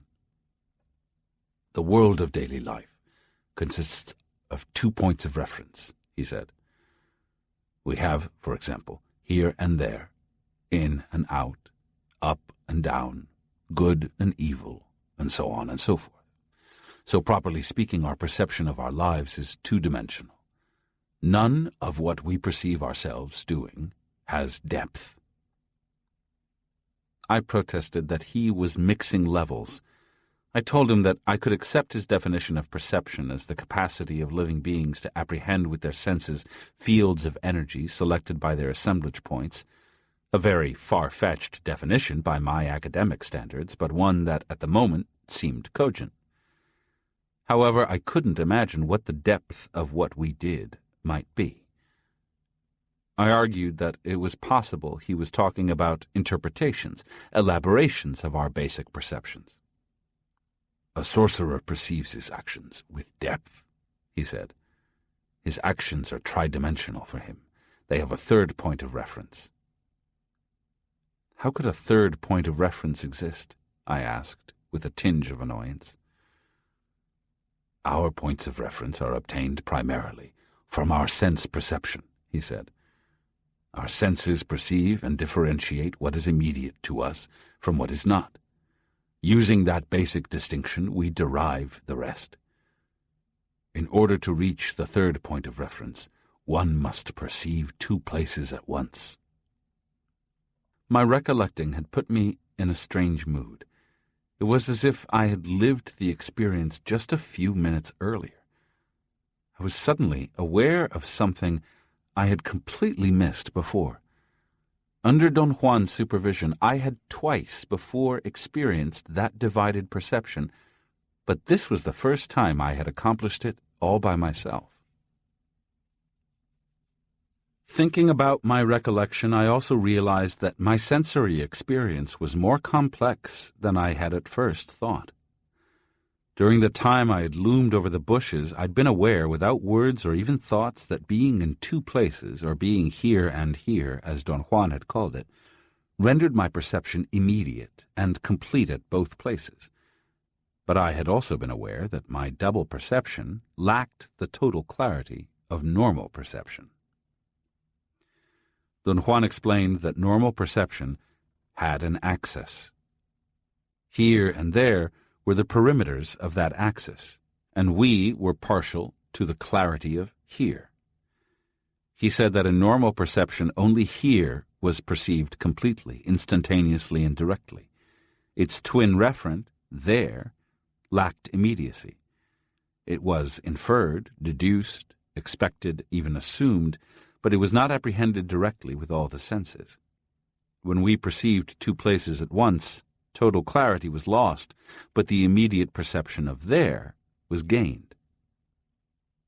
But then, Don Juan, I was right in describing my perception as the important part of my experience, I said. No, you were not, he said. What you experienced was vital to you because it opened the road to silent knowledge, but the important thing was the jaguar. That jaguar was indeed a manifestation of the spirit. That big cat came unnoticed out of nowhere, and he could have finished us off as surely as I am talking to you. That jaguar was an expression of magic. Without him, you would have had no elation, no lesson, no realizations. But was he a real jaguar? I asked. You bet he was real. Don Juan observed that for an average man, that big cat would have been a frightening oddity. An average man would have been hard put to explain in reasonable terms what that jaguar was doing in Chihuahua, so far from a tropical jungle. But a sorcerer, because he had a connecting link with intent, saw that jaguar as a vehicle to perceiving, not an oddity, but a source of awe. There were a lot of questions I wanted to ask, and yet I knew the answers before I could articulate the questions. I followed the course of my own questions and answers for a while, until finally I realized it didn't matter that I silently knew the answers. Answers had to be verbalized to be of any value. I voiced the first question that came to mind. I asked Don Juan to explain what seemed to be a contradiction. He had asserted that only the spirit could move the assemblage point, but then he had said that my feelings processed into intent had moved my assemblage point. Only sorcerers can turn their feelings into intent, he said. Intent is the spirit, so it is the spirit which moves their assemblage points. The misleading part of all this, he went on, is that I am saying only sorcerers know about the spirit, that intent is the exclusive domain of sorcerers. This is not true at all, but it is the situation in the realm of practicality. The real condition is that sorcerers are more aware of their connection with the spirit than the average man and strive to manipulate it. That's all. I've already told you the connecting link with intent is the universal feature shared by everything there is. 2 or 3 times, Don Juan seemed about to start to add something. He vacillated, apparently trying to choose his words. Finally, he said that being in 2 places at once was a milestone sorcerers used to mark the moment the assemblage point reached the place of silent knowledge. Split perception, if accomplished by one's own means, was called the free movement of the assemblage point. He assured me that every Nagual consistently did everything within his power to encourage the free movement of his apprentices' assemblage points. This all-out effort was cryptically called reaching out for the third point. The most difficult aspect of the Nagual's knowledge, Don Juan went on, and certainly the most crucial part of his task, is that of reaching out for the third point. The Nagual intends that free movement, and the spirit channels to the Nagual the means to accomplish it. I had never intended anything of that sort until you came along. Therefore, I had never fully appreciated my benefactor's gigantic effort to intend it for me. Difficult as it is for a Nagual to intend that free movement for his disciples, Don Juan went on, it's nothing compared with the difficulty his disciples have in understanding what the Nagual is doing. Look at the way you yourself struggle. The same thing happened to me. Most of the time I ended up believing the trickery of the spirit was simply the trickery of the Nagual Julian. Later on, I realized I owed him my life and well-being, Don Juan continued. Now, I know I owe him infinitely more. Since I can't begin to describe what I really owe him, I prefer to say he cajoled me into having a third point of reference. The third point of reference is freedom of perception. It is intent. It is the spirit, the somersault of thought into the miraculous, the act of reaching beyond our boundaries and touching the inconceivable. The two one-way bridges. Don Juan and I were sitting at the table in his kitchen. It was early morning. We had just returned from the mountains where we had spent the night after I had recalled my experience with the jaguar. Recollecting my split perception had put me in a state of euphoria which Don Juan had employed, as usual, to plunge me into more sensory experiences that I was now unable to recall. My euphoria, however, had not waned. To discover the possibility of being in two places at once is very exciting to the mind, he said. Since our minds are our rationality, and our rationality is our self-reflection, anything beyond our self-reflection either appalls us or attracts us, depending on what kind of persons we are. He looked at me fixedly and then smiled as if he had just found out something new. Or, it appalls and attracts us in the same measure, he said, which seems to be the case with both of us. I told him that with me it was not a matter of being appalled or attracted by my experience, but a matter of being frightened by the immensity of the possibility of split perception. I can't say that I don't believe I was in two places at once, I said. I can't deny my experience, and yet I think I'm so frightened by it that my mind refuses to accept it as a fact. You and I are the type of people who become obsessed by things like that, and then forget all about them, he remarked, and laughed. You and I are very much alike. It was my turn to laugh. I knew he was making fun of me, yet he projected such sincerity that I wanted to believe he was being truthful.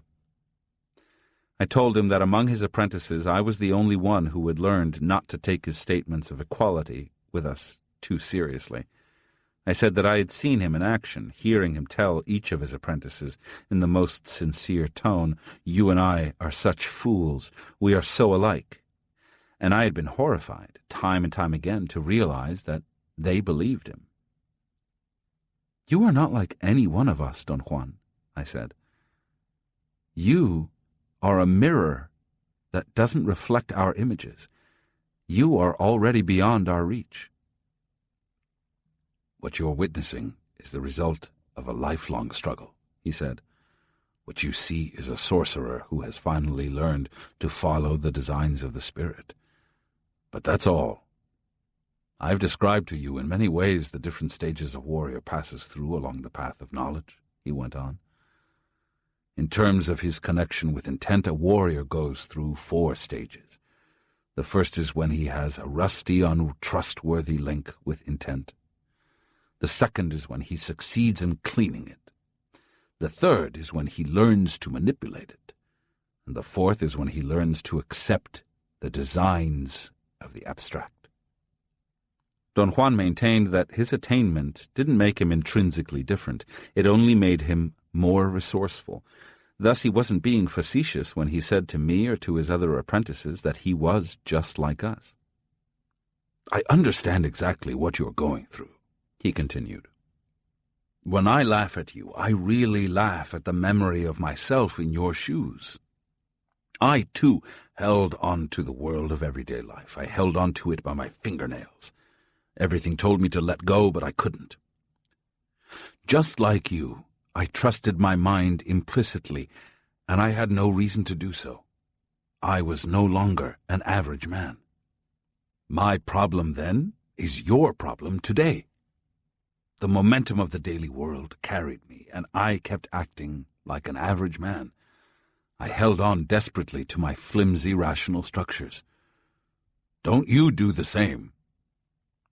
"I don't hold on to any structures. They hold on to me," I said. And that made him laugh. I told him I understood him to perfection, but that no matter how hard I tried, I was unable to carry on as a sorcerer should. He said my disadvantage in the sorcerer's world was my lack of familiarity with it. In that world, I had to relate myself to everything in a new way, which was infinitely more difficult because it had very little to do with my everyday life continuity.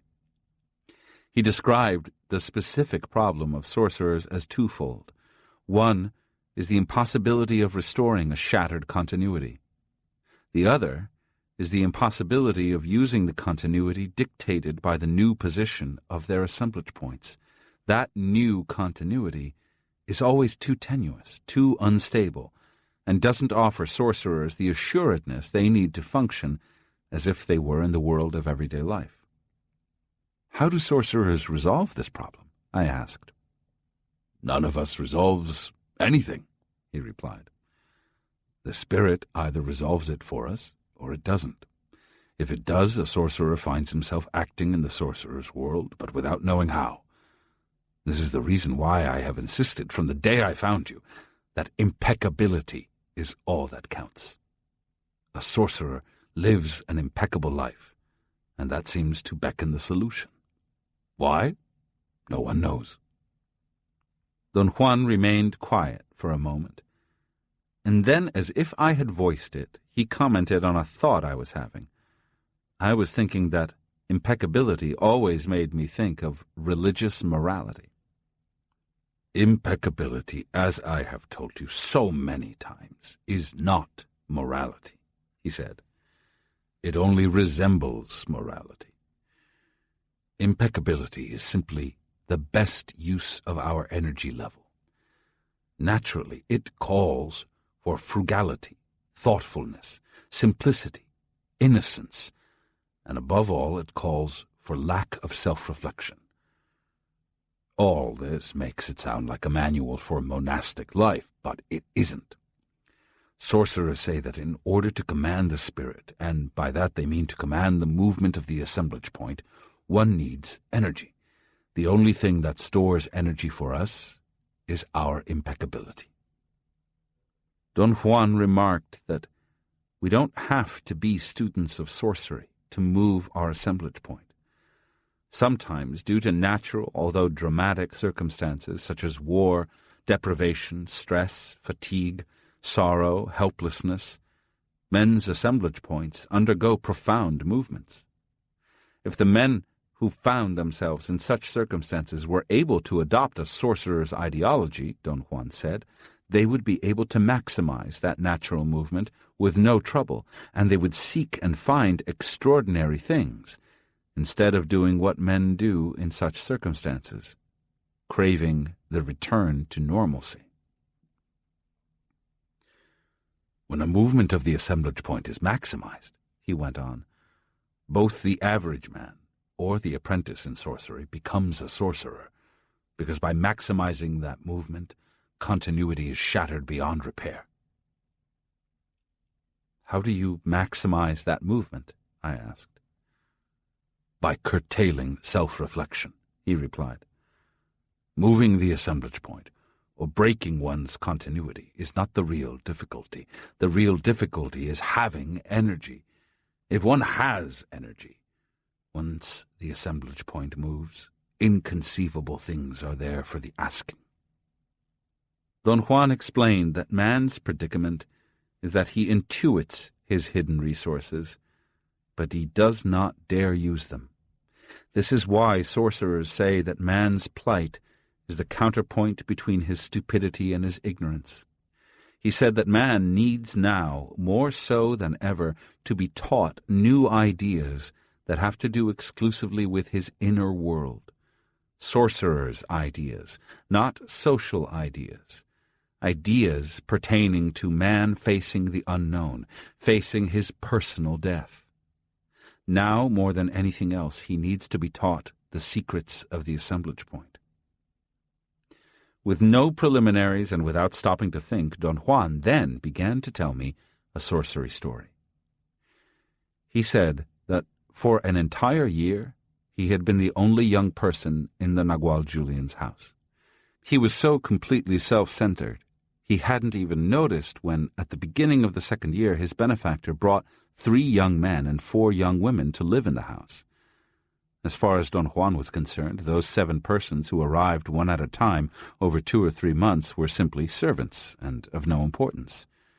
One of the young men was even made his assistant. Don Juan was convinced that Nagual Julian had lured and cajoled them into coming to work for him without wages, and he would have felt sorry for them had it not been for their blind trust in the Nagual Julian and their sickening attachment to everyone and everything in the household. His feeling was that they were born slaves, and that he had nothing to say to them. Yet he was obliged to make friends with them and give them advice, not because he wanted to, but because the Nagual demanded it as part of his work. As they sought his counseling, he was horrified by the poignancy and drama of their life stories. He secretly congratulated himself for being better off than they. He sincerely felt he was smarter than all of them put together. He boasted to them that he could see through the Nagual's maneuvers, although he couldn't claim to understand them, and he laughed at their ridiculous attempts to be helpful. He considered them servile and told them to their faces that they were being mercilessly exploited by a professional tyrant. But what enraged him was that the 4 young women had crushes on the Nagual Julian and would do anything to please him. Don Juan sought solace in his work and plunged into it to forget his anger. Or, for hours on end, he would read the books that the Nagual Julian had in the house. Reading became his passion. When he was reading, everyone knew not to bother him, except the Nagual Julian, who took pleasure in never leaving him in peace. He was always after Don Juan to be friends with the young men and women. He told him repeatedly that all of them, Don Juan included, were his sorcery apprentices. Don Juan was convinced the Nagual Julian knew nothing about sorcery, but he humored him, listening to him without ever believing. The Nagual Julian was unfazed by Don Juan's lack of trust. He simply proceeded as if Don Juan believed him, and gathered all the apprentices together to give them instruction. Periodically he took all of them on all-night excursions into the local mountains. On most of these excursions the Nagual would leave them by themselves, stranded in those rugged mountains, with Don Juan in charge. The rationale given for the trips was that, in solitude, in the wilderness, they would discover the spirit. But they never did. At least not in any way Don Juan could understand. However, the Nagual Julian insisted so strongly on the importance of knowing the spirit that Don Juan became obsessed with knowing what the spirit was. During one of those nighttime excursions, the Nagual Julian urged Don Juan to go after the spirit, even if he didn't understand it. Of course, he meant the only thing a Nagual could mean, the movement of the assemblage point, Don Juan said. But he worded it in a way he believed would make sense to me. Go after the spirit. I thought he was talking nonsense. At that time I had already formed my own opinions and beliefs and was convinced that the spirit was what is known as character, volition, guts, strength. And I believed I didn't have to go after them. I had them all. The Nagual Julian insisted that the spirit was indefinable, that one could not even feel it, much less talk about it. One could only beckon it, he said, by acknowledging its existence. My retort was very much the same as yours. One cannot beckon something that does not exist. Don Juan told me he had argued so much with the Nagual that the Nagual finally promised him in front of his entire household that in one single stroke he was going to show him not only what the spirit was, but how to define it. He also promised to throw an enormous party, even inviting the neighbors, to celebrate Don Juan's lesson. Don Juan remarked that in those days, before the Mexican Revolution, the Nagual Julian and the 7 women of his group passed themselves off as the wealthy owners of a large hacienda. Nobody ever doubted their image, especially the Nagual Julians, a rich and handsome landholder who had set aside his earnest desire to pursue an ecclesiastical career in order to care for his 7 unmarried sisters.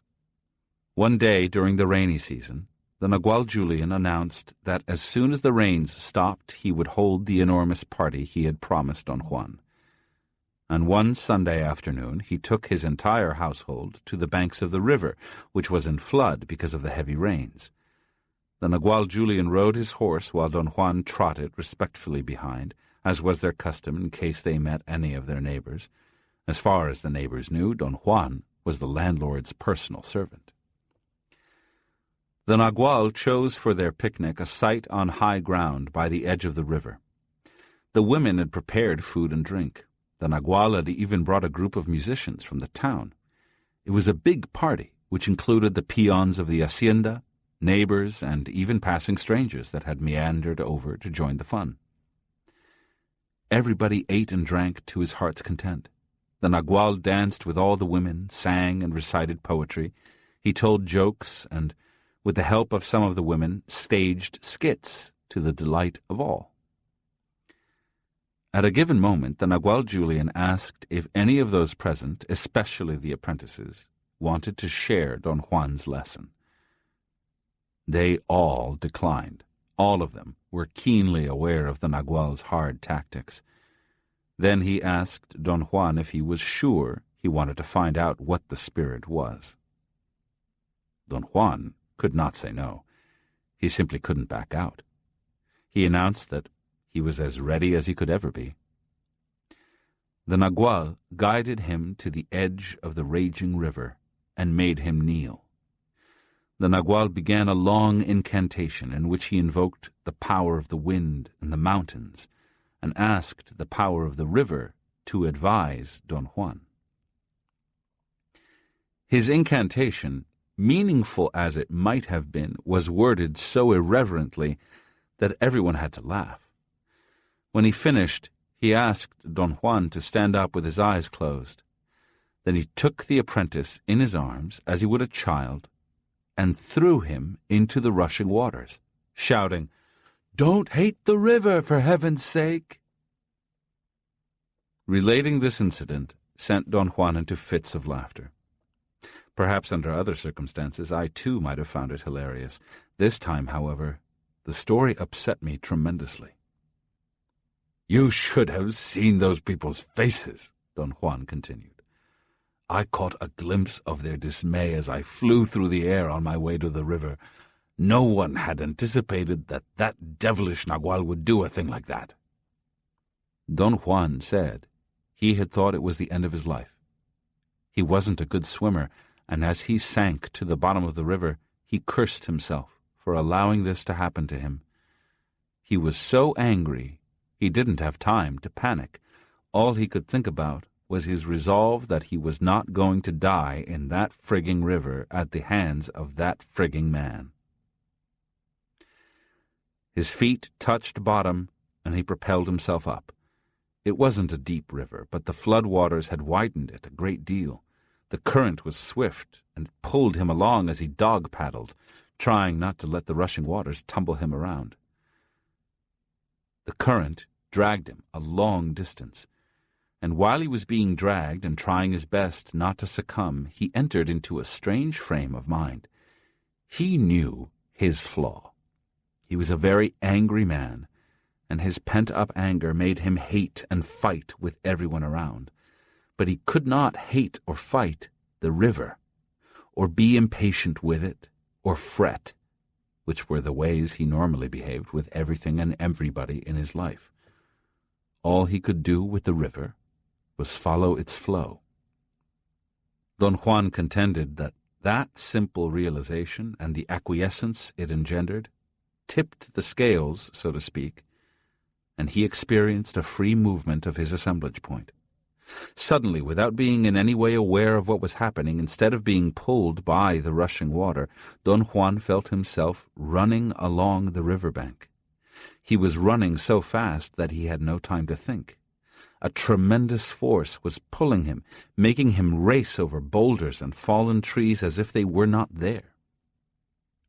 After he had run in that desperate fashion for quite a while, Don Juan braved a quick look at the reddish, rushing water, and he saw himself being roughly tumbled by the current.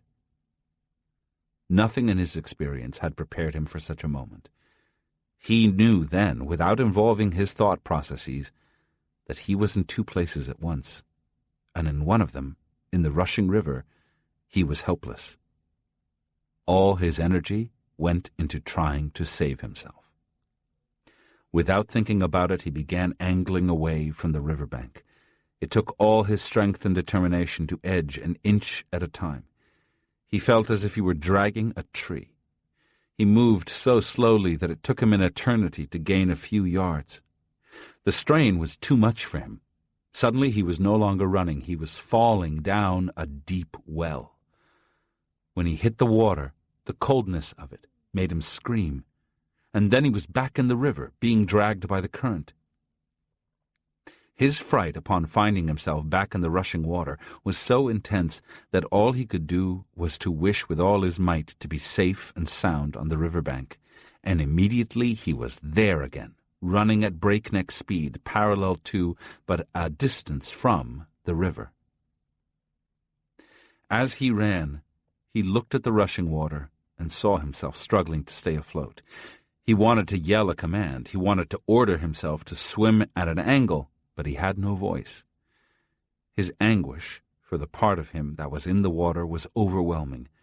It served as a bridge between the two Juan Matuses.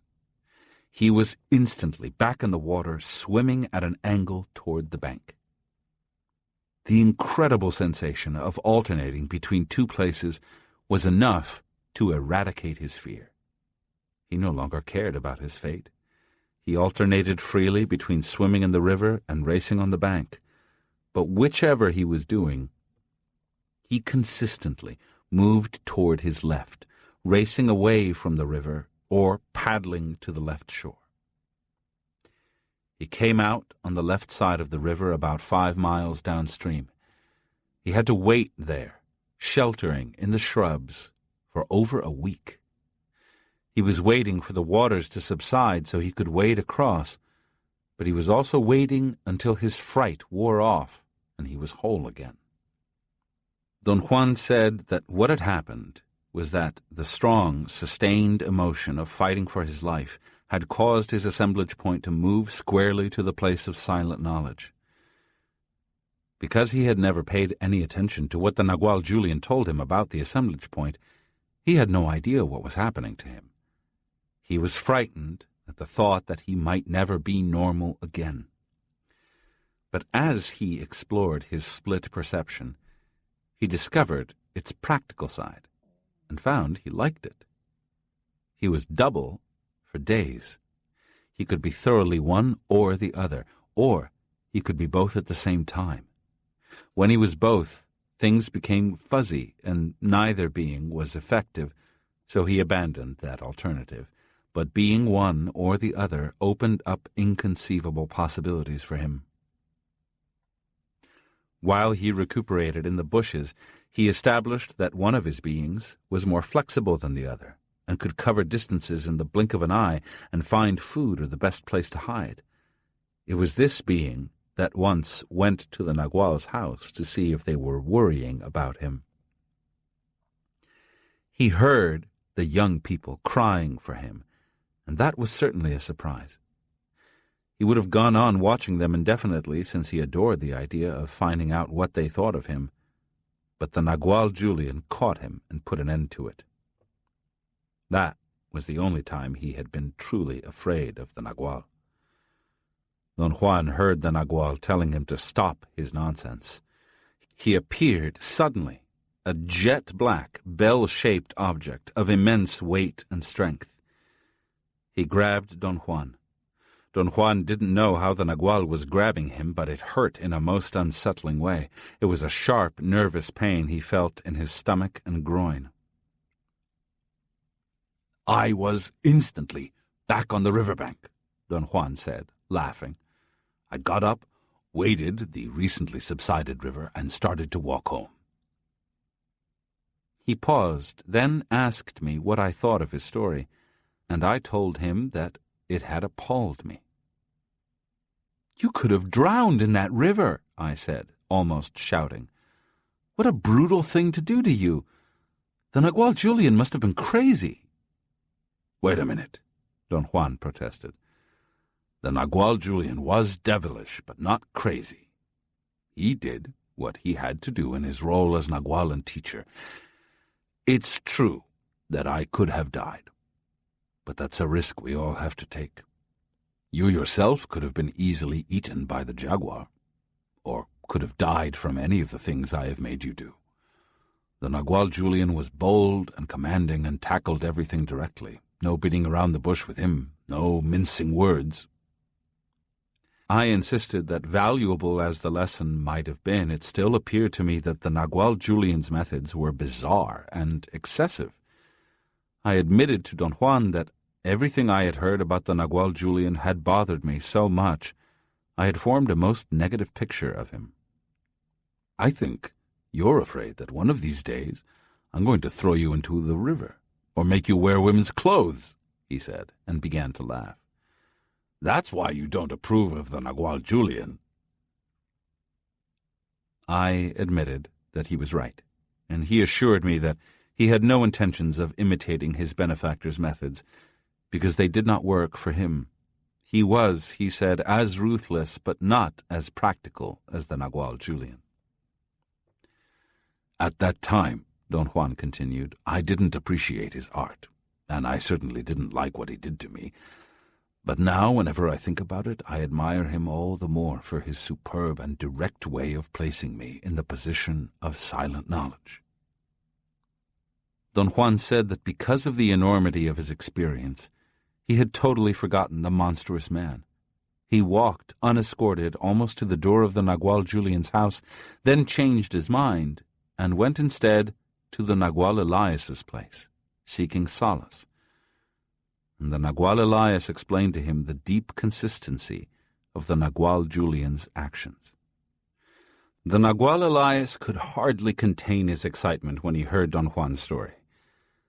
In a fervent tone he explained to Don Juan that his benefactor was a supreme stalker, always after practicalities. His endless quest was for pragmatic views and solutions. His behavior that day at the river had been a masterpiece of stalking. He had manipulated and affected everyone. Even the river seemed to be at his command. The Nagual Elias maintained that while Don Juan was being carried by the current, fighting for his life, the river helped him understand what the spirit was. And thanks to that understanding, Don Juan had the opportunity to enter directly into silent knowledge. Don Juan said that because he was a callow youth, he listened to the Nagual Elias without understanding a word, but was moved with sincere admiration for the Nagual's intensity. First, the Nagual Elias explained to Don Juan that sound and the meaning of words were of supreme importance to stalkers. Words were used by them as keys to open anything that was closed. Stalkers, therefore, had to state their aim before attempting to achieve it. But they couldn't reveal their true aim at the outset, so they had to word things carefully to conceal the main thrust. The Nagual Elias called this act waking up intent.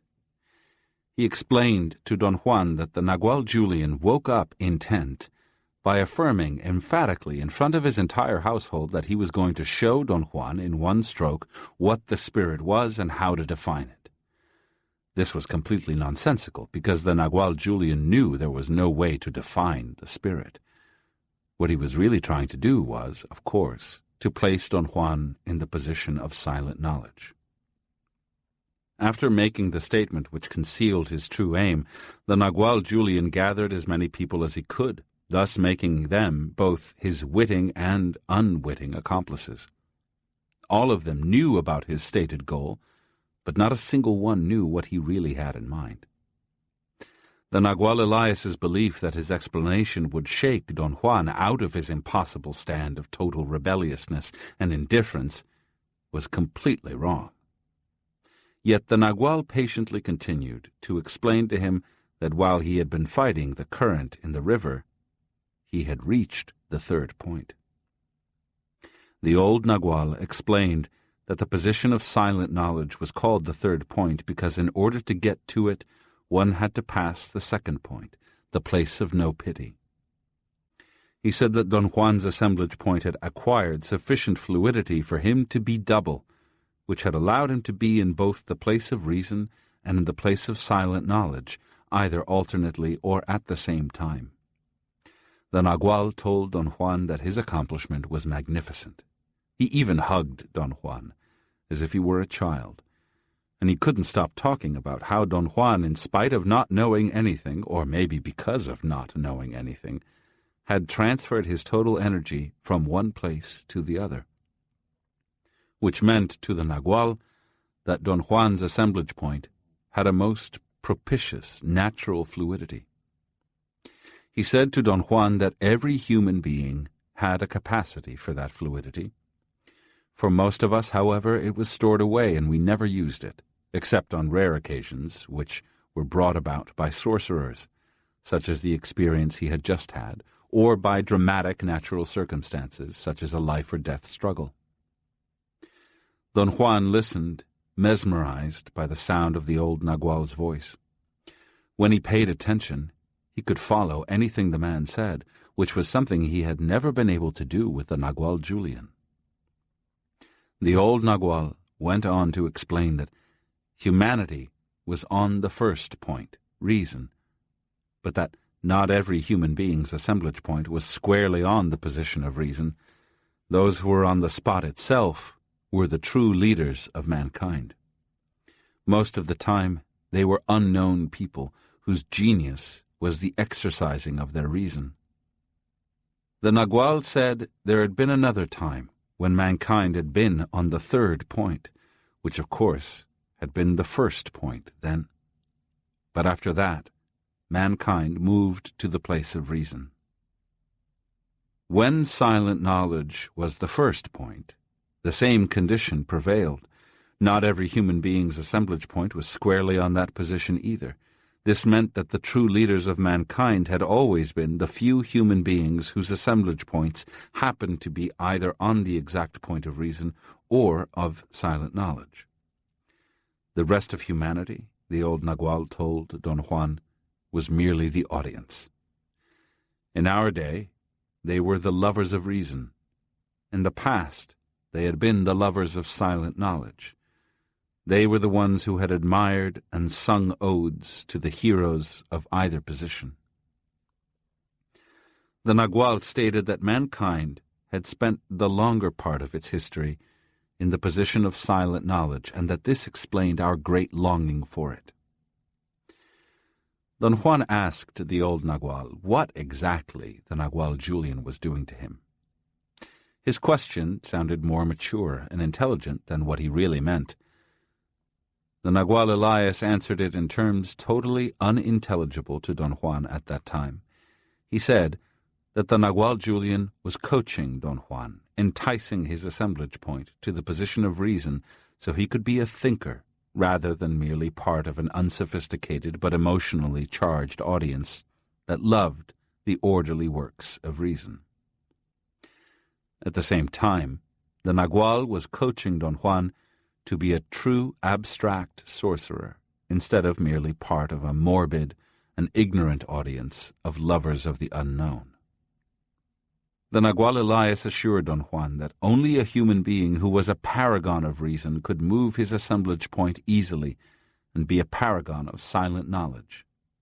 He said that only those who were squarely in either position could see the other position clearly, and that had been the way the Age of Reason came to being. The position of reason was clearly seen from the position of silent knowledge. The old Nagual told Don Juan that the one-way bridge from silent knowledge to reason was called concern. That is, the concern that true men of silent knowledge had about the source of what they knew.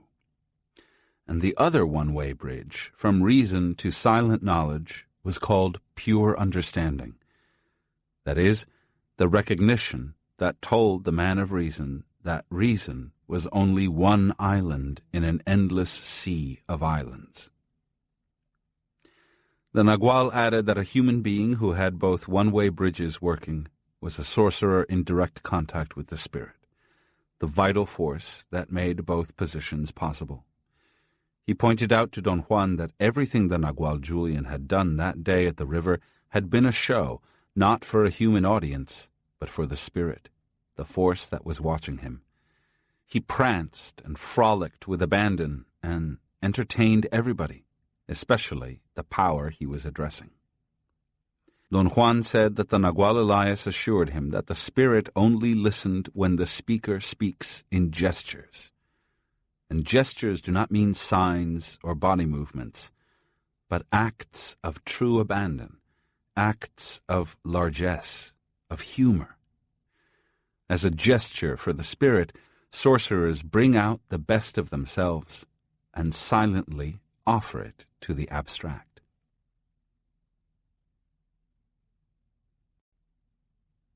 Intending appearances. Don Juan wanted us to make one more trip to the mountains before I went home, but we never made it. Instead, he asked me to drive him to the city. He needed to see some people there. On the way, he talked about every subject but intent. It was a welcome respite. In the afternoon, after he'd taken care of his business, we sat on his favorite bench in the plaza. The place was deserted. I was very tired and sleepy, but then quite unexpectedly I perked up. My mind became crystal clear. Don Juan immediately noticed the change and laughed at my gesture of surprise. He picked a thought right out of my head, or perhaps it was I who picked that thought out of his. If you think about life in terms of hours instead of years, our lives are immensely long, he said. Even if you think in terms of days, life is still interminable. That was exactly what I had been thinking. He told me that sorcerers counted their lives in hours, and that in 1 hour it was possible for a sorcerer to live the equivalent in intensity of a normal life. This intensity is an advantage when it comes to storing information in the movement of the assemblage point. I demanded that he explain this to me in more detail. A long time before, because it was so cumbersome to take notes on conversations, he had recommended that I keep all the information I obtained about the sorcerer's world neatly arranged, not on paper nor in my mind, but in the movement of my assemblage point. The assemblage point, with even the most minute shifting, creates totally isolated islands of perception, Don Juan said. Information, in the form of experiences in the complexity of awareness, can be stored there. But how can information be stored in something so vague? I asked. The mind is equally vague, and still you trust it because you are familiar with it, he retorted. You don't yet have the same familiarity with the movement of the assemblage point, but it is just about the same. What I mean is, how is information stored? I insisted. The information is stored in the experience itself, he explained. Later, when a sorcerer moves his assemblage point to the exact spot where it was, he relives the total experience. This sorcerer's recollection is the way to get back all the information stored in the movement of the assemblage point. Intensity is an automatic result of the movement of the assemblage point, he continued. For instance, you are living these moments more intensely than you ordinarily would, so, properly speaking, you are storing intensity. Someday you'll relive this moment by making your assemblage point return to the precise spot where it is now. That is the way sorcerers store information. I told Don Juan that the intense recollections I had had in the past few days had just happened to me without any special mental process I was aware of. How can one deliberately manage to recollect? I asked. Intensity, being an aspect of intent, is connected naturally to the shine of the sorcerer's eyes, he explained. In order to recall those isolated islands of perception, sorcerers need only intend the particular shine of their eyes associated with whichever spot they want to return to. But I have already explained that. I must have looked perplexed. Don Juan regarded me with a serious expression. I opened my mouth 2 or 3 times to ask him questions, but couldn't formulate my thoughts. Because his intensity rate is greater than normal, Don Juan said, in a few hours, a sorcerer can live the equivalent of a normal lifetime. His assemblage point, by shifting to an unfamiliar position, takes in more energy than usual. That extra flow of energy is called intensity. I understood what he was saying with perfect clarity, and my rationality staggered under the impact of the tremendous implication. Don Juan fixed me with his stare and then warned me to beware of a reaction which typically afflicted sorcerers, a frustrating desire to explain the sorcery experience in cogent, well-reasoned terms. The sorcerer's experience is so outlandish, Don Juan went on, that sorcerers consider it an intellectual exercise and use it to stalk themselves with. Their trump card as stalkers, though, is that they remain keenly aware that we are perceivers and that perception has more possibilities than the mind can conceive. As my only comment, I voiced my apprehension about the outlandish possibilities of human awareness. In order to protect themselves from that immensity, Don Juan said, sorcerers learn to maintain a perfect blend of ruthlessness, cunning, patience, and sweetness. These 4 bases are inextricably bound together. Sorcerers cultivate them by intending them. These bases are, naturally, positions of the assemblage point. He went on to say that every act performed by any sorcerer was by definition governed by these 4 principles. So, properly speaking, every sorcerer's every action is deliberate in thought and realization and has the specific blend of the 4 foundations of stalking. Sorcerers use the 4 moods of stalking as guides, he continued. These are 4 different frames of mind, 4 different brands of intensity that sorcerers can use to induce their assemblage points to move to specific positions. He seemed suddenly annoyed. I asked if it was my insistence on speculating that was bothering him. I am just considering how our rationality puts us between a rock and a hard place, he said. Our tendency is to ponder, to question, to find out. And there is no way to do that from within the discipline of sorcery. Sorcery is the act of reaching the place of silent knowledge, and silent knowledge can't be reasoned out. It can only be experienced. He smiled, his eyes shining like 2 spots of light. He said that sorcerers, in an effort to protect themselves from the overwhelming effect of silent knowledge, developed the art of stalking. Stalking moves the assemblage point minutely but steadily, thus giving sorcerers time, and therefore the possibility of buttressing themselves. Within the art of stalking, Don Juan continued, there is a technique which sorcerers use a great deal, controlled folly.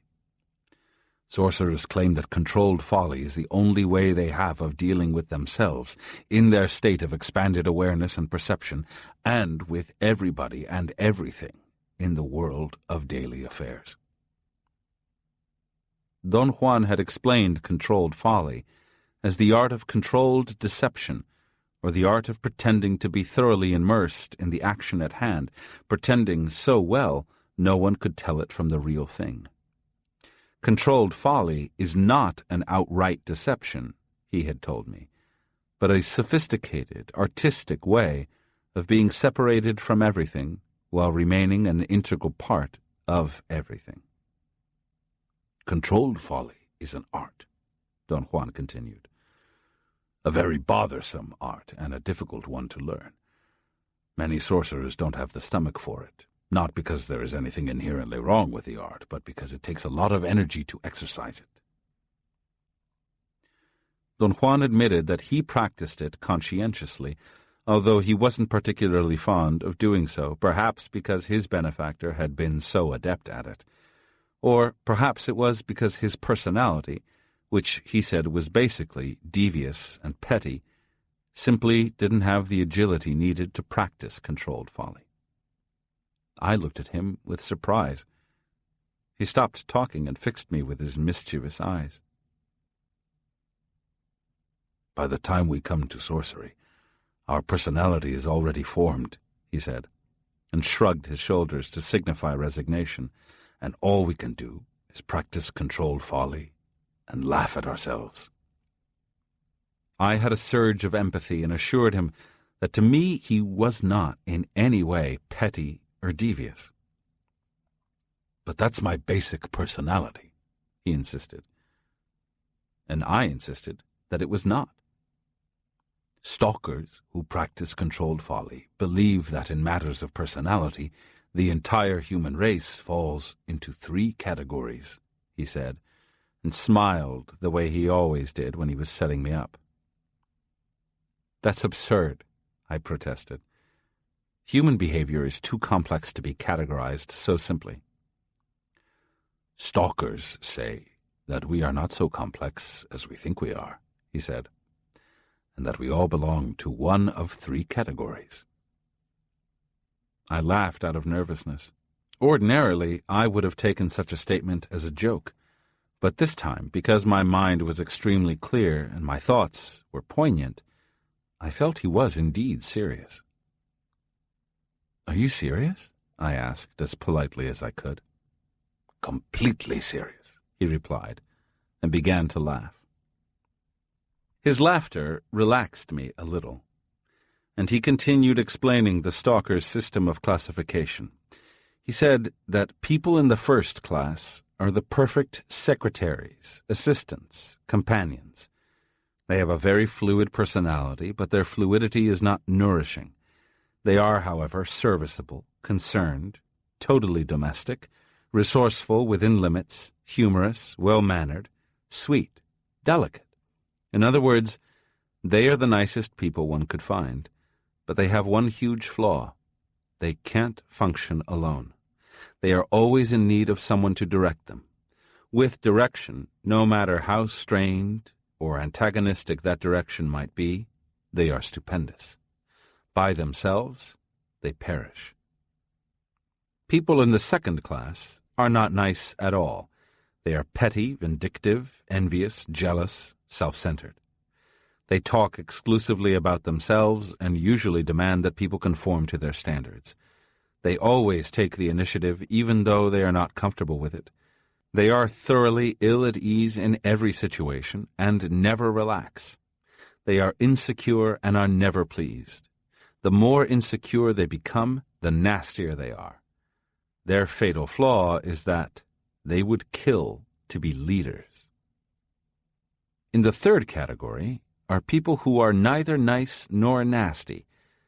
They serve no one, nor do they impose themselves on anyone. Rather, they are indifferent.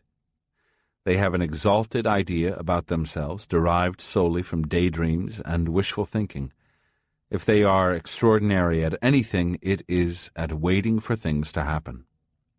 They are waiting to be discovered and conquered and have a marvelous facility for creating the illusion that they have great things in abeyance, which they always promise to deliver but never do, because, in fact, they do not have such resources. Don Juan said that he himself definitely belonged to the second class. He then asked me to classify myself, and I became rattled. Don Juan was practically on the ground, bent over with laughter. He urged me again to classify myself, and reluctantly I suggested I might be a combination of the three. "Don't give me that combination nonsense," he said, still laughing. "We are simple beings. Each of us is one of the three types. And as far as I am concerned, you belong to the second class. Stalkers call them farts." I began to protest that his scheme of classification was demeaning, but I stopped myself just as I was about to go into a long tirade. Instead, I commented that if it were true that there are only three types of personalities, all of us are trapped in one of those three categories for life, with no hope of change or redemption. He agreed that that was exactly the case, except that one avenue for redemption remained. Sorcerers had long ago learned that our only personal self-reflection fell into one of the categories. "The trouble with us is that we take ourselves seriously," he said. "Whichever category our self-image falls into only matters because of our self-importance. If we weren't self-important, it wouldn't matter at all which category we fell into." "I'll always be a fart," he continued, his body shaking with laughter, "and so will you, but now I am a fart who doesn't take himself seriously, while you still do." I was indignant. I wanted to argue with him, but couldn't muster the energy for it. In the empty plaza, the reverberation of his laughter was eerie. He changed the subject then and reeled off the basic cores he had discussed with me: the manifestations of the spirit, the knock of the spirit, the trickery of the spirit, the descent of the spirit, the requirement of intent, and handling intent. He repeated them as if he were giving my memory a chance to retain them fully, and then he succinctly highlighted everything he had told me about them.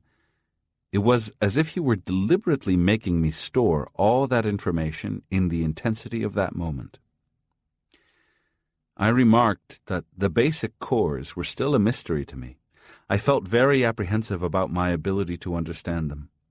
He was giving me the impression that he was about to dismiss the topic, and I hadn't grasped its meaning at all. I insisted that I had to ask him more questions about the abstract cores. He seemed to assess what I was saying, then he quietly nodded his head. "This topic was also very difficult for me," he said, "and I too asked many questions. I was perhaps a tinge more self-centered than you, and very nasty. Nagging was the only way I knew of asking questions. You yourself are rather a belligerent inquisitor. At the end, of course, you and I are equally annoying, but for different reasons."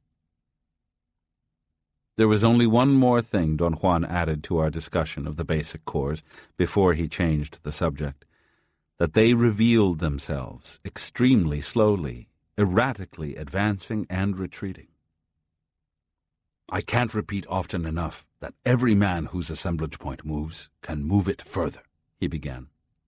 "And the only reason we need a teacher is to spur us on mercilessly. Otherwise, our natural reaction is to stop to congratulate ourselves for having covered so much ground." He said that we were both good examples of our odious tendency to go easy on ourselves. His benefactor, fortunately, being the stupendous stalker he was, had not spared him. Don Juan said that in the course of their nighttime journeys in the wilderness, the Nagual Julian had lectured him extensively on the nature of self-importance and the movement of the assemblage point. For the Nagual Julian, self-importance was a monster that had 3,000 heads, and one could face up to it and destroy it in any of three ways. The first way was to sever each head one at a time. The second was to reach that mysterious state of being called the place of no pity, which destroyed self-importance by slowly starving it. And the third was to pay for the instantaneous annihilation of the 3,000-headed monster with one's symbolic death. The Nagual Julian recommended the third alternative.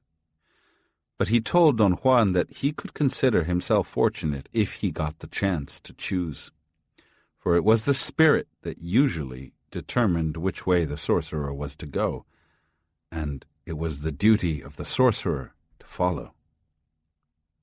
Don Juan said that as he had guided me, his benefactor guided him to cut off the 3,000 heads of self-importance, one by one, but that the results had been quite different. While I had responded very well, he had not responded at all. Mine was a peculiar condition, he went on. From the moment my benefactor saw me lying on the road with a bullet hole in my chest, he knew I was the new Nagual. He acted accordingly and moved my assemblage point as soon as my health permitted it, and I saw with great ease a field of energy in the form of that monstrous man. But this accomplishment, instead of helping as it was supposed to, hindered any further movement of my assemblage point, and while the assemblage points of the other apprentices moved steadily, mine remained fixed at the level of being able to see the monster. "But didn't your benefactor tell you what was going on?" I asked, truly baffled by the unnecessary complication. "My benefactor didn't believe in handing down knowledge," Don Juan said. "He thought that knowledge imparted that way lacked effectiveness. It was never there when one needed it. On the other hand, if knowledge was only insinuated, the person who was interested would devise ways to claim that knowledge." Don Juan said that the difference between his method of teaching and his benefactor's was that he himself believed one should have the freedom to choose. His benefactor did not. "Didn't your benefactor's teacher, the Nagual Elias, tell you what was happening?" I insisted. "He tried," Don Juan said, and sighed. "But I was truly impossible. I knew everything. I'd just let the two men talk my ear off and never listened to a thing they were saying." In order to deal with that impasse, the Nagual Julian decided to force Don Juan to accomplish once again, but in a different way, a free movement of his assemblage point. I interrupted him to ask whether this had happened before or after his experience at the river. Don Juan's stories didn't have the chronological order I would have liked. "This happened several months afterward," he replied. "And don't you think for an instant that because I experienced that split perception I was really changed, that I was wiser or more sober. Nothing of the sort. Consider what happens to you," he went on. "I have not only broken your continuity time and time again, I have ripped it to shreds, and look at you. You still act as if you were intact.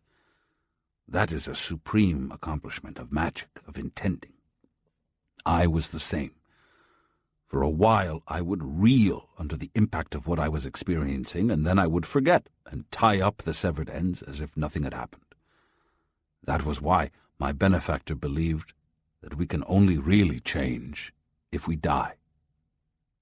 Returning to his story, Don Juan said that the Nagual used Tulio, the unsociable member of his household, to deliver a new shattering blow to his psychological continuity.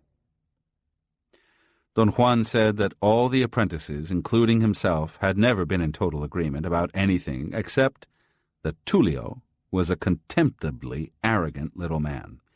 They hated Tulio because he either avoided them or snubbed them. He treated them all with such disdain that they felt like dirt. They were all convinced that Tulio never spoke to them because he had nothing to say, and that his most salient feature, his arrogant aloofness, was a cover for his timidity. Yet in spite of his unpleasant personality, to the chagrin of all the apprentices, Tulio had undue influence on the household, especially on the Nagual Julian, who seemed to dote on him. One morning the Nagual Julian sent all the apprentices on a day-long errand to the city. The only person left in the house, besides the older members of the household, was Don Juan. Around midday the Nagual Julian headed for his study to do his daily bookkeeping. As he was going in, he casually asked Don Juan to help him with the accounts.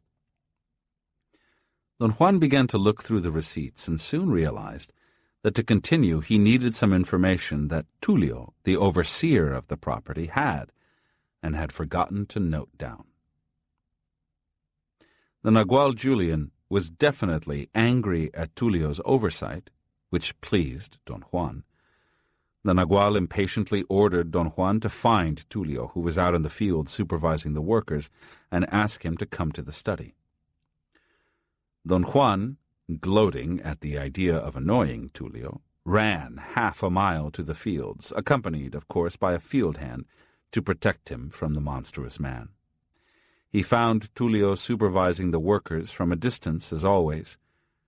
Don Juan had noticed that Tulio hated to come into direct contact with people, and always watched from afar. In a harsh voice and with an exaggeratedly imperious manner, Don Juan demanded that Tulio accompany him to the house because the Nagual required his services. Tulio, his voice barely audible, replied that he was too busy at the moment, but that in about an hour he would be free to come. Don Juan insisted, knowing that Tulio would not bother to argue with him and would simply dismiss him with a turn of his head. He was shocked when Tulio began to yell obscenities at him. The scene was so out of character for Tulio that even the farm workers stopped their labor and looked at one another questioningly. Don Juan was sure they had never heard Tulio raise his voice, much less yell improprieties. His own surprise was so great that he laughed nervously, which made Tulio extremely angry. He even hurled a rock at the frightened Don Juan, who fled. Don Juan and his bodyguard immediately ran back to the house. At the front door, they found Tulio. He was quietly talking and laughing with some of the women. As was his custom, he turned his head away, ignoring Don Juan. Don Juan began angrily to chastise him for socializing there when the Nagual wanted him in his study. Tulio and the women looked at Don Juan as if he had gone mad. But Tulio was not his usual self that day. Instantly he yelled at Don Juan to shut his damned mouth and mind his own damned business. He blatantly accused Don Juan of trying to put him in a bad light with the Nagual Julian. The women showed their dismay by gasping loudly and looking disapprovingly at Don Juan.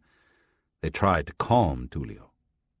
Don Juan ordered Tulio to go to the Nagual's study and explain the accounts. Tulio told him to go to hell. Don Juan was shaking with anger. The simple task of asking for the accounts had turned into a nightmare. He controlled his temper. The women were watching him intently, which angered him all over again. In a silent rage, he ran to the Nagual's study. Tulio and the women went back to talking and laughing quietly as though they were celebrating a private joke. Don Juan's surprise was total when he entered the study and found Tulio sitting at the Nagual's desk, absorbed in his bookkeeping. Don Juan made a supreme effort and controlled his anger. He smiled at Tulio. He no longer had the need to confront Tulio. He had suddenly understood that the Nagual Julian was using Tulio to test him, to see if he would lose his temper. He would not give him that satisfaction. Without looking up from his accounts, Tulio said that if Don Juan was looking for the Nagual, he would probably find him at the other end of the house. Don Juan raced to the other end of the house to find the Nagual Julian walking slowly around the patio with Tulio at his side. The Nagual appeared to be engrossed in his conversation with Tulio. Tulio gently nudged the Nagual's sleeve and said in a low voice that his assistant was there. The Nagual matter-of-factly explained to Don Juan everything about the account they had been working on. It was a long, detailed, and thorough explanation. He said then that all Don Juan had to do was to bring the account book from the study so that they could make the entry and have Tulio sign it. Don Juan could not understand what was happening. The detailed explanation and the Nagual's matter-of-fact tone had brought everything into the realm of mundane affairs. Tulio impatiently ordered Don Juan to hurry up and fetch the book, because he was busy. He was needed somewhere else. By now, Don Juan had resigned himself to being a clown. He knew that the Nagual was up to something. He had that strange look in his eyes, which Don Juan always associated with his beastly jokes. Besides, Tulio had talked more that day than he had in the entire 2 years Don Juan had been in the house. Without uttering a word, Don Juan went back to the study, and as he had expected, Tulio had gotten there first. He was sitting on the corner of the desk, waiting for Don Juan, impatiently tapping the floor with the hard heel of his boot. He held out the ledger Don Juan was after, gave it to him, and told him to be on his way. Despite being prepared, Don Juan was astonished. He stared at the man, who became angry and abusive. Don Juan had to struggle not to explode. He kept saying to himself that all this was merely a test of his attitude. He had visions of being thrown out of the house if he failed the test. In the midst of his turmoil, he was still able to wonder about the speed with which Tulio managed always to be one jump ahead of him. Don Juan certainly anticipated that Tulio would be waiting with the Nagual. Still, when he saw him there, although he wasn't surprised, he was incredulous.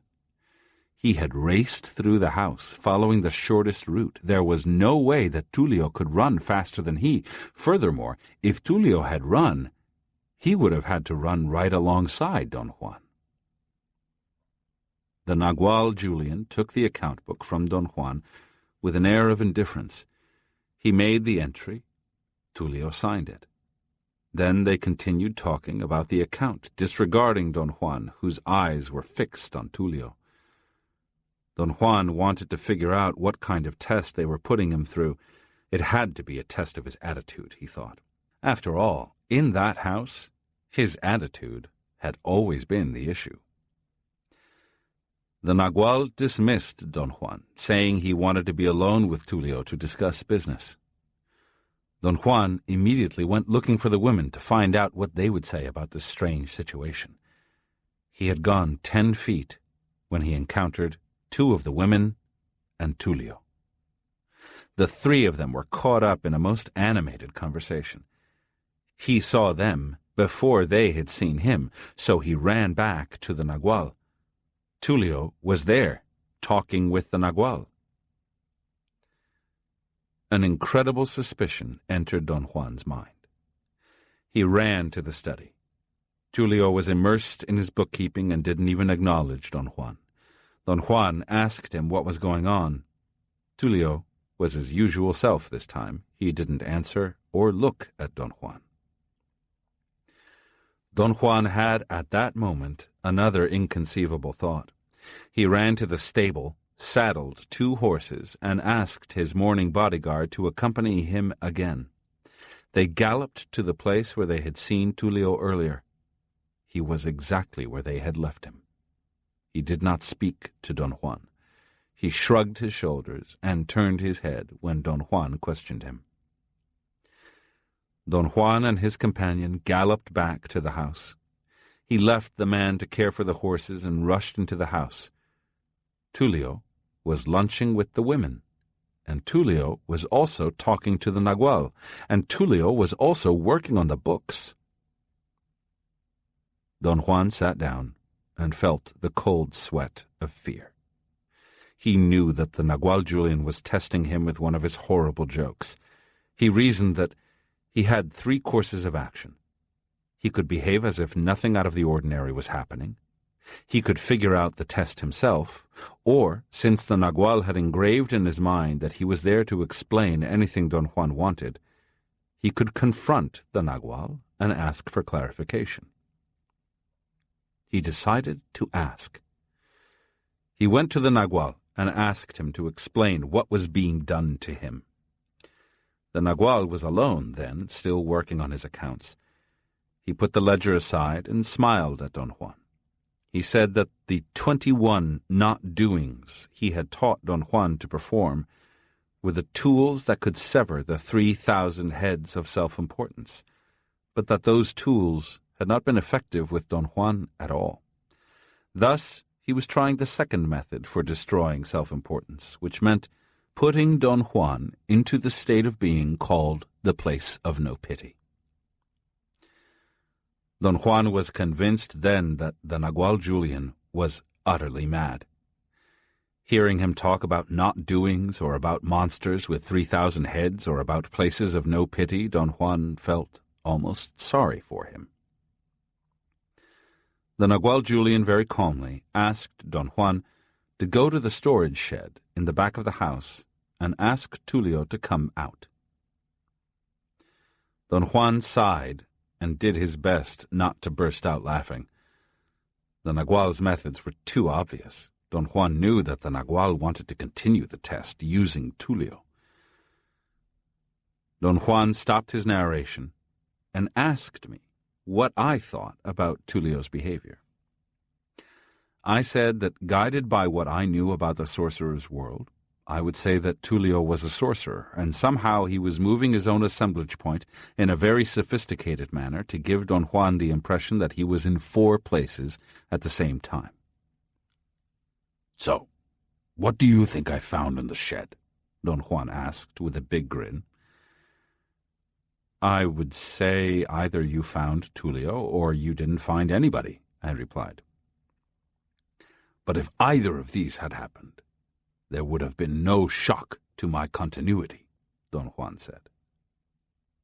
I tried to imagine bizarre things, and I proposed that perhaps he found Tulio's dreaming body. I reminded Don Juan that he himself had done something similar to me with one of the members of his party of sorcerers. "No," Don Juan retorted. "What I found was a joke that has no equivalent in reality. And yet it was not bizarre, it was not out of this world. What do you think it was?" I told Don Juan I hated riddles. I said that with all the bizarre things he had made me experience, the only things I could conceive would be more bizarreness, and since that was ruled out, I gave up guessing. "When I went into that shed, I was prepared to find that Tulio was hiding," Don Juan said. "I was sure that the next part of the test was going to be an infuriating game of hide-and-seek. Tulio was going to drive me crazy hiding inside that shed. But nothing I had prepared myself for happened. I walked into that shed and found 4 Tulios." "What do you mean, 4 Tulios?" I asked. "There were 4 men in that shed," Don Juan replied. "And all of them were Tulio. Can you imagine my surprise? All of them were sitting in the same position, their legs crossed and pressed tightly together. They were waiting for me. I looked at them and ran away, screaming. My benefactor held me down on the ground outside the door, and then, truly horrified, I saw how the 4 Tulios came out of the shed and advanced toward me. I screamed and screamed while the Tulios pecked me with their hard fingers like huge birds attacking. I screamed until I felt something give in me, and I entered a state of superb indifference. Never in all my life had I felt something so extraordinary. I brushed off the Tulios and got up. They had just been tickling me. I went directly to the Nagual and asked him to explain the 4 men to me. What the Nagual Julian explained to Don Juan was that those 4 men were the paragons of stalking. Their names had been invented by their teacher, the Nagual Elias, who, as an exercise in controlled folly, had taken the Spanish numerals 1, 2, 3, 4, added them to the name of Tulio, and obtained in that manner the names Tuliuno, Tuliodo, Tulitre, and Tuliquatro. The Nagual Julian introduced each in turn to Don Juan. The 4 men were standing in a row. Don Juan faced each of them and each nodded to him. The Nagual said the 4 men were stalkers of such extraordinary talent, as Don Juan had just corroborated, that praise was meaningless. The Tulios were the Nagual Elias's triumph. They were the essence of unobtrusiveness. They were such magnificent stalkers that for all practical purposes, only one of them existed. Although people saw and dealt with them daily, nobody outside the members of the household knew that there were 4 Tulios. Don Juan understood with perfect clarity everything the Nagual Julian was saying about the men. Because of his unusual clarity, he knew he had reached the place of no pity. And he understood all by himself that the place of no pity was a position of the assemblage point, a position which rendered self-pity inoperative. But Don Juan also knew that his insight and wisdom were extremely transitory. Unavoidably, his assemblage point would return to its point of departure. When the Nagual asked Don Juan if he had any questions, he realized that he would be better off paying close attention to the Nagual's explanation than speculating about his own foresightedness. Don Juan wanted to know how the Tulios created the impression that there was only one person. He was extremely curious because, observing them together, he realized they were not really that alike. They wore the same clothes. They were about the same size, age, and configuration, but that was the extent of their similarity. And yet, even as he watched them, he could have sworn that there was only one Tulio. The Nagual Julian explained that the human eye was trained to focus only on the most salient features of anything, and that those salient features were known beforehand.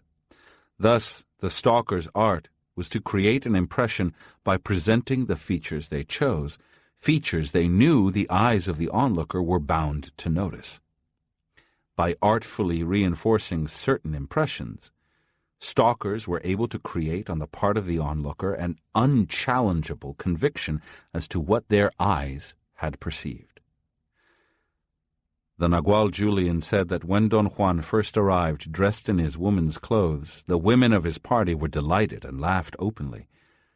But the man with them, who happened to be Tulitre, immediately provided Don Juan with the first Tulio impression. He half turned away to hide his face, shrugged his shoulders disdainfully, as if all of it was boring to him, and walked away to laugh his head off in private, while the women helped to consolidate that first impression by acting apprehensive, almost annoyed, at the unsociability of the man. From that moment on, any Tulio who was around Don Juan reinforced that impression and further perfected it until Don Juan's eye couldn't catch anything except what was being fed to him. Tuliuno spoke then, and said that it had taken them about 3 months of very careful and consistent actions to have Don Juan blind to anything except what he was guided to expect. After 3 months, his blindness was so pronounced that the Tulios were no longer even careful. They acted normal in the house. They even ceased wearing identical clothes, and Don Juan didn't notice the difference. When other apprentices were brought into the house, however, the Tulios had to start all over again. This time the challenge was hard, because there were many apprentices, and they were sharp. Don Juan asked Tuliuno about Tulio's appearance. Tuliuno answered that the Nagual Elias maintained appearance was the essence of controlled folly, and stalkers created appearance by intending them, rather than by producing them with the aid of props. Props created artificial appearances that looked false to the eye. In this respect, intending appearances was exclusively an exercise for stalkers. Tulitre spoke next. He said appearances were solicited from the spirit. Appearances were asked, were forcefully called on. They were never invented rationally. Tulio's appearance had to be called from the spirit, and to facilitate that, the Nagual Elias put all 4 of them together into a very small, out-of-the-way storage room, and there the Spirit spoke to them. The Spirit told them that first they had to intend their homogeneity. After 4 weeks of total isolation, homogeneity came to them. The Nagual Elias said that intent had fused them together, and that they had acquired the certainty that their individuality would go undetected. Now, they had to call up the appearance that would be perceived by the onlooker. And they got busy calling intent for the Tulio's appearance Don Juan had seen. They had to work very hard to perfect it. They focused, under the direction of their teacher, on all the details that would make it perfect. The 4 Tulios gave Don Juan a demonstration of Tulio's most salient features. These were very forceful gestures of disdain and arrogance, abrupt turns of the face to the right as if in anger, twists of their upper bodies as if to hide part of the face with the left shoulder, angry sweeps of a hand over the eyes as if to brush hair off the forehead, and the gait of an agile but impatient person who is too nervous to decide which way to go. Don Juan said that those details of behavior and dozens of others had made Tulio an unforgettable character. In fact, he was so unforgettable that in order to project Tulio on Don Juan and the other apprentices as if on a screen, any of the 4 men needed only to insinuate a feature, and Don Juan and the apprentices would automatically supply the rest. Don Juan said that because of the tremendous consistency of the input, Tulio was for him and the others the essence of a disgusting man. But at the same time, if they searched deep inside themselves, they would have acknowledged that Tulio was haunting. He was nimble, mysterious, and gave, wittingly or unwittingly, the impression of being a shadow. Don Juan asked Tuliuno how they had called intent. Tuliuno explained that stalkers called intent loudly. Usually intent was called from within a small, dark, isolated room. A candle was placed on a black table with the flame just a few inches before the eyes. Then the word intent was voiced slowly, enunciated clearly and deliberately as many times as one felt was needed. The pitch of the voice rose or fell without any thought. Tuliuno stressed that the indispensable part of the act of calling intent was a total concentration on what was intended. In their case, the concentration was on their homogeneity and on Tulio's appearance. After they had been fused by intent, it still took them a couple of years to build up the certainty that their homogeneity and Tulio's appearance would be realities to the onlookers. I asked Don Juan what he thought of their way of calling intent, and he said that his benefactor, like the Nagual Elias, was a bit more given to ritual than he himself was. Therefore, they preferred paraphernalia such as candles, dark closets, and black tables. I casually remarked that I was terribly attracted to ritual behavior myself. Ritual seemed to me essential in focusing one's attention. Don Juan took my remark seriously. He said he had seen that my body, as an energy field, had a feature which he knew all the sorcerers of ancient times had had, and avidly sought in others, a bright area in the lower right side of the luminous cocoon. That brightness was associated with resourcefulness and a bent toward morbidity. The dark sorcerers of those times took pleasure in harnessing that coveted feature and attaching it to man's dark side. "Then there is an evil side to man," I said, jubilantly. "You always deny it. You always say that evil doesn't exist, that only power exists." I surprised myself with this outburst. In one instant, all my Catholic background was brought to bear on me, and the Prince of Darkness loomed larger than life. Don Juan laughed until he was coughing. "Of course, there is a dark side to us," he said. "We kill wantonly, don't we?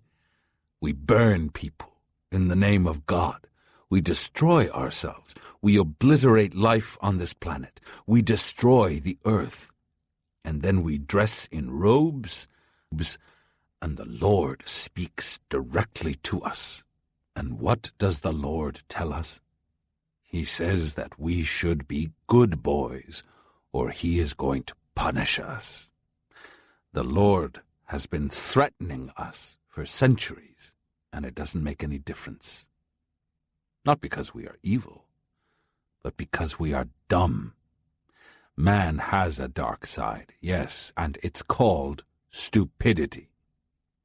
I didn't say anything else, but silently I applauded, and thought with pleasure that Don Juan was a masterful debater. Once again, he was turning my words back on me. After a moment's pause, Don Juan explained that in the same measure that ritual forced the average man to construct huge churches that were monuments to self-importance, ritual also forced sorcerers to construct edifices of morbidity and obsession. As a result, it was the duty of every Nagual to guide awareness so it would fly toward the abstract, free of liens and mortgages. "What do you mean, Don Juan, by liens and mortgages?" I asked. "Ritual can trap our attention better than anything I can think of," he said, "but it also demands a very high price. That high price is morbidity, and morbidity could have the heaviest liens and mortgages on our awareness." Don Juan said that human awareness was like an immense haunted house. The awareness of everyday life was like being sealed in one room of that immense house for life. We entered the room through a magical opening, birth, and we exited through another such magical opening, death. Sorcerers, however, were capable of finding still another opening and could leave that sealed room while still alive. A superb attainment, but their astounding accomplishment was that when they escaped from that sealed room, they chose freedom. They chose to leave that immense haunted house entirely, instead of getting lost in other parts of it. Morbidity was the antithesis of the surge of energy awareness needed to reach freedom. Morbidity made sorcerers lose their way and become trapped in the intricate, dark byways of the unknown. I asked Don Juan if there was any morbidity in the Tulios. "Strangeness is not morbidity," he replied. "The Tulios were performers who were being coached by the spirit itself." "What was the Nagual Elias's reason for training the Tulios as he did?" I asked. Don Juan peered at me and laughed loudly. At that instant, the lights of the plaza were turned on. He got up from his favorite bench and rubbed it with the palm of his hand as if it were a pet. "Freedom," he said. He wanted their freedom from perceptual convention, and he taught them to be artists. Stalking is an art.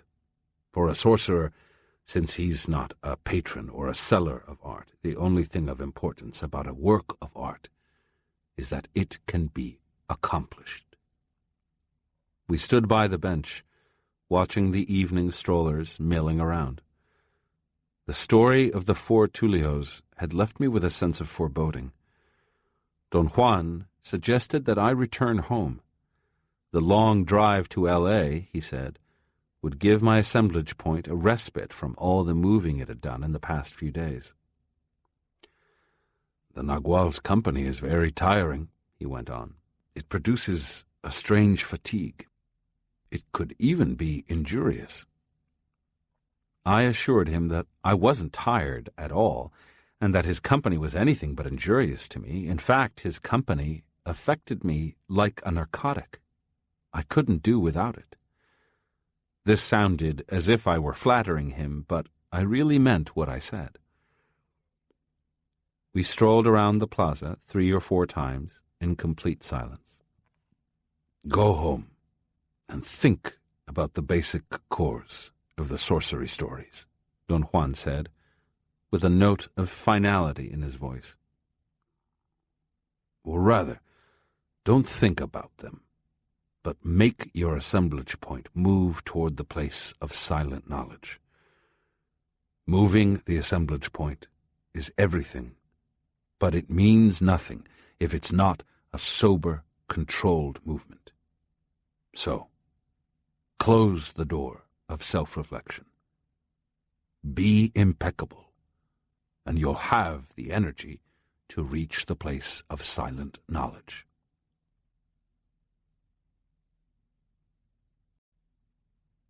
The end. This is Luis Moreno. We hope you have enjoyed this production of The Power of Silence by Carlos Castaneda.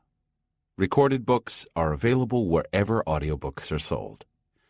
Thank you for being a Recorded Books reader.